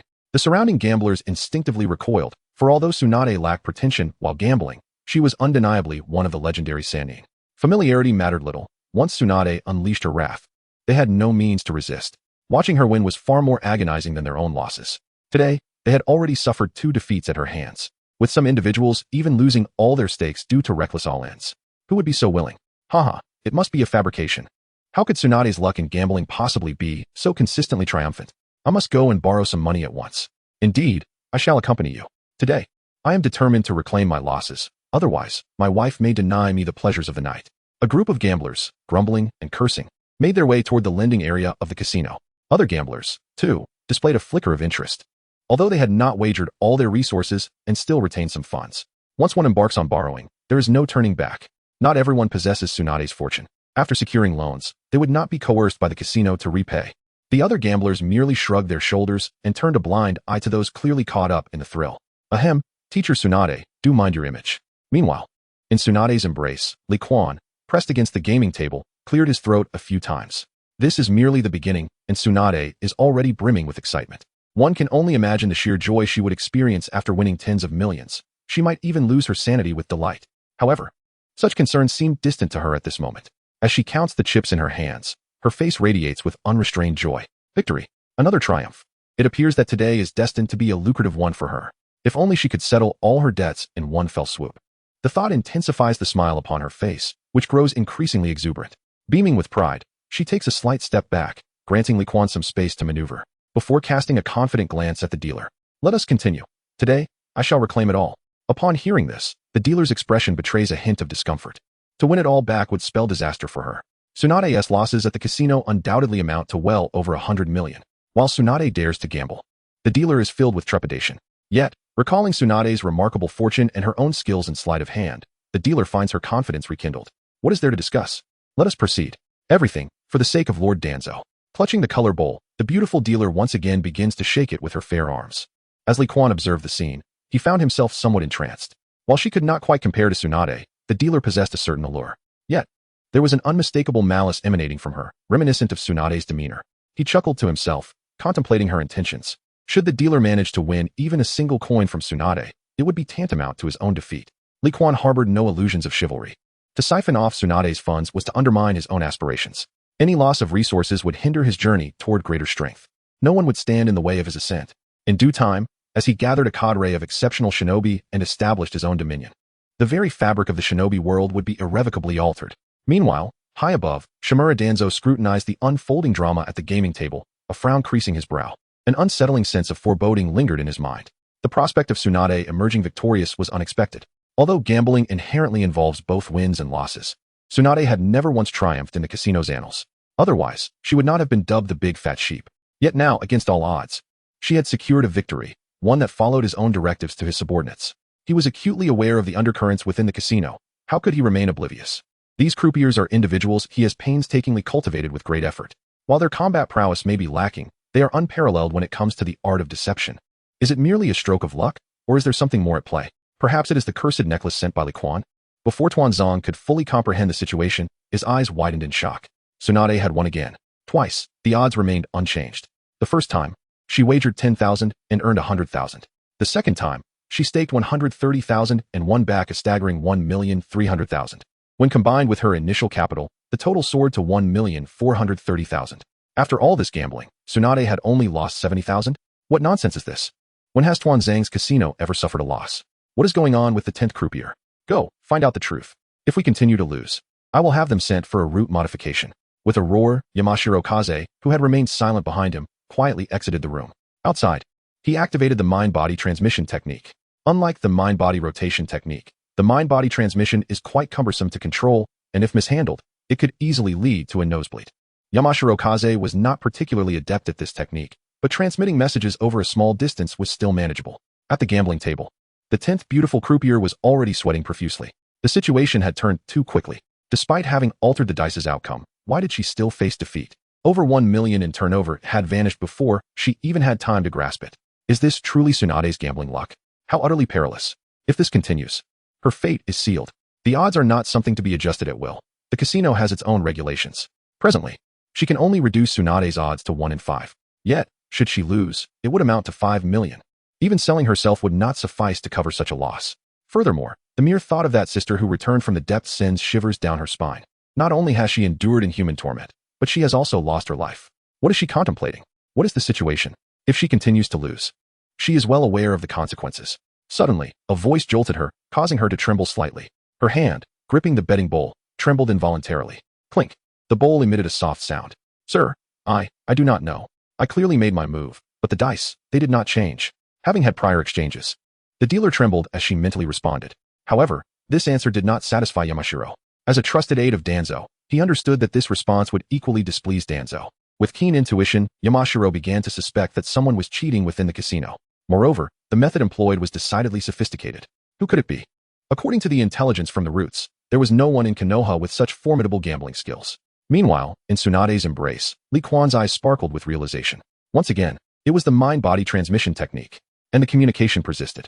Activating the Daluo cave observation, he sought the source of this energy fluctuation within the casino. Soon, he discovered Yamashiro outside a high-rise building, blood streaming from his nose. To think that the first secret technique he observed would be this one. The school year has begun. Chapter 60, another victory, over 7 million. Under the watchful eye of the Daluo cave observation, it did not take long for Li Quan to discern the patterns of the mind-body transmission technique's energy fluctuations. Chakra is a fusion of mental and physical power. The essence of this technique lies in the isolated application of mental energy derived from chakra. As for the nosebleed, it results from the extraction of mental energy within the brain. The nasal cavity is the most fragile link to the brain. In simple terms, a lack of finesse and control can lead to the destabilization of mental energy. After studying for much of the day, he grasped the fundamental principles. However, how to effectively manipulate mental energy remained a conundrum. At this moment, the dealer had not moved the betting bowl for quite some time. The gamblers, too, erupted into a frenzy. No one could quell the fervor of a crowd of gamblers. Some even changed their minds, thinking that Tsunade had turned her fortune around. Why not bet alongside her? After all, gambling on Tsunade's loss or victory was essentially the same. As long as they could profit, they cared little for anything else. As various urgings echoed around her, the dealer's face gradually paled. It was not that she did not wish to shake the bowl. She simply felt utterly uncertain. Suddenly, her expression brightened. That esteemed gentleman had assured her to proceed without worry. Should any issues arise, she would not be blamed. In that case, she has little to worry about. Thus, the dealer once again began to shake the dice cup. Meanwhile, in the upper chamber, Shimura Danzo cast a grim gaze towards Yamamoto Kazuki. He summoned several members of the Hyuga clan, daring to cheat in this old man's casino. Such audacity is tantamount to courting death. Understood. Yamamoto Kazuki nodded and promptly set about his task. Danzo then turned his attention, peering through the glass at the gambling table below. Never before had anyone dared to cheat in his establishment, and certainly not in his presence. Could Tsunade really be employing such tactics against him? This hardly resembles Tsunade. Why is that? Is it due to that little brat, named Li Quan? While it is a possibility, who could the cheater be? It seems the previous sensation of being watched was not merely an illusion. Who could it be? At the entrance of the casino, the Hyuga clan is explicitly forbidden from entering. The rules within the casino also prohibit the use of ninjutsu. Could someone have implanted the Byakugan of the Hyuga clan? That cannot be right. The characteristics of the Byakugan are unmistakable when activated. How could no one have noticed? Who is it? Clenching his fists in the solitude of his room, Danzo unwrapped the bandage from his right eye. The most fundamental ability of the Sharingan is observation and insight. He intends to discover who possesses such audacity. Then, Danzo erupted in fury. 143 million all in? A 1 to 5 odds, and they won again. That amounts to 715 million Ryo. The casino has never lost so much money. And this occurred under Tsunade's watch. Quickly, change the dealer, replace that 10th dealer. At the entrance, a member of the route vanished in an instant. Meanwhile, Tsunade was on the verge of hysterical laughter. Instinctively, she wanted to lift Li Quan and shower him with kisses. Yet, Li Quan surprisingly struggled a bit. Then Tsunade understood his intent. Subsequently, she affectionately ruffled Li Quan's hair and pinched his cheek. You little rascal, you truly are my lucky star. Look, with you here. Today your sister has won. Li Quan rolled his eyes in exasperation. What is this woman up to now? Does she wish to attribute the matters of fortune to herself, seeking to have others acknowledge her significance? This is acceptable. In the eyes of outsiders, Tsunade will become a protective shield. However, just now, what was Danzo so enraged about? I cannot read lips. Although I witnessed Danzo's fury, I remained utterly oblivious to his words. It is rather unfortunate. Surrounding the scene, the group of gamblers cast envious glances at Li Quan, who was being ruthlessly dominated by Tsunade. Why is this child not himself? In Tsunade's embrace, he does not speak. Yet he is subjected to such intimate contact from her. It seems every boundary has been crossed. In an instant, various murderous glares converged upon Li Quan. Meanwhile, the dealer, trembling with trepidation, was at a loss. Once again, she faltered. How could she have made another mistake? That was over 7 million Rio at stake. It was the end for her. Her legs weakened, and she collapsed onto the ground, her pupils losing focus in that moment. The esteemed figure had said to act freely, assuring her that should anything go awry, she would not bear the blame. But was it truly so? She was merely an inconsequential dealer. Just then, a tall and stunning woman approached, eliciting astonished glances from the crowd. She was the top dealer of the casino, a familiar face to regulars, though few knew her name. Yet Li Quan was seized by an unsettling chill. Were those countless insects within her the embodiment of the Oil Woman clan?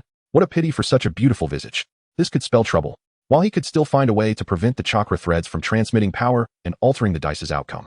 Using insects to cheat was an altogether different challenge. The strong woman, she was indeed a member of the Oil Woman clan, attempting to mimic the art of mind-body transmission. Blood suddenly streamed from Li Quan's nose. Observing this, the top dealer merely smiled faintly, casting a provocative glance at Tsunade. As a woman whose beauty rivaled Tsunade's, her figure may not have been as imposing. Yet now, the child in Tsunade's arms had bled from his nose upon seeing her. In this intangible confrontation, she emerged victorious. However, Tsunade did not cast a single glance at the dealer. Instead, she lowered her head in astonishment, fixating her gaze with utmost seriousness on Li Quan. The audacity of that little rascal to utter such words in a casino. Upon sensing Tsunade's gaze, Li Quan offered a faint smile. It appeared that his earnest attempt at transmitting a message had borne fruit, although he remained uncertain as to how much Tsunade had truly comprehended. Moreover, he pondered whether the fluctuations of his mental energy would be detected. Surely not, given that no members of the Hyuga clan were present in the casino. There was no cause for concern. This was merely a newly acquired technique he wished to test, to see if he could communicate in silence. As he employed it once more, Li Quan found himself significantly more adept. This experience also granted him a fresh perspective on the capabilities of the Daluo Cave vision. It seemed he, too, possessed the ability to replicate ninjutsu akin to the Sharingan, albeit through a different method. Suddenly, Li Quan ceased using his mental energy. Damn it, how could he have forgotten? Although the Sharingan is inferior to the Byakugan when it comes to observing chakra within the human body, it remained capable of observation. That scoundrel Danzo was still watching him from above. Would he be exposed? The Daluo Cave vision consumed his chi, constantly monitoring Danzo's fluctuations. Moments later, he exhaled in relief. His peculiarities had gone unnoticed. It startled him. Meanwhile, Tsunade, who held Li Quan, gazed at him in astonishment, her eyes wide. Nosebleed. The technique of heart-to-heart communication? How did this mischievous rascal learn the secret techniques of the Mountain Clan? Unlike the Great Fireball technique, such secrets have never been divulged by the Mountain Clan. Hastily, she retrieved a tissue and handed it to Li Quan, while Tsunade cast her gaze towards the approaching dealer at the gambling table. The Oil Woman clan. Danzo's reach is indeed extensive. It seems he intends for her to continue losing. Should she cut her losses? Lady Tsunade, may I take the lead in the next round? Upon reaching the gambling table, the dealer bowed respectfully. Observing this, the 10th dealer promptly withdrew. Through the glass, upon seeing the first dealer, Danzo regained his composure. Even with a master of gambling assisting her today, Tsunade would not be allowed to leave the casino with a single penny. Furthermore, the cheat would equally find no chance of leaving alive. Chapter 61. Danzo makes his move. The gambling game commenced once more. Yet this time, Tsunade had become more cautious. Instead of wagering everything, she placed modest bets of 10 to 20,000. As expected, the outcome was nothing short of defeat. This is the outcome of the clandestine communication between Li Quan and Tsunade. The technique of mental transmission is not particularly challenging to learn. The difficulty lies in the control of spiritual power. However, for Li Quan, who possesses the Daluo Dongguan, this is no formidable task. He can perceive where his spiritual power weakens and where it strengthens. Drawing a parallel to the exquisite mastery of strength in Tai Chi, controlling spiritual power is not overly complicated. Consequently, he swiftly became adept at employing this secret technique. Perhaps due to his transmigration, his spiritual power appears remarkably robust. Under the scrutiny of the Daluo Dongguan, it stands in stark contrast to the spiritual power of the wind in the mountains, as if they are entirely different entities. This disparity may very well explain why Danzo failed to notice his spiritual power. Is there any way to cheat further, or should we leave? Wait a moment. Let me observe a bit more. Utilizing the technique of mental transmission, Li Quan communicated with Tsunade, his eyes narrowing slightly. The The current situation was quite unfavorable for both him and Tsunade. Although he could always discern the points within the betting cup prior to the cup being opened, several small insects would alter the dice's values. Unlike chakra threads, which can obstruct the transmission of power and revert the dice's values with invisible force, the Oil Woman clan possesses the ability to perceive the death of insects. Striking the insects from a distance presents a considerable challenge. If they remain alive, they will inform the dealer of any changes that transpired. Furthermore, having continuously utilized the abilities of the Daluo Dongguan, he had already expended 40% of his energy. Once his resources were depleted, he would have to wait for the next opportunity. With precautions in place, the next encounter would likely prove difficult. System, the Red Hand's ability, with its minimal proficiency, must possess some unique aspects, right? Don't tell me it is utterly incapable. Ding, remote usage is limited by the host's realm, currently. The maximum linear distance is 30 meters. A flicker of confusion crossed Li Quan's mind. He had not anticipated such limitations. He merely intended to inquire before attempting to extend the range of his abilities. Yet, the system responded, providing him with a precise measurement. It seemed that the development of skills could indeed be validated through inquiries to the system. What a fortunate revelation. With that in mind, he lightly tapped his fingertip, directing invisible energy onto the 6 insect-sized creatures within the betting cup. Suddenly, the legs of the 6 insects went limp, and they lost all vitality. The dealer, number 1, was visibly taken aback. Something was amiss. His insects had inexplicably perished. Using chakra threads or strands of hair, the art of deception is as varied as it is intricate. She possesses an extensive repertoire. Otherwise, she would not have ascended to the esteemed position of the casino's chief dealer. Wagers are locked in. Everyone, prepare for the game. Yet, at this moment, Tsunade abruptly intervened, halting the dealer's actions. Simultaneously, observing Tsunade's impending loss, Danzo felt a sudden jolt of anxiety in his heart. This scene feels somewhat familiar. Tsunade holds a sum of 1,430,000 taels. Coupled with her winnings of 7,150,000 taels, she possesses a grand total of 8,580,000 taels. Even if she were to incur a loss of 380,000 taels during this period, she would still retain 8,200,000 taels. Due to her gambling losses, the odds on Tsunade's side have been adjusted to 1 to 10. Consequently, she stands to lose a staggering 80 million taels. Even with all his preparations, Shimura Danzo could not help but be taken aback. If the casino were to incur losses this time, Tsunade's debt of over 80 million would be entirely wiped clean. When has gambling ever involved such colossal sums? Remain composed. Remain composed. The number 1 dealer is renowned as the most skilled in Konoha's gambling arts. He is the golden goose of the casino. Even if everyone else were to lose, the number 1 dealer could never be defeated. The members of the Oil Woman clan are skilled gamblers, cultivated through his immense resources. If Ayako of the Oil Women were to lose, it would spell trouble. Henceforth, whenever Tsunade finds herself in need of funds, she could simply visit his casino and gamble, which would be disastrous. What would become of the foundation then? Losing is not an option. It is absolutely imperative to prevail.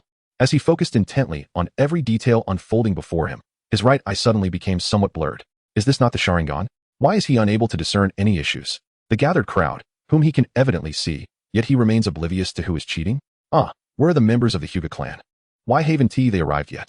In a fit of rage, he hurled the teacup towards the entrance. Just as Yamashiro Kaze had finished dealing with the 10th dealer and opened the door, he was struck directly by the teacup. Lord Danzo, those individuals will likely require another 5 minutes to arrive, Kaze replied, catching the teacup mid-flight. Moreover, the 10th dealer did not lie. She has no idea what transpired. Do not waste my time with such trivialities. Investigate. If you cannot uncover the truth, none of you will have an easy day. Danzo growled, pointing downwards. Were it not for the exceptional soundproofing of this chamber that belongs solely to him, his voice would surely have reached the ears of others. Before he could utter another word, Yamashiro Kaze's pupils suddenly constricted. Observing this scene, Shimura Danzo immediately turned his gaze towards the gambling table downstairs. Victory! Tsunade has indeed triumphed. He collapsed into a chair, feeling utterly drained. How could this be? How could this be? Even the efforts of Ayakashi Kaika allowed Tsunade to win. What has become of this world? Am I perhaps ensnared in an illusion? At the gaming table, Tsunade exuberantly lifted Li Quan into her embrace, planting a kiss upon his cheek. My dear brother, you truly are my lucky star. Look at how much money I've won with you here. From now on, shall I bring you along every time I visit the casino? Her words bore no flaws, attributing her fortune solely to the luck he brought. Moreover, in this public setting, she openly regarded him as her brother, thus deepening the bond between them.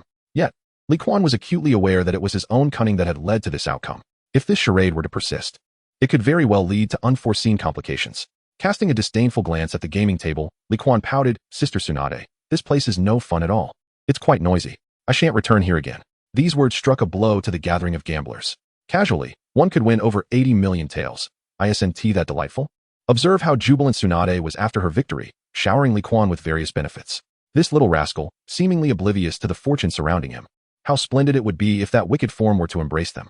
Yet, at the gambling table, the oil girl Kai Xiang found herself lost in a prolonged stupor, astonished that her own attempts had resulted in failure. How could this be possible? When it comes to gambling techniques, she has never tasted defeat. How could she possibly falter? Upon detecting the death of the insect, she could even extract it from the color bowl at the moment it was unveiled, leaving no trace of her deception. Yet now, she has failed to alter the dice's outcome. Who could it be? As Oil Woman Saika pondered in confusion, her eyes widened in sudden realization. Lord Shimura Danzo has unexpectedly descended from the upper floor. Is this the end? Will I be abandoned? I have never been bribed. At that moment, Shimura Danzo cast a cold, indifferent glance towards Tsunade. Tsunade, I wish to discuss a matter with you, privately. Chapter 62. The resolute Tsunade on the staircase against the wall. Shimura Danzo moved slowly, yet his frigid gaze caused the hearts of all present to momentarily halt. It was chillingly fearsome. Unlike Sarutobi Hiruzen, Danzo is a figure widely despised within the Hidden Leaf Village. It is not merely his ominous aura that incites disdain. Rather, it is his position as the leader of the Umbu. The Umbu represents the darkest facets of the Hidden Leaf, where ninjas lurk in the shadows, executing various unsavory tasks. Who would be fond of the leader of such a department? Although Danzo has now relinquished his position as the leader of the Umbu due to the matters concerning Kakashi Hitaki, his lingering presence still instills a tremor among the onlookers. Tsunade, poised to continue her gambling, wore a similarly frozen smile. To think it was that old rascal Danzo. Absurd. While others may fear Danzo, she remains unperturbed. Fortune is on her side. What matters cannot wait until later. Perhaps they fear she might continue to amass wealth. Meanwhile, Li Quan, nestled in Tsunade's embrace, cast a curious glance in that direction. Witnessing the notorious villain among the Hokage was indeed a poignant moment for him. However, like Tsunade, he was not particularly concerned about Danzo. Once he captures Sasuke, he would simply send Naruto to deal with it. For now, as long as Danzo does not provoke him, he wishes to avoid any engagement with that individual. Nagato's descent into darkness is indeed Danzo's responsibility. It was only with Nagato's transformation that the subsequent actions of Black Zetsu came to fruition. This pivotal moment has yet to commence. This individual cannot be allowed to perish just yet. As for whether I can prevail over him, perhaps, at present, I am indeed not his match. It is also conceivable that I could utterly vanquish Danzo. Who can say whether, in the heat of battle, Danzo's mind will be sharp enough? Yet, the malevolent aura fixated upon me is profoundly unsettling for Li Quan. He has set his sights on me, and with malicious intent. What is the reason behind this? Could it be that I revealed too much during the recent period? After all, this is my first experience of hiding away and developing.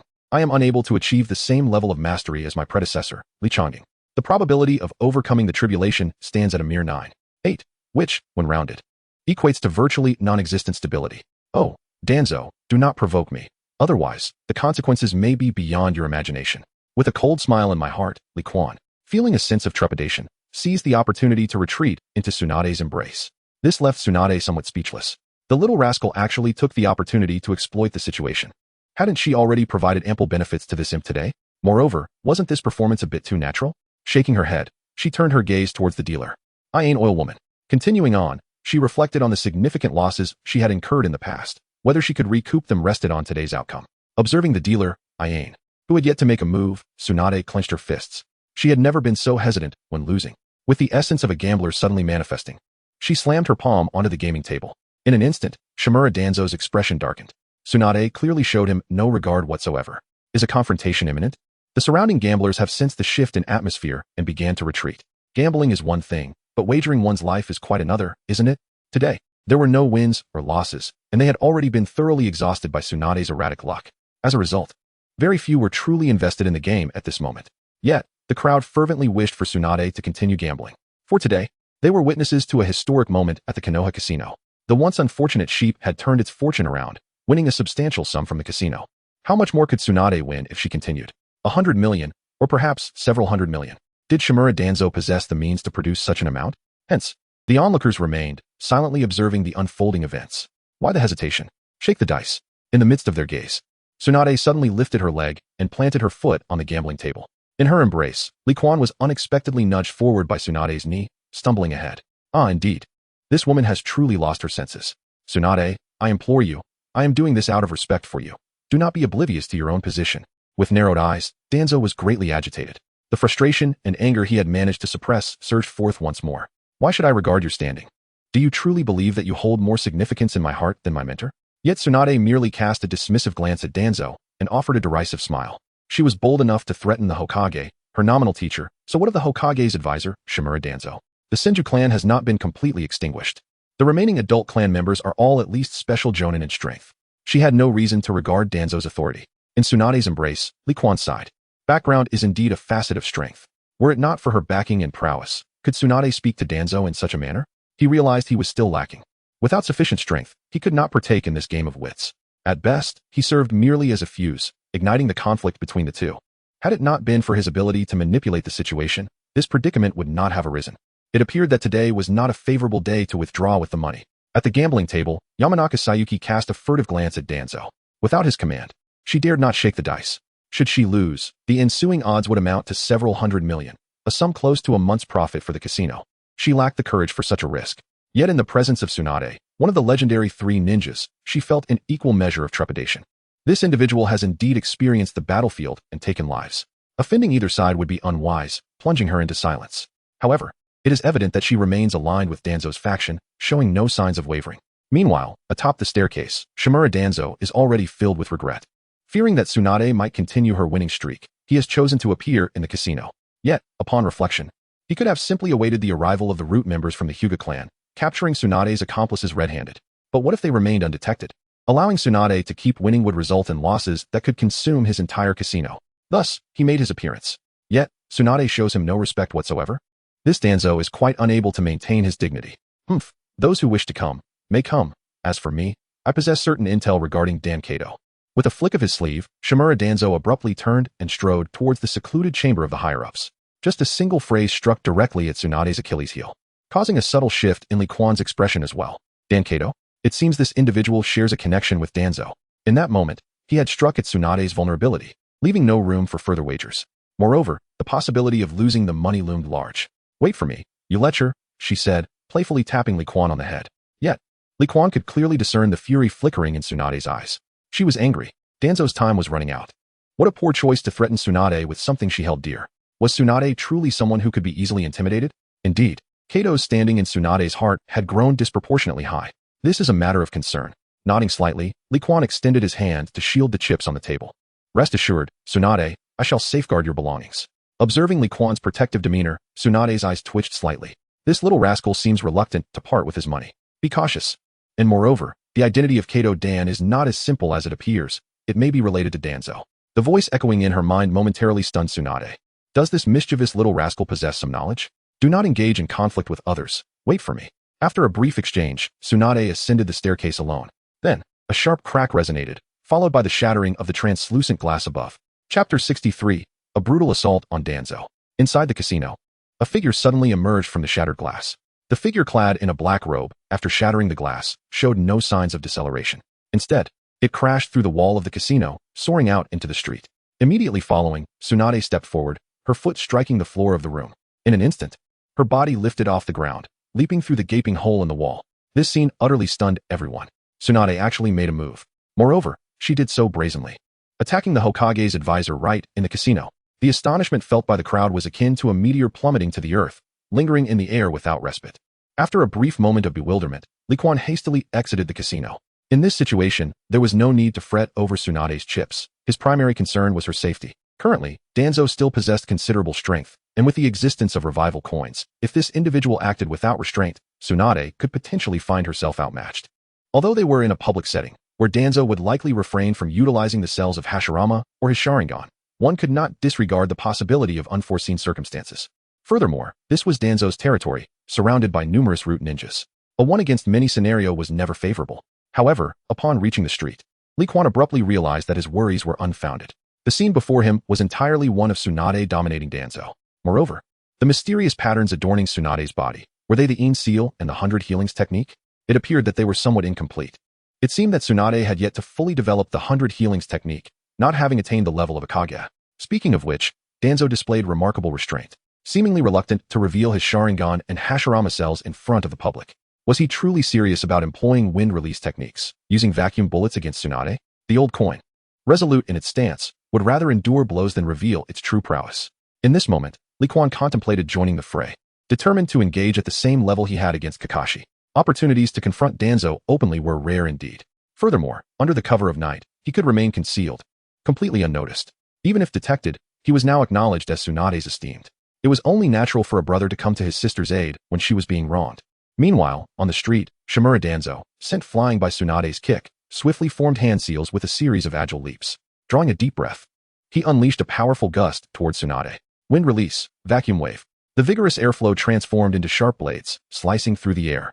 Yet Tsunade merely stomped the ground, evading the attack effortlessly. Techniques that fail to connect are nothing but trash. This is Tsunade's assessment. The proficient martial artist Tsunade is currently filled with an exceptional fury. Kato Dan's demise was no accident. What could it possibly be if not? Does Danzo not even consider this for a moment? From the very beginning, Tsunade sensed something amiss regarding Kato Dan's death. Yet, despite her extensive investigation, she uncovered not a single clue.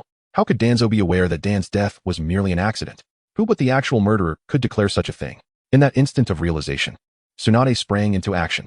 Lacking substantial evidence, she resolved to compel Danzo to reveal the truth. Meanwhile, after sustaining a couple of blows, Danzo's complexion turned somewhat pallid as he fled towards the Hokage building. Tsunade's abrupt assault had completely disrupted all his plans. In terms of strength, he could easily overpower Tsunade. However, doing so would leave him with no escape route. Not only would he face the wrath of the Uchiha clan, but even the remaining Senju clan would be more than willing to devour him whole. Both the Sharingan and Hashirama cells are not things to be carelessly exposed. Moreover, he had yet to ascend to the position of Hokage. Konoha had not yet become Danzo Shimura's Konoha. How could he possibly accept that? Therefore, he must continue to conceal these two trump cards. He cannot afford to reveal them, otherwise, his strength would be entirely insufficient to subdue Tsunade. Additionally, this is still within the village. Though Tsunade and he are engaged in combat, neither would resort to widespread destruction of the village. This once again bound his hands and feet, filling him with frustration. Now, he could only seek the old man Sarutobi Hiruzen for mediation. However, what he did not anticipate was that in the pitch-black night, a small foot came flying directly towards his face. Caught off guard, Shimura Danzo fell to the ground from midair. Who was it? Before he could react, Tsunade's fist landed squarely on his face, initiating a brutal onslaught. Meanwhile, an Umbu member arrived at the Hokage Tower. Hokage-sama, Tsunade-sama, and Danzo-sama are fighting near the village's largest casino. Sarutobi Hiruzen, perusing important documents from the Land of Fire, suddenly lifted his head. Had he misheard? What had he just heard? Squinting, he pondered while puffing on his pipe. Say that again. Suna. Before the Umbu member could finish, Hiruzen abruptly stood up. Take people over there. Upon seeing the Umbu member depart, Hiruzen swiftly retrieved his crystal ball. The telescope technique, which relied on extracting others' chakra to combine with Konoha's barrier, allowed him to observe every corner of the village. He had collected Danzo's chakra long ago. As he activated the crystal ball, the pipe he had been holding fell from his mouth. That fool Danzo, the Senju clan has not been exterminated yet. Why provoke Tsunade? He cursed under his breath and immediately made his way towards Danzo's location.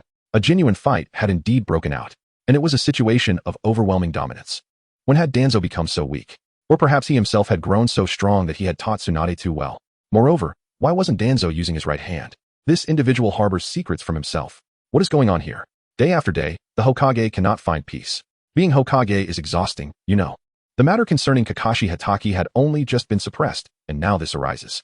The formidable forces of Konoha are dwindling, having recently lost Kakashi to defection. If Danzo also drives Tsunade away, the village will be left with only Jiraiya and Orochimaru. The heads of the other clans are astutely cautious. What will happen if another shinobi war breaks out? Meanwhile, at a crossroads, Li Quan, after stealthily delivering a couple of kicks, chose to observe. Since Danzo was intent on concealing his power, Tsunade was likely in no real danger. At this moment, he preferred not to attract too much attention. Did you see the villagers gathering around? His covert actions had already thwarted Danzo's escape, which was a considerable risk. To confront Danzo openly alongside Tsunade would surely make him infamous by the next day. Sigh, do the villagers of Konoha find such spectacles so entertaining? It has made it inconvenient for him to act. By the way, Danzo shouldn't have noticed those discreet kicks, right? But it doesn't matter. Those kicks were light, merely reflecting the level of a genin, at most leaving an impression on Danzo. Hiss, who is Tsunade striking with such ferocity? She must be holding back, otherwise, how could he still be alive? That person looks strikingly familiar. Is it Danzo? Amidst the murmurs, Sarutobi Hiruzen, donning a straw hat, finally arrived on the scene. Tsunade, what are you doing? Stop it at once. Confronted by Hiruzen's reprimand, Tsunade paid him no mind. In this moment, she was consumed by rage. The image of Kato's lifeblood flowing endlessly still echoed in her mind. The one man who had supported her, the one who brought her light, had been brutally slain before her eyes. Yet, she felt powerless, forced to employ healing techniques that were futile. But now, nothing was coincidental. How could she not be enraged? If Kato's death was connected to Danzo, what about her brother, Nawaki? Did it have any ties to her master, Sarutobi Hiruzen? It must be said, Tsunade's intellect was formidable. In a mere 2 or 3 seconds, she contemplated other possibilities, and within her heart, she confirmed her suspicions. If it hadn't been for Li Quan, she might have realized the truth even later. Meanwhile, Li Quan's eyes widened in shock. Blood was drawn. What? Tsunade, in a fit of rage, had overcome her fear of blood. Danzo, it seems, this time I owe you my gratitude for finally doing something beneficial. However, he quickly stepped forward to restrain Tsunade. This psychological ailment may very well be a mere temporary affliction. Should Tsunade suddenly collapse thereafter, it would indeed spell trouble. For the sake of future safety, Li Quan was reluctant to allow Tsunade to exhibit any signs of abnormality. If it were indeed a transient condition, the circumstances surrounding the medical treatment of Uchiha Xiangliang would undoubtedly invite renewed suspicion. Sister Tsunade, there are too many people. It is time to halt, he communicated telepathically, wrapping his arms around her waist. He then called out loudly, Grandfather Hokage, please come and assist. The sudden turn of events left Tsunade momentarily taken aback. What was this impudent boy, Li Quan, attempting to accomplish? Why had he obstructed her path? Moreover, this audacious brat was reminding her of her teacher's impending arrival. Did she need such a reminder? Was she unaware that Sarutobi Hiruzen was on his way? She had yet to grasp the full extent of the situation and had no intention of halting her actions. Indeed, this reckless boy seemed privy to certain matters. A flicker of surprise crossed her eyes as she finally noticed the dark red stain on her fist. Her body trembled, and her hand fell limply to her side. Sarutobi Hiruzen, who was poised to act, narrowed his eyes. Had Li Quan truly gained such significance in Tsunade's heart that he could restrain her wrath in such a moment? And what had Danzo done to provoke her to this extent? He hurriedly approached the center of the group, his expression grave as he directed a serious gaze towards Danzo. The situation was dire. Blood was being shed. Blood. Tsunade's hematophobia had truly been overcome.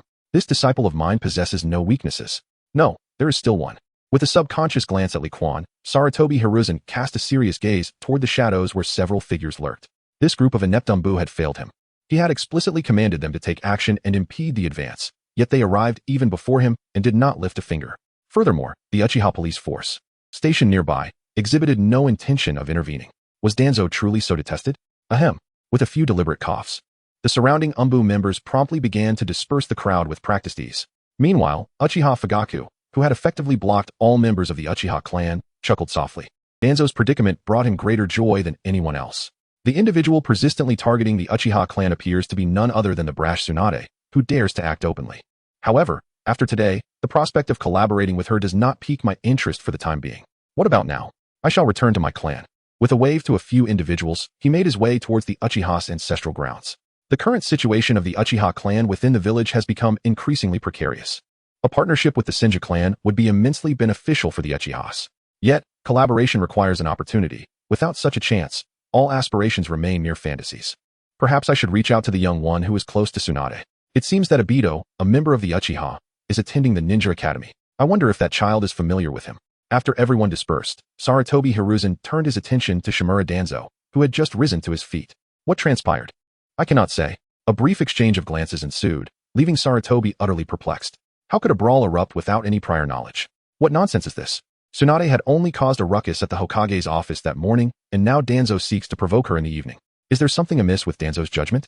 He inquired with as much kindness as he could muster towards Tsunade, though his peripheral vision involuntarily drifted towards Danzo. Tsunade's strikes were indeed formidable. It would likely take him a couple of months before he could face anyone again. However, she refrained from inflicting fatal harm. Look at your esteemed disciple, Hiruzen. If I do not receive a satisfactory explanation today, this matter will remain unresolved. Having finally escaped Tsunade's grasp, Danzo immediately erupted with fury. Protecting his dislocated jaw, he glared menacingly at Li Quan. This little rascal dares to strike himself in the shadows, as if he believes he is unseen. Were it not for those 2 kicks, he would have already arrived at the Hokage's office. He had yet to make a move, yet this cunning little scoundrel took the initiative. Upon sensing Danzo's gaze, Tsunade immediately shielded Li Quan behind her. As she regained her composure, Tsunade suddenly realized that her fear of blood had diminished. At least, when confronted with the bleeding Shimura Danzo, she felt less apprehensive. Do you dare? Umph. With a dismissive glance, Danzo let out a cold snort. Yet, that very sound tugged at the corners of his mouth, and he soon realized that several of his front teeth had loosened. Ugh, damn it, enough. Observing the tense standoff between the two, Sarutobi Hiruzen took a deep puff from his pipe and rubbed his forehead. A headache ensued. Even now, he remained unclear about the circumstances, but it appeared that they were on the verge of confrontation once more. Isn't this just a farce? Smoking is indeed preferable. A single puff can alleviate one's fatigue. He beckoned to Li Quan, smiling gently. Li Quan, come tell grandfather what has transpired, would you? Behind Tsunade, Liquan cast a fearful glance at Danzo and timidly spoke. Grandfather Hokage, I am frightened. This one-eyed elder is quite fierce, and he bullies my sister. One-eyed. Danzo felt a surge of annoyance. How dare he be called one-eyed? Both of his eyes are perfectly fine. However, this matter was indeed difficult to elucidate. The transplanted eyes must remain concealed. Bearing this title in silence, he glared once more at Liquan. Moreover, did he truly bully Tsunade? She was unscathed, while he bore the marks of conflict. Who, in truth, is bullying whom? Was it merely because I won some money? Winning money warrants threats? Does he truly consider me an easy target? Clenching her fists, Tsunade glared fiercely at Danzo, casually recounting the general course of events. Observing Tsunade's readiness to continue the altercation, Danzo instinctively recoiled, seeking refuge behind Sarutobi Hiruzen. I have no desire to engage with this madwoman. At over 30, still no suitors, she deserves it. In an instant, Tsunade was enraged, swinging her fist toward Danzo. Yet this time, she was halted by Sarutobi Hiruzen, who, despite his curiosity about Tsunade's unexpected winnings, truly wished to prevent further conflict between the two. Both individuals are of utility to him. Should they continue their conflict, a mutual destruction may ensue, attracting the attention of neighboring villages. The incident involving Hitaki Sakumo has already illuminated the discord within the upper echelons of Konoha. If this unrest persists, Konoha is bound to encounter trouble eventually. Cease this at once. Is there not a matter that cannot be resolved through a calm discussion? Must it resort to violence? Compensation. Otherwise, this affair shall remain unresolved today. Danzo bellowed. What about the matter of my deceit? With a cold smirk, Tsunade discreetly accepted a minuscule insect, no larger than a fingernail, handed to her by Liquan, and then waved it before Danzo. Chapter 65. 3 Conditions within the casino. Following a brief tumult, order has been fully restored. This is, after all, the casino of Danzo. Aside from Tsunade, no one dares to act recklessly here. The gambling table that Tsunade once used remains untouched in its original state. Sitting beside the table, Yamanaka Ino is still meticulously recalling the moment when she presided over the game not long ago, during which she lost 8 million ryo. This sum of money is certainly no trifling amount. Had it not been for the presence of Tsunade, a veritable cash cow, 800 million would equate to nearly 3 months' worth of turnover at the casino. Such a considerable loss must inevitably fall upon someone's shoulders. It is abundantly clear that this individual is none other than her.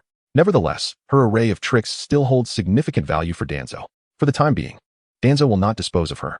However, punishment is assured, and it will be of the kind that she will remember for a lifetime. Some individuals may appear resplendent on the surface, yet in reality, they are mere playthings for others. Yamanaka Saika is acutely aware that she is one of them. She certainly does not wish to be humiliated by Danzo only to be toyed with by a group from the roots afterward. At this moment, the only way to turn the tide is to deduce the means by which Tsunade was assisted in her deceit, thereby showcasing her own worth. Suddenly, a shadow crossed Yamanaka Saika's face. When did one of the insects she had concealed in her sleeve perish? No matter how hard she tried to recall, she could not remember when it had happened. A sense of foreboding lingered in her heart. She promptly entered the casino's inner sanctum and then slipped out through the back door. Moments earlier, upon witnessing Tsunade depart from the casino, Liquan, who was admiring Yamanaka Saika, instinctively felt the urge to follow her. However, upon noticing the lifeless insects on her wrist, his curiosity was piqued. He had previously crushed the insects of the Yamanaka clan without a second thought. Yet, the fact that this dealer from the Yamanaka clan employed insects in deceit intrigued him. After a brief contemplation, Liquan harnessed his Tai Chi energy to silently extract one of the insects from Yamanaka Saika's sleeve with ease, thanks to the prowess of his energy manipulation. Now, returning to the present moment, Danzo's expression shifted dramatically as he observed the black insect in Tsunade's hand. Insects are commonplace. However, an insect imbued with chakra residue undoubtedly belongs to the Yamanaka clan. A meticulous investigation would surely reveal its owner. Yamanaka Saika, that foolish girl. How could she leave such a conspicuous flaw? Furthermore, does Tsunade engage in deceit? Why does Tsunade possess Yamanaka Saika's insect? Who, in fact, is assisting Tsunade? A cascade of questions caused his mind to falter. As for Liquan, he hardly considered it. Surely, a 5-year-old child could not possibly be so extraordinary, could they? Blocking the path between Tsunade and Danzo, Sarutobi Hiruzen also discerned the crux of the matter. If Tsunade could perceive the deceit, when had Danzo become so foolish? Leaving such an obvious flaw while expecting Tsunade to compensate? Does he truly believe that the princess, personally certified by the feudal lord of the Fire Nation, is merely a decorative figure? However, Danzo cannot afford to falter at this juncture. Narrowing his eyes, Sarutobi Hiruzen scrutinized Danzo before turning his gaze to Tsunade with a smile. This matter must come to an end here. Whatever the losses, compensation shall be rendered. How does that sound? Humph, what a naive thought. Tsunade scoffed. If that old fool hadn't shown up, I could have won even more. Does he think he can dismiss me with such a trivial offer? Since Sarutobi Hiruzen has already made up his mind to protect Danzo, continuing this entanglement has become utterly pointless. In such moments, acquiring greater benefits becomes the most tangible pursuit. As for the amount, it ultimately hinges on Danzo's threshold. Tsunade, do not overstep your bounds. Winning over 80 million from an old man, is that not sufficient? Oh, over 80 million. In an instant, Sarutobi Hiruzen was astounded. How could Tsunade triumph at the gambling table to such an extent? Was it his poor hearing? Or was Danzo merely spouting nonsense? After all, that was over 80 million. What could possibly be wagered to yield such a sum? At this moment, Sarutobi Hiruzen suddenly felt a desire to visit Danzo's casino for a spin. Isn't this simply handing out money? How much must he embezzle from the subsidies meant for the village children to amass such a fortune? Moreover, judging by Danzo's tone, it is evident he intends to use this more than 80 million to pacify the situation. Yet, when he uttered those words, Danzo didn't even blink. How wealthy must he be? For the first time, Sarutobi Hiruzen regarded his longtime rival with newfound respect. Should I continue to wager a few more times? Perhaps I could also expose the casino's fraudulent activities? However, Tsunade merely uttered a few casual remarks. In an instant, Shimura Danzo's expression darkened. This is a matter of life and death. The survival of a casino hinges upon the arcane techniques known only to a select few, as well as its seemingly impeccable reputation. Should either of these elements falter, the casino would be rendered utterly defunct. To contemplate severing 60% of his income, what a cruel intention from Tsunade. It appears there is no choice but to concede. Now, what do you propose we do? Meanwhile, Tsunade feigned deep contemplation on the surface, yet secretly engaged in a lengthy discussion with Li Quan. Before long, they had devised a plan. It was imperative not to push too hard. Otherwise, Danzo might resort to desperate measures, leading to a situation where no party would emerge unscathed. Very well. With a smile directed towards Danzo, Tsunade declared, first and foremost, all the profits I earn today at the casino shall be given to me. A reluctant nod followed. As Danzo grimaced and spat out the 2 teeth he had been holding in his mouth, awaiting Tsunade's next words. This scene elicited an uncontrollable burst of laughter from Sarutobi Hiruzen. Hiruzen vowed that he was a professional Hokage. The art of superficiality was something he had mastered after years of rigorous training.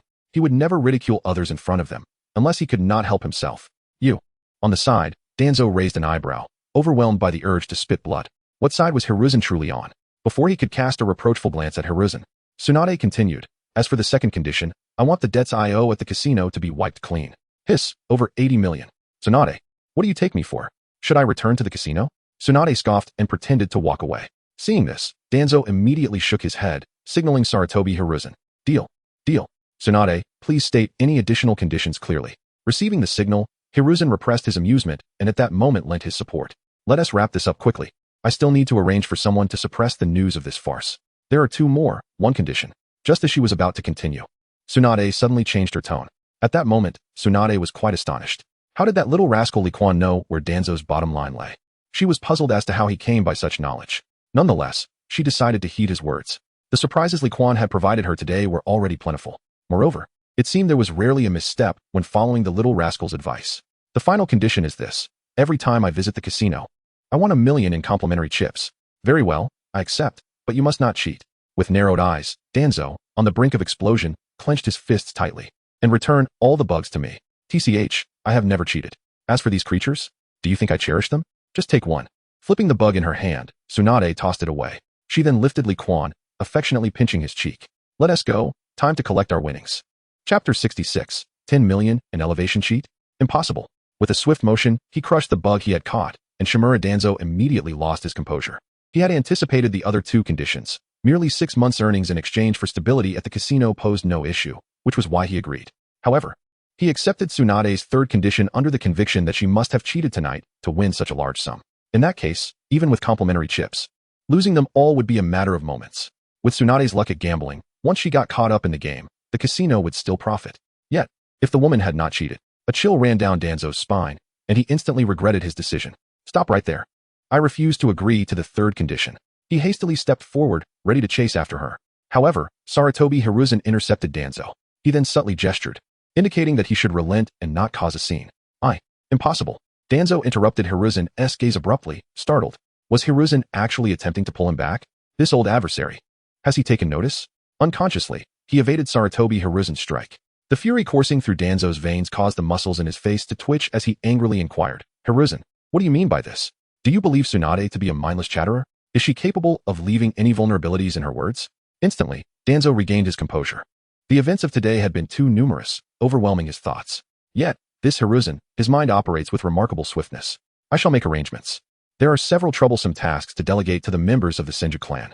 Tsunade's recent prominence has been too overwhelming. It is time to suppress her. He reignited his pipe, casting a glance at Tsunade's retreating figure. The more astute individuals are, the more difficult they are to control. Both Orochimaru and Tsunade belong to this category. Hence, he held a certain fondness for Jiraiya. However, excessive cleverness may not always be advantageous. There are matters that the shrewd can easily discern, such as the death of Sh. Dai. Konohagakure requires stability. All actions must be taken for the prosperity of the village. Several minutes later, at the casino, Tsunade strode in confidently, cradling Li Quan in her arms.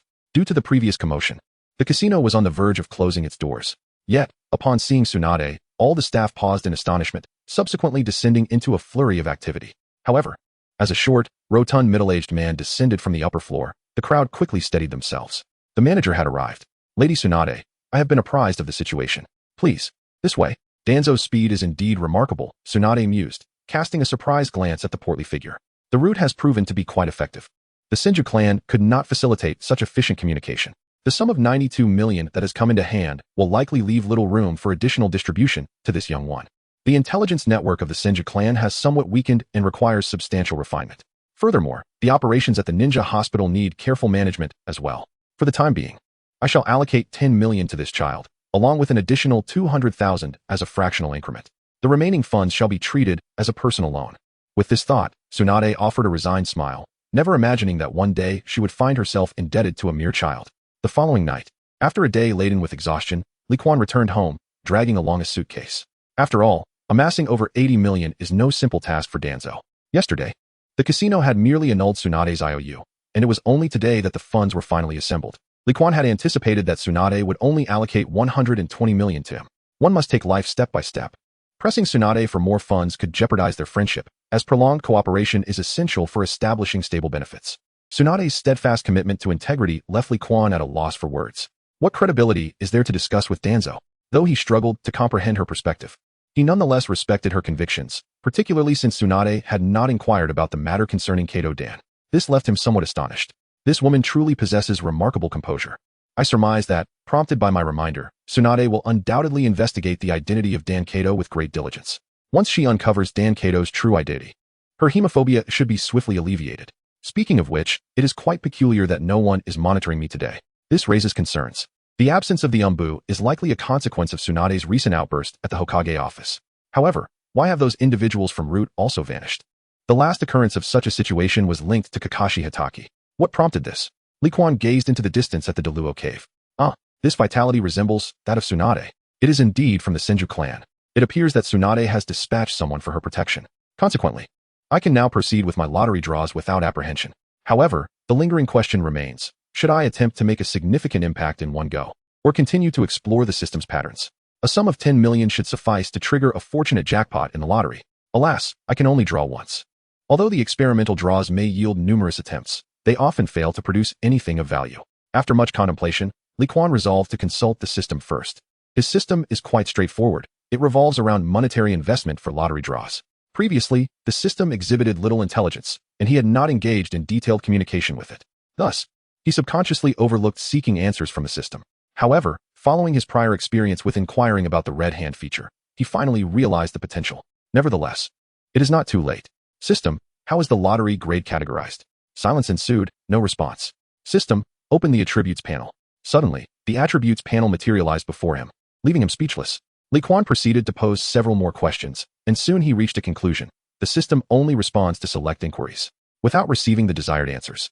He had no choice but to experiment on his own. It would be akin to the previous occasion. Half of the funds would be allocated for experimentation, while the other half would be used for a substantial draw. During the last lottery, he had achieved a 10 consecutive draw with 30,000. This time, he would allocate 50,000 for a 10 consecutive draw. 50,000 for a single draw, commencing 10 consecutive draws. The familiar countdown began. Ding. Congratulations, host, you have obtained. As the lottery concluded, Li Quan found himself momentarily stunned. The proficiency in observation at the Daluo cave had elevated to 27. It seems that draws below 50,000 primarily enhance proficiency. It appears that the upper limit does not exceed 40. What about the draws costing 100,000? As Li Quan issued the command in his mind, the lottery swiftly concluded. With a consumption of 1 million. He acquired a unique ability, the spatial teleportation power of the sandstorm swallow. Moreover, his proficiency soared directly to 40. Li Quan was quite elated. His spatial abilities possessed an exceedingly high potential. With merely the Flying Thunder God and the Rasengan, Minato Namikaze was able to influence the course of the Third Shinobi War. With such abilities, his safety would be significantly enhanced. Furthermore, his speed of movement would undergo a profound transformation. Perhaps he could package this ability as the Flying Thunder God and utilize it openly. However, despite spending 1,500,000, he was unable to elevate the proficiency of any skill beyond 40. Li Quan found himself at a loss for words. Yet, he remained unfazed. The substantial sum of 5 million remained as he had anticipated. For Li Quan, the current lottery was merely a preliminary trial. A brief summary of his recent experiments revealed that his total energy had increased by 5 years, reaching a remarkable 35 years. The proficiency of all his skills, including Red Hand, Wudong Tai Chi, Deluo Cave Observation, and Spatial Transmigration, had all ascended to level 40. With a remaining budget of 3,500,000, he was eager to continue his experiments. Tonight, he would ensure that his lottery experience was nothing short of exhilarating. In Chapter 67, titled SSS Level Skill, Celestial Master Degree, 15, within the confines of his room, Li Quan contemplated the money divided before him. Should he opt for the 10 consecutive draws at 150,000 or the 10 consecutive draws at 200,000? In his estimation, the rewards from the lottery were likely correlated to the reward levels of the ninja tasks. The D-level rewards required an expenditure ranging from 5,000 to 50,000. The items drawn primarily consisted of 2 categories, cultivation and proficiency. C-level rewards demanded an outlay of 30,000 to 100,000, and in addition to cultivation and proficiency, one might also draw treasures, such as the Demon Blade Qianren. B-level rewards, on the other hand, required 800,000 to 200,000, still yielding cultivation and proficiency, along with some unique skills, such as Tai Chi and spatial travel. Due to overlapping areas, Li Quan meticulously categorized the levels of obtainable items and their corresponding costs based on his experiences from the previous draws. D-level ranged from 5,000 to 50,000. C-level spanned from 50,000 to 100,000. B-level extended from 100,000 to 200,000, while A-level potentially ranged from 200,000 to 1 million. This is a situation entirely devoid of fortuitous critical hits. After all, when I previously drew the magic blade of 1,000 edges, it was a 30,000 per draw lottery, not falling within the aforementioned circumstances.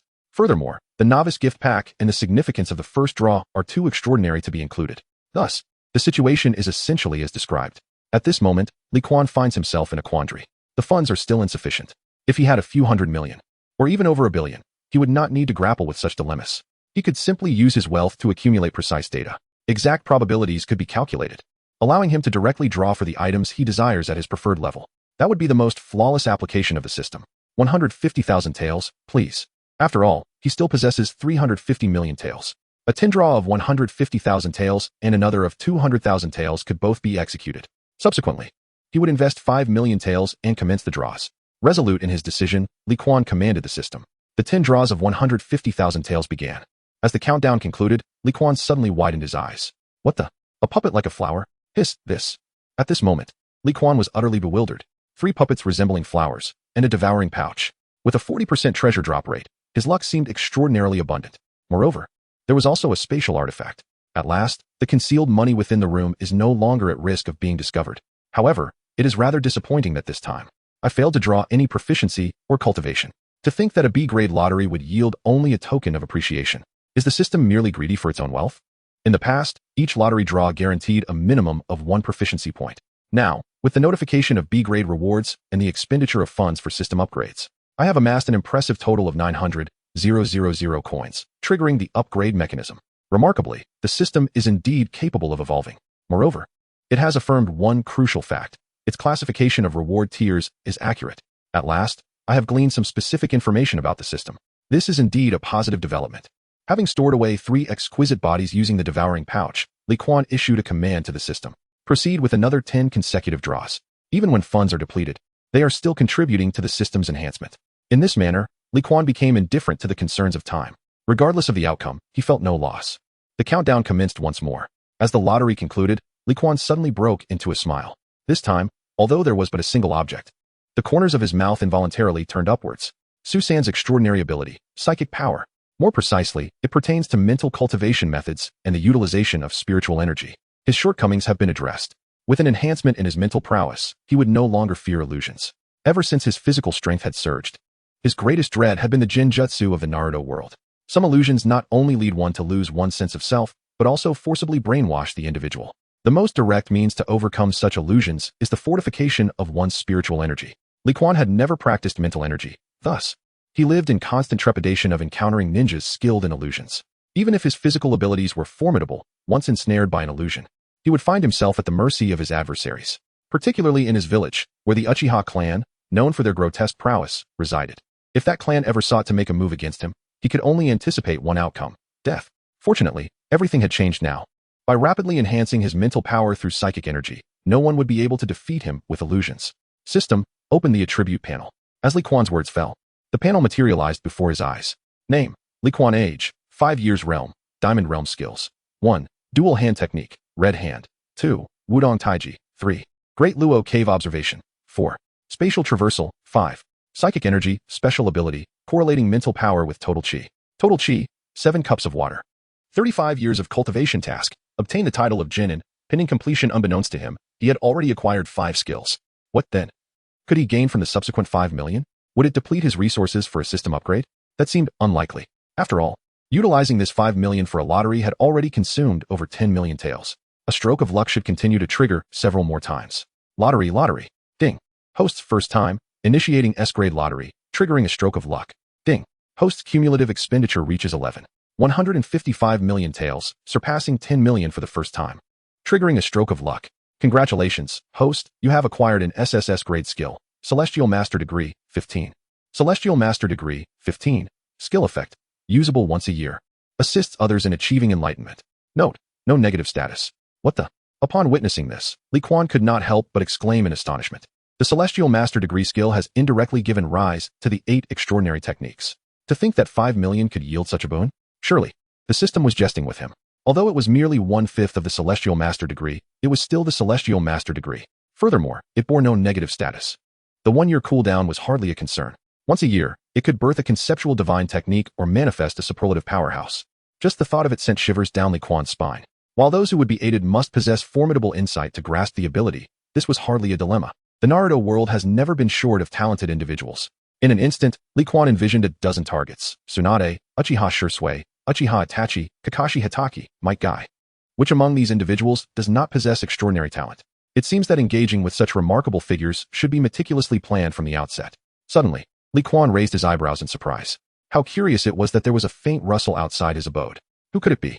To approach his home unnoticed, especially under the vigilant gaze of several members of the Thousand Hand clan, was no small feat. Such an ability to remain concealed should not be underestimated. Utilizing the grand observation of the Daluo cave, Li Quan surveyed his surroundings, and then his eyes widened in astonishment. It was this woman? How intriguing. This is not the dealer from the gambling house who lost 80 million Ryo to Tsunade. What does this woman seek while secretly searching for herself? To be candid, if one were to refrain from using the date decan, one could observe the insects within this woman's body. The woman was indeed strikingly beautiful, adorned in a form-fitting black bodysuit that accentuated her alluring charm. However, her miscalculation lay in underestimating his capabilities. It was the perfect opportunity to test his newly acquired powers. With a mere thought, a fissure materialized before Li Quan, and he reached forth into its depths. Chapter 68. Overcome with fright outside a modest 2-story dwelling. A woman with an exquisitely curvaceous figure, clad in a black stealth suit, lurked in the shadows. As her fingers grazed the wall, a multitude of ebony insects surged forth from her fingertips, encircling the upstairs room. The faint sounds produced by the insects were of no concern to her. Even she could hardly discern them. Could a mere child detect such subtlety? At this moment, the child should have already fallen asleep. Coldly gazing at the 2-story cottage before her, she manipulated the insects, preparing to open the window. The woman, naturally, was Oilwoman Saika.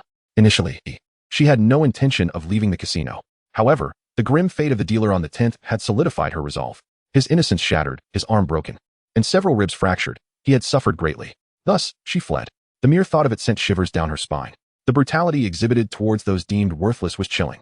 Had she chosen to remain, she could scarcely fathom the consequences she would face. Nevertheless, Oilwoman Saika did not intend to sever ties with Danzo. She possessed a technique to eradicate her troubles. Her sister was under threat from Danzo. As merely an ordinary member of the Oilwoman clan, they would never confront Danzo on her behalf. Therefore, she could only seek her own salvation. Yet, when faced with Tsunade, she truly felt powerless. After much contemplation, she set her sights on Li Quan. The bond between this child and Tsunade appears to be exceedingly intimate. By exerting control over the child, one could glean certain information, such as Tsunade's recent winnings. Given her strength as a nin, subduing a mere child would undoubtedly be a trivial task. Just as Yamanaka Ino was basking in her triumph, a sudden rift materialized behind her. Before she could react, a small hand grasped the fabric of her back. A sensation of disarray engulfed her in an instant. With a whirl of confusion, She found herself in an utterly unfamiliar setting. Before her stood an aged guest table, a wooden sofa, and 2 flourishing potted plants. The simplicity of the scene was unnervingly stark. Terror. Whose living room is this? Why am I here? Have I seen enough? A cold voice resonated, startling the oil woman, Kai Xiang, into an abrupt jump. Turning to glance at the child behind her, disbelief flooded her eyes. Is this child's home? What on earth is happening? Space-time ninjutsu? Have I been discovered? Vigilantly scanning for enemies, she completely overlooked Li Quan. Space-time ninjutsu, a phenomenon of extreme rarity. Apart from summoning techniques, she had scarcely encountered it. Is this a high-ranking ninja sent by Tsunade? Who could it be, and why have they not yet revealed themselves? Meanwhile, Li Quan found himself somewhat speechless at the woman's apparent disregard for his presence. This woman may do as she pleases, for she is confident in her ability to maintain control and is untroubled by any erratic behavior from her. However, the utility of spatial traversal is undeniable.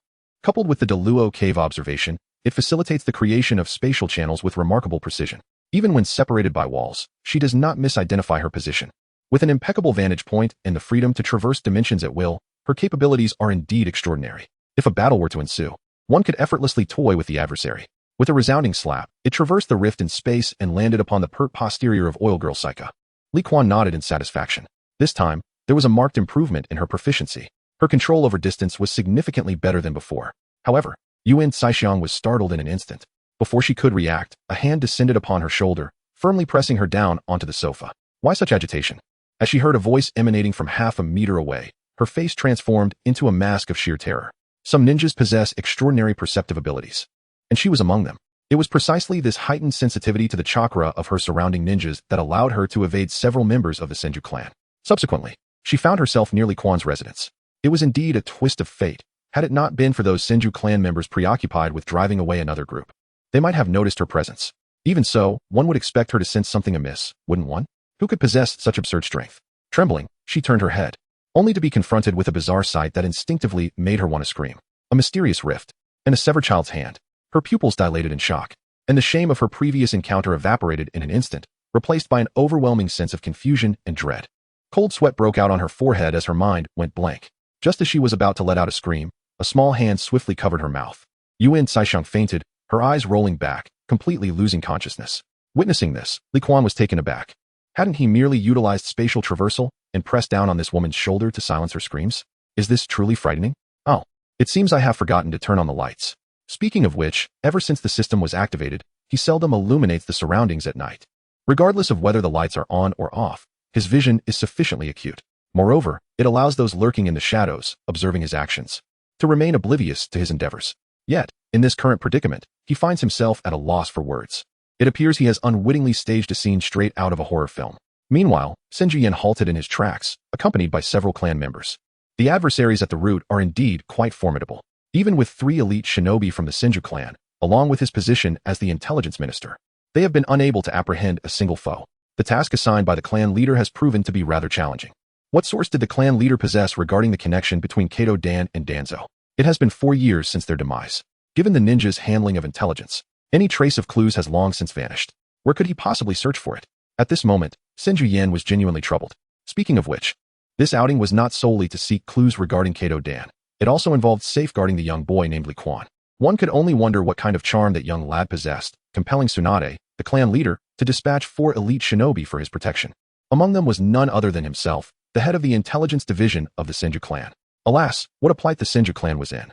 Did the leader remain oblivious to it? With such a small population, now they were sending out 4 members. Was this not absurd? He decided to return and check on that young boy. With a wave of his hand to the 3 companions beside him, he gazed towards the village. A few minutes later, as he observed the darkened second floor, Senju Yen suddenly froze. There was something amiss. After meticulously scanning the surroundings, his expression darkened considerably. Were there chakra-infused insects? And they were still alive. Goodness, members of the Yamanaka clan had arrived. He ordered his clan members to follow him and immediately rushed toward the house. However, before he could reach the door, it swung open on its own. There stood Li Quan, disdainfully holding a dustpan and then tossing it outward. Instantly, a multitude of black insects was flung into the air. What on earth? Witnessing this scene, Senju Yen was left utterly speechless. With such a multitude of insects, they must at the very least be the mid-ranking ninjas of the Oil Maiden clan, wouldn't you agree? How did this little rascal manage to accomplish that? Where has the master of the insect gone? In the darkness of the night, their gazes met, and Qinsho Yen awkwardly picked at his feet. It was clear that he had been dispatched to safeguard this little imp. Yet now it appeared that the imp had resolved the situation on his own. Doesn't this make him appear utterly ineffectual? What arrangements has Tsunade made? Just proceed as you see fit. There is no need to concern yourselves with me. Meanwhile, at the entrance, Li Quan merely smiled and remarked, "By the way, please refrain from probing into my secrets. Tsunade should have mentioned this detail to you, correct?" With that, the door was abruptly shut. Chapter 69, Playful Deception. Outside, Senju Yan's expression shifted repeatedly. The clan leader, Tsunade, clearly stated that it was a matter of confidential protection. Therefore, this little brat should be unaware of their identities. Shuntihi? How then does this child possess such knowledge? Is it merely conjecture? Is this a jest? It is already past 9 o'clock, and in this accommodation area, only the Uchiha's guard patrols. Upon encountering these unfamiliar faces, can one discern their identities at a glance? It is perplexing and utterly incomprehensible. Moreover, there is an unsettling feeling. To have one's mission interrupted by a mere child is utterly humiliating. How disgraceful for one who holds the esteemed position of the intelligence minister of the Senju clan. While attempting to protect this child, not only did I allow him to resolve his own troubles, but I also exposed my identity. What is more alarming is that this child even had the audacity to remind me. Although Tsunade had advised us against investigating this young lad's secrets, none of us had even considered such a course of action. After all, what secrets could a mere child possess? Apart from drawing Tsunade's increased attention recently, what could possibly warrant our notice? Merely a substitute for Ju. Yet now, Senju In has suddenly developed a keen interest. Lord In, what shall we do next? Inquired a member of the Senju clan, approaching Senjuan. The other two remained on standby in a nearby corner. You all stay back. I shall delve into this child's background. What of the clan leader? What is there to fear? If anything goes awry, I shall take responsibility. With a fierce glare directed at his clansmen, Senju In eagerly rubbed his hands together. It has been a long time since he encountered a child as intriguing as Li Quan. With a few agile leaps, he ascended to the rooftop of Li Quan's home. Inside, Li Quan, utilizing the Daluo Dongguan, gazed up at the ceiling in exasperation. The somewhat gaunt man, perhaps afflicted with a mental ailment, was addressed as Lord Senju by the individual outside. Senju Yin? Much like the woman within his chamber, he was a character absent from the original Naruto narrative. Merely a supporting role. He had not made an appearance during Naruto's era and likely had little time left to live. How could he be granted so much screen time? Were it not for Tsunade's favor, he would have swiftly sent this fellow to meet the king of hell. If he wishes to play, then I shall indulge him in this game. With a bemused shake of his head, Li Quan's thoughts began to stir. Above the rooftop, Senju Yin was poised to perform a ninjutsu. However, before he could take action, a fissure suddenly materialized beneath his feet. With a startled cry that barely escaped his lips, he plummeted into an unknown realm. In an instant, Senju Yin was rendered speechless. The other three members of the Senju clan found themselves equally bewildered. Where had Lord Senju gone? How could he vanish in the blink of an eye? As they searched in vain, Senju Yan's form abruptly materialized approximately 30 meters above them. Another scream escaped him, but it was swiftly muffled by a vibrating energy barrier. Then, a second spatial rift appeared about 3 meters below him. As Senju Yin fell into the chasm, he commenced an endless descent, reminiscent of Dr. Strange's manipulation of Loki. In this maneuver, Li Quan had not contemplated a complete replication. After all, Loki's fall occurred in an alternate dimension, while he merely opened 2 spatial rifts, facing each other, 30 meters above the ground. He then employed a technique learned from Tsunade to obstruct the propagation of sound. As long as he could harness the force, it would be quite effortless to vacate that particular area. However, it appeared that Senju In had not discerned the flaw in this minor tactic. Let it serve as a form of punishment. The energy within him could sustain the 2 rifts through another's fissures for a maximum of 10 minutes. Once the energy dwindled to 10%, he would release Senju In. To be fair, when he utilized the spatial rifts himself, the consumption was not excessively taxing. Yet, transporting another incurred significant expenditure. Moreover, the greater the distance, the more energy was required to open the rift. He pondered how far he could move with his current energy levels. After the exams concluded in 3 days, the Ninja Academy would grant a 2-day respite. At that time, he planned to experiment in the mountains behind Hokage Rock. With these thoughts, he entered his bedroom. Upon noticing the oil girl, Saika, rolling her eyes on the small stool, Li Quan pursed his lips. Should he eliminate her, or what should he do? The moment this woman appeared, she harbored animosity towards him. Nevertheless, the dealer's gambling skills were indeed impressive. Otherwise, she would not have supplanted the original dealer. Once he managed to subdue her, the speed at which wealth flowed into his hands would undoubtedly increase. However, at present, he lacked the means to exert control over others, rendering the situation quite troublesome. The notion of controlling others had crossed Li Quan's mind long ago. When Orochimaru acknowledged him as a mentor, he understood that Orochimaru would never be compliant. At that time, the stakes were considerably high, and he chose to overlook it. Yet, as he aspired to build his own power, he realized that he must pay heed to such matters. He was not adept at verbal manipulation, thus the ability to control others became an essential skill he needed to acquire. As for Kakashi Hatake, he was merely a trustworthy fool. After Li Quan emerged victorious, Kakashi readily agreed to acknowledge him as his superior. Tapping his fingers, Li Quan settled in to wait. The dealer must be subdued. All for the sake of profit. Once wealth is acquired, everything else becomes negotiable. By fully utilizing the dual hand, he can directly alter the perceptions of others with the power of the blue hand.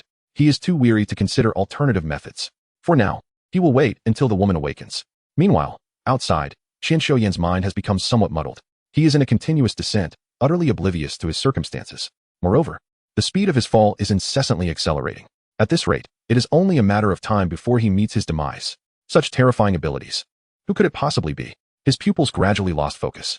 Under the chilling breeze, he felt his eyelids growing increasingly heavy. To be frank, had it not been for the members of the Thousand Hands clan, whose physical constitution is remarkably robust, he would have long succumbed to unconsciousness. By chance, he caught sight of 3 clansmen beneath him and immediately called out to them. However, to his astonishment, despite being merely 30 meters apart, these 3 individuals exhibited no response whatsoever. At that moment, Qian Shoyan was driven to the brink of madness. He forcibly composed himself and began to calmly analyze the situation. Suddenly, a spark of inspiration illuminated his mind. Without delay, he commenced forming hand seals. Observing this scene, Li Quan promptly intensified the capabilities of the Deluo cave observation. The fluctuation of chakra indicates that Senju In is preparing to employ a particular ninjutsu. 3 or 4 seconds later, Li Quan's eyes widened in astonishment. An eagle. It is indeed a transformation technique. By the way, can a bird transformed through this technique actually fly? It appears so. However, it seems to struggle somewhat in flight. After all, it is merely a transformation. It can only awkwardly imitate the abilities of living beings. Since the ruse has been uncovered, there is no need to continue the charade. With a mere thought, the fissures and soundproof barriers vanished instantaneously. Meanwhile, the eagle, flapping its wings in the sky, wobbled unsteadily for a few meters before suddenly transforming back into Senju In with a resounding thud, plummeting from the heights. At that moment, the 3 members of the Senju clan finally noticed Senju In. I'll catch him. Let me. Before the trio could finalize their discussion, Senju In crashed onto one of them. To his surprise, it didn't hurt. Shaking his head, he dazedly looked up at the nearby 2-story building. Instantly, his body trembled violently. A chilling realization washed over him. He, an elite jonin, had been outmaneuvered by an unknown entity. Even now, he remained utterly perplexed by the situation. Withdraw. Retreat. Lord Un. Could you possibly move aside? Chapter 70. The Seal of Tongue Calamity's eradication. Gazing down at his clan member, Senju In fell into a brief silence. It seemed that, inadvertently, he had incapacitated one of his kin. The reason it hadn't hurt was that he had landed on his comrade. Alas, the expedition has encountered misfortune. Were it not for the formidable vitality of the members of the Senju clan, this individual would likely have sustained severe injuries from the impact. Hastily rising, Senju Yin promptly instructed another clan member to escort the injured one back to their homeland. Meanwhile, within the confines of the room, as the outside fell silent, Li Quan lost interest in the unfolding events. After more than 2 hours had passed, as drowsiness began to creep upon him, the oil woman, Kai Xiang, whom Li Quan had carelessly placed upon a small stool, finally regained consciousness. Upon opening her eyes, her immediate reaction was to scream. However, as anticipated, Li Quan swiftly covered her mouth once more. The 2 of them, one large and one small, locked eyes. The difference in their gazes was stark. Li Quan's was filled with exasperation, while Kai Xiang looked upon him with sheer terror. Feeling the small hand over her mouth, a profound sense of familiarity washed over her, as if it were the very hand that had silenced her before. Trembling, her instincts urged her to flee, yet at that moment, her legs felt weak and unresponsive, rendering her unable to move even the slightest bit. Do not move recklessly, nor make any sound. Otherwise, the consequences could be perilous, a voice echoed in her mind. The words triggered a sharp contraction in her pupils as she comprehended their meaning. This is the art of a clan nestled within the mountains. In an instant, tumultuous waves surged within her heart. It dawned on her that the boy's earlier nosebleed was not a result of seeing her. She had never triumphed over Tsunade, be it in stature or at the gambling table. Wait, could it be those who cheat for Tsunade? Impossible, utterly inconceivable. It must be someone else. There is no way it could be this child. Yet, contemplating her predicament, I am swiftly blinked and replied inwardly. I comprehend. Oh, this woman appears quite familiar with the art of telepathy. For a brief moment, Li Quan was taken aback, then he released his grip. Pray tell, what is your purpose in seeking me, and what do you intend to do? I spoke nervously. In the blink of an eye, the seemingly delicate Yan Caishiang unexpectedly drew a kunai and lunged it towards Li Quan. Oh my, does this woman still dare to strike? Li Quan merely gazed silently, too apathetic to respond. Although the kunai was sharp, it remained within the realm of ordinary weaponry. He harbored no fear, as it was not a specialized ninja tool like a beheading sword. However, Yan Kaika found herself perplexed. She had no intention of killing Li Quan. The child was intended by her to demonstrate value to Danzo. Once a life is extinguished, intelligence ceases to exist, and so does worth. Yet, why does this child not evade? Is it conceivable that there are individuals in this world who fear not for their lives? In a flurry, she shifted her arm. Originally poised to strike at Li Quan's throat with a kunai, she altered her aim, directing it instead towards his right shoulder. Let this imp endure a modicum of suffering. Thereafter, I might continue to interrogate for further details. A sudden, sharp sound rang out. Oil woman Caixiang's eyes widened in astonishment. There was no bloodshed as she had envisioned, nor were there screams of terror. Instead, she was met with a pair of mocking eyes fixed upon her, and a kunai halted against Li Quan's skin. Are we done with this charade? Can we not engage in a proper conversation? Yet, before Li Quan could finish, oil woman Caixiang opted to flee, pushing open the glass window and leaping directly from the second floor. Truly, she was not sufficiently compliant. Fortunately, from this angle, Sinju Yin could not see her. Muttering to himself, a fissure opened in the roof above Li Quan. Oil woman Caixiang, dazed, plummeted from the opening, landing upon Li Quan's bed with a thud. Thump, thump. The bed bounced slightly twice before she regained her senses. Who is it? Show yourself, she demanded, gripping her kunai with vigilance as she scanned her surroundings. Yet, despite her keen perception, she detected no other presence. Ultimately, her gaze fell upon Li Quan in horror. Oil woman Caixiang was not one to succumb to fate. Thus, she had dared to escape the casino and contemplated exploiting Li Quan. However, upon realizing she could not overpower him, she chose flight. Yet, the spatial ninjutsu shattered her understanding. Was there truly such an expensive space-time ninjutsu? One that could casually teleport individuals? What a jest. Moreover, there was no sign of any other presence around her. This left but one possibility. It was this child. The one named Li Quan was the card dealer. Heavens, what a calamity. In the instant these thoughts surfaced, her heart was consumed by fear. This is all a fabrication, all false. Who am I? Where am I? What has become of this world? Standing at the edge of the bed, Li Quan simply observed oil woman Caixiang, waiting for her to collect her thoughts. Additionally, he was curious to see what actions she might undertake next. However, upon witnessing her expression, as if she had seen a ghost, his interest waned. A fool is hardly entertaining. Extending 2 fingers, he gently waved them. Now, I present you with 2 choices. First, I could end your life, just as such. Suddenly, a crack materialized before him. Li Quan reached forth, extracting a branch from within. As the fissure sealed, there was no sound, and the branch promptly snapped.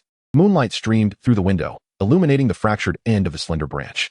A glimmer of light reflected at that moment into oil woman Caixiang's eyes. Beads of sweat formed on her brow as a chill of dread surged within her. It was the terror of death itself. At this moment, she felt fear. The calm demeanor of the child before her sent tremors through her very soul.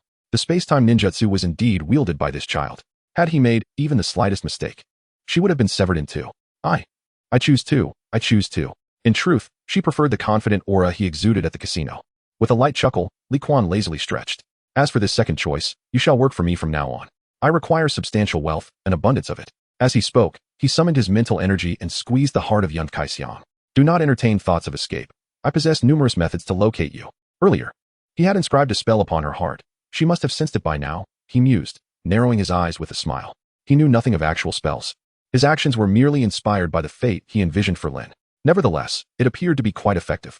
Interrupting the frantically nodding young Caixiang, Li Quan inquired. Might you now elucidate the specific reasons for seeking me? Perhaps I can alleviate your troubles. Yet, after an extended silence, he still heard no response. Observing young Caixiang's conflicted expression, Li Quan rubbed his temples, suddenly comprehending the situation. A curse rooted in slander? Indeed, this was quite troublesome. The purpose of this object primarily lies in preventing subordinates from leaking confidential information. As long as Danzo remains alive, the effects of this seal will persist indefinitely. Can it write? On the bed, the oil woman, Sayaka, shook her head. At this moment, she was utterly bewildered. This child actually possesses knowledge of the seal of tongue calamity eradication? What is the true origin of this little imp? The seal of tongue calamity is the most formidable means of secrecy employed by Shimura Danzo. Should she utter or inscribe anything pertaining to Danzo, this curse seal would be immediately activated, subjecting her body to torment, and it could even cost her life. Moreover, she cannot gamble on which specific pieces of information would trigger the seal's effects. Thus, she dares not speak to Li Quan. Suddenly, a voice echoed in her mind. Chapter 71. Kakashi's confusion in Li Quan's bedroom. Upon hearing the voice within her mind, Yamanaka Sayu furrowed her brow slightly. The techniques of the Yamanaka clan? This jutsu is notoriously difficult to master, and it seems no one has ever attempted such a feat. I do not know. Then let us give it a try. Rest assured, with me, you shall not perish. Upon hearing this response, Li Quan merely smiled. He understood well the concerns of Yamanaka Sayu. He was equally aware that to earn her genuine cooperation, he must first resolve the troubles that linger behind her. However, without intelligence, he remained uncertain about his course of action. This is the most crucial point. If there is truly no alternative, replacing young Caixiang's tongue might be a feasible option. The worst-case scenario would be to send her on her final journey. With the presence of the parasitic entity, Dealing with the remains would not pose a significant challenge. However, he had never taken a life before. Before taking action, he needed to conquer the fear that resided within him. Sir, my name is Decisive. At the tender age of 4, she had caught the attention of Danzo and was subsequently inducted into the Root organization. As their conversation unfolded, Decisive cautiously shared her past while lying on the bed. She did not genuinely wish to die, yet she was equally unwilling to accept her fate without resistance. As a dealer, she possessed a profound understanding of the psychology of gamblers. Often, when gamblers have lost too much, they are inclined to abandon the pursuit of further betting. At this moment, it is essential to offer the gambler a semblance of advantage. Regarding Li Quan, she knows nothing about him. However, this does not hinder her from employing similar psychological traits to navigate her interactions with Li Quan. The oil woman, Kai Xiang, perceives that Li Quan's interest in her is rather lukewarm. At such a moment, should one inadvertently provoke the child, her life could very well be at stake. If she were to reveal some valuable information through her own words, she might continue to live and eventually find a way to escape from Li Quan. However, to her astonishment, Kai Xiang soon realized that although she had unveiled certain fundamental secrets, she had not suffered any backlash from the tongue curse seal. What is the reason for this? With a glimmer of confusion in her eyes, she cast a perplexed glance towards Li Quan. This child is truly extraordinary, capable of identifying the weaknesses that lead to calamity. After a brief moment, Li Quan pressed his hand down, having grasped the fundamental circumstances. The only relative was under threat, existing almost as a mere specter within the oil woman clan, possessing a strength akin to that of a Nin. The most pertinent information was confined to these few points, while the rest comprised mere intricacies of foundational training. Thus, it can be concluded that by rescuing this woman's sister from the root and subsequently dissolving the curse of the tongue, the matter can be resolved. However, Li Quan had never anticipated uncovering the flaw in the curse's seal. His inspiration to utilize mental communication was, in fact, a spontaneous idea. The technique of mind transmission employs spiritual energy, wherein thoughts and inner voices are intertwined with the spiritual realm. The curse of the tongue, being merely a physical seal, is unlikely to engage with the mental aspect. This was the theory, yet Li Quan harbored no certainty regarding its success. Fortunately, it surprisingly worked. It is worth noting that the application of the technique of mind transmission was primarily seen during the Fourth Great Ninja War. In the earlier chapters of the original work, there was scant mention of its usage, primarily due to its complexity. Nevertheless, it must be acknowledged that the difficulty in mastering this technique is justified. I will attend to your matters subsequently, but I must first meet someone. It should not take long, perhaps just a few days. In the meantime, you may stay in my basement. Stepping out of the bedroom, he gestured towards a specific section of the floor below. With a flick of his mental prowess, Li Quan lifted that section of the floor to reveal a hidden space. The basement was equipped with independent living facilities, ensuring that both sustenance and shelter were adequately provided. With that, he descended the stairs to personally guide her. The underground chamber was prepared by his parents at his behest. The funds he had previously set aside were stored within.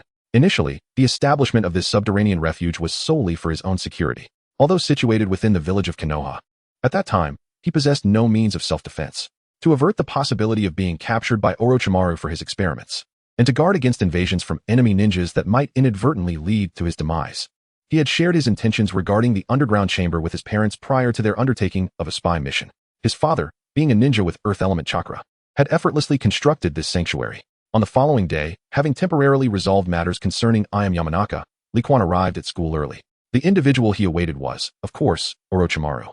Since Ayam was unaware of the location where members of the Root organization held their families captive, he had no choice but to inquire with Orochimaru. However, before doing so, he needed to ascertain other details, particularly which student had achieved the highest score in the written examination. It was worth noting that during the past month, his mind had often wandered during classes. It was only after Sarutobi Hiruzen's arrival that he made a conscious effort to engage. Yesterday, their homeroom teacher, Yamanaka, had relentlessly conducted a day of intensive cultural lessons. This led him to reminisce about his past life, haunted by the fear instilled by his homeroom teacher. Consequently, Li Quan found himself unusually restless. Soon, he identified his targets within the class, Jingin and Hinata Natsu. Unexpected yet somehow predictable. However, he truly did not anticipate that this young girl, Hinata Natsu, possessed a scholarly side. The branch of the Hyuga clan is now dedicated to caring for Naruto's little sister-in-law. Currently, she is engaged in conversation with Shizen regarding matters related to the midterm examinations. The subject matter holds no interest for Li Quan, however. He finds solace in observing Shizen's initiative to communicate with others. The young girl, ensnared in anguish, has finally begun to emerge into the light. Oh, such is the essence of youth. Kakashi, shall we train together this afternoon? I shall not. In the corner, caressing the short blade left to him by his mentor, Tsukumo Hataki, Kakashi's heart is steeped in melancholy. In recent days, as he found himself alone at home, a sense of perplexity increasingly enveloped him. Why would the village turn against his father? Ultimately, what led his father to forsake the village? It was evident that his father had been a benefactor to the community. How could it have come to this? His gaze collided with Li Kuan's, and a sudden recollection struck him. Li Kuan had sought his father's counsel on that fateful day. It seemed that was when his father began to change. Li Kuan must surely be privy to certain truths. After school, he resolved to confront him and inquire further. Meanwhile, in the root base, Danzo squinted his solitary eye, contemplating the intelligence he had just encountered. This was indeed a troublesome matter. Tsunade had dispatched 4 elite jonin to safeguard Li Kuan, which left Danzo utterly speechless. The previous night, he had dispatched several members of Root to take action. Yet, before long, those individuals returned to base. Coupled with the escape of Yamanaka Sai, his frustration deepened. Among his subordinates, there were still a few who were undeniably disobedient. He never anticipated such an occurrence. Moreover, 3 days had passed since the person went missing, yet no trace had been found. This was the source of his utmost frustration. Konoha village was enveloped by a barrier, rendering any escape impossible unless on a mission. Even he could not silently depart from the village. He simply could not comprehend how a group of individuals could fail to locate a single person. The mere thought of Oil Girl Sai's escape ignited his anger. The memory of the recent financial loss echoed once more in his mind. As he touched the newly fitted gold teeth, he cradled his face in despair and lamented, "Ah, why has fortune been so unkind to me lately?" After a brief moment of reflection, Danzo suddenly recalled an impending event, the midterm examinations at the Ninja Academy. Narrowing his eyes, a scheme began to formulate in his mind. Chapter 72. Teammates are meant to be sold. Ninja Hospital. Tsunade gazed at the clan member lying on the hospital bed, exasperatedly pressing her forehead. "I told you all not to disturb Li Kuan. Why did you choose to act so recklessly?" Senju-en, feeling guilty, averted his gaze, unable to meet Tsunade's eyes. Although his strength surpassed that of the clan member, he remained unscathed. However, the clan member was far from fortunate, suffering not only fractures but also internal injuries. In the ninja world, high attack and low defense were the norm, with only individuals like the third Raikage boasting absurdly high defenses. For others, a mere blade could prove fatal. Had it not been for his curiosity about that young Li Kuan, the clan member would not have sustained such severe injuries. The thousand-handed flame appeared increasingly apprehensive. "Explain yourselves," she demanded, her frustration palpable as she observed their silence. Tsunade was engulfed in a surge of anger. Had she not come to the ninja hospital today to continue her audit, she would have remained oblivious to this matter. That scoundrel, Flame, actually intended to keep this from her. Why does she have to worry about each and every one of them? My esteemed clan leader. Slap. A resounding strike landed upon Senjuan's forehead as Tsunade clenched her fist. How dare you act boldly, yet lack the courage to take responsibility? How shameful. Stumbling backward, Senjuan cast a fearful glance at her. Since when has Tsunade's temperament softened? In the years following the Second Shinobi War, Tsunade had been prone to explosive anger due to the deaths of those two. He had endured much torment at her hands. Yet now, she had merely tapped his head. The clan leader had indeed undergone a significant transformation as of late. With this thought, he felt considerably reassured. He had been troubled about how to broach this matter with Tsunade. A few minutes later, after hearing the report, Tsunade seized Senju-en by the scruff of his neck. "Little N, have I been too lenient with you lately?" In the face of Tsunade's smile that did not reach her eyes, Senju-en's heart sank. This is bad. Before he could even contemplate an escape, her fist struck him once more. Several minutes passed. Tsunade withdrew her fist. When it came to her clansmen, she maintained a sense of restraint. It would only hurt, and he would remain unscathed. There would be no lasting injuries. Otherwise, the clansmen would have long been dissatisfied. However, that little rascal Li Kuan, could he truly wield space ninjutsu? Where had he learned such a technique? Or was there someone else protecting Li Kuan? It must be someone else. But who would go to such lengths for this little one? In the village, those who could perform space ninjutsu were a rare breed. The kind of ability described by Owen was something she had never even heard of. This left her quite perplexed. Could it be spies from another village? Or perhaps those few celestial beings? As the afternoon approached, she decided to inquire during the martial arts class. When the time arrived, however, Li Kuan did not catch sight of Tsunade. Instead, he unexpectedly encountered two remarkably renowned figures from the original narrative, the illustrious Minato Namikaze and Kushina Izumaki. Both born in the 27th year of the Hidden Leaf and now 16 years of age. Not far from them stood two masked ninjas, clearly of the Umbu. This left Li Kuan somewhat perplexed. Why had Tsunade not come today? What could possibly be the reason? Hello everyone. Lady Tsunade has encountered a minor issue and has entrusted me to conduct a few classes in her stead. On the playground, the sun shone gently as Minato Namikaze cheerfully greeted everyone. Senior Namikaze? So handsome. The appearance of Minato immediately stirred a commotion. A spark of excitement ignited in the eyes of several young girls. Even Ino, Sakura, and Hinata found their gazes drawn involuntarily towards him. Having endured the trials of ninja missions, Minato exuded a unique aura of maturity and composure, strikingly different from Li Kuan. However, upon noticing the somewhat melancholic Kushina beside Minato, the young girls quickly averted their eyes. Kushina's presence was overwhelmingly powerful, and it was evident that she regarded Minato as her own cherished possession. Amidst the crowd, Li Quan too withdrew his gaze. The relationship between these two individuals is more intimate than he had previously imagined. Moreover, not far from Kushina, two Umbu ninjas stand watch. Is it because of the Nine Tails? In an instant, he dismissed any thought of approaching Kushina. It was far too perilous. The idea of exposing himself beneath the vigilant gaze of the Umbu was not one he entertained. However, beside Minato Namikaze, Kushina's gaze effortlessly fell upon Li Quan. This young individual, whom she has only met once, appears to possess an excessive air of aloofness. I recall that at the time, Tsunade seemed to be quite familiar with this little imp. Moreover, over the past month, she has frequently mentioned this young one in my presence. It seems there is indeed a resemblance to S.H. Suk, perhaps by 4 or 5 parts. Li Quan, over here. Two voices of surprise echoed almost simultaneously. Li Quan was bewildered, as was Minato Namikaze. Li Quan genuinely could not comprehend why this girl recognized him so well and displayed such familiarity. Does this woman possess no boundaries? Instinctively, he retreated a step behind Obito. To him, Kushina now represented a significant complication. It was not merely her identity as the Nine-Tails Jinchuriki, but also the presence of the two Umbu members shadowing her. Thanks to Tsunade, he had finally liberated himself from the watchful eyes of Root and the Umbu. If he were to engage with Kushina, would he not once again find himself under their surveillance? As for the two members of the Senju clan nearby, they exhibited far more discretion than the Umbu. Meanwhile, at Kushina's side, Minato regarded Li Quan with a puzzled expression. Given Kushina's unique status, her social circle was rather limited, and he was acquainted with all its members. Yet, he had never encountered this boy named Li Quan.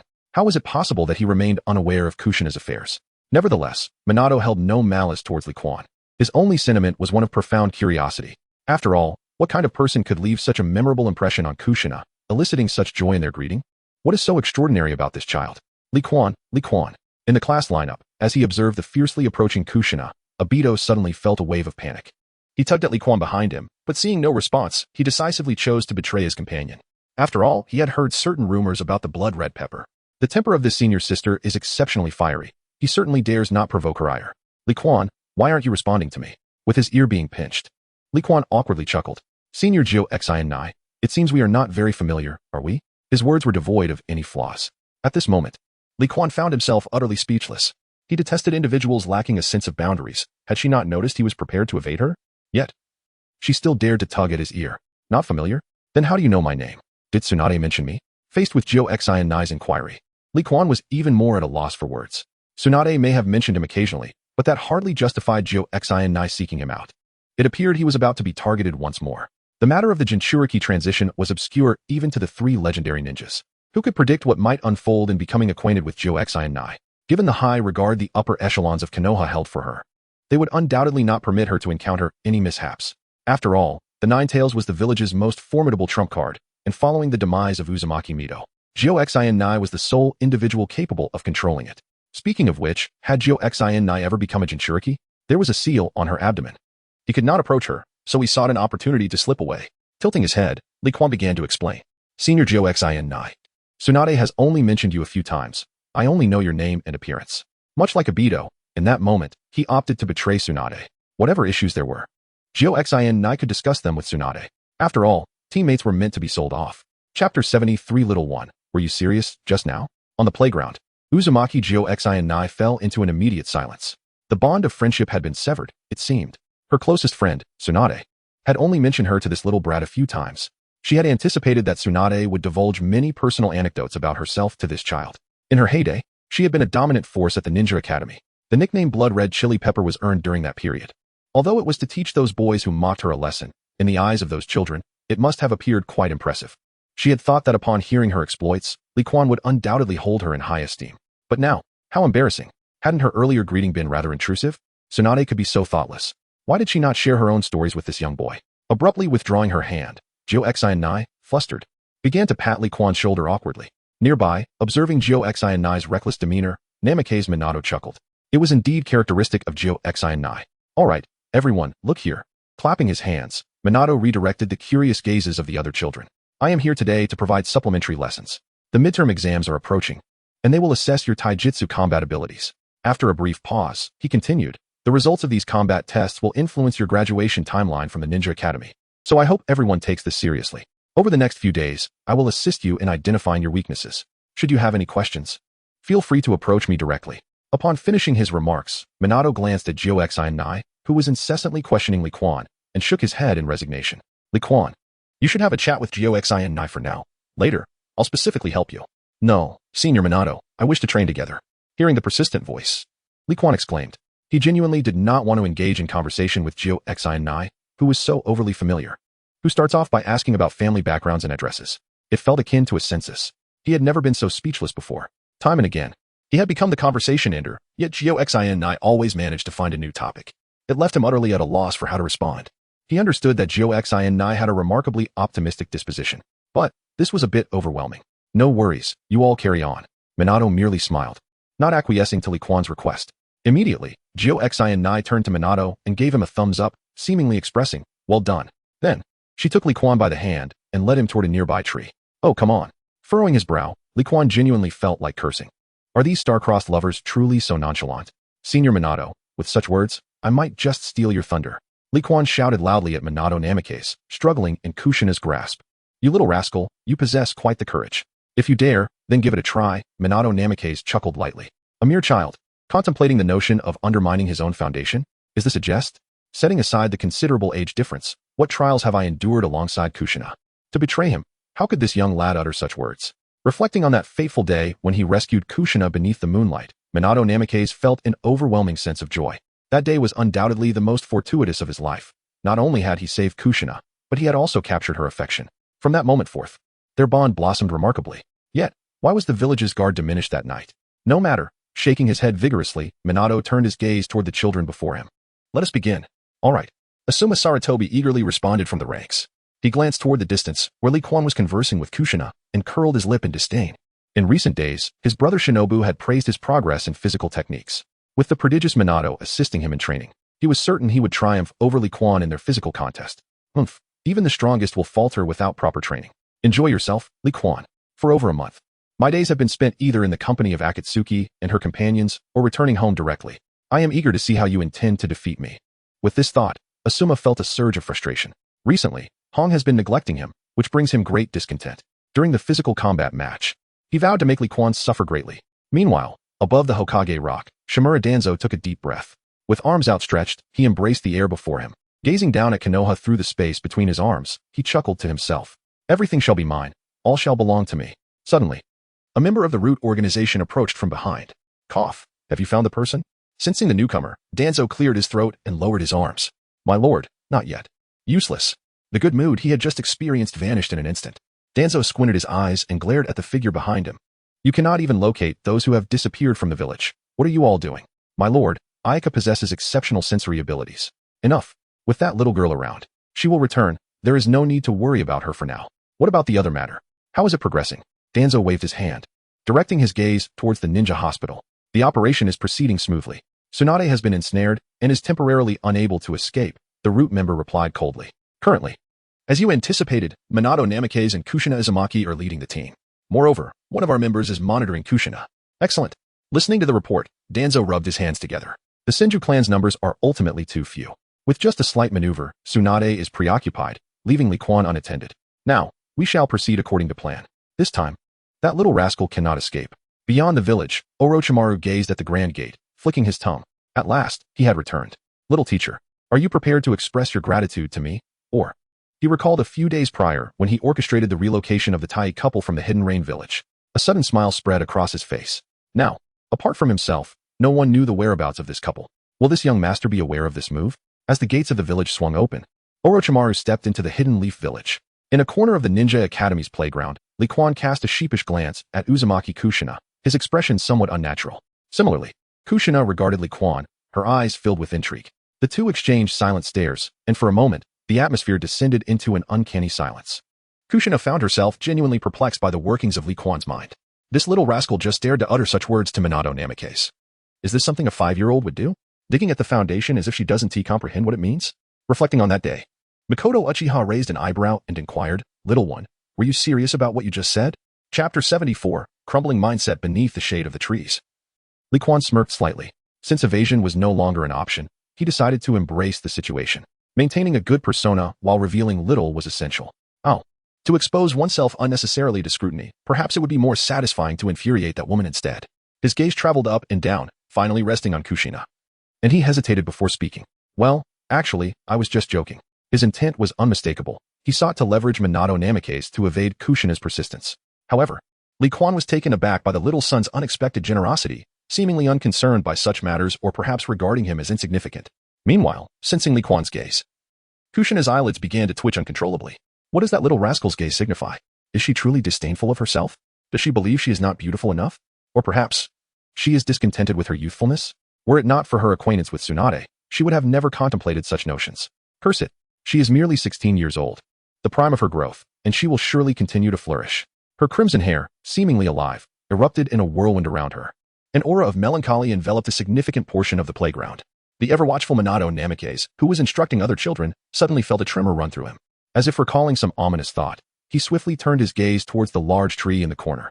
Good grief, Kushina is furious. What on earth did that little scamp, Li Quan, do? Under such circumstances, Kushina was not someone he dared to provoke. Little brat, may you find your own fortune. He beckoned to a group of trembling children, while Minato Namikaze chose to disregard them. Although he held affection for Kushina, he was certainly not fond of being beaten. It was better for the child to bear the brunt of Kushina's iron fists, especially after daring to claim he would steal her away. If one could not withstand Kushina's formidable punches, what hope was there for such ambitions? Before Minato was sent on this task by Lady Tsunade, she had specifically instructed him to look after this child. He was curious to discover what enchantment this child possessed that had captured Tsunade's attention. However, he had not anticipated that Kushina would accompany him today. Typically, he found it rather troublesome to arrange meetings with her. In the shade of the trees, Li Quan sensed that something was amiss and prepared to flee. Yet, instinctively maintaining his facade, he could not quicken his pace. Suddenly, Kushina seized him by the neck. Ah, as expected, Sister Tsunade was right. You little pervert, you have a mouth that doesn't speak. Disdaining him, she exclaimed, Oh, you think you're too good for me? Let's see about that. With her fist resting atop Li Quan's head, Kushina spun her fist wildly. Is this all you've got? Senior, this doesn't even hurt. Though Li Quan was subjected to her antics, he felt no discomfort, as it was merely a tickle. Yet, an odd sensation lingered. He quickly recalled that Tsunade had done the same to him before. At that time, his face had contorted in pain, but now it was different. He had recently come to understand the joys of childhood. The people around him did not regard him as a man. Unintentional physical contact went unnoticed, akin to receiving benefits. If only he had a phone, he could record these moments, which would become these women's embarrassing secrets. Or perhaps, after winning a lottery, he could attempt to forge some magical artifacts. How much money should he save for the next draw? 5 million for an S-grade treasure. What tier did 10 million belong to? SS grade? The Celestial Master tier was classified as SSS. Did the 8 wonders then fall under SS grade? Without triggering a lucky critical hit, could one draw complete 8 wonders with over 10 million?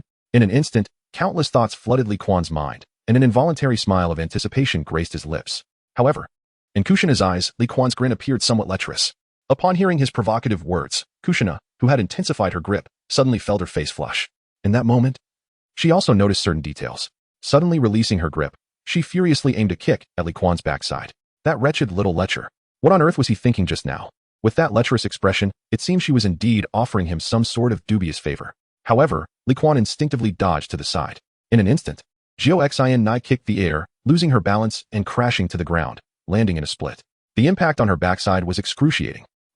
With a shriek, Jio Nai was instantly beside herself with rage. How could this little rascal, Li Quan, so thoroughly disrupt her state of mind? If she didn't teach this little scoundrel a lesson today, she would no longer be the fiery red pepper she prided herself on. In the next moment, she sprang to her feet and charged at Li Quan.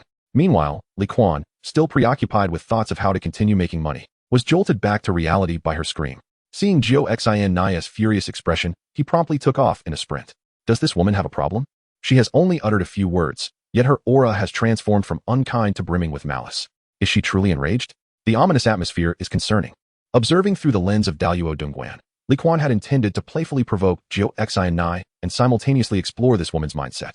However, now it seems he is merely inviting trouble, a prospect he finds unappealing. He has achieved his goal of unsettling her. She is now repulsed by him, and it is likely that Jio Nai will no longer wish to associate with him. With this thought in mind, he boldly entered the teaching building, only to find that Jio Nai relentlessly pursued him inside. On the playground, Bo Fengshui Men was left utterly dumbfounded. What on earth did that little rascal Li Quan do to provoke Jio Nai to such an extent? Throughout the lesson, he had been distractedly observing. Yet he had seen no wrongdoing on Li Quan's part. Instead, it had been Jio Nai who had been bullying the young lad. How had it come to this? With Jio Nai being the one driven to madness? Goodness, what if that little rascal is in trouble? Considering Jio Nai's temperament, Both feng shui men felt a chill run down his spine. Forming hand seals, he swiftly performed the shadow clone technique, leaving a clone to continue teaching. His true self darted into the building. The students exchanged bewildered glances, the rapidity of events leaving them stunned. Most dared not look at Xi, utterly oblivious to what had transpired. Those who had witnessed the unfolding drama were equally perplexed as to why their senior, Xi, was in such a fury. Li Kuan, are you all right? Asked Noera Rin, her gaze filled with concern for the building. Nearby, Obito's expression darkened as he overheard, prompting him to diligently practice his taijutsu. Yuhi Kurenai rushed toward the teaching building, while Sarutobi Asuma's mind raced with thoughts, casting a fierce glare at the building as he muttered a curse. Xi. Teach him a lesson, teach him a lesson. Not far away, two Umbu ninjas, who had been keeping a watchful eye on Xi, suddenly activated their body flicker technique to give chase. This technique utilizes chakra to enhance physical speed, allowing for rapid movement. Its learning difficulty is only D rank. However, it is not a space-time ninjutsu. Rather, it is simply so swift that it becomes imperceptible. Hence, almost no one noticed the disappearance of these two figures. Inside the building. Upon realizing that Xi had caught up, Li Kuan furrowed his brow. It appeared that she would not relent without delivering a proper scolding. How amusing it was to think that he might see her shadow. Even in defeat, he would find some solace in that. Wait, those two Umbu ninjas, something feels amiss. Their focus does not seem to be on Xi. What? One of them has targeted him instead. Chapter 75. The Tailed Beasts uprising in a classroom at the Ninja Academy, through the lens of Daluo Dongguan. Li Kuan observed the two Umbu ninjas as he rubbed his fingers together. The two members of the Umbu operated separately. One of them, despite having clearly spotted Kushina, chose to disregard her presence entirely. Without giving it much thought, this Umbu ninja made several turns and proceeded towards Tsunade's office. The other, while observing Kushina, seemed to follow her with intent, searching for something. The only target Kushina sought was him. Tsunade had explicitly warned Sarutobi Hiruzen, and ever since that day, Li Kuan had not encountered any members of the Umbu again. Yet, this Umbu member still kept a watchful eye on him. It seemed that Tsunade's warning had proven ineffective. Moreover, what was it that lay within Tsunade's office that warranted the dispatch of Umbu members to monitor Kushina specifically? Resolute in his decision, Li Kuan activated his space-time ninjutsu and arrived in Tsunade's office. In this office, there are two rooms. One serves as Tsunade's workspace, while the other is her lounge, offering her a brief respite. Due to his previous visits, Li Kuan is exceedingly familiar with this place. After surveying the surroundings, he promptly slipped into Tsunade's lounge. However, he was taken aback. Could this woman not tidy up at all? Lingerie was carelessly tossed about, and the bed was strewn with an assortment of disordered garments. Beside the nightstand, several unopened bottles of beer lay untouched. It was no wonder that on his previous attempts to enter, Tsunade had thwarted him. It turns out the situation was as such. Furrowing his brow, Li Kuan discreetly maneuvered into Tsunade's wardrobe. A familiar fragrance enveloped him. Yet he had no time to dwell on it. He was determined to uncover what this Umbu member, intent on entering Tsunade's office, was truly up to. Suddenly, the door creaked open from the outside. A masked ninja stealthily entered the office. Contrary to Li Kuan's expectations, this ninja did not hastily rummage through documents. After glancing around, he inhaled deeply, reveling in the scent, and began to caress Tsunade's chair. Subsequently, he removed his mask and indulged himself against the seat. Li Kuan was immediately stunned. A deranged admirer of Tsunade. A wave of revulsion and dread surged through him, gripping his heart. His fists instinctively clenched in response. While he could overlook a straightforward pursuit of Tsunade, this audacity, taking advantage of his position to engage in such lewd acts in her office, was utterly appalling. Worse still, this individual intended to invade Tsunade's lounge? What madness was this? The mere thought of Tsunade losing a few articles of clothing, only for them to be misused, sent shivers down Li Kuan's spine. As a rift in space opened, he delivered a decisive punch to the ninja's forehead. The sheer force of his current strength was immense, amplified by the element of surprise afforded by his spatial manipulation. With a dull thud, the Umbu ninja collapsed, unconscious. Li Kuan narrowed his eyes, contemplating how to manage the situation. He had no means of contacting Tsunade, who was likely at the ninja hospital. While he could utilize spatial traversal to reach her directly, transporting someone might deplete his energy reserves. He activated his absorption pouch, extracting a figure resembling Huahua, injecting his energy into Huahua's body. It emitted a series of cracking sounds before kneeling before Li Kuan. Noticing this, Li Kuan nodded in approval. There seemed to be a measure of awareness. He instructed Huahua to tidy up and bind the unconscious ninja, concealing him beneath the bed. After relaying his orders, he turned his gaze towards the staircase below. This is the 5th floor. At this moment, Kushina is still on the 3rd floor, searching through classroom after classroom for herself. However, due to the noise he just made, Kushina has already hastened to the top floor. Not far behind her is Minato Namikaze. Meanwhile, another Umbu ninja has already arrived on the 4th floor ahead of them.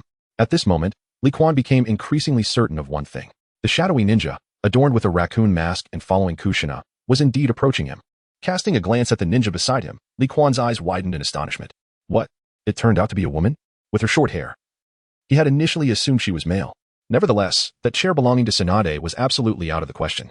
Resolutely, he stowed the chair into his pouch and made his way to the corner of the staircase on the 3rd floor. As he turned the corner, he collided directly with the fuming Kushina. Ah, ouch.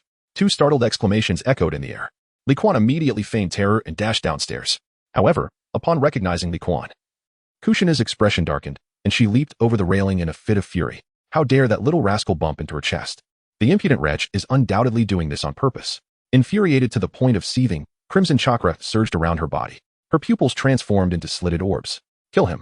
Eliminate that imp. A haunting voice echoed within Kushina's mind. The voice, laced with temptation, plunged her consciousness into confusion. Meanwhile, not far behind her, Minato's expression shifted dramatically. The air was thick with a sense of wrathful tumult. It was the Nine Tails. This was dire. Drawing several kunai from his waist, he immediately hurled them forward. Forbidden technique. Space-time ninjutsu, Flying Thunder God.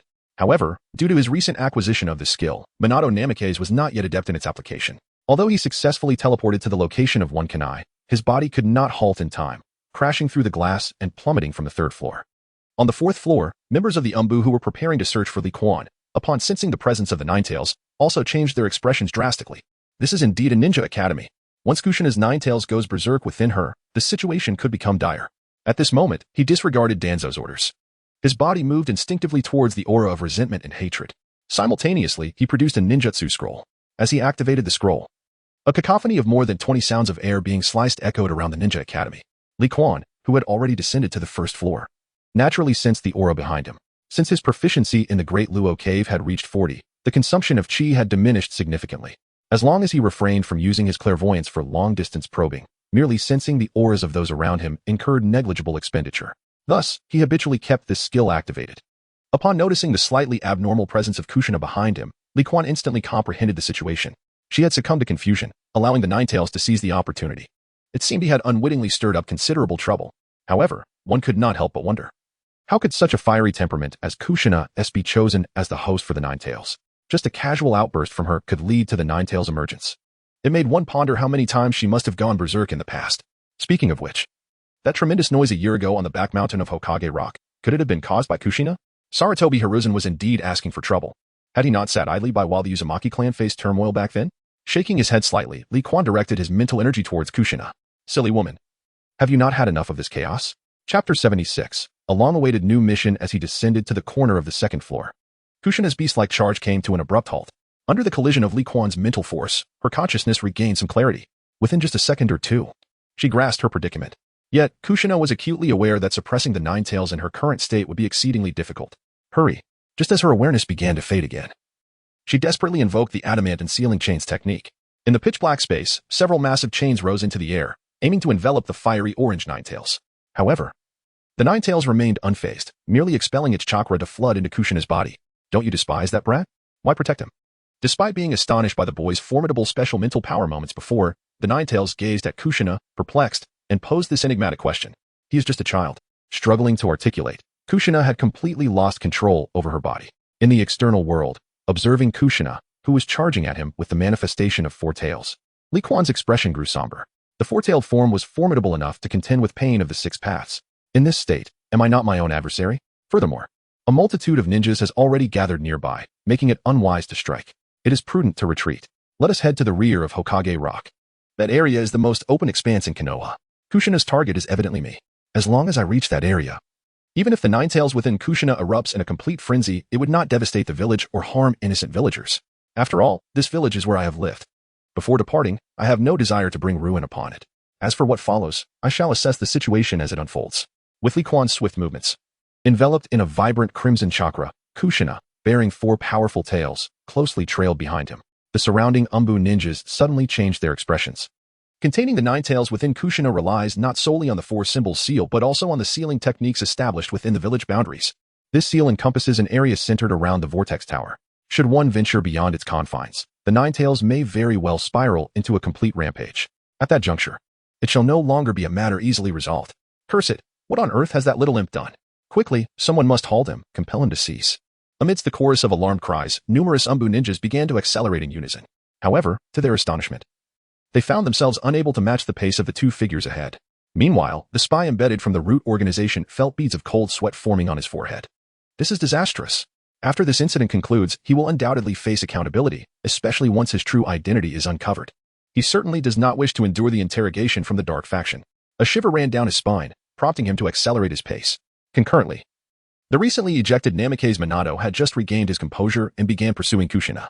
Meanwhile, within a classroom, Wai-Hai Kurenai bore witness to Li Quan's speed, which surpassed that of Kushina, igniting a spark of astonishment in her eyes. In comparison to Li Quan, she felt profoundly inadequate. Truly, he was deserving of her admiration, adeptly defending himself even in the face of such a terrifying creature. Yet, what precisely was that horrifying being? It was utterly fearsome. Upon seeing that creature, her legs turned to jelly. Upon returning home, she must inquire with her father. Li Quan Kun, you must return safely. Simultaneously, her tender heart was deeply shaken. She felt so weak. This time, she had not pursued Li Quan. If this continued, she would surely be left far behind. Would Li Quan still wish to play with her then? No, she resolved to strive to become stronger and match Li Quan's stride. With a silent determination, Kurenai struggled to lift her trembling legs and made her way toward the playground in front of the building. In the clan's territory nestled within the mountains. In a modest conference hall, the recently appointed clan leader, Yamashiro Kaichi, was engaged in discussions regarding the family's business profits with several elders. Suddenly, he instinctively narrowed his eyes. Is this Aura that of the Nine Tails? Has the Jinchuriki gone berserk? What could be the cause? Beside them, the expressions of several elders shifted dramatically. The Grand Elder of the Yamashiro clan looked grave as he inquired, Chief, should we? His words were abruptly interrupted by Yamashiro Hachi, who insisted. Do not provoke trouble. Leave it to the Yambu to handle. Yet, will the third Hokage not question us? Do not concern yourself with that. Simply send someone to investigate. That old fellow, Hiruzen, has reaped considerable benefits and must contribute in some manner. Shaking his head, Yamashiro Hachi calmly scrutinized the financial report before him and continued his examination. The Second Shinobi War inflicted substantial damage on the various clans of Konohagakure. The Senju clan faced near annihilation, although the Yamashiro clan fared significantly better. Their external enterprises also endured considerable setbacks. Ironically, the clan that emerged most favorably was the previously inconspicuous Sarutobi clan. Over the span of 4 years, the Sarutobi clan has subtly edged towards becoming the foremost clan in Konoha. At such times, it is amusing to expect them to exert themselves without cause. In the past, when he did not hold the position of clan leader, he did not contemplate such matters. However, the situation has changed. As the leader of his clan, he must also strategize for the future of his family. Such a scene is similarly unfolding within several other prominent clans. Only members have been dispatched to gather intelligence, demonstrating a distinct lack of intention to take action. Minutes later, Li Quan arrived at the rear mountains of Hokage Rock. Upon reaching this location, his reservations diminished significantly. However, following this incident, it is likely that many will take notice of him.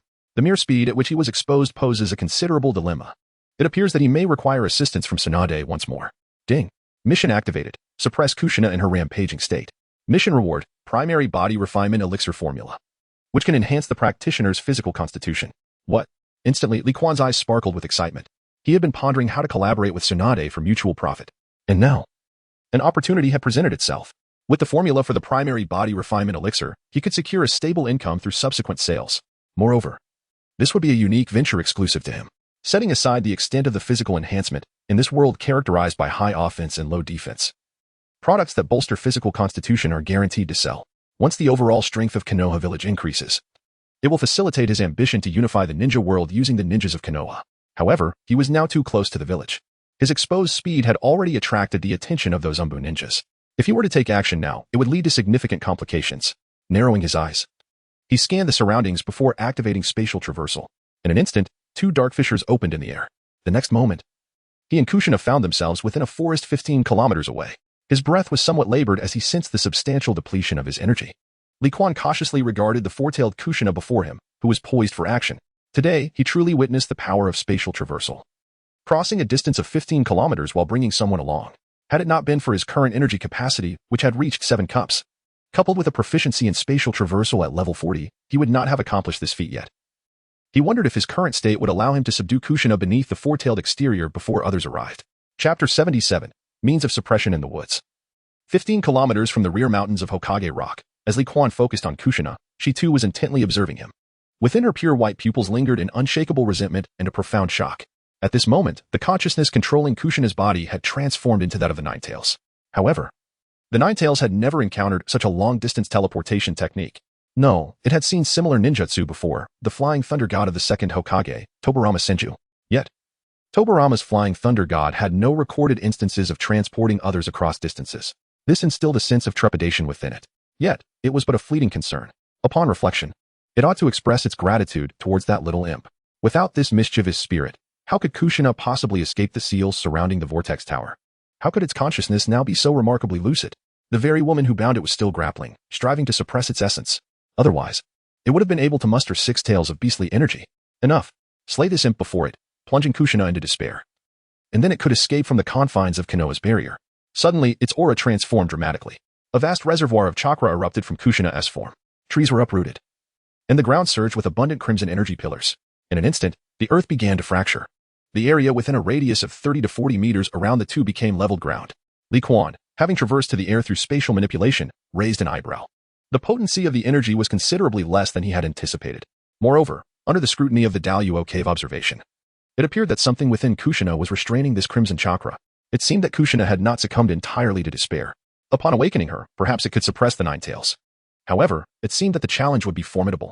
With the Nine Tails' inexhaustible chakra, his own meager reserves would hardly make a significant impact. Most crucially, the energy-based attacks he currently possessed were limited to the realm of techniques. He had scant options: the Red Hand, Mental Force, Wudong Tai Chi, Daluo Cave Observation, and Celestial Master S degree.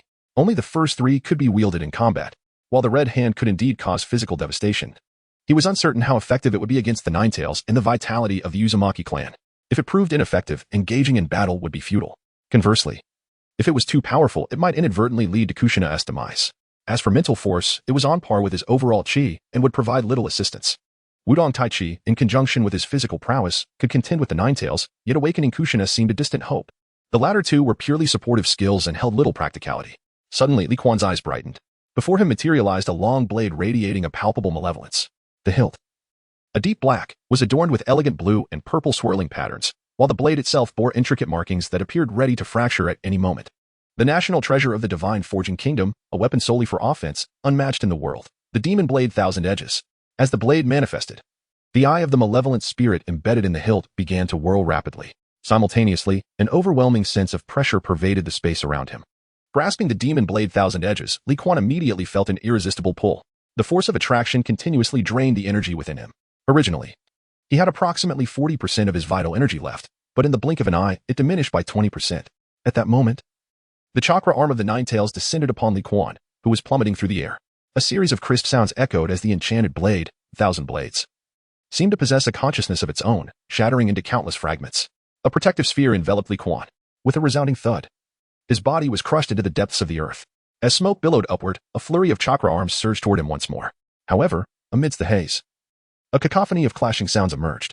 As the mist gradually dissipated, a child wielding a long blade appeared, clumsily fending off the chakra arms that moved with such speed they left afterimages in their wake. There was no discernible technique, only frantic slashes.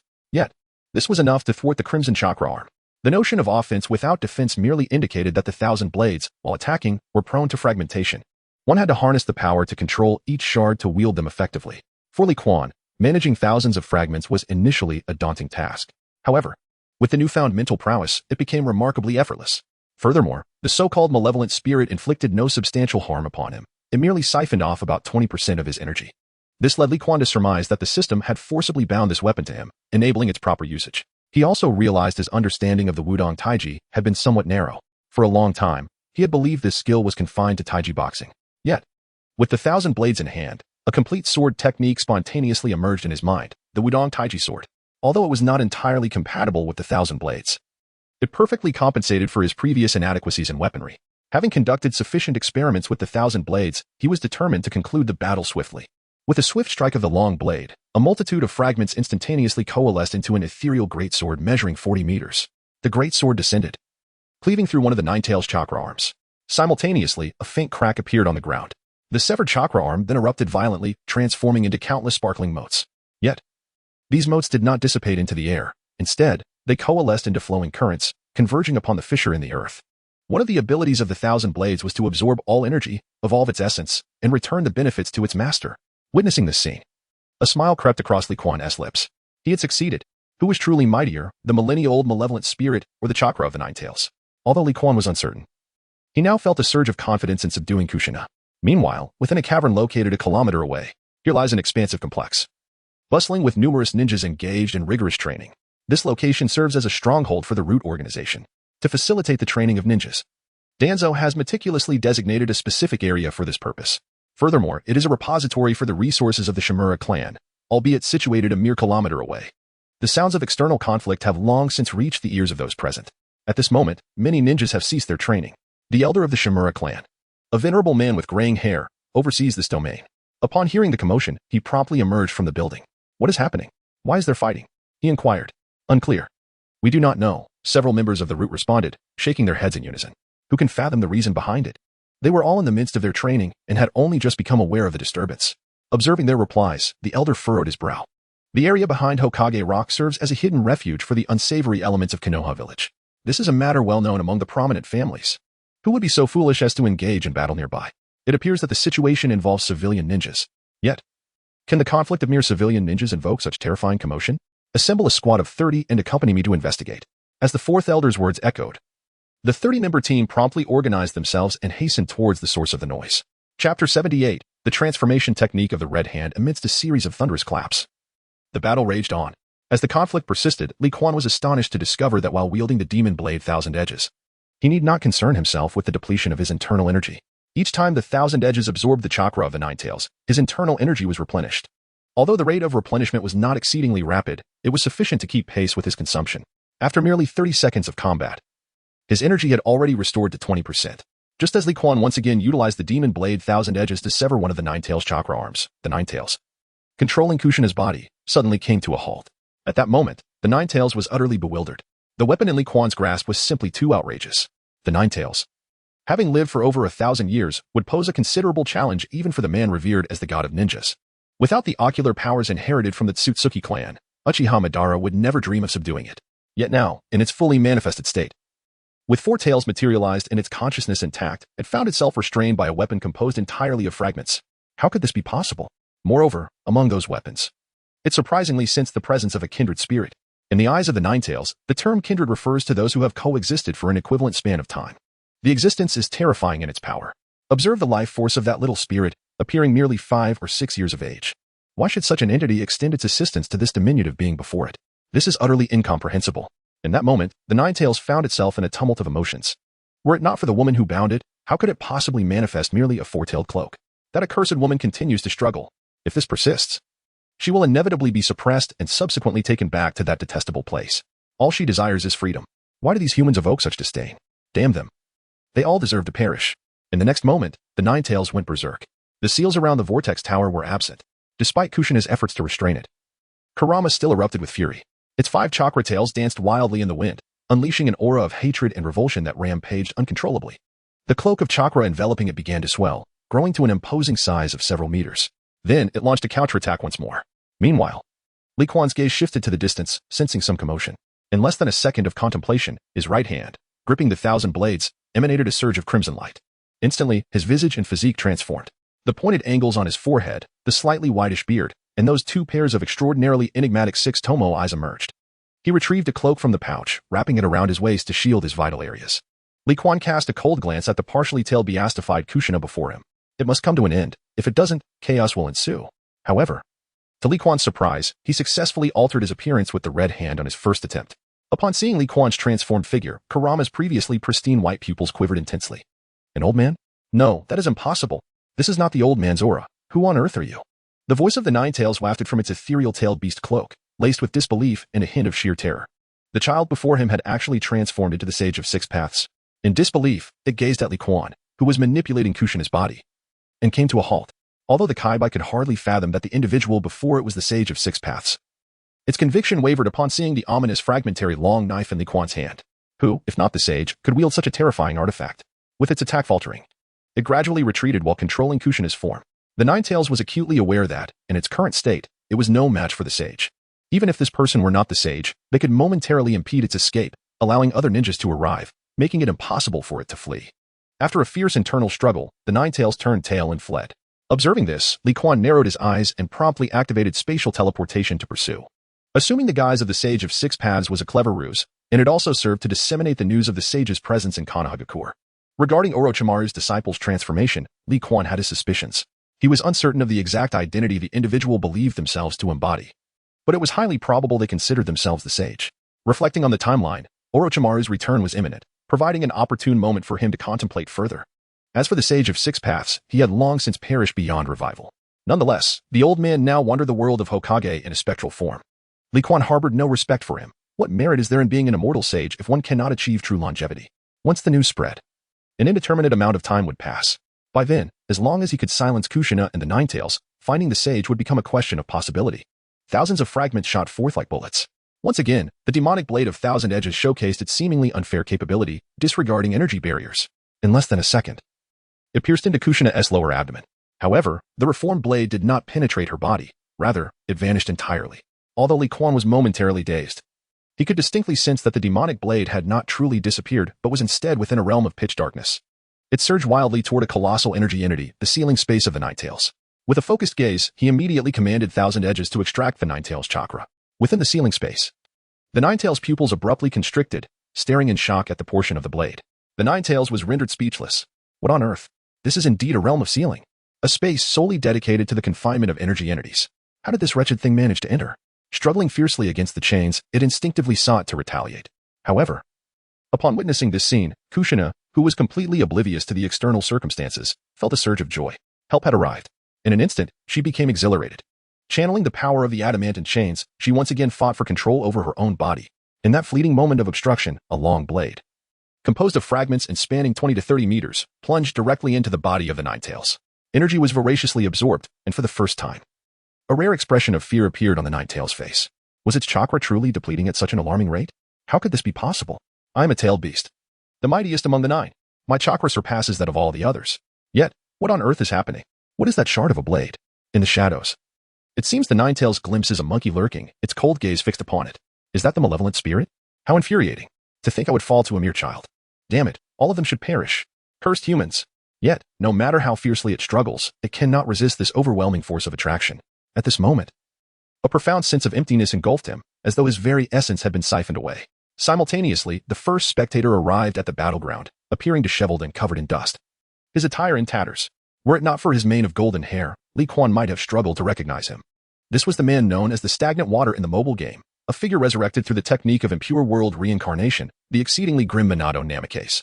Chapter 79, the premature technique at the periphery of the devastated forest. Minato arrived via the Flying Thunder God technique, albeit in a rather dismal state. The reason this technique is deemed forbidden is not without merit. In unfamiliar circumstances, he stumbled through his attempts, never executing the technique flawlessly.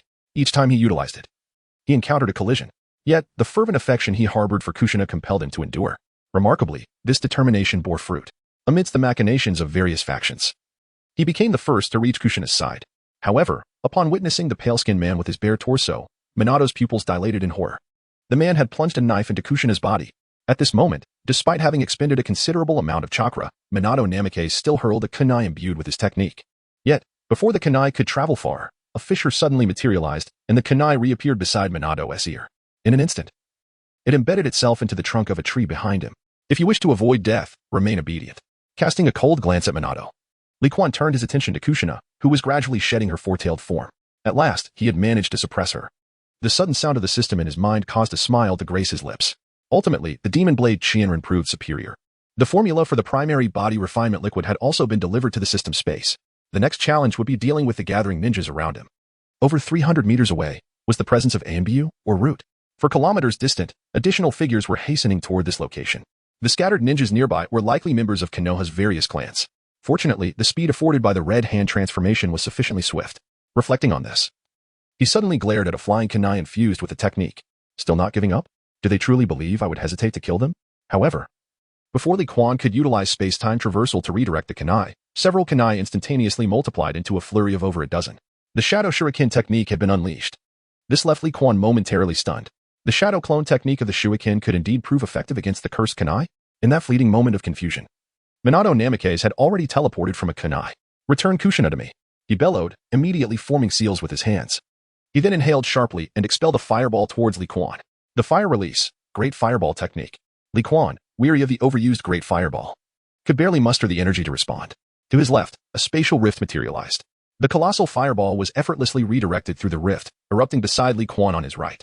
Even in your prime, you cannot best me, What is the purpose of this? With a slight shake of his head, Li Quan sighed. At 16, Minato Namikaze, though a prodigy, was merely at the level of a jonin. The disparity between him and the likes of Orochimaru and Kakashi Hitaki was profound. Despite his apparent grasp of the unrefined Flying Thunder God technique, lacking the spiral sphere rendered his combat prowess somewhat pitiable.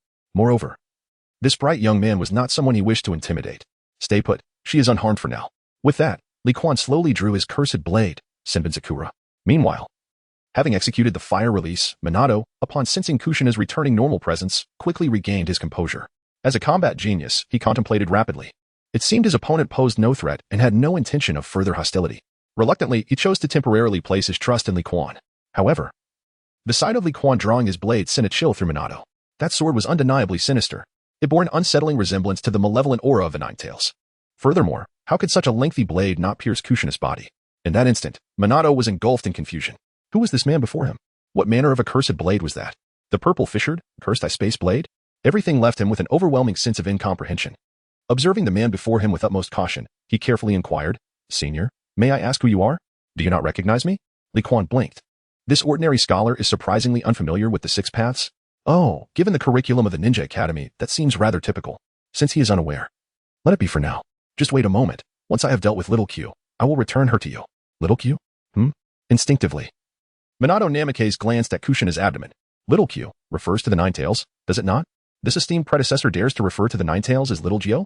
Who exactly is this individual before me? As the fourth Hokage, Minato Namikaze, found himself enveloped in confusion, Li Quan had already unsheathed the demon blade, Chiaren. He sensed within it a force akin to the surging waves of the ocean. After a moment of contemplation, his gaze fell upon the healed wound on Kushina's abdomen. Is it the four-symbol seal? It seems incapable of containing the Ninetales. For now, the beast must remain dormant, thwarting his plans of awakening. Thus, it is time for the 8-trigram seal to manifest. With this thought, he utilized the Daluo cave observation to scrutinize the structure of the four-symbol seal. In the original narrative, the 8-trigram seal was formed through the harmonious interplay of two non-interfering four-symbol seals employed by Minato and Kushina, successfully sealing away half of the Ninetales chakra. This seal not only allows Naruto to move freely within the village, but also enables him to maintain his sanity upon leaving. Indeed, the fourth Hokage, Minato Namikaze, infused a bit of energy into the 8-trigram seal, compelling the Ninetales to pay its dues. While he was incapable of adding such enhancements, having never delved into sealing techniques, creating an 8-trigram seal was not a daunting task for Li Quan. After thoroughly observing the operational mechanism of the four-symbol seal, he concentrated energy in the palm of his hand. Little Nine, mind your words, this is merely a lesson, he remarked as he drew energy from the 1,000 blades and channeled it into his palm. He then pressed his hand against Kushina's abdomen. In an instant, the energy coalesced around the four-symbol seal, forming mysterious runes. What? Within the sealing space, accompanied by a gasp, the already exhausted Ninetales displayed a renewed look of horror in its fox-like eyes. The seal has been reinforced. This is utterly disastrous. That wretched child has actually chosen to seal himself using his own chakra. How abominable! The old man would never resort to such a measure. If the old man wished to, he could easily seal it with a mere hand. What need would there be for the child's chakra? Concealing oneself beneath the guise of the Sage of Six Paths, who on earth is this child? Where did this monster originate? In an instant, the Ninetales' defenses were shattered. It is astonishing that the illustrious Ninetales, the most formidable of the nine-tailed beasts, was so easily subdued by a mere child. Not only was it nearly drained of chakra, but it was also threatened and warned by this young one. Is there any sense of justice left in this world? Moreover, at the moment when the child took action, it could only stand by helplessly. Deprived of its chakra, it lacked even the ability to resist. As it gazed upon the sealing cage that had formed before it, the Ninetales lay despondently on the ground, feeling a profound sense of despair. Why had it been so fixated on harming this child in the past? At this moment, regret enveloped him, rendering him speechless. The external world seemed distant.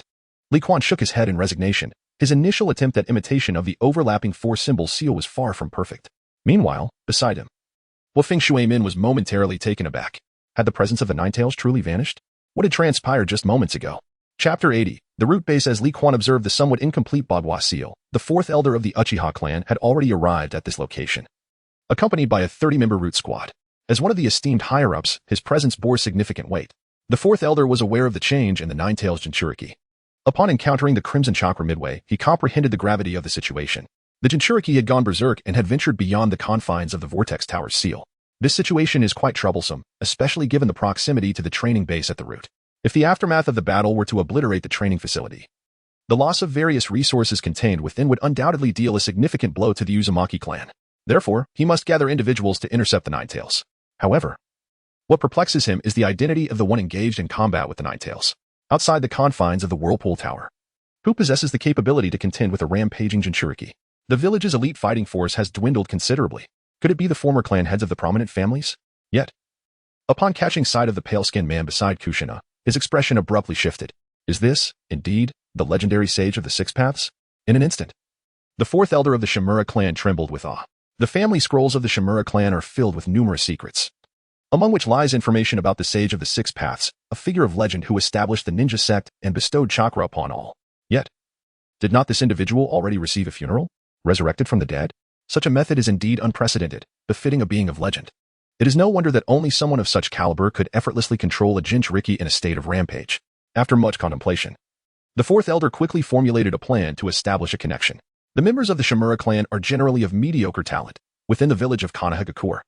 Aside from Shimura Danzo, there are scarcely any prodigies. The Shimura clan's current influence is entirely due to the presence of Danzo as the current leader. Without him, the clan would likely face rapid decline. If an alliance could be forged with the sage of the Six Paths, the Shimura clan could rise to prominence. The more he pondered, the more exhilarated he became. He stepped forward and reverently addressed Li Quan. Today is indeed fortunate, as I have the privilege of witnessing your magnificent presence, sage of the Six Paths. I am Shimura's fourth elder, Shimoku, and I wonder if I might have the honor of engaging with you. However, before he could continue, Li Quan's expression turned cold. Initially, he bore no ill will towards the Shimura clan, as there had been no other members aside from Danzo appearing in the narrative of Hokage. Yet, due to Danzo's numerous heinous deeds, Li Quan held little fondness for this family. Would the high-ranking members of this family be unaware? Observe the dark aura behind this person. A team of ninjas. They must be members of the Root organization. Arriving so swiftly, is there a Root base nearby? I have no interest. I have matters to attend to. Turning to pat Minato's shoulder, Li Quan chuckled. The golden-haired lad, you appeal to me greatly. Perhaps we shall meet again. He then cast his gaze around, surveying the surroundings. Moreover, you ought to comprehend what should and should not be spoken. Watching Li Quan vanish into a pitch-black rift, Shigemura Yusuke felt a flicker of trepidation. Why does the sage of Six Paths harbor such aversion towards him? This is troublesome. If a celestial being is displeased, the Shimura clan may be nearing its end. But what could have caused this? With a fleeting glance at Kushina, he led a group of Root members towards the headquarters of Root. Such matters are best deliberated with Danzo. He is truly incapable of handling the repercussions of this affair. As for abducting Kushina, the Jinchuriki, that would be nothing short of courting death. This marks the pinnacle of combat power that has garnered the attention of the higher-ups. Should the Shimura clan entertain any notions of exclusivity, they may soon find themselves in a predicament akin to that of the Uzumaki clan. Meanwhile, Minato Namikaze supports Kushina, momentarily entranced. The power of space.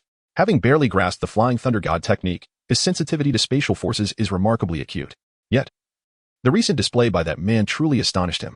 A space-time ninjutsu that requires no hand seals, effortlessly tearing apart the fabric of space. What manner of being is he? Suddenly jolted back to reality, he slapped his thigh, his eyes filled with deep regret. What a missed opportunity. After finally encountering a sage, he failed to seize the moment. If only he could have learned from this sage, perhaps he could master the sage mode spoken of by his mentor, Jiraiya.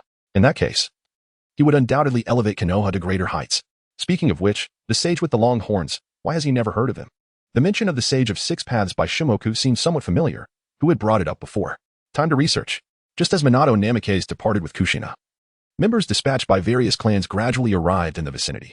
Gazing at the ravaged ground and the chaotic marks crisscrossing it, the group exchanged bewildered glances. This method of combat. Who exactly is engaged in battle with the Ninetales Jinchuriki?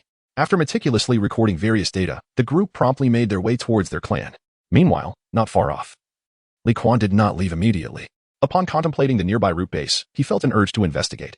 The Root base serves as a training ground for Root ninjas. He was currently unaware of his intention regarding the whereabouts of Oil Woman Kaika's sister, who had been captured. Should fortune favor him, and he managed to locate her in the vicinity, he could then eliminate the curse seal of tongue disaster that plagued Oil Woman Kaika. This would allow this dealer to temporarily work in his favor. However, if he failed to find her, it would not be a matter of great concern. At the very least, he could glean a clearer understanding of the Root circumstances through this base, thereby enhancing his defenses. Nevertheless, this endeavor required expediency. His absence from the Ninja Academy had already been prolonged. If he delayed any further, it was likely that certain individuals would begin to sense something amiss. After circling around a few times, Li Quan came to a halt. The energy within him had been depleted. Reluctantly, he drew forth the magic blade, Qianren, absorbing its energy, and once again set forth. After absorbing the vast chakra of the Ninetales, to Li Quan, the magic blade transformed into a colossal power bank. However, the efficiency of recovery was not particularly remarkable. It could only be deemed adequate. When employed for body refinement, it might slightly hasten the process. Better than nothing, one might say. Fortunately, the teleportation,